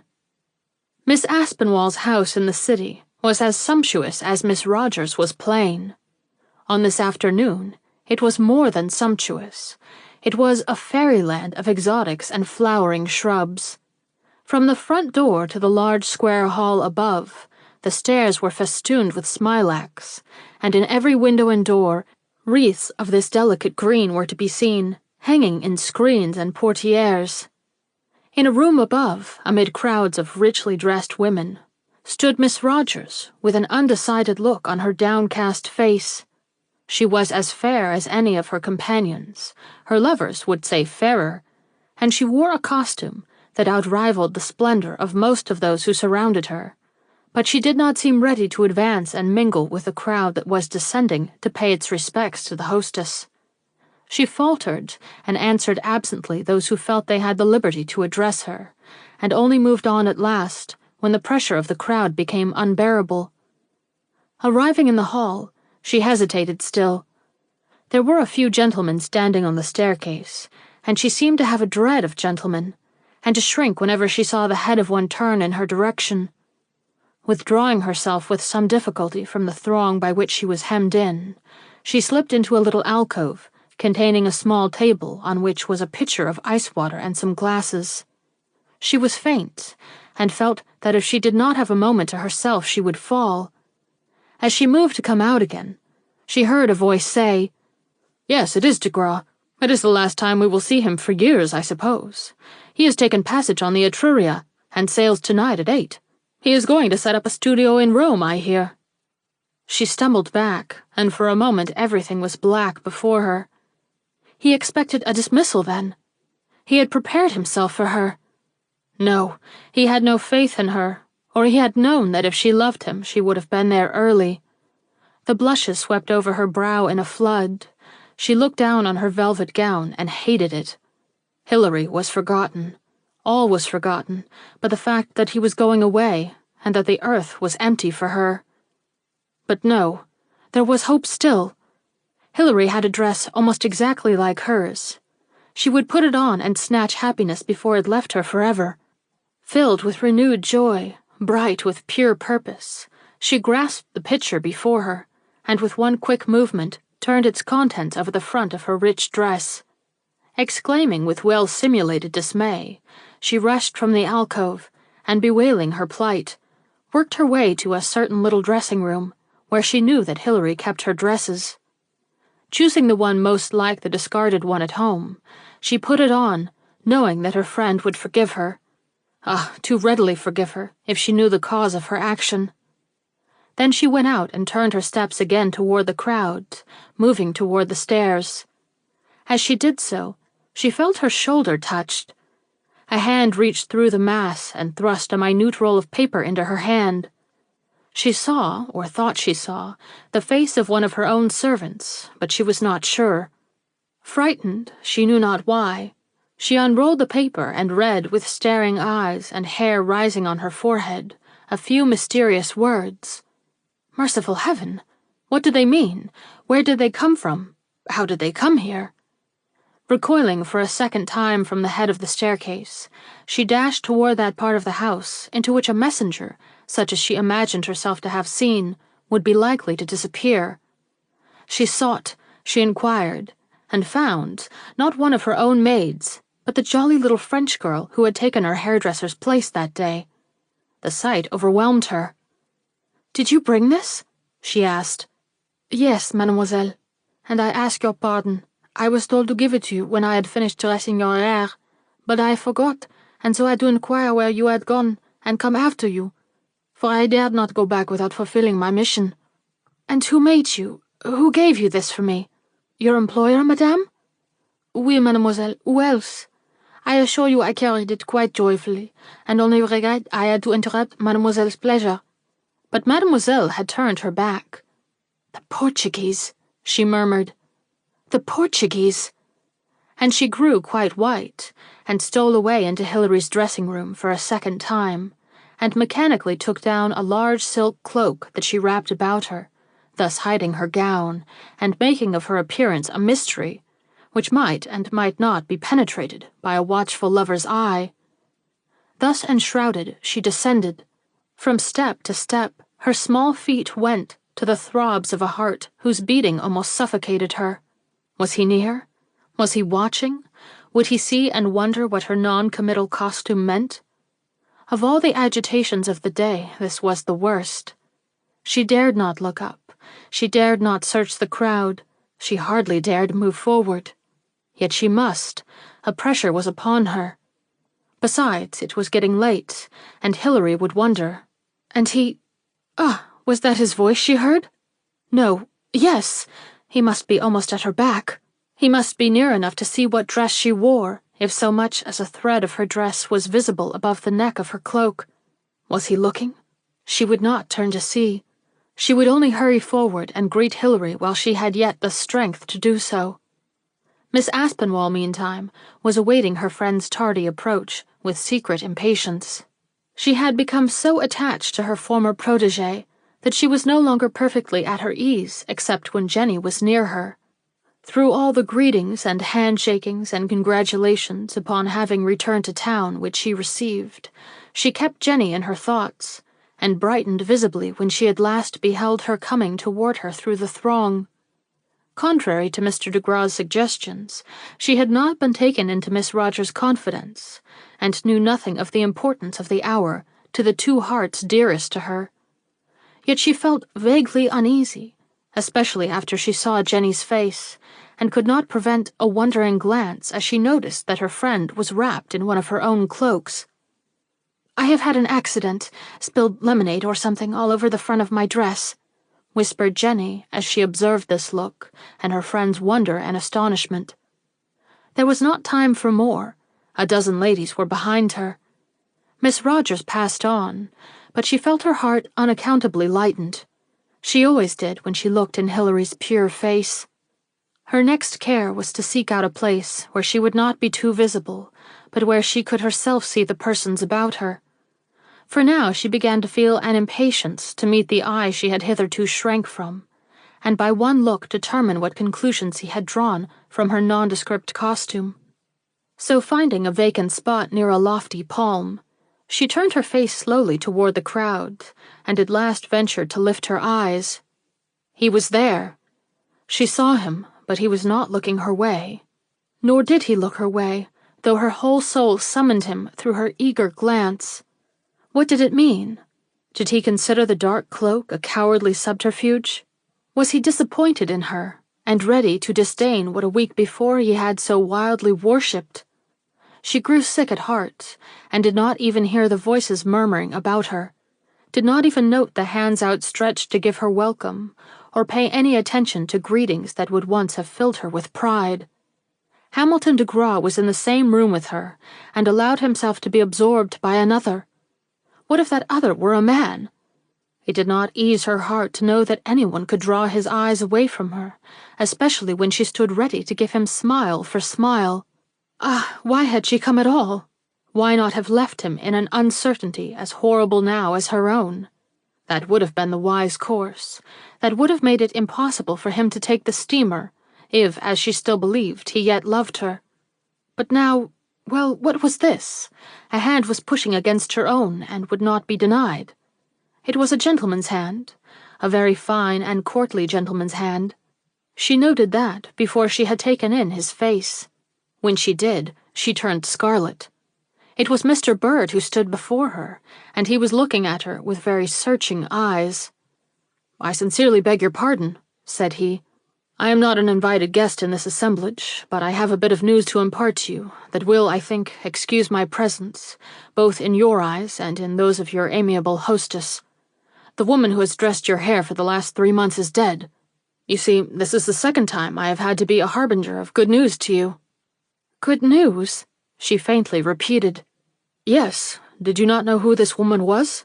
I have been told you greatly feared the Portuguese." A waiter with a tray full of ices pushed his way at this instant directly between them. When he had passed, Miss Rogers was gone, and the detective, astonished and not a little chagrined, looked about him for some minutes before he saw her again. Then he perceived that she had thrown off the long cloak that had seemed so out of place in this brilliant throng, and stood, beaming and beautiful, near a piano where someone was just beginning to play. Hilary saw her too at this minute, and asked herself what her wonderful look meant, for while Jenny Rogers' eye burned steadily in one direction, it was acquiring a purpose, the determination of which Hilary could see but not explain, and she felt that it needed explanation, and left her place to join her young friend, and succeeded in doing this just as Miss Rogers said in low tones to the person at the piano, "I will sing Robert Toi que j'aime." Miss Aspinwall, who would have been less surprised if a flash of lightning had suddenly shot from door to door of her great house, leaned forward and took Jenny by the hand. "Dear friend, what are you going to do?" she asked. "Sing." "Sing? Before this crowd?" "Yes." "And you can?" "I can." "Without fear of failure?" "Without fear of failure." Hilary, who was used to her friend's tones, saw that there was something deeper than caprice in this. "It will be a noble kindness on your part if you will," said she. "But you look so excited, and you tremble so, you make me feel that there is something at stake which I do not understand." "There is, Hilary, my whole life's happiness. Hamilton de Graw is here. He loves me, and told me if I returned his love, to wear a cloth dress today. I have on the dress. I am ready to stand by what it means. But he will not look this way. I wore a velvet one when I came, and perhaps he saw me then, or saw the cloak with which I at first tried to hide the change I had made, and now nothing can make him glance away from the man he is conversing with, and presently he will go, and his going means an endless separation between us. For Hilary, he has engaged passage in the Etruria, and she sails tonight, you know." Miss Aspinwall uttered a low cry. No one heard it, not even Jenny, for the impetuous girl was full of her own thoughts, and was saying passionately, "My voice will be a surprise to him. He must turn, and then if he goes away—" She finished with a gesture. Hilary gave her one look. It was that of encouragement, and next minute Jenny was standing by the piano, and the first liquid tones of the fine instrument had burst forth. No one notices a piano in such a gathering, and not a head, least of all his, turned at the sound.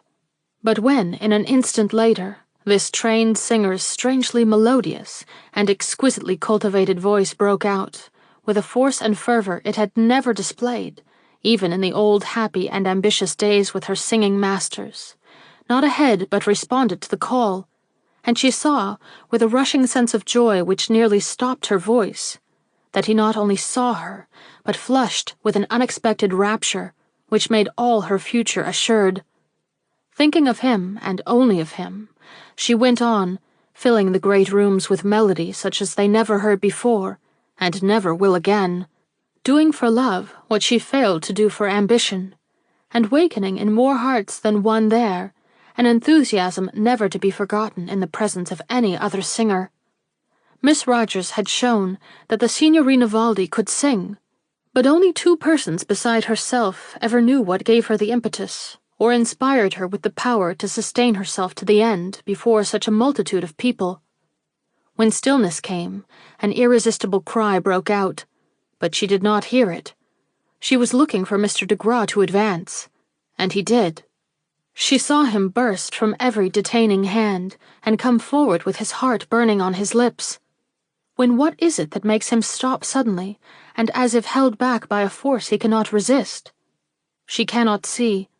She only realizes that he does not come, that he gives her a look which seems to promise something, but he does not come, and at last she perceives him melt away with the crowd and vanish in the direction of the door, which finally opens and shuts upon him, leaving her with her glory and her grief.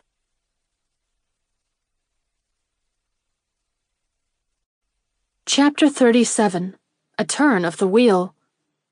3 days went by, 3 slow-footed, miserable days, and another evening was near its waning, and no ring at Miss Rogers' house bell had as yet announced the artist, nor had the post brought her any message to relieve her anxiety or explain his neglect. The only comfort she had received was that which came with the discovery that the name of Hamilton de Graw had not appeared among the list of cabin passengers sailing in the Etruria. But this comfort had a sting in it as well as balm, for if he had recognized her avowal sufficiently to delay his departure, how could he reconcile it with his expressed ardor to remain away from her at a time so critical? Was he ill? She did not believe it. The manner in which he had cut short his approach after her song did not argue illness, but suddenly conceived determination. He did not wish to acknowledge her devotedness. He felt that it came too late, or was prefaced by too much hesitation to be real, and so took this way to express his displeasure and withdraw his claims. It was a crushing experience for her. It was a humiliating one. It robbed her of self-possession and peace. It brought a hectic flush to her cheek, and lent a feverish intensity and delirious inconsequence to all her actions. She would not see Hilary. She would not see anyone. She paced her room by day, and tossed upon her bed by night.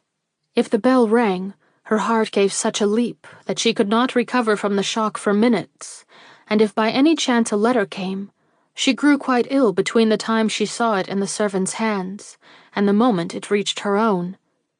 A man never knows or realizes the torture he can inflict upon a woman. He does not remember that in such emergencies as these she is helpless, that she must sit in her house alone, watching, waiting, hanging upon each passing moment for that action on his part which will explain his feelings or intentions. A man can force a situation. He can besiege his lady's door and demand the secret of her reticence or coldness. But under the same circumstances, she can do nothing, not even send an inquiry as to her lover's health, and so the canker eats into the rose, and when love or remembrance brings him again to her side, he wonders what has destroyed his lady's beauty. Jenny Rogers had had no preparation for this show of cruelty upon the part of this especial lover. Since that first delirious moment when her eyes opened upon his face, from a sleep like death, she had beheld it brimming with admiration and filled with love. She had, as it were, held his heart in her hands, or so she had thought, and secure in that belief, had sometimes played the coquette, knowing that she had but to smile again upon him, to see him fall in rapture at her feet, And now the neglect was on his side, and she had to endure it alone, sitting in her desolate home, silent and forsaken, while hundreds for whom she had no regard knocked at her gates and lavished gifts and tokens upon her, as if in mockery of his forgetfulness, for whose remembrance she alone cared. Hilary knew her grief, but Hilary's sympathy was, for that very reason, unbearable. Jenny could not endure the mildly encouraging glances of so dear a friend, nor the smile that bespoke a heart as nearly broken as her own. No, better the society phrases of Mrs. Dutton, the amiable widow, who had so kindly consented to lend her respectable presence to this otherwise too narrow household. Better anything than the obtrusion of comfort where there was no comfort, and the display of sympathy against which her woman's pride rebelled. Had she known that Hilary had sought to save her all this uncertainty and grief by an interview with the artist, that Hilary had even subdued her own pride, which was great, to the point of visiting him in his studio, Jenny would have felt more wretched still. For Hilary came forth abashed by a reticence that was new in her experience of him, and rode to her home in a whirl of dissatisfaction and revolt that made her own existence about this time almost as wretched as that of her unhappy friend. And, as I have said, the clock was verging toward 9 on a Friday night, and no summons had come to rouse Jenny Rogers from those dreams of bitter resentment into which her secret grief and despair had finally plunged her. No summons, did I say? Then what is this? Though she has forbidden her maid, Clarette, to bring her any card which has not the name of Hamilton de Graw upon it, the girl is standing in the doorway, with an inexplicable smile on her lips and a small silver tray in her hand, on which Jenny can faintly see gleaming a white bit of pasteboard. Had he come, then? Is the world going to move on again in its accustomed orbit? She tries to be calm, but she springs toward the girl, seizes the card, gives it one look, and becomes in an instant another woman. There is a peculiar look on Clarette's face, a hesitancy in her manner, but Jenny Rogers observes neither. She waves the girl from the room, then calls her back to say, "Remember, I receive no other callers tonight," and sends her forth again in haste, for the young heiress is wild to be alone, that she may don her most bewitching garments and hang clusters of flowers on her breast, which otherwise might betray the heaving of her heart too plainly. She has an exquisite robe of purest rose. She puts it on, and you who have not seen this wonderful woman in her jubilant mood should see her now. She fairly irradiates the room. She walks like a goddess. She smiles like a child. She sings, yes, sings one snatch of heart-searching melody as she ties her last ribbon and affixes her last flower. She is happy, but she does not mean that he shall be happy too. No, she will give him coldness for coldness, suspicion for suspicion, and pride for pride.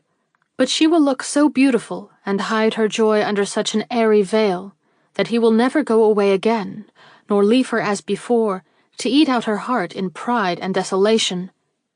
But this mood, which lasted till she reached the parlor door, vanished as she crossed the threshold. At sight of a tall figure emerging from behind the curtain of a window, she stopped downcast, a crowd of blushes flitting over her white cheeks. He came forward, first quickly, then more slowly, as if overcome by her beauty and evident feeling. Then, as he did not speak, she gave a quick look up and— She did not fall nor faint.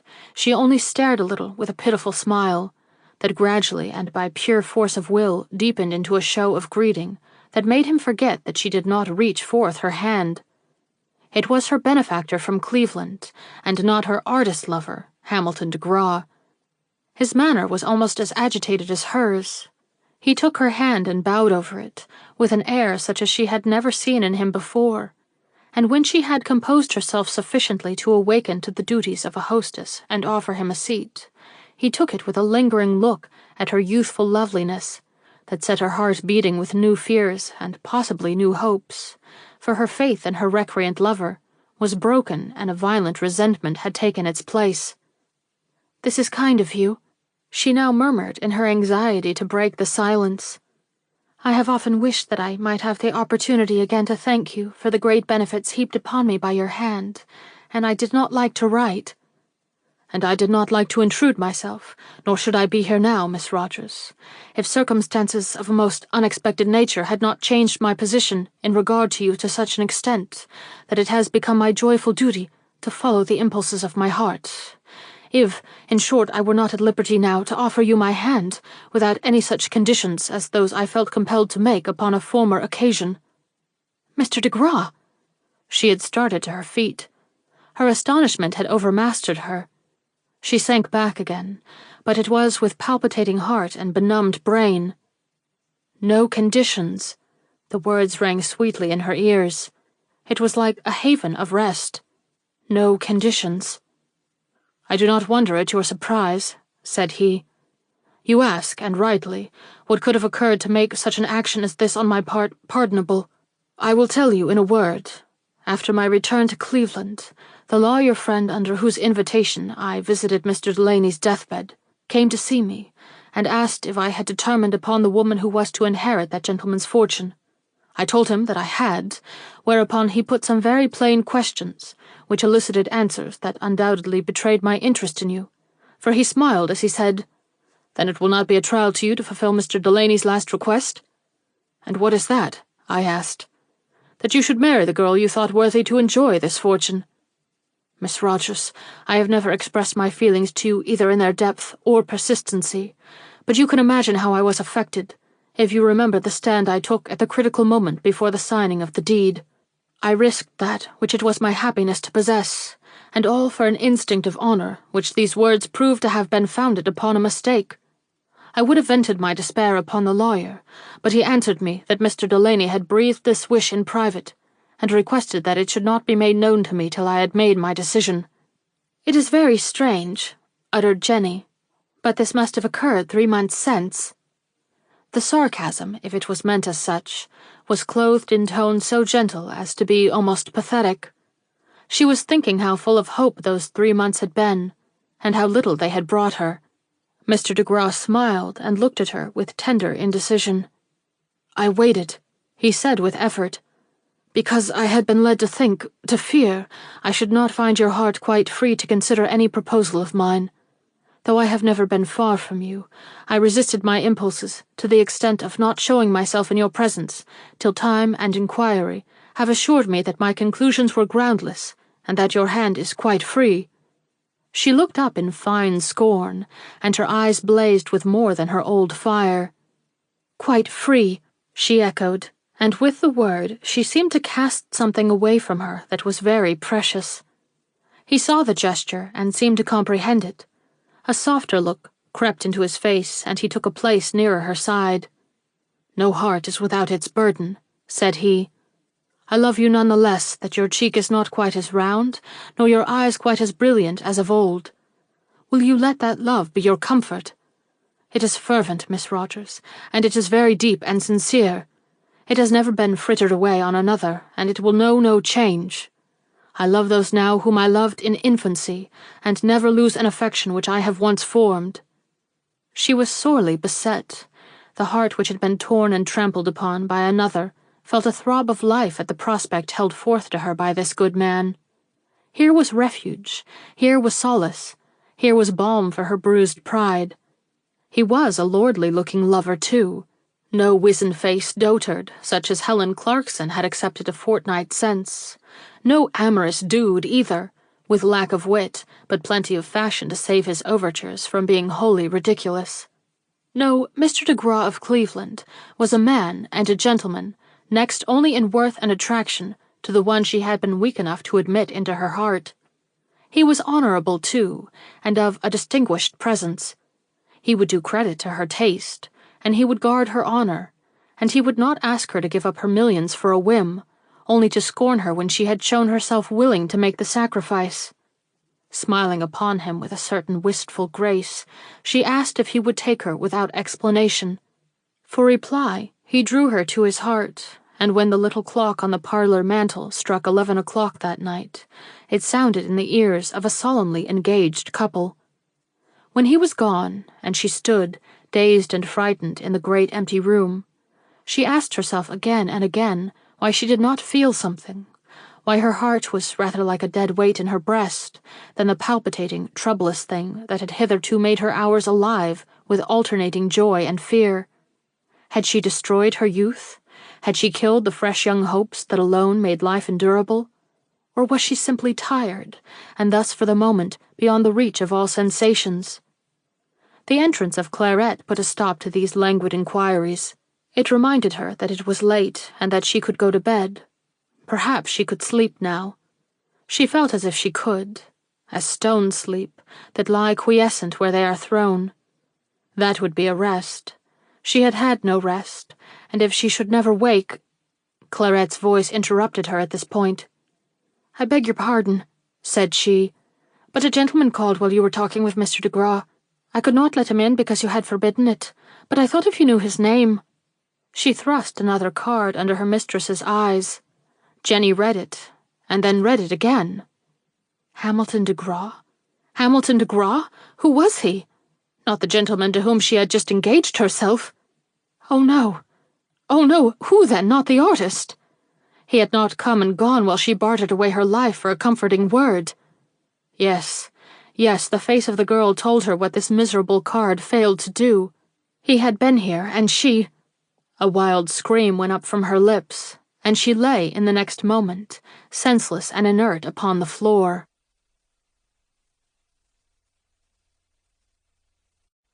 Chapter 38. Jeanette and Virginia. Jenny Rogers realized all that she had jeopardized by her sudden engagement, but was not disposed to submit to the consequences of her folly without a struggle. Since the artist still loved her, since he had returned to her of his own free will, she would meet that love and hail the return, whatever it might cost the man who had taken advantage of her momentary weakness to bind her to himself. What if it were dishonorable? Would it not be more dishonorable to let this unfortunate betrothal culminate in a marriage which would bring to neither of them any lasting happiness? She was a child in the simplicity of her emotions, and now showed herself to be a wayward and ill-regulated child.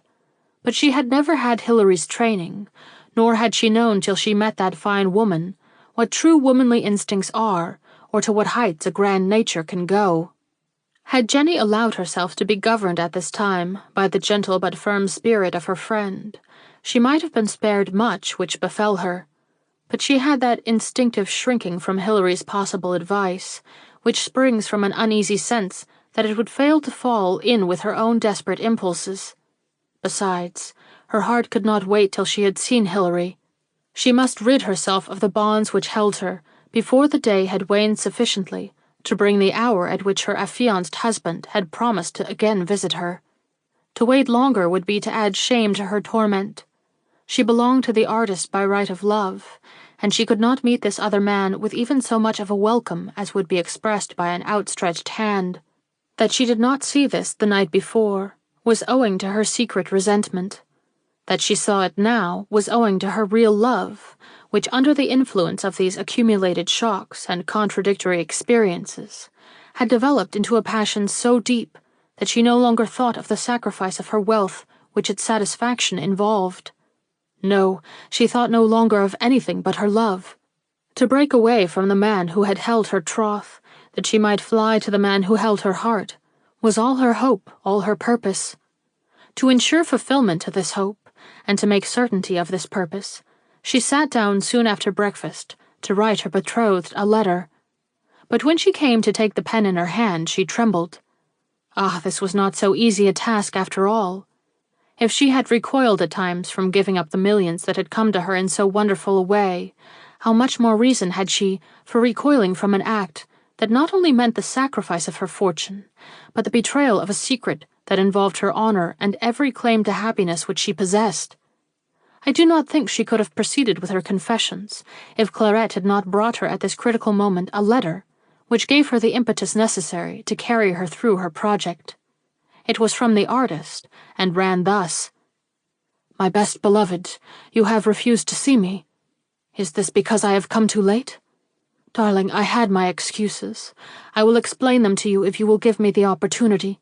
Do not judge me without knowing the facts, for whatever indifference I may have shown you, I here avow that my heart has been beating with yours, throb for throb, ever since the moment you drew my eyes to yours, and made me see that you were ready to give up all the world for the devotion of your artist lover, Hamilton de Graw.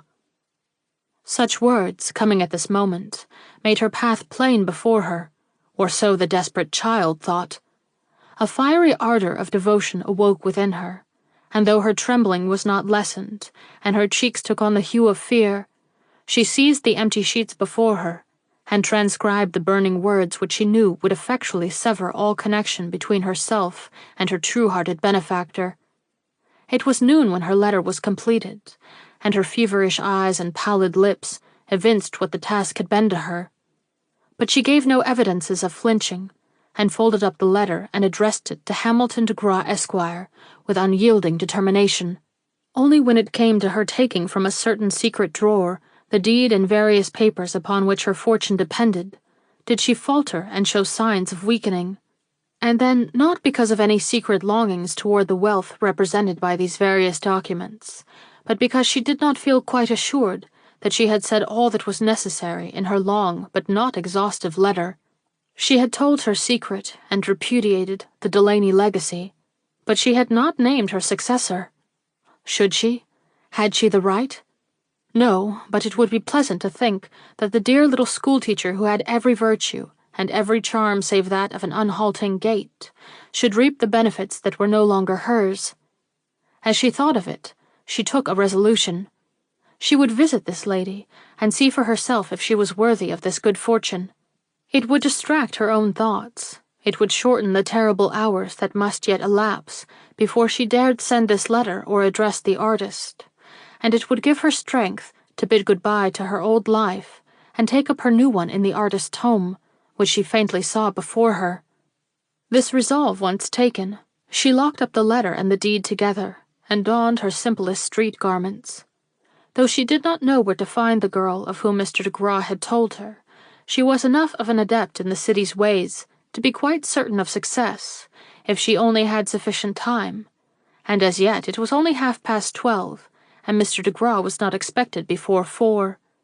Her first move was to consult a directory.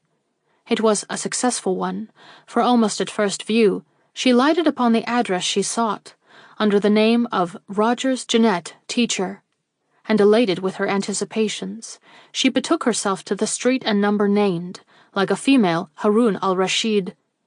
She was fortunate in finding the young schoolteacher at home. It had seemed odd to ask at the door for Miss Rogers, and her voice had faltered somewhat in doing it, but her manner was so winsome and her smile so bright, even through the heavy veil she wore, that the girl who ushered her in did not notice her emotion, and seated her in the parlor with the remark, "Miss Rogers is at dinner, miss, but she will soon be done. Who shall I say wants to see her?" Jenny flushed. "I will not send my name," said she. "I am a stranger to her." The girl stared, astonished as much by her manner as her words, and went quickly out. In a few minutes, that yet seemed long to the impatient visitor, a light and almost bounding step was heard in the hall, and the door opened, and a pretty, bright, and archly smiling girl stood before her. Jenny rose. "I wish to see Miss Rogers," she explained. "I am Miss Rogers. Miss Jenny, I mean." "I am Jenny Rogers." Our Jenny faltered back astonished, then burst out with the irrepressible exclamation, "But she is lame. I was told that she limped fearfully while you—" The young girl before her broke forth in a merry laugh. "Oh, I have been lame, but last June I had an operation performed upon my ankle, and it cured me entirely, and now I can even pirouette, see?" And the gay young thing took a whirl through the room, pausing suddenly, however, to exclaim with irresistible demureness, "Pardon me, I am forgetting my manners." The signorina, we must call her so again for the nonce, experienced a strange sensation. Not lame, this girl. Then it was surely God's providence that led her here. How strange it all was. The mistake of considering permanent a defect that was only temporary had turned Mr. de Graw's attention from this blooming girl, and now she who had succeeded to her place in his regard was ready to repudiate his wealth, and by this act would be the means, perhaps, of diverting it back to its rightful owner. For the signorina did not need to know much of life or human nature to feel sure that beneath the beaming and candid smile of this little schoolteacher lay virtues with which her own undisciplined impulses could not vie. And being without jealousy, for the Delaney fortune was no longer anything to her, she took a strong and deep liking to this namesake of hers, and smiled upon her with her most captivating smile as she said, "You must wonder who I am and what my errand is. Well, I have no errand. I only wanted you to know, perhaps because of your name, which is identical with my own." "Jeanette Rogers?" "Virginia Rogers, but we are both called Jenny, at least I am." "Ah, how curious. To meet one of my own name, I mean. And you are so beautiful," she wanted to say, but lacked the courage. The signorina smiled. Somehow her heart felt quite light. Was it because she thought that Mr. de Graw would not be so hurt by the revelations of her letter, if he knew that such a worthy successor as this stood ready to pick up the million she was about to drop from her unworthy hand? "Oh, I like you," she impetuously exclaimed. "I feel as if we were old friends. Have you never experienced any unpleasantness from the possession of this name? You know, I suppose, that it has been much in the papers of late, that unusual prosperity, as well as adversity, has been the portion of some who have held it, and that it is a doubtful blessing to be called Jenny Rogers just now. I know that a promising singer of that name has lately become the owner of a large fortune. Is that the doubtful blessing you allude to?" The archness of her look betrayed the innocence of her heart, but the signorina lost her voice all the same, and hesitated some minutes before remarking, "I have the money, yet I am ready to part with it. It is not always an unmitigated joy to hold it. But money of itself is good. Do you not think so too, Jeanette?" "I do, Virginia. So good that I can never have enough of it." She laughed. "It is not that I am mercenary," she protested, "but that my pay is so small and our wants so large. I should like—" She paused while a flush dyed her earnest young face. "I forgot," she resumed, "that you were not as poor as myself. You cannot understand." "But I can," broke in the signorina eagerly. "And I am as poor as yourself, or soon will be, for I shall have nothing while you—" "You will have nothing?" "Nothing but what a kind husband will give me. But that is everything, is it not?" "I do not know," retorted the other quaintly. "Some day I may be able to answer, when I have graduated in other lore than that we learn out of books." "I have graduated," whispered the signorina. Then, suddenly, "I am the singer you alluded to." "You? Oh, how wonderful! I did not dream of that, and yet I might have known it too. And you talk about giving up your money, so much as it is. But you have no mother to care for." "No, and I have a lover. I shall not be unhappy or unprovided for. Yet it is marvelous. I like to see you, Virginia. You will always be an embodied romance to me after this. Of course, I do not know why you have to give up this money, but that you can do it makes my heart burn with enthusiasm. It almost causes me to fall in love with love." "Ah," quoth the signorina, "love has its pains as well as its pleasures. It is almost enviable to be free from both as you are, and to have a mother. Oh, if I had had a mother to teach me and to guide me, I might not now be looking back upon my past with regret." She sighed, and the tears trembled on her eyelashes. Suddenly she turned to Jeanette. "Will you be my friend?" she asked. "I your friend?" cried the other. "Will you be mine?" "Will I not?" exclaimed the signorina, and the two girls glided into each other's arms, impelled by an attraction that was almost irresistible. When the signorina went away, she wore almost a joyous look, and the first task to which she turned her attention upon reaching her home was to take out her letter to Mr. de Graw and enclose in it the following note. "If you have any hesitancy as to where to place the large fortune thus thrown back upon your hands, let me suggest that you remember the little schoolteacher, who is no longer lame, and who, as you must recognize, is as worthy as I am unworthy, and as beautiful as anyone who bears the name of Rogers."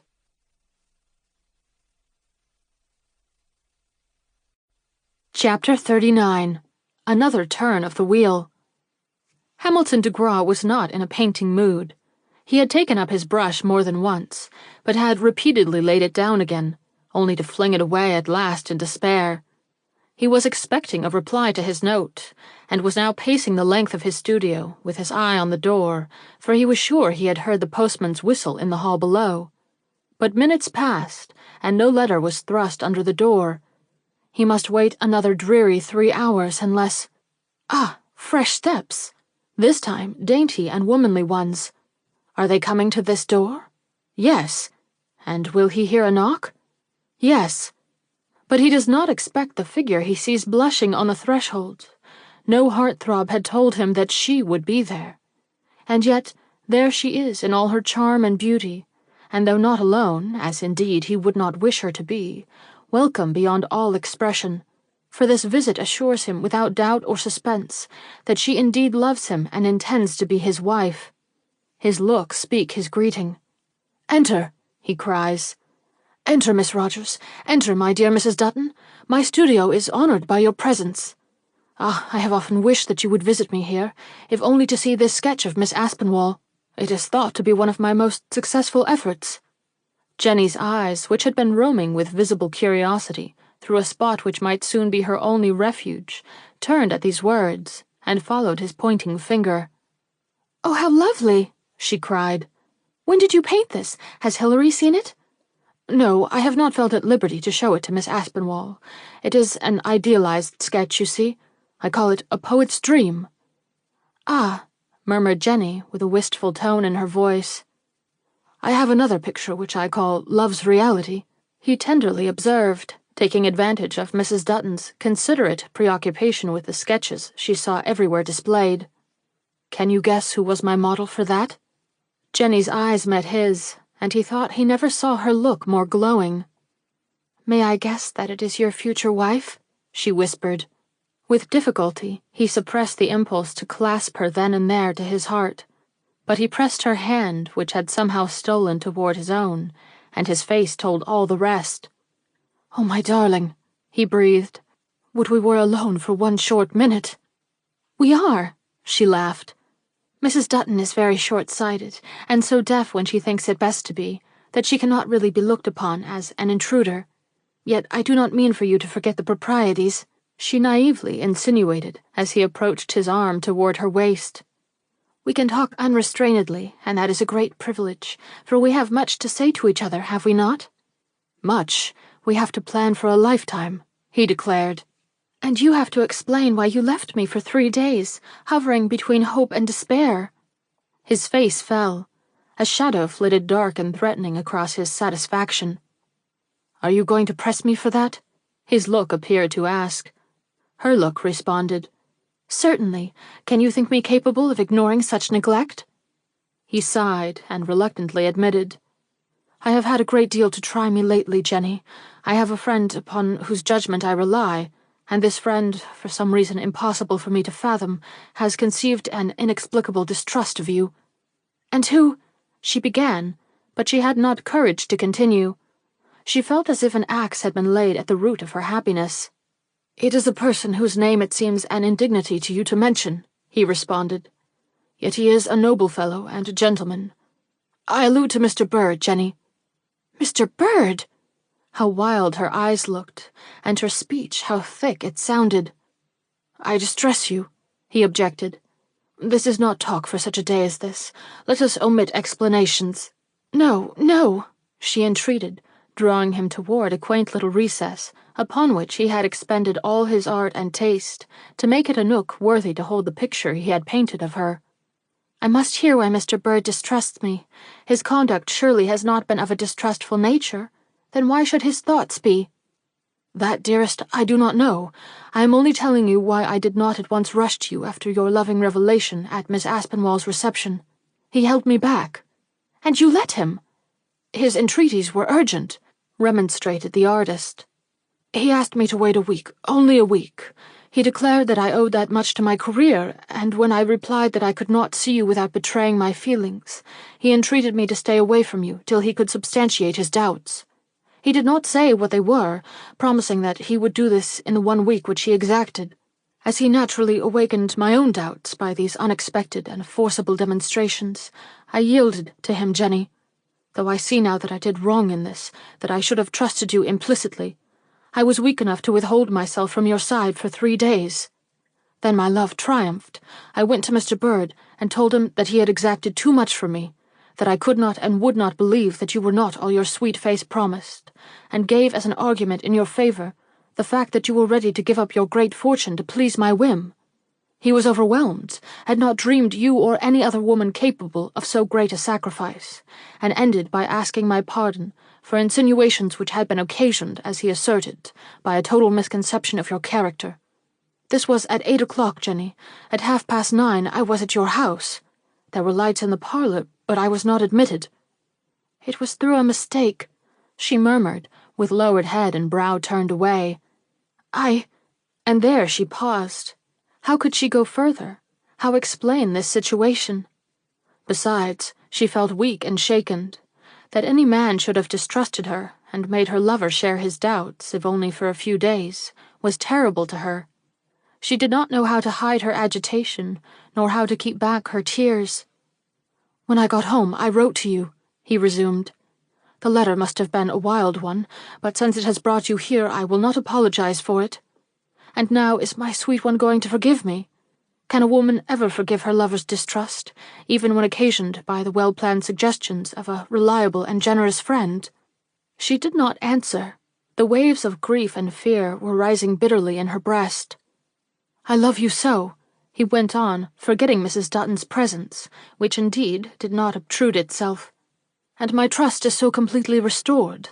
I can never doubt you again, nor will I ever in the future listen to anyone's words against you. Jenny, Jenny, my queen, my life, look around, give me your hand, breathe sweet forgiveness, and forget— Miss Aspinwall!" The word was uttered loudly in Mrs. Dutton's most pronounced tones. Mr. de Graw and Miss Rogers at once turned, and colored deeply as they saw the form of Hilary standing in the studio door. But their emotion, evident as it was nothing to hers. She, the self-possessed, seemed in one short moment absolutely overcome by what she saw before her, and though she came in and advanced with outstretched hand to greet them, she did this in a manner so different from her accustomed one, that Jenny knew her friend was moved by some extraordinary emotion of fear or astonishment, and turned faint almost to the point of sinking. "Mr. de Graw, Jenny, I did not think to find you here together," she ejaculated with a pointed look. Jenny seized hold of a small table near her to steady herself, and cast an entreating glance upon her friend. That friend did not see it, or failed to understand it. "I have just come from an interview with Mr. de Graw of Cleveland, whom I met unexpectedly at Tiffany's this morning," Miss Aspinwall continued. "He told me you had engaged yourself to him, Jenny, and I came here." Her full, sweet look at the artist told why. But nobody saw that look. He and Jenny were both absorbed in the one wild glance each had cast upon the other at the utterance of these fatal words. "What facts are these?" exclaimed the artist after one terrible moment. "You have engaged yourself to my rival, and now come here—" "Oh, I can't explain it," interrupted Jenny. "I can explain it. He came when I thought myself deserted, offered his hand without conditions, and I listened to him." "And are you solemnly engaged to marry him?" sternly continued her lover. "Not now, not now. I wrote to him today, after I heard from you. I could not keep my word to him when I found that you still loved me, and I told him—" "What?" She did not answer. She was swaying like a reed. "What, Miss Rogers?" "Ah!" Her cry rose from a wounded heart. She turned and fled toward Mrs. Dutton. "Take me home," she cried, then suddenly tottered and turned upon them with a drawn and frightened face. "I have no home," she moaned. "I sent the deed with my letter. I have neither home nor friends." This was too much for Hilary, and too much for him.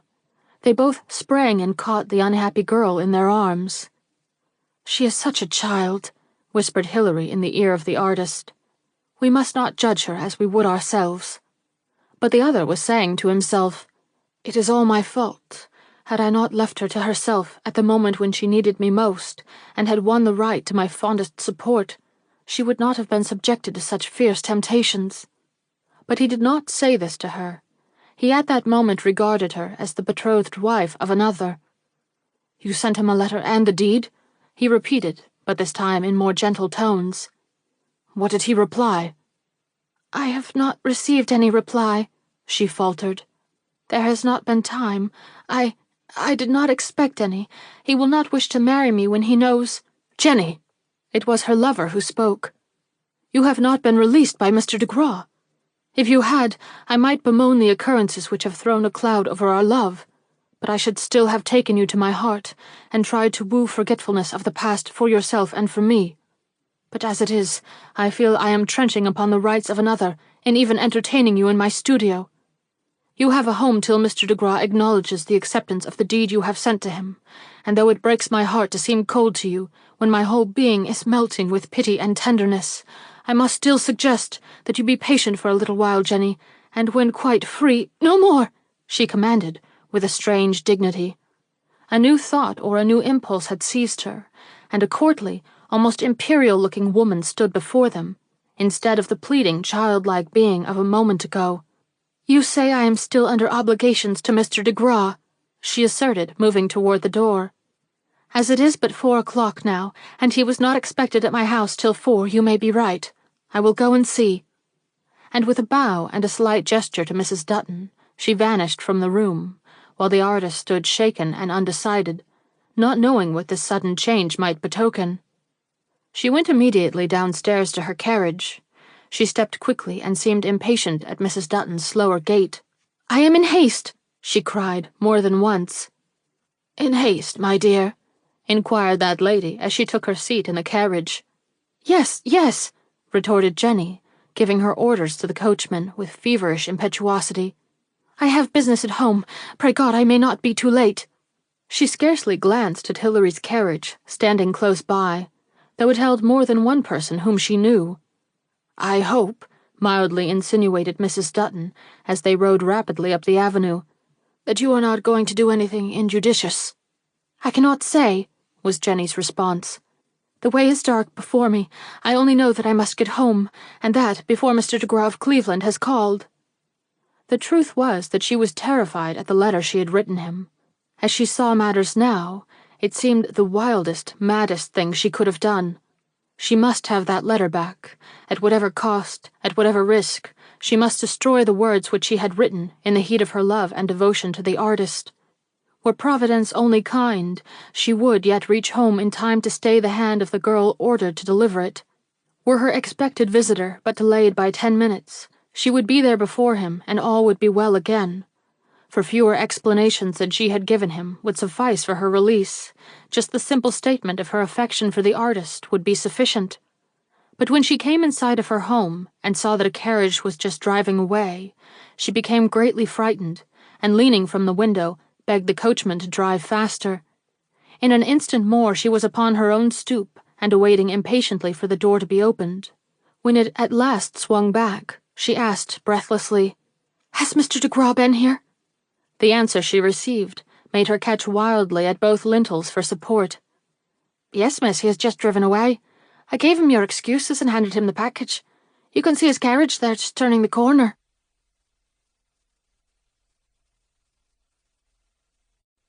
Chapter 40. The Wheel Becomes a Rack.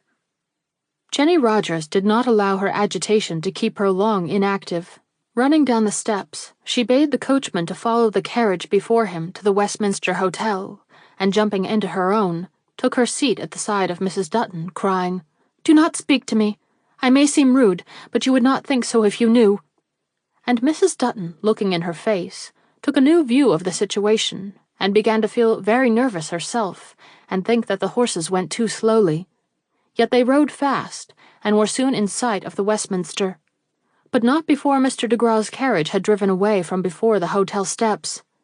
"He has got there. He has gone to his rooms. What shall we do? I cannot call upon him," cried Jenny despairingly. "I will call. I'm an old lady," said Mrs. Dutton sympathetically. It was not for her interest to have this engagement broken off. "Oh, if you will, stop him before he reads my letter. Say to him that Miss Rogers regrets the sending of it, and requests to have it back unopened." "I will do all I can," the elderly lady assured her, and though she could not hasten her movements very much, being both fleshy and phlegmatic, she made an appearance of doing so, which at least showed her goodwill. She alighted and went in, and Jenny sat counting the minutes as they passed. They were interminable, and her suspense rose almost to anguish.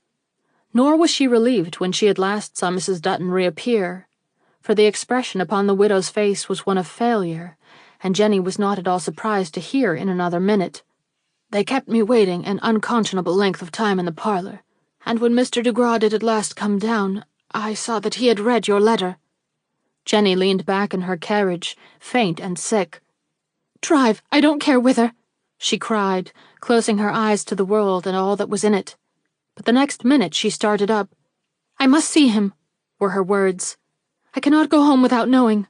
You have not told me what he said," she suddenly cried. "What did he say?" "My dear, he did not say anything, for when I saw he had read the letter, I was seized with a panic and slipped out." Jenny started up in anger. "Oh, why am I so helpless?" she cried. "I cannot do anything. I dare not do anything. And yet I shall die if I cannot have a half-dozen words with him." "They would not be pleasant," suggested Mrs. Dutton. "His face made me afraid, and I think it would you." "Was he so angry?" demanded Jenny. "I think so, but I did not stay long enough to see. I may be a coward, but I could never face a man who was not in an amiable mood." Miss Rogers, quaking, settled herself in the corner of her carriage and said no more, only that now and then a short cry escaped her lips that sounded like the reiterated expression, "I must see him, I must see him." And so they rode on and finally came to her house. When she went in, she saw news in Clarette's eager face. "What is it?" she asked. "A gentleman is in the parlor," was the cautious reply. Hardly daring to hope, Jenny went to the parlor door and stepped in. The man whom she most wanted to see in all the world stood before her.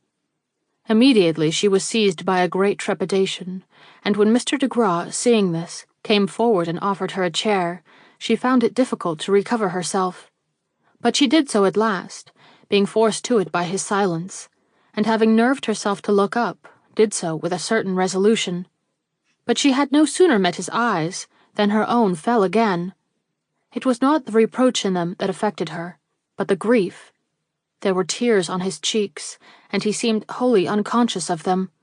Such a sight she had never looked upon before. "Shall I kneel for pardon?" she faintly murmured, holding her two arms outspread in an attitude of profound contrition. "I feel that it is the only fitting position for me to take toward one whom I have wronged profoundly." He took a quick step forward. "On the contrary," said he, "I feel indebted to you for your act of courage. Had you left me in ignorance of the truth, only to have it revealed to me hereafter in some unforeseen way, you would then have wronged me irreparably. As it is, I may grieve over a vanished dream and bewail a fallen idol, but I cannot meet you with blame or load you with reproaches." She gave him an eloquent look. She uttered a grateful cry, and the hands which had been stretched out in utter abandonment came together and clasped themselves upon her breast. "This is mercy," said she, and a happy smile rose on her lips, before which his eyes fell. "Twice have you been my benefactor," she exclaimed, "and this time you are a greater one than before." He bowed but made no reply. This interview was a trying one to him. "And my letter?" she ventured timidly. "Shall be retained by me amongst my most secret papers." "Retained?" She turned pale and stepped forward. "I had hoped," she stammered. "I am ready to pray that you will give it back to me, or at least destroy what can be of no further benefit to you." But he gave her no encouragement in this direction. "It is all I have to show that this great property has returned to me through your voluntary act," he objected. "I dare not part with your letter, Miss Rogers, but I will not use it except I am driven to it. Mr. de Graw, you are generous. You have shown it in every act of your life. Do not then deny me this boon, upon the granting of which my whole future depends.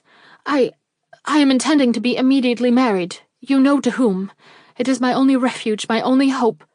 But how can I ask him to fulfill his promise when I know there is a sword hanging over my head, ready to fall at any moment? You cannot, Miss Rogers. I realize this as well as you do yourself. From being pale, she turned livid. Her lips opened and her eyes stared at him like those of a culprit hearing a sentence of unexpected doom. "And you would destroy me utterly," she murmured. "You would deliver me to destruction or to my own remorse, which is the same thing. You cannot mean it, Mr. de Graw." "I grieve. It tears my heart, Miss Rogers, but I cannot see my duty in any other light. Remember that this money must go to another, that I shall have to explain to her, if not to the world, how I came to receive it back from one who had publicly held it for 3 months." If you will give it to the little schoolteacher, she already knows," pleaded Jenny. "That is," she added as she saw his look of astonishment, "she knows enough to be satisfied. I told her that the man I expected to marry exacted the giving up of this fortune." "It is not enough." "Why? Why?" "The world is bitter, exacting, ever ready to attribute wrong motives to a man. If I receive back this money, a great amount, you must constantly recollect, society will naturally decide against my honesty and the purity of my intentions. It will say that I made the gift to you upon the condition that you married me, and that my taking it back is in consequence of your failure to keep your engagement, for that engagement, short as it was, is known.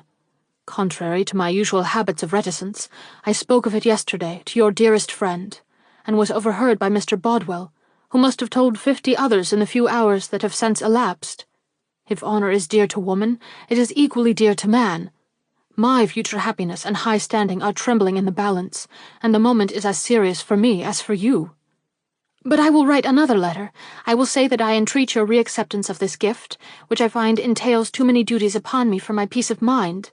And this you can show to the world, and when I am married, people will understand." "Miss Rogers," his tone was tender, almost paternal, "do you think you ought, under any circumstances, to marry Mr. de Graw?" She arose. She drew up her exquisite form. She panted and flung back, in her desperation, this answer. "I love him. I give up a great fortune for him. I needed not have given it up, if I had not been pleased to do so. If all this does not make me worthy of him, then there is no such thing as repentance, and reparation is a mere word." "You are right," he murmured. "But if he knew—" "But he will never know, if you give me back my letter. For his sake, whose life will be ruined if any whisper of all this comes to his ears, have compassion upon me, Mr. de Graw. You know by what I have written you that I am not a bad woman. If I marry the man who trusts me, I will be a good one. Though I have wronged you, humiliated you, and taken from you some of the confidence you had in my sex, do not visit my faults upon me by a revenge so deep as the retaining of this letter. Indeed, it is not necessary. No one will question your honor when they see with what reverence I regard you." She was going to say more, but something in his manner stopped her. Tears, the first she had shed, rose to her eyes, and she turned slowly away, as if profoundly humiliated. "Ah, you think I am not worthy even to do you reverence," she murmured. The piteous action, and the still more piteous words, coming from one so dainty and exquisitely beautiful, touched him as nothing else in all this painful interview had done. Coming close to her side, he took her languid hand, and calmly, for his passion had all left him, said, with affectionate fervour, "God forbid that I should visit any revenge upon a head that humbles itself so low. If any such feeling has hitherto actuated my words, and who can say it has not, I herewith discard it as unworthy of me or my cause. That I loved you is true, that I have suffered in my faith and in my pride is also true, but I would not thereby raise myself above you, since if you have sinned, I am not also without my faults, as your present attitude shows. Miss Rogers, I will give you back your letter, but let me say before doing so, that you will never be blessed in your marriage with Mr. de Graw, or even see an hour of perfect felicity in his presence, unless you allow him to know its contents before you go to the altar." "No, no!" Her look seemed to cry, but she said nothing with her lips, unless the humble and heartfelt kiss she pressed upon his hand might be said to speak. "And now," he suggested, "write me the letter you proposed. I will take it and immediately return with the other. Afterward, my lawyer will visit you, and all shall be completed legally, and with as much celerity and secrecy as the matter will permit." "Ah!" she exclaimed. "With what life you inform me, and I cannot even express my gratitude or the thoughts that fill my mind." And she bounded to a desk, the desk at which she had written her first letter, and which was in a second parlor at the back, and rapidly, as if moved by a governing hand, indited her second epistle. While she was doing this, he stood deeply musing. He had yielded to her prayers, and so cleared her future at the expense of his own. For he saw, never more clearly, that he must always suffer from the suspicion of having influenced this act of hers, if in the course of events he should ever come to profit by it in the way suggested by Mr. Delaney's last expressed wishes. If, therefore, he wished to preserve his reputation for probity, he must refrain from ever bettering his own fortunes by marrying the girl to whom this property must now go. And though this prospect did not look so dismal at present, while his heart was yet sore with the disappointment of losing his first love, there might come a time when it would cause serious complications, not only to himself, but to the little schoolmistress.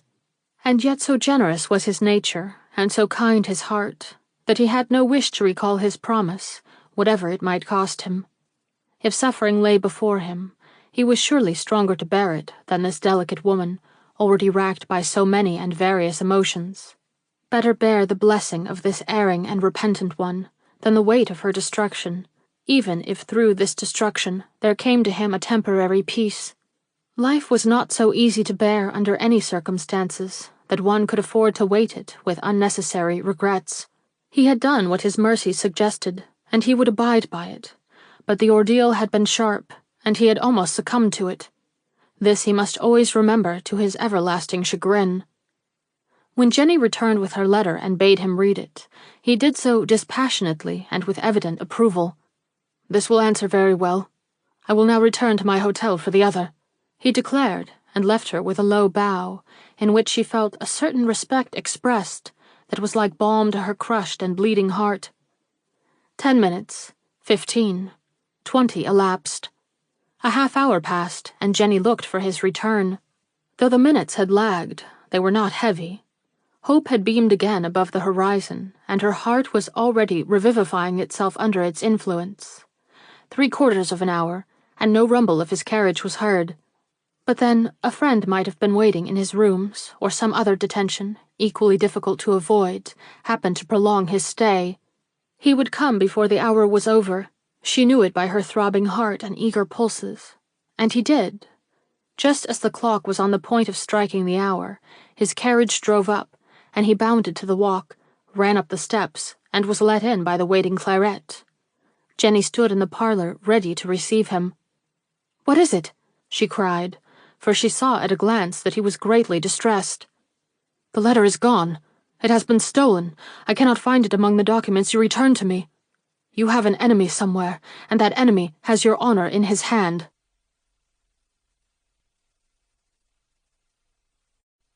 Chapter 41. Secret Enemies. "I cannot believe it," was Jenny's exclamation at this extraordinary revelation.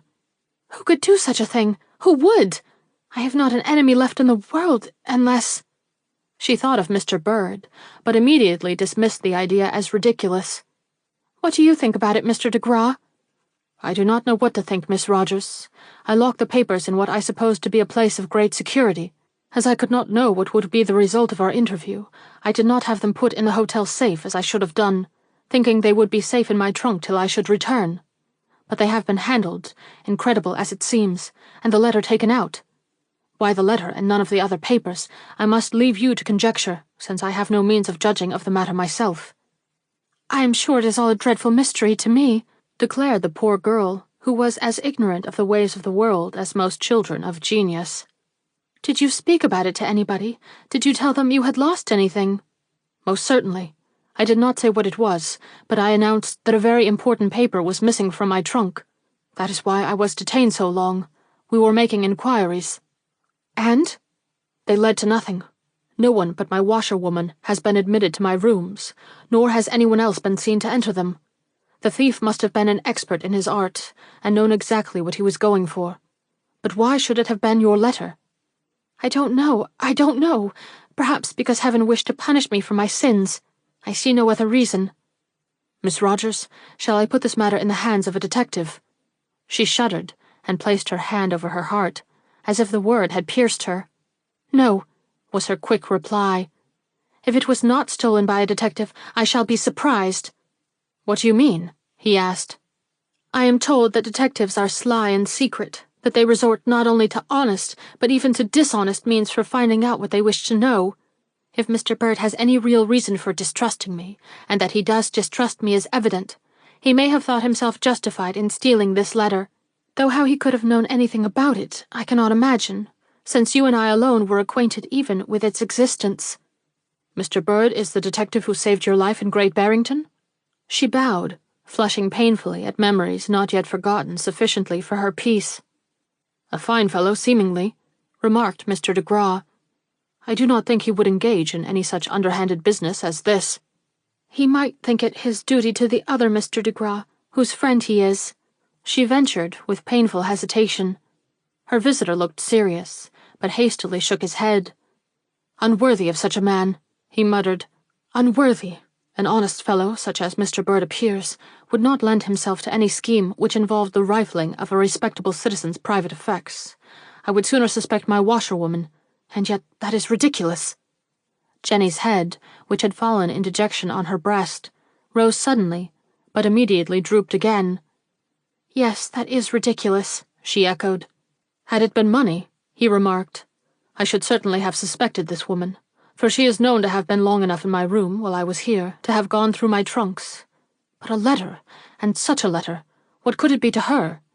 Nothing, acquiesced Jenny, totally unnerved and disheartened by this last misadventure. Unless, she suddenly cried, she was acting for the detectives. Mr. de Graw looked startled. I hate to think it, said he. She has watched me for several weeks, and has been more than once alone in my rooms. Yet in this way only can I account for the trunk being opened, searched and locked again in the short space of time in which I was absent. She was provided with keys. But how could she have known of my letter, of its being there? Only in one way, Miss Rogers. I did not tell you all I learned about her stay in my room, because I could see no reason why this woman should be interested in this or any other letter of mine. But if she is in the detective's employ, the taking of this letter is the very thing she would be likely to be interested in, for it seems that she was in my bedroom while I was opening and reading your communication in the adjoining apartment, and from my ejaculations she must have gathered an idea of its importance. Now, if she had keys and was a police spy, she would naturally take means for procuring this letter, and as I was called out before she left, she had ample opportunity for unlocking my trunk and searching among my documents. She did it! Mr. Bird now has that letter. Was not this woman a bright, Frenchy-looking girl? On the contrary, she is a dried-up and unpleasant-looking old woman, if the Portuguese were not dead. Jenny started. Oh, it isn't she, Mr. de Graw soothingly continued. The story of her death is no doubt true. I only meant to give you some idea of her appearance. Jenny shook her head with a slow, despairing movement. Whoever it is, said she, my letter will soon be in the hands of the one man I most dread to have see it. Her visitor did not gainsay this. Mr. de Graw will never marry me if he reads that letter, she declared. And still the gentleman before her made no reply. A moment of silence followed, then he kindly observed, Had I solace to offer, I should not hesitate so long in speaking, but I coincide with you in thinking that this letter has been taken by an enemy of yours, and taken with the purpose of thwarting your marriage with Mr. de Graw. If, therefore, you would make this attempt innocuous, and merit the confidence of your lover and the admiration of your friends, you will go at once to Mr. de Graw and tell him what was in this letter, before it can have a chance to reach him. For the first time she looked at her visitor with a gleam of suspicion, but it soon vanished before his unswerving gaze.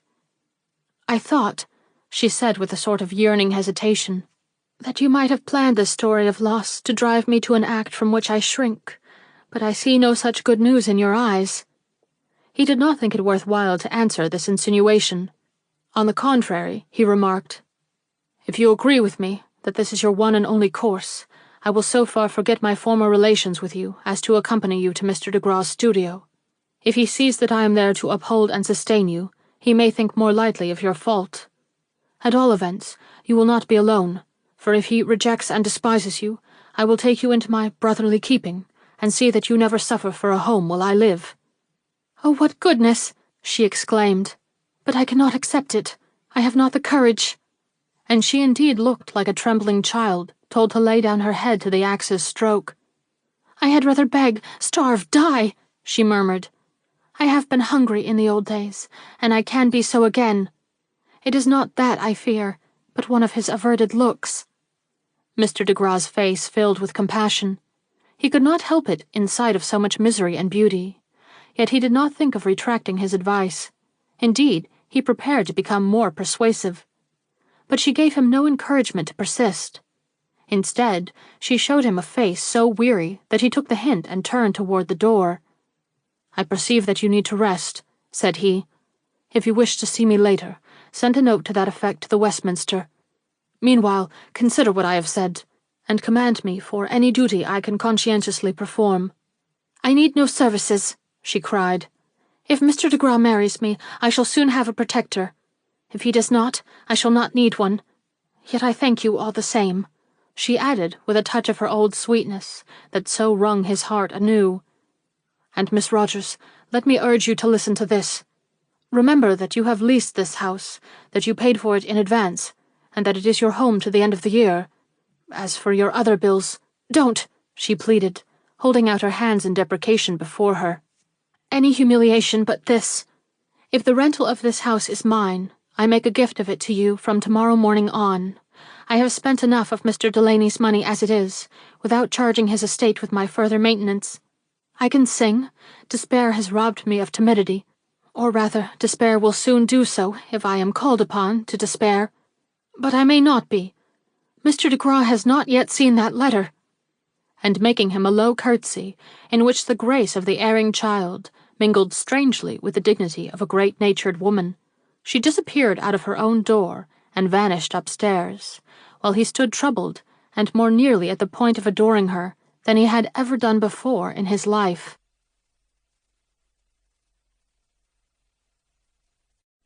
Chapter 42. The Last Hope.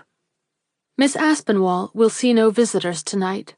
She is sitting in her parlour with the artist, Mr. de Gra, and from the concern with which she bends over a letter he has just handed to her to read, she has evidently enough upon her mind to occupy both her heart and attention. "You know her well," urged Mr. de Gra, "and realize how sensitive she is, and how easily her sensibilities are shocked. Tell me what I shall do." She read the letter again. It was from Jenny to the artist. "I am free, wholly free. Mr. de Gra has released me. Are you satisfied, and will you marry me tonight? I have laid aside the natural modesty of my sex to ask you this question, because tomorrow I shall be without a roof to shelter me. I cannot remain in this house, for though Mr. de Gra considerately places it at my disposal to the end of the year, I do not feel that your betrothed should owe anything to his bounty. Am I right?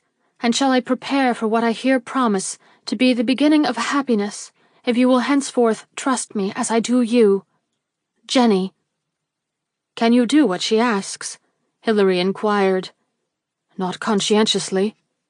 "I thought not, or you would not have come here. There you mistake. Could I have brought myself to consider so hurried and unlooked-for nuptials, I should have come for you to stand by her at the altar. As it is, I come for your advice as to the best way to refuse her request, without shocking her feelings too deeply. I have a mother whom I love. I cannot bring myself to marry without her presence. Shall I tell Jenny so? I only want 3 days in which to bring her. Jenny can easily wait that long. But how to propose it when her heart is so torn and lacerated? Mr. de Gra, let us go to her. You will have words given you. If she sees that you love her, and only wish to wait a suitable time, that she may be married with honour, and you wish satisfaction, she cannot be so unreasonable as to feel hurt. She is a child, as I have said before, and like a child, bereft of one support, flies inconsiderately to another. That other must not fail her, only direct her. Your love and pity will teach you how."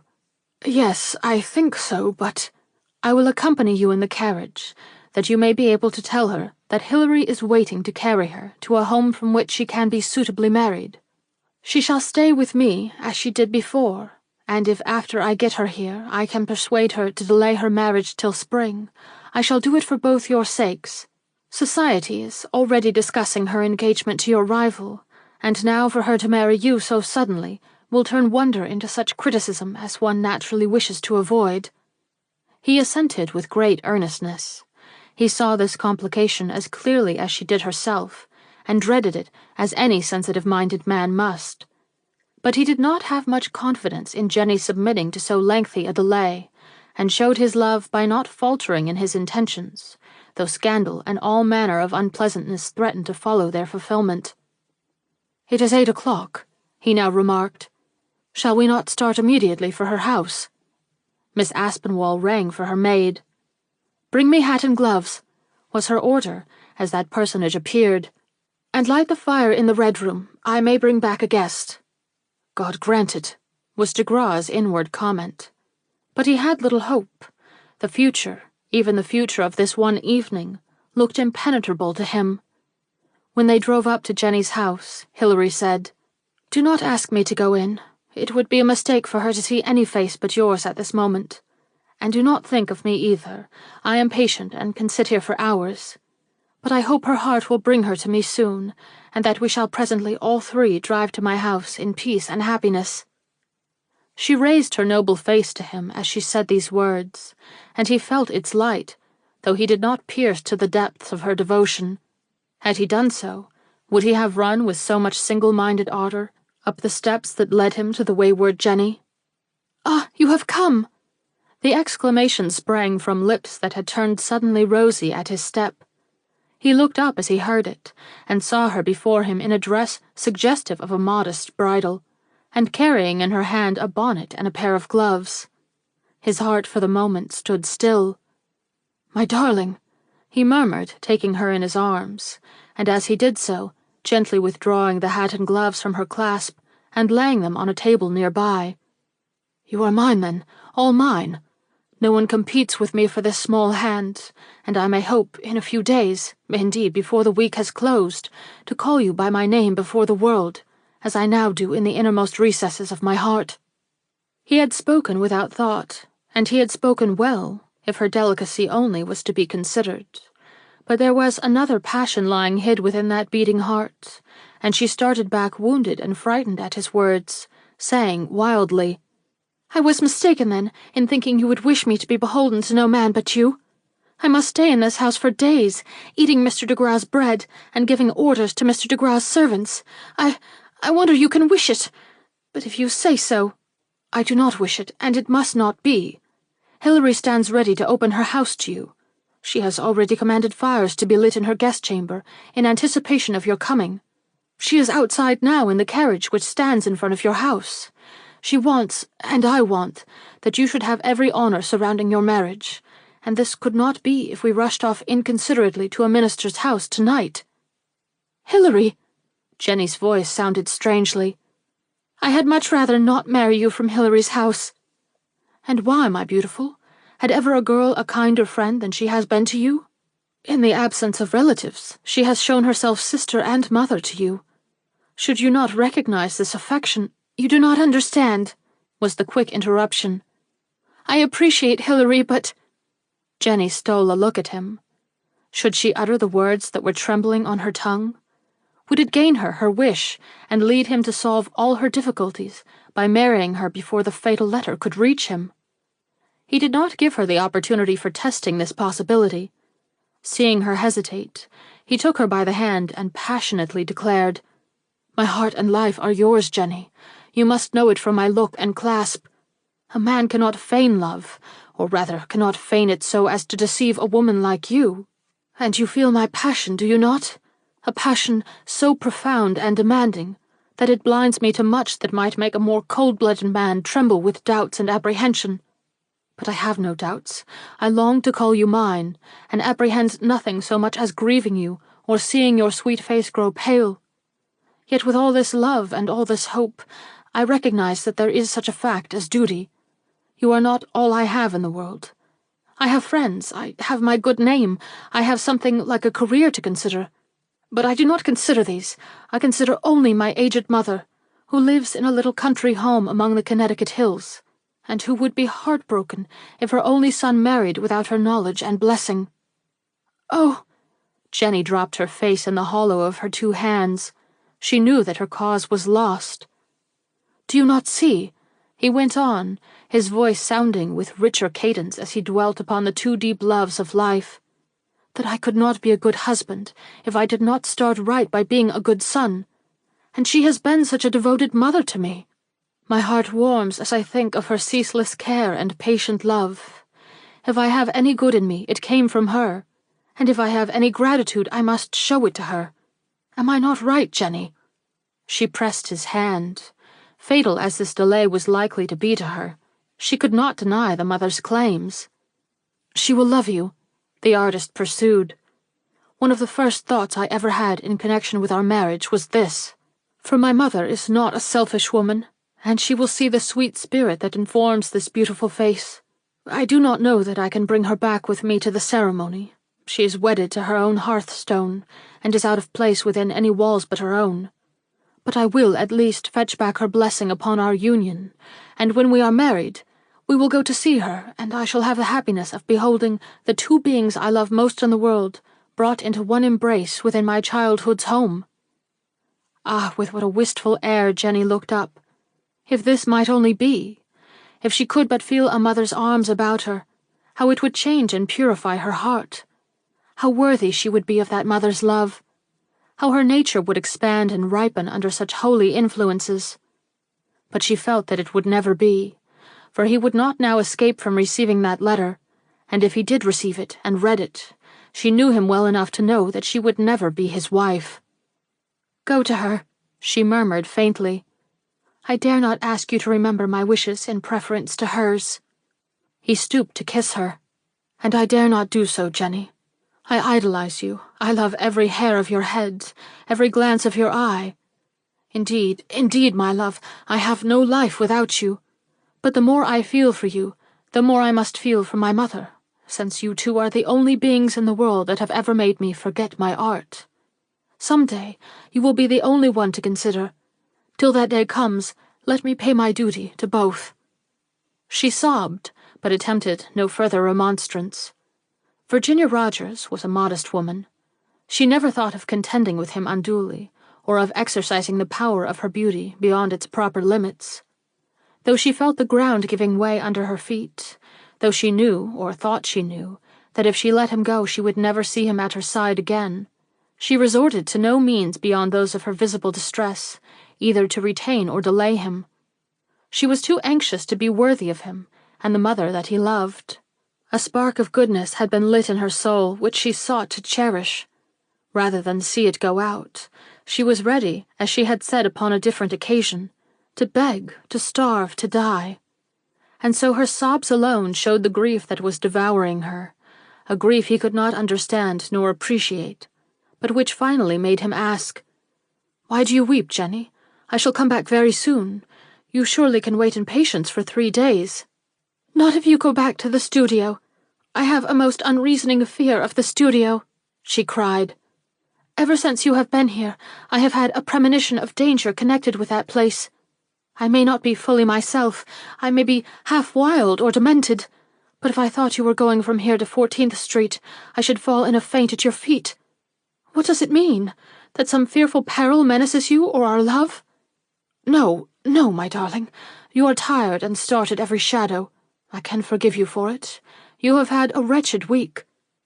But if you would only go to your mother without returning to the studio, if I could see you without the shadow of danger lowering over your head, I could be happy. Then I could even sleep. My darling, it may be only a whim," she went on more urgently, as she saw that he was touched, rather than annoyed by this seeming folly. "But is it not one that you can humor? I may be only nervous, but—" Her attitude and gesture finished her appeal. Both were irresistible, and he smiled indulgently.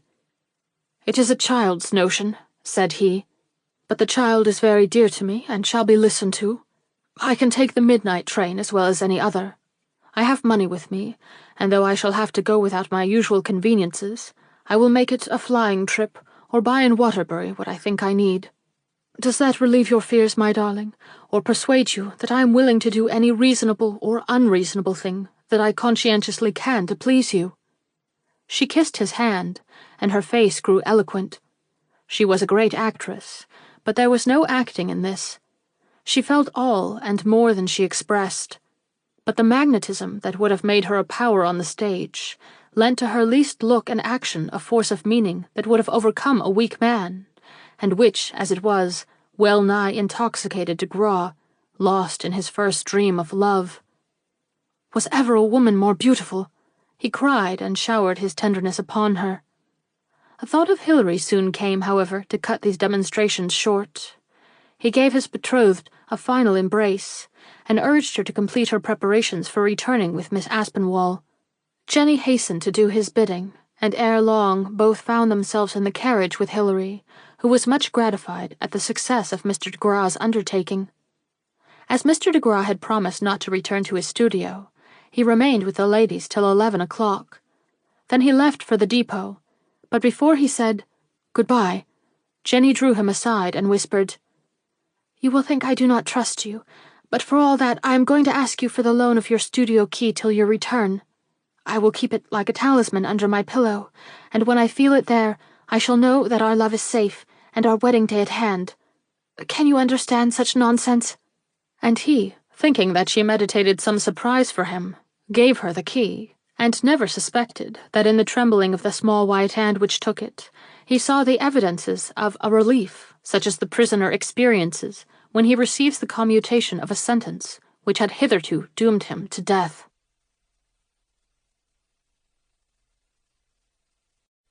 Chapter 43. Fate Triumphant. It had been decided, during the hour Mr. de Graw had spent with these ladies, that if he found his mother well and submissive to his wishes, that the marriage should take place immediately upon his return.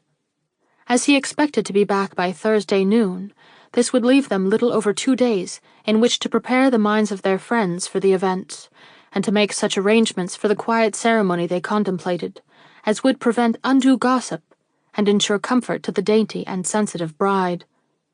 But Hilary was a power when her faculties were fully aroused. She did all, managed all, with consummate tact and judgment, and though she could not hope to save Jenny or the two de Graws from criticism, she at least managed to make it perfectly understood in their own circle that it was the artist whom Miss Rogers was to marry, and not his namesake from Cleveland, to whom she had been reported to be engaged. For many this was enough, for others it was not, but these she left to Mr. Bodwell, who had been the first to spread the unfortunate report of that brief betrothal she was now so anxious to have forgotten. And he, for the very love of gossip, did what he could, and while not denying that Miss Rogers had received attentions from both gentlemen, managed to throw such a veil of mystery over the whole affair as to leave those who listened to him impressed rather by the romance than the peculiarities of the affair. Jenny, meanwhile, kept herself secluded. There was one task before her, but that she kept for the last moment. Till that moment came, she could neither busy herself nor lend aid to Hilary in her 1,001 duties. The only person she saw at all, or allowed to be admitted to her presence, was the lawyer who represented the interests of the Cleveland de Graw. Him she did see, as well as such witnesses as were necessary to make the signing of her name legal. All other persons were excluded, and wisely, for she was very much worn by anxiety and quite feverish from the long suspense.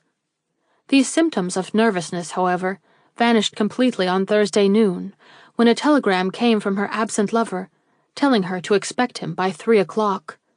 Hilary was out, but this was a satisfaction to Jenny, who felt that the time had come for her to perform the one act which might ensure her future peace and happiness. So leaving the telegram with Miss Aspinwall's maid, she dressed herself and went out, leaving no word behind her, save that she expected to be home before 3. She went direct to the building which contained her lover's studio. She mounted the stairs and stood before his door, palpitating and anxious. It was fastened, but she held the key, and hearing no one in the hall or on the stairs, she hastily unlocked the door, swung it open, and passed in. 3 letters were lying on the floor before her. Lifting them with a trembling hand, she glanced at their several postmarks. They were all city letters. Tearing them open one after the other, she looked at their contents. Only one interested her. If you read these words as she read them, you will see to what a degree. 37 East Street. Mr. Hamilton de Graw. Sir, this afternoon it was my fortune to pick up at the corner of 4th Avenue and 16th Street an unsealed letter addressed simply to Mr. Hamilton de Graw. As it is a name well known in this city, I was about to venture upon taking it at once to your studio, when a friend suggested that I should write first and inquire if you had lost such a letter. It is signed Jenny, and seems to be of importance. If it is your property, you can easily regain it by calling at the above address. Respectfully yours, George Vandecker. To Mr. Hamilton de Graw, artist. Ah, what a narrow escape! If this gentleman had carried out his first intention and taken this letter to the studio, she would not have seen her lover at her feet that night. And then lost at a point beyond the Westminster. What did it mean? Who had lost it? And how came Mr. Vandecker to be the one to pick it up? Questions impossible to answer, unnecessary perhaps to have answered, since the letter itself was all she needed, and this note told her where to go to obtain it. Thrusting the 3 letters into her pocket, she hurried out, locking the studio door behind her. Going at once to East Street, she rang the bell of 37, and inquired if Mrs. Vandecker was in. Happily she was, and after a few torturing minutes of waiting in the parlor, a good-looking woman entered and quietly greeted her. Jenny had a thick veil over her face, but she immediately threw it back. Her beauty must help her in the cause she had to please, for as she met the woman's honest eyes, she experienced a sudden terror lest she should fail in her undertaking. "I have come," she said gently, and with her first conscious effort at acting a part she did not feel, "for a letter addressed to Mr. de Graw, which your husband is said to have found. I am his intended wife, and wrote the letter. She paused, stricken at a loss. From something in the face of the woman before her, she saw that the letter had been read. Her heart gave up its cause at once. She knew that the knell of her doom had sounded, that she would never receive this letter into her own hands. "I am sorry," Mrs. Vandecker began, "but Mr. de Graw has just called for his property." "Mr. de Graw!" "My husband went out of town this morning. He met Mr. de Graw at the depot, and told him of this letter and where it could be found. Mr. de Graw came for it immediately, and it is not 10 minutes since he left here with it in his hand." Jenny gave her one look. The woman never forgot it. Then she staggered out of the house and wandered dizzily away to Hilary's house. She no longer had the least hope. Heaven had declared itself against her, and she was prepared to cease her struggles and resign herself to her fate. That she carried the 3 unsealed letters in her pocket did not take from her disquietude. He would hear from Mr. Vandecker that a note had been addressed to him at his studio, and his inquiries after this would lead to the discovery that 2 other letters had been thrust under his door, and to her alone could their loss be attributable, as she alone had the means of entrance to his room. Ah, if the ground would only open up in mercy and take her in! She was not worthy of cumbering it longer. God did not wish it, or why trip her up on the threshold of every joy? She had not wished to be bad. She had not wished to deceive. She had only longed for success, and when that failed, she had let herself drift for a little while with the tide. Was this so heinous a crime? Was she doomed by it to everlasting misery and despair? It would seem so, and her steps grew very languid, and her heart very faint as she drew up at Hilary's steps, and with difficulty mounted to the door. "Oh, if I could fall asleep," she thought, "and know no more for weeks." But she had to ring the bell. She had to enter the door. She had to confront Hilary and, in another moment, her waiting lover. He was standing in a little reception room off the parlor, and she felt his presence before Hilary spoke his name. But she did not have to nerve herself to meet him, for he was at her side before she could shake herself free from the torpor that was gradually benumbing all her faculties. He was in an eager mood also, and in that first moment did not betray any alarming uneasiness. But she could not meet his eyes. She simply could not, and so drooped in his arms. "You see I have come back," he cried. "My mother sends her blessing, and waits to welcome you to her heart. Is that not good news, dearest, and was it not worth the waiting, to feel that you have made two hearts happy, hers and mine?" She nodded mechanically. She was not deceived by his words. Something was lacking from his manner, which would never be found in it again. Had he read all the letter, or only a part? She dared not lift up her eyes to see. He divined her trouble, and sought at once to allay it. "Jenny," said he, "there is a little matter on my mind which it may be for our happiness to clear away before we turn our attention to the arrangements for our wedding. It is about a letter." She gasped, and his arms loosened just a trifle in their hold upon her. "What letter?" she faintly articulated. "One written by you. At least it is signed Jenny, and is addressed to Hamilton de Graw. It was found lying unsealed in the street, and was picked up by a gentleman who knew my name, and evidently my face, for he picked me out in a crowd today, and told me of the occurrence. I have not read it." "You have not read it?" She had forgotten herself, and there was no mistaking her tone of absolute and overwhelming relief. He dropped his arms from about her, and a strange look of doubt began, for the first time, to infuse itself into his expression. "No," he declared, "for I was by no means sure that it was meant for me. Was it, Jenny?" "No," was her well-nigh inaudible answer. "Then take it, dearest, but—" He did not say this till it was in her hand. I should be happier if you would give me the privilege of reading it. I do not know why I desire to. Perhaps I am getting whimsical too, but ever since it has been in my hands, I have felt restless and uneasy. You had the right to address Mr. de Graw, and I knew, of course, that you had done so, but call it jealousy or call it love, I long to hear you say, 'Read it, Hamilton, and see how true my heart was to you, if false to him.' You shall read it." The words came slowly, each freighted with a vanished hope. She knew, whether by intuition or instinct, that suspicion had at last been aroused in his heart, and by her own act. Had she possessed more control over herself, had she used half the art she had been taught to exert for her appearance on the stage, she might have turned aside his curiosity by a look or a laugh, but she had not done it. She had shown first her dismay, and then her relief, and now it was too late for subterfuge or tact. "You shall see it," she repeated more rapidly, "but not till I am dressed for the ceremony. Will you wait till then?" There was such a depth of entreaty in her voice, such an unearthly gleam in her eye, that he sought for whatever word would calm her. "Yes," said he, "I will wait till you see fit to show it to me. I do not ask to see it now or ever. I only hope that you will be willing that I should. A wife is so sacred to her husband. He wants to feel that she holds no secrets from him, that all is clear between her soul and his. Do you understand, my darling?" Ah, yes, she understood. She showed it by the wistful gleam of her eye, the passion of her embrace. "You shall see it before we are married," she reiterated, and though she thrust the letter into her pocket, she grew calmer and listened with sadly smiling face while he told her about his mother and the plans he had formed for spending a month among the Connecticut hills. Hilary came into the room while he was talking, and the arrangements for the evening's ceremony were discussed.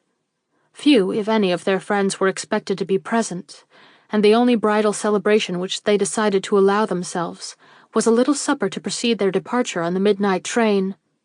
When this was settled, and all the words said which seemed to be necessary, Mr. de Graw prepared to leave. As he did so, he cast one look at Jenny. She at once came to his side. "I have not forgotten," she said. "The ceremony is set for 8. You will see me a half-hour before. And, darling," she had never addressed him by a word of endearment before, "will you show me one last favor? I have my carriage yet, and it is my pleasure that you come to our bridal in it. Do you object? It is the last time it will be used in my service." "No, Jenny. I will ride in it if you so desire." "Do. It will be at the studio at 7. Benjamin will drive you. Trust him." She seemed about to say more, but though he waited with a smile, no further word escaped her lips. She looked so strangely, so very strangely, that he hesitated to leave her, and came back more than once to kiss her lips, her brow, or her cheeks. But she did not speak, and when he went away at last, he was conscious of a chilling sensation about the heart, which all the growing sunshine of a glorious September day failed to dispel. And yet it was but 3 hours to his bridal, and Jenny Rogers had looked as beautiful as he had ever seen her.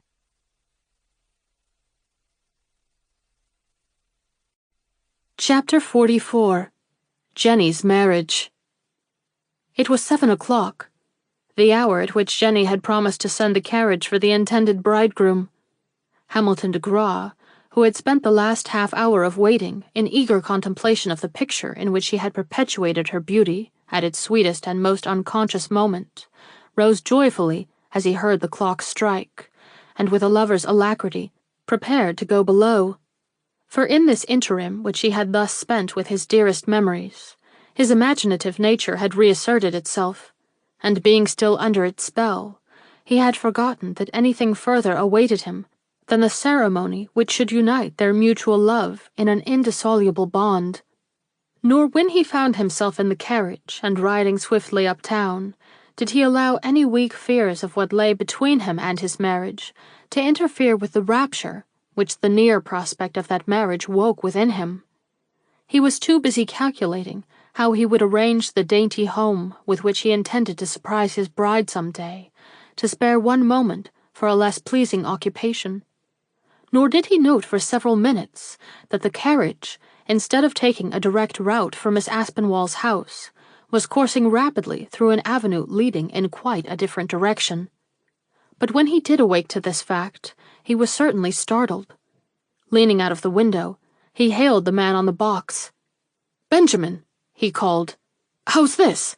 Here we are in Lexington Avenue when we ought to be driving straight to Miss Aspinwall's."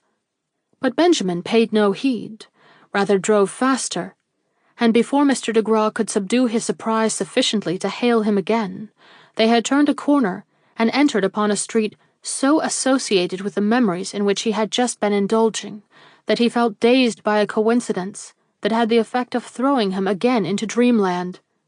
But in another moment he managed to shout once more to the unheeding coachman, "Where are you going?" But he did not expect any reply.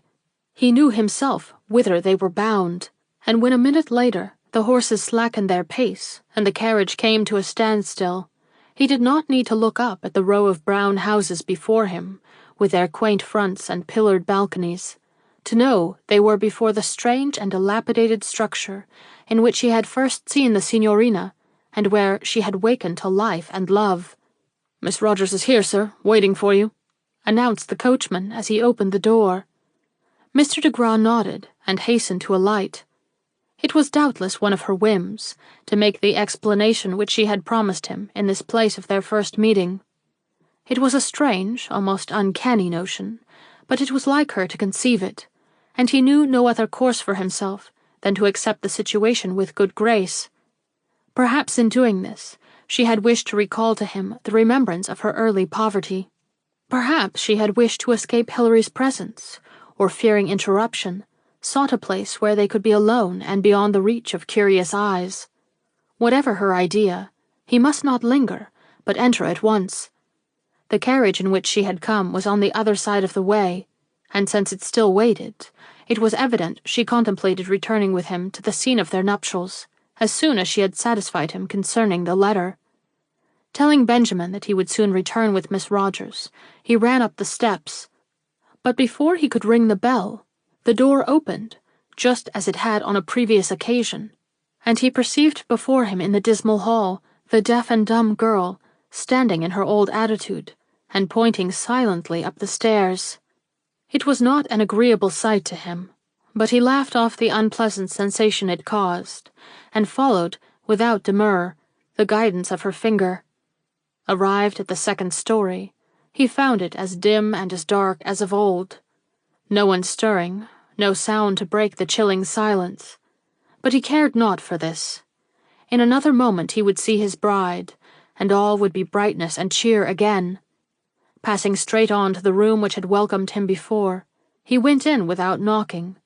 It was empty and unfurnished, but he knew by the light which shone around the door-jamb communicating with the back room that he should not find this equally barren or unoccupied.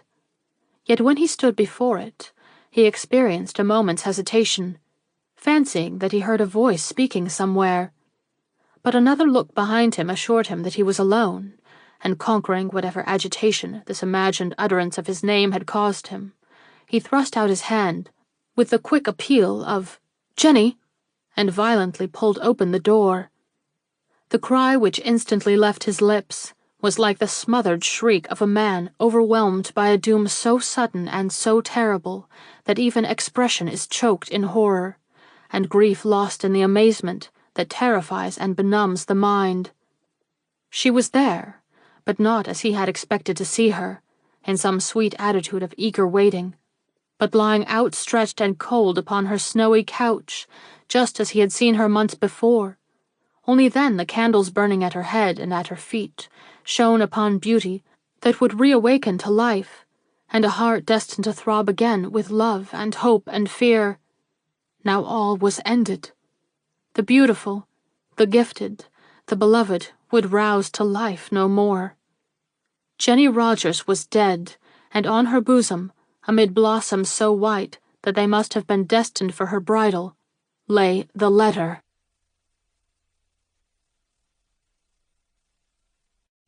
Chapter 45. What he read. Hamilton de Graw had no very distinct thoughts as he flung himself at the side of his bride and laid his head upon the pulseless heart. She had killed herself, but he could not guess why, and he had neither the courage nor the self-possession to open those telltale pages that rustled upon the silent bosom. It was enough that his hopes had perished, that his darling lay dead, and that never again in all the days to come would he meet the tender glance of her eye or the wistful smile of her mouth. What if shame lay behind this death? What if the life, which to all appearance was so sweet, so pure, so worthy of love and adoration, held a secret that would dishonor him if known? It was her life, and he loved it. Ah, how he loved it, now that it was put out forever, and by her own hand. Tears had risen to his eyes 4 months ago at the sight of these waxen features, these seemingly pulseless hands, but he could not weep now. Grief had gone too deep. His soul was lost too darkly in the shadows of this loss. He buried his face amid the drapery that enshrouded her, and tried to kiss her heart. "Ah, darling, darling, darling," went up from his lips. "Whatever thou hast done, I forgive thee." And the row of lights burned on, and an hour dragged itself heavily by, before another sob disturbed the solemn silence, and then it did not come from him. From whom, then? He did not know. Starting up, he looked about him. What angel of consolation was this standing beside him? Hilary in robes of white, Hilary with tears flowing down her cheeks, and with her arms outstretched toward him. Ah, this is joy. This can make him weep. Hilary loved her. Hilary can understand his loss. Reaching out his hand, he drew Jenny's friend toward him, and together they mingled their tears over the pulseless bosom that once responded to their mutual affection. "Hilary, do you understand it?" he finally forced himself to ask, rising up to look again upon the peaceful, almost smiling face of his perished bride. Hilary shook her head. "No," she whispered, pointing to the letter he had not found strength to touch. "There lies her secret. I only know what this note contains." And she took from her bosom a crumpled bit of paper. "I found this on her dressing table when I went in to arrange her veil." He took the note. Each word burned into his heart and brain as he read it. "Dear Hilary, you will never arrange my wedding veil, but you may my shroud. When you read this, I shall be lying on my old couch in the old place where he first saw me, but unlike then, I shall not awake, for death seems better to me than life, even if life is to be spent with him. Come to me, dear, and make me look beautiful as I did before. Light the candles and draw the drapery up about me, and let it fall over my feet and lie softly and evenly upon the floor. For he is to come there in search of his bride, and I would have him ever remember me as he will see me then. For I love him, Hilary, love him so much that I make it impossible for him to marry me, that I may make it possible for him to always love me. Be there when he enters, and when his first grief is past, let your voice be the first to bid him hope. If you have flowers for my bridal, let them be scattered over my tomb. Jenny." "I waited for nothing," Hilary explained. "I drove here in my evening dress, you see I have it on. But I was too late. She was lying here, not as now, but just as quiet, just as surely dead. I did not disturb her. I only drew the drapery up over her breast and lit the candles. It was nearly 7:30, and I knew that it would be time enough to notify the police, after you had seen the dear child in the halo of beauty by which she had wished herself to be surrounded. Did I do wrong?" He shook his head. He was overwhelmed with grief, and it was Hilary who raised the letter and placed it unopened in his hand. "Read it," she entreated. "There may be comfort there, if not here." And she lit the gas in the adjoining room, where she prevailed upon him to retire, while she put out the lights about the dead, and gathered up the flowers and the flowing drapery, which seemed too sacred for any eyes to see but their own. I give you Jenny's letter. Contrary to what he had expected, it was not the one addressed to his rival, but a new one, which she had written to himself. "Beloved, you have come. You have seen your bride, and I now give you, not the letter you returned to me, but this long one, written almost with my blood, which will tell you all you ought to know, and tell it in less chilling language than that with which I addressed your generous rival. I cannot marry you. Do you ask me why? Because I wish to retain your love, and this would be jeopardized by my life, as it will not be by my death. For I know your artist soul. I know that when you see me lying amid the flowers, as on that night when you first gave me your love, you will forget that I have deceived you, and by that deception awakened in your breast a passion I was not worthy to evoke. You will forget, and I shall rest in peace, happy not to have met your look of reproach, or lived to have experienced the withdrawal of that trust which was my glory and my shame. I have deceived you. I am Signorina Valdi, and I am Jenny Rogers, but I am not the innocent-hearted girl I have always appeared to be. The millions which I received did not come to me unexpectedly. I intrigued for them, and obtained them through the arts and by the contrivance of the very beings you thought to be my enemies, Montelli and the Portuguese, of whom you have so often told me to beware. They were my allies. I must say it, for detection is on my track, and you will hear the truth from others, if not from me. They were my allies, but I was never with them in any harmful schemes, and was, I swear to you, only the tool employed by them to obtain control over Mr. Delaney's fortune. She was the woman who starved and ill-treated this gentleman in his final days. You have suspected this, and suspected also that she overheard in her sly way the bequest he made to Mr. de Graw and its strange conditions.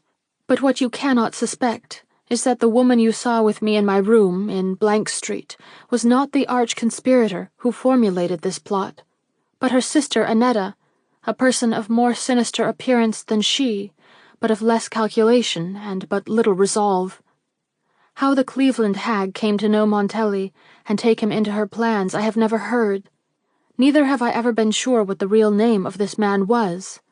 That he was no Italian, I am sure, for though he disguised himself as such, he afterwards showed that he could speak English without an accent. Was he English, then? I think so, the former valet of some rich man probably.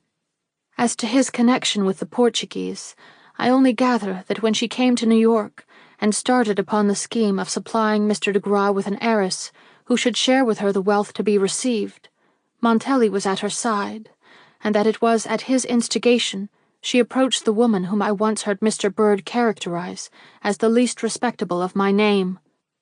I was then hiding my head in heartbreaking despondency over my failure at the Opera House, knowing none of these three conspirators, and only desirous of preserving myself from the mockery and jeers which I imagined would follow my appearance in any crowd. I was wretched, but I was not wicked. My ambition was foiled, but I never thought of resorting to false methods in order to ensure the wealth and position I imagined myself to have lost, until the fatal day that these two demons called upon me, and with a skill and suavity you would little expect from them, made me understand that an immense fortune was going begging, which I, if I would lend myself to their guidance, might easily acquire, owing to my name and what they termed my beauty. The other Jenny Rogers to whom they had already spoken had been a failure. She had tried her wiles upon Mr. de Graw, but with so little effect that he would not even look at her, and they all saw that if success were to be reaped by them, it must be through some innocent young girl, who would arouse not only the admiration of this good man, but his pity. This they explained to me, and also told me how they had heard by chance that my real name was Jenny Rogers, and that I had a history which, if known, could not but arouse commiseration. Furthermore, they encouraged me by saying that all which was required of me was to go through a certain little farce, easy enough for one who had been trained for the stage, adding that success would be sure to follow, as I had the requisite beauty and grace, and only needed to attract his attention to my misfortunes, to awaken an interest which would be sure to eventuate in my being made the inheritor of these tempting millions. I listened. It all seemed very simple and not at all wicked. I had merely to swallow a small powder, which would throw me into a death-like repose, and when I awoke, as they promised I should do while Mr. de Graw was in the room, feigned surprise and indignation at not having been allowed to die, as my misfortunes had made me desire. The rest would come naturally, and when I was established in my new wealth, I was to give them each $100,000 as their share in the great undertaking. Do you wonder that a motherless, friendless, disappointed child was tempted by this glowing prospect, and lent herself to a scheme which seemed without risk, and was calculated to bring her everything? The other woman of my name did not obtrude herself upon me, nor did Montelli make himself disagreeable by visiting me again. The Portuguese, on the contrary, came and took up her abode with me, making herself, however, as little obnoxious as possible, for she seemed to recognize from the first that I was not like herself, and must be held and cherished apart, in order that I might preserve the almost childish ignorance, which was, as they openly acknowledged, the one characteristic upon which they most relied to win the favor of the fastidious Mr. de Graw. This was in the last of April, and he had already seen and disdainfully passed by several girls of my name. The little schoolteacher had been interviewed, and the Detroit miss followed and remarked, but I knew nothing of this, nor did I know till after I had become irrecoverably involved in the scheme, that Montelli, as I must call him, had pledged himself to rid the city of such of my name as seemed to attract Mr. de Graw's attention. All this was withheld from me, and being young I doubted nothing, but went on my way, serenely waiting for the hour when these two schemers should decide that it was time for me to enter upon our premeditated farce. At last the day came, and I lay on my couch, trembling and fearful, not of any possible result of the deception I was about to practice, but of the long sleep into which I must go, as into a tomb. But the Portuguese was with me, and she comforted me, and when I finally felt the shadows creeping over my consciousness, I remember that she whispered, in a certain harsh yet persuasive manner, "He is handsome, Signorina, and if he awakes you, as the fairy prince did the sleeping beauty, you need not feel alarmed as if he were an ogre." That made me smile, and so I fell asleep as a child might. Then she went away, and her sister Annetta took her place, because the Portuguese herself was known to Mr. de Graw. Annetta was not bright, and so was not fully taken into their confidence, but she understood what she had to do and how to do it. The rest I was expected to manage myself. Meanwhile, a fearful mistake had been made. By chance, which I can only regard now as the workings of Providence, the Portuguese had been led to confound the disposer of Mr. Delaney's fortune with the Hamilton de Graw whose name was in the hallway of a certain building that she sometimes passed. Her reason was not a poor one. She had seen Mr. de Graw of Cleveland come out of that building one day, and being too ignorant to know that the artist who worked and roomed there was an old resident of New York, took it for granted that this was his place of work and the spot where he was to be found. She gave Montelli the same impression, and as they did not wish to arouse suspicion by betraying their interest in this man, they were neither of them undeceived as to the matter, till after the note had been delivered which lured you to this spot. And so, my beloved, it was upon your face that my eyes opened when I at last awoke out of my sleep, upon you who held in your first look an instant key to my heart, and made me feel, before I had fully realized all that my sensations meant, that I had lent myself to a scheme of which I was already heartily ashamed, and which, for some reason I could not explain, I should find it difficult to carry through in peace and serenity.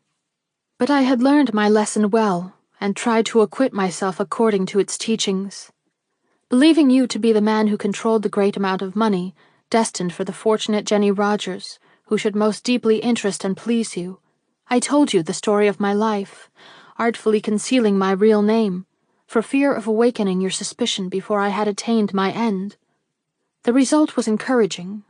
You evinced not only interest, but admiration, and while I recoiled from my own duplicity, I naturally felt that elation of spirit which inevitably follows upon the success of any undertaking.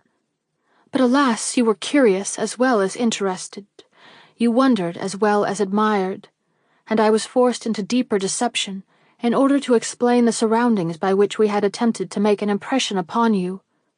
As this had been foreseen and consequently provided for, I did not find any difficulty in its performance, save that my newly awakened conscience rebelled. To utter anything that was not absolutely true was rapidly becoming unendurable to me, but the necessity of the moment was upon me, and I went through my role without flinching. Turning to Annetta, I appeared to question her, and she to answer me, and when I thought this miserable farce had gone on long enough, I repeated to you the invented tale which had been put into my mouth by the wily Portuguese. By this I hoped to explain the circumstances that had aroused your curiosity, and dispel forever whatever doubt might have been awakened in your mind in reference to Montelli and his connection with myself. And I succeeded. You know how I succeeded. But a thunderbolt awaited me, just as renewed peace was settling over me, and I began to realize the sweetness of hope. Montelli burst into the room, and showed me by a word and look that something had gone seriously wrong. Confused and alarmed, I awaited his explanation, and you can imagine my horror and surprise when Annetta approached and whispered in my ear, "A mistake has been made. This is not the right man." Not the right man? And I had almost exchanged with you looks of appreciation and love. Shocked, if not frightened, I was conscious of but one thought, and that was to be rid of your presence. My heart had been stirred, and my conscience awakened, but fear made me forget all this, and I promised to see you the next day, if only you would leave me then. You went, and with you, whatever girlishness had remained in me. Henceforth, I was a woman. I dismissed you, but not with an intentional falsehood. I really hoped to see you again, and, if left to myself, would doubtless have done so. But after you had gone, Montelli and the Portuguese came in, and soon made me see that, if we still hoped to succeed in the undertaking we had formed, I must escape the consequences of our egregious mistake by a sudden and immediate flight.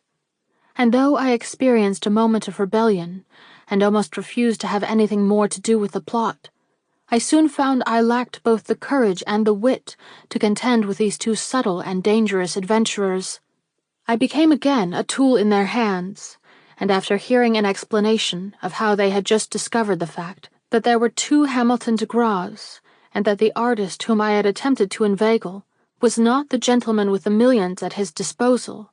They informed me that, so far from being discouraged by the first failure, they had formed another plot by which the right man was to be reached.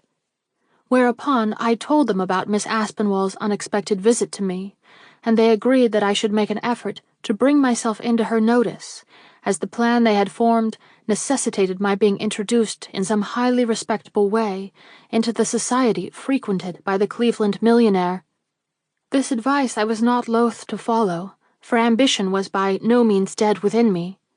So after a couple of weeks spent in a Westchester town, I made a bold move toward Great Barrington, where, as Montelli had managed to inform me, Miss Aspinwall had now taken up her abode. Montelli, meanwhile, had found enough to do in New York, though, as I have before declared, I knew nothing then of the cruel acts he was engaged in.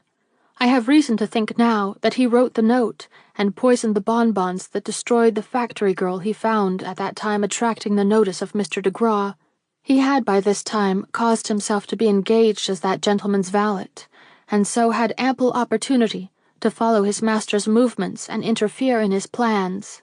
He also must have misled the young girl at Miss Haddon's school into thinking she had a lover in Mr. de Graw, for that gentleman certainly never wrote her the letter she received. But as I say, I was in happy ignorance of this, and though soon after my interview with Miss Aspinwall at the station, I came to know that danger had followed the steps of various girls who bore my name, I shut my eyes to the suspicions now rife in my heart, and happy in my own innocence, went on in the way into which I had been forced. The life in Great Barrington you know, Hilary you know. You can imagine the welcome which her pity gave me, and afterward the sweet atmosphere created around me by her affection. Unworthy as I felt of it, I nevertheless accepted it with a full heart. It was so spontaneous and so trustful, and raised me into an atmosphere of luxury for which I always pined. I began to be happy, but deeper experiences awaited me.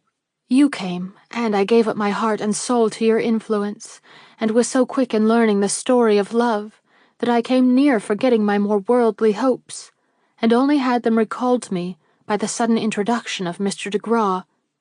This was at a critical moment in our lives, you remember, and you can imagine my sensations when I perceived, from the first look he gave me, that I had but to smile upon him with half the fervor I smiled upon you, to charm the millions from his coffers, and make myself, in fact, what I had been so long in fancy, the rich and influential Miss Rogers, with something beside her heart to give to the man she loved.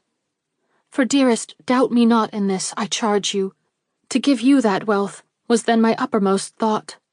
No idea of coquetry was in my mind, nor did his glance, ardent though it was, arouse in me any suspicion that his personal feelings had been touched. I only saw that he liked me, and that my hope of acquiring his wealth was good and likely to reach fruition. I determined to make myself as agreeable as I could to him, even if I must seem to sacrifice my love for you to my interest in the newcomer. But alas, I did not reckon upon the passions of men, or the watchful eye of the wicked Montelli. Mr. de Graw's affections became engaged, and his valet saw it, and warned me in the interview we had at the picnic, that if I allowed my manifest partiality for you to show itself, he would make that partiality fatal. Indeed, he went so far as to say that I must go on smiling upon the millionaire, or see you perish, for this man, who had already shortened one poor life, was not going to let another stand in his way, when he saw the success of his schemes threatened, as he judged, by a woman's silly passion. And I was convinced that these were no mere threats on his part, and became greatly frightened, and took those secret measures to warn you, which I am sure you have not yet forgotten. Montelli added his efforts to mine. His purpose was to alarm you, and thus force you to leave the town, or at least cease all rivalship with his master. That he was a man of devices you must have perceived by the address with which he assumed the part of the detective when he found himself forced into a position that demanded explanation. But he, as well as I, calculated too little upon the resistance which abides in all noble natures. You would not leave the town, and you would preserve your attitude of a lover, and though Mr. de Graw did not seem to be much affected by your rivalry, I knew that Montelli had conceived the deepest hatred for you, and that he only awaited an opportunity in order to destroy you. The announcement made by his master of a particular desire to see me on a certain morning, taken with the fact that a lawyer had already been summoned to accompany him on this interview, brought matters to a climax. The wretch attempted your life, and though I knew nothing of it at the time, nor of the jeopardy in which it placed him with the police, I did know that he desired to have some talk with me, for I had heard from my window, where I invariably sat between the hours of 11 and 12, the short and peculiar bird whistle, which had been made a signal between us. It was a hateful call to me, but I dared not slight it. As in anticipation of his purpose, I had already opened a window in the hall below, I had only to descend to the lower floor to meet him. But when I stepped from my room, I became aware, possibly by some occult influence, that I was not alone in the hall, that my actions were observed, and that my future steps would be watched if not followed. What should I do? Go back? It was too late. But how go forward without awakening criticism and risking discovery? Happily, my training for the stage had included the study of the part of La Sonnambula, and remembering it at this critical moment, I made my body rigid and fixed my gaze, and so passed on without pause or shrinking, though inwardly greatly agitated. For the persons who were engaged in watching me were Hilary and a stranger, whose presence awakened my keenest fears, though no thought of his being a member of the police crossed my mind. But this was nothing to the shock which followed, when in another moment I encountered you. This I was not prepared for, and I inwardly quailed. But instinct kept me from betraying myself. I retained my studied manner, and went by you like an apparition. But terror was in my heart, for I not only saw that for some reason all my friends were on the alert, either to surprise my secret or give me a protection I was far from needing, but I was under the constant apprehension of Montelli making his appearance, and so provoking a conflict which might end disastrously for you. You remember how I gave a weapon in the shape of a sharp paper knife, and then how I wandered into the back hall in the hope of cutting off the approach of Montelli, and thus ensuring not only his safety but your own. I did not meet him, though he must have been there, and I came back hopeful and went again upstairs. But horror awaited me. When I reached my chamber door, I perceived the fierce eyes and threatening form of this dangerous man emerging from the back staircase, and though I had no fear of his keen knife, I had of the detection of our secret, for I knew that Hilary and her strange companion were watching us from behind, and that he had but to drop a word or cast a look belying his seeming antagonism, for our mutual understanding to be seen, and my despicable position discovered. But he was too subtle to make such a mistake, or perhaps he had himself perceived the forms of Hilary and Mr. Gryce, for he increased the fierceness of his demeanour. He even lifted his knife, and I was vaguely asking myself how he would extricate me from this situation, when your friend, Mr. Bird, extricated us both by his sudden leap upon the seeming assassin. In the struggle that followed, I had no time to think. My eyes met those of Montelli as his knife flew from his hand and fell at my feet, but I did not understand his look, though I picked up the knife and sought to escape with it to my room. But my fears as to what he would do in his rage and disappointment drew me back. I must gain some assurance from him that he would not visit upon me the misfortune that had fallen upon himself. And so I had the courage to descend to where he had fallen, and look at him where he lay, and listen to the phrases he uttered, and which were, as I took it, assurances that he still had hopes for himself, and little, if any, resentment against me. But when you came forward and placed my arm in yours, his manner suddenly changed, as you will remember, and he became quite fierce. He foresaw difficulties if I clung to you, and threatened me by word and gesture.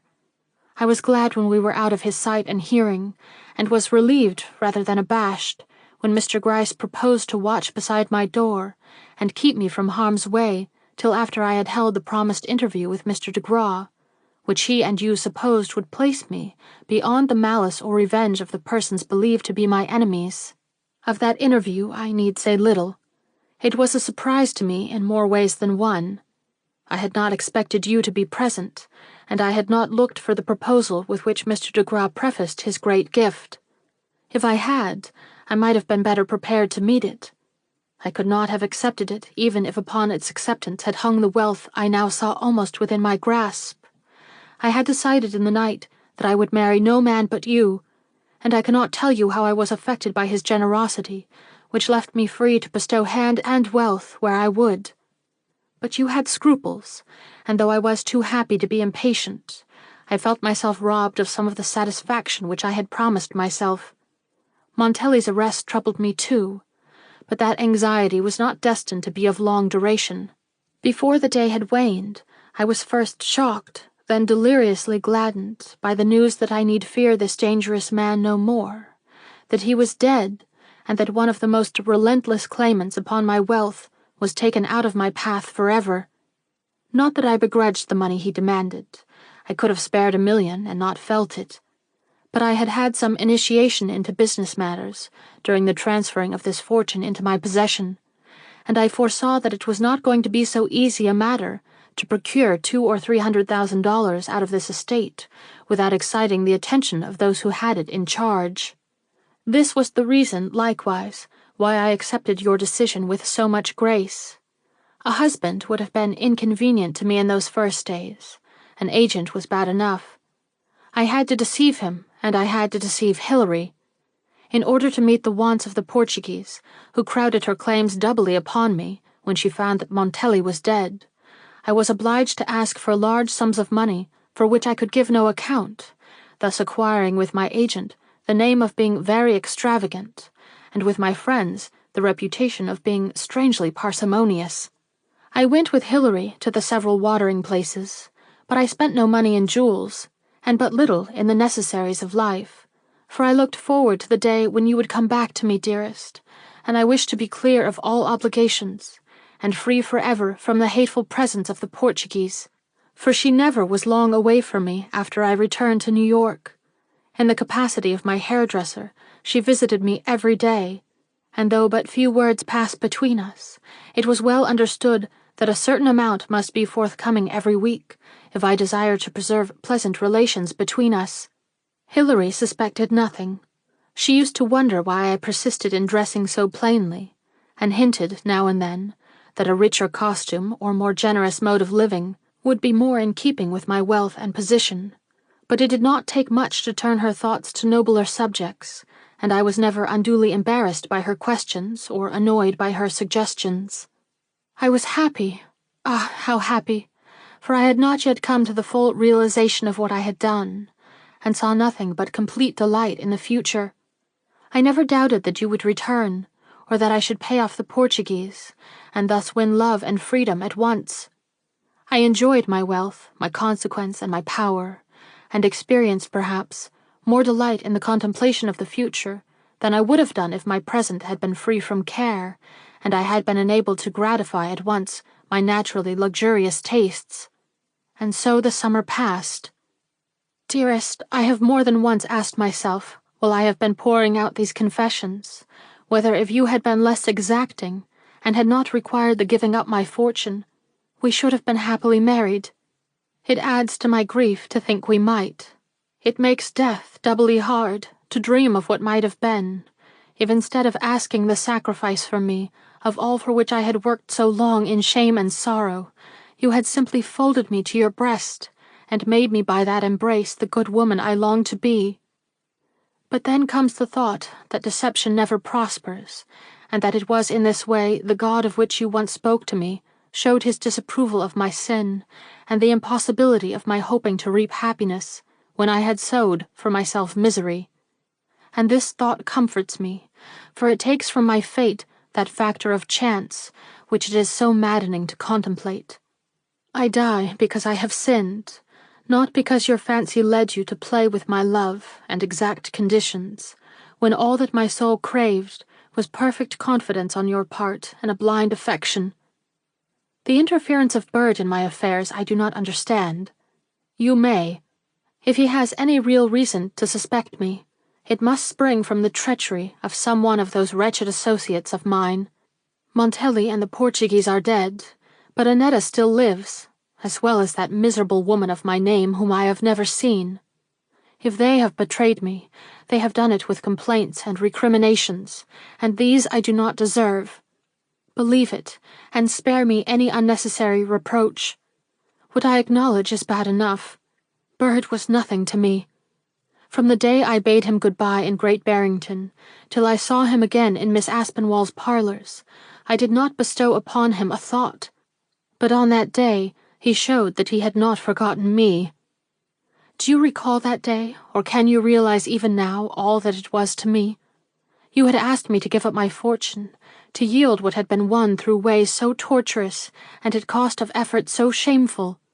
And I hesitated, can you wonder, and was swayed this way and that, according as my reason or my heart spoke. But reason finally had its way, and I went dressed in velvet, only to repent my decision so bitterly that before I went within reach of your glance, I stepped into Hilary's dressing room and put on one of her cloth dresses. Love might mean self-denial and fearful complications with my associates, to whom I had not yet paid the half that was due, but I felt ready to do and bear all, or rather I felt in that moment more ready to meet the doubtful results of abnegation than I did the withdrawal of the hopes which had made my summer so glorious. But after I was dressed, and before I could meet your appreciative glance, someone brushed me in the crowd, and a note was put in my hands. Ah, dearest, that note! It was sent by the Portuguese, then sick unto death, it seems. But it was not written by her, but by Montelli, who had been dead 3 months. As I read it, I knew that my intentions had been foreseen by her, that although she was ill, she had wished to show me that she still kept watch upon my movements and hold upon my fate. It ran thus, and its contents are as great a mystery to me as they must be to you. I am discovered and must fly. You are safe if you will but forget your weakness for the artist. Cherish that and you are lost. You cannot have love and money both, so choose, but in choosing, remember that the Portuguese and I will have our money if we have to ask your lover for it. We have not run so many risks for nothing. This, at the moment I was about to commit myself to you irretrievably. What if the writer was dead, the sender was not, or so I thought in that moment of shock and terror. Pushed by the crowd, tortured by my fears, I hesitated 1 instant, and then went again to Hilary's closet and procured me a cloak. Enveloping myself in this, I went below. Did you recognize it as bespeaking the hesitation which it really betrayed? Did your love take alarm and cause you to turn a more willing ear to the insinuations of the detective? I shall never know, for I have never dared to question you. But the developments were not at an end. While I hunted for a glimpse of your face, Mr. Bird came. Why Mr. Bird I have never been able to understand, and told me in the strange way that he told me of Montelli's death, that by another happy providence the sender of this note had perished also, leaving my path clear of enemies, and myself free to follow the dictates of my heart. You know what followed, how in a rush of renewed hope I threw aside my cloak and called your heart to me in a song, how I looked for your response, and how it failed to come. Mr. Bird was at your ear, and you listened to doubts which held you back, and when you did break away from him and seek me, it was to find that I had hearkened to the voice of another wooer, who asked of me nothing, and promised me all things. Can you not foresee the rest? How the love which had succumbed to your indifference rose triumphant again at this evidence of your continued affection. I had jeopardized my happiness, but I determined to regain it at any cost. Nothing should nor could stand in the way of what had now become my one passionate desire. I wrote to Mr. de Graw. I took the one means I knew whereby I not only would obtain a full release from my engagement, but ensure likewise his acceptance of the gift which he never would have given me had he recognized my real unworthiness. I confessed to him my love for you, and I confessed also my share in the plot. It was a fatal act. How fatal I immediately perceived when my impetuosity led me to your studio, and we had that interview so unhappily interrupted by Hilary. If the suspicions of the police had been aroused in regard to me, how mad had been the impulse which had led me to put upon paper words that could justify their suspicions and make possible the detection of my duplicity. Though it seemed too late to profit by this discovery of my folly, I made one frantic effort to do so. I rode back home and endeavored to stop the delivery of my letter, but failed in this, and Mr. de Graw not only read the story of my deception, but by some treachery or some mischance which he could not himself explain, this letter was stolen from him almost immediately after his reading it, so that my secret was no longer at his mercy only, but at the mercy of the world, and what was worse, of you. Do you understand now the frenzy which drove me into asking you to marry me that night, or how I could hardly subdue my fears when you requested time to notify your mother? Detection lay before me, and I had neither the strength to meet it, nor the courage to forestall it, by telling you what would shatter your love at a blow. For though Mr. de Graw urged me to this course, measuring your nature perhaps by his own, which is affectionate rather than passionate, and tenacious rather than proud, I, who knew you better than he, felt that death must precede any confession of my past deception to you. What, tell you that the sweet innocence of which you have so often spoken was the mask which hid a scheming heart? Rob my beauty of its charm and my memory of its grace? Make the most beautiful moment in our lives the mere climax to a farce, and teach your soul to hate that which had given it life and purpose? Impossible! I could die, but I could not do this, and though there was one chance remaining of this letter escaping your notice, I prepared for death, and rehired these rooms, that you might take your last look of me where you did your first, and thus see in the final act of my life an expiation which would soften your hate, and lead perhaps in time to your regarding me with pity and tenderness. But that one chance came near succeeding, and I breathed again, only to be dashed once more into the fathomless depth of despair. You had received the letter, but you had not read it, and though you gave it back to me, you wished to see its contents.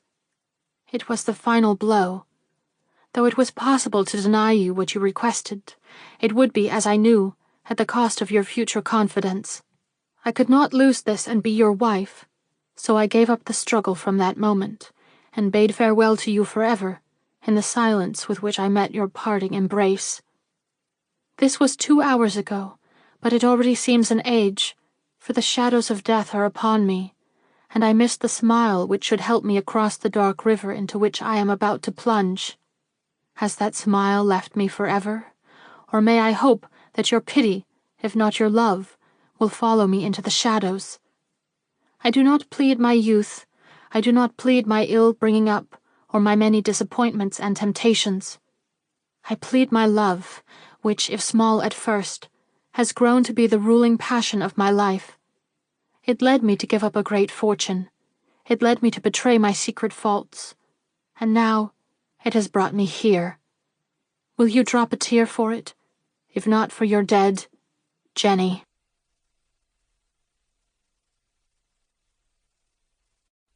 Chapter 46. Too Late. Some minutes later, Mr. Bird entered 391 East Street. As he passed the door of the death room, he perceived the form of the artist sitting bowed above the scattered sheets of a long and closely written letter. "Am I too late?" the detective seemed to ask, as he shut the door behind him and advanced. There was nothing in the attitude of the artist to answer this question. Puzzled by the incongruity between Mr. de Graw's wedding suit and the desolate character of his surroundings, Mr. Bird hastened to ask with ill-concealed anxiety in his tone, "Have you been married to Miss Rogers, Mr. de Graw?" The artist shivered and suddenly looked up. "Married?" he repeated, and his voice had a dull sound. "If you have not," continued Mr. Bird, "I have something to say which may influence you. In this hope I have followed you from the studio to Miss Aspinwall's house, and from there here, having just learned—" "Hush!" commanded de Graw, now wholly himself. And crossing the floor, he flung open the door leading into the room of death, and bade the detective look in. "Death has forestalled you," said he. "You can tell nothing I do not know."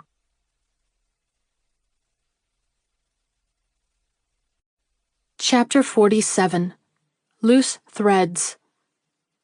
It was weeks before Mr. Bird explained to the artist how he first came to entertain suspicions of the beautiful Miss Rogers.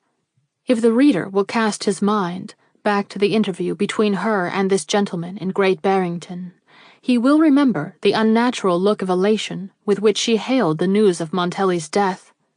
This caused him his first doubt, but as this strong display of feeling on her part might be simply the natural expression of a timid disposition suddenly released from dread, he did not attach any great significance to it at the time.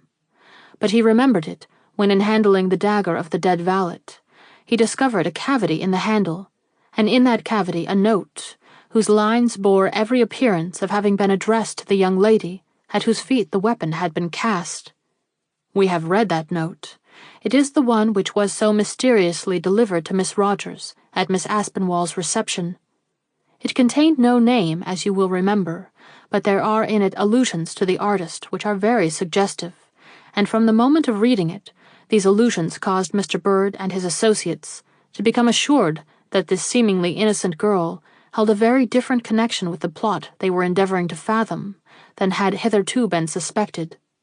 Yet since the evidence was not positive, and there was so much in her position to commend her to their consideration, they had delayed all active proceedings against her, in the hope that time and the strict surveillance which was now set upon her movements might elicit such further proof as would either entirely dispel their doubts or corroborate them to such an extent as to make an open interference justifiable. But though Mr. Bird showed his usual skill in this matter, he had not met with his usual success. For while his suspicions had been strengthened by every fresh evidence which he received of the youthful heiress being under obligations which forbade her the free use of her money, the death of Montelli and the continued absence of the only other party to the plot, known to the police, namely, the adventuress in whose behalf the conspiracy had first been started, made any further advance toward the truth almost impossible. Not till he received the intimation from the artist as to the possible identity between Miss Rogers' hairdresser and the long-looked-for Portuguese did he see his way to a solution of this enigma, and then he had hardly arrested this woman before she was taken with such a sudden and dangerous complaint that confession from her became impossible, and she died on his hands without uttering a word liable to compromise herself or anyone else. It was a great disappointment to him, but he did not allow it to dishearten him. On the contrary, he took advantage of this catastrophe to satisfy himself that his suspicions against Miss Rogers were just. Seeking out a female detective, he sent her in the capacity of hairdresser to that lady's house, with injunctions to follow Miss Rogers to Miss Aspinwall's reception, and there to deliver to her the mysterious note which had been taken from the valet's dagger. If the heiress was shaken by it, and he meant to be present to see, he resolved to follow up his advantage by suddenly telling her of the Portuguese's death, and if this produced the effect he expected, then he would no longer be dealing with vague suspicions, but with a moral certainty, which would at least entitle him to warn the artist of the doubtful character of the woman he loved. The test, as we know, succeeded. Miss Rogers was moved by the letter, and showed the same elation over the death of the Portuguese that she had over that of Montelli. Thus satisfied that she had held absolute communication with these nefarious schemers, Mr. Bird had urged, nay, entreated, the artist to delay communication with the heiress till opportunity had been given the police to substantiate their now positive doubts in her regard. The artist, impressed by his earnestness, had consented to listen to him so far as to wait a week before seeing Miss Rogers, but love triumphing over reason, he had soon wearied of this promise, and coming to Mr. Bird, announced that Miss Rogers could not be the mercenary woman they considered her, or she would never have decided to give up her fortune for his love. Astonished, and for the moment baffled by what certainly did look like the pure disinterestedness of a true-hearted woman, Mr. Bird discarded his suspicions and acquitted de Graw of his promise. But alas, a day had not passed before he had cause to regret this. A woman was brought into the station-house who called herself Annetta, and who was presently proved to be the sister of the Portuguese. She had been arrested upon the complaint of Mr. de Graw of Cleveland, who, having missed an important letter from his trunk, accused her of taking it. As she acknowledged she was his washerwoman and confessed to the false keys which were found on her person, there could be but little doubt that the accusation was true. But the letter was not forthcoming, she having slyly dropped it in the street when she saw herself followed by the officer who arrested her. But this mischance did not ultimately prevent the police from obtaining a full and free confession from her. Confronted by the adventuress, who was opportunely discovered about this time, she became demoralized, and on the very day of the artist's intended marriage, swept away the last doubt of Mr. Bird by giving the police a detailed account of the plot and the unhappy singer's connection with it. This was what had sent Mr. Bird in search of the artist, and this in itself would have served to break off the marriage if Miss Rogers had not herself seen the futility of any further struggle, and so succumbed to the destiny which had so inexorably pursued her. Jenny Rogers is dead, and yet, for the de Graws, life holds much in prospect. In a certain New York home there is a noble woman, who is now the comforter of the artist's grief, and who will live to be the angel of his home, while in a quaint but unfashionable square, below 14th Street, there dwells and smiles a little being whose name recalls bitter memories, but whose sunny nature and unfettered spirit make it more than probable that the Delaney millions will again follow the beck of love and be bestowed not upon Virginia Rogers, but upon Jeanette, the name by which both the de Graws persist in addressing the charming young schoolteacher. The end. We hope that you have enjoyed this presentation of A Matter of Millions by Anna Katherine Green, narrated by P.J. Morgan. This text was first published in 1890 and is in the public domain. Production copyright 2019 for this recording is held by Voices of Today. Produced in cooperation with Spoken Realms on the web at spokenrealms.com. For information about other titles produced by Voices of Today, please visit voicesoftoday.org. Thank you for listening.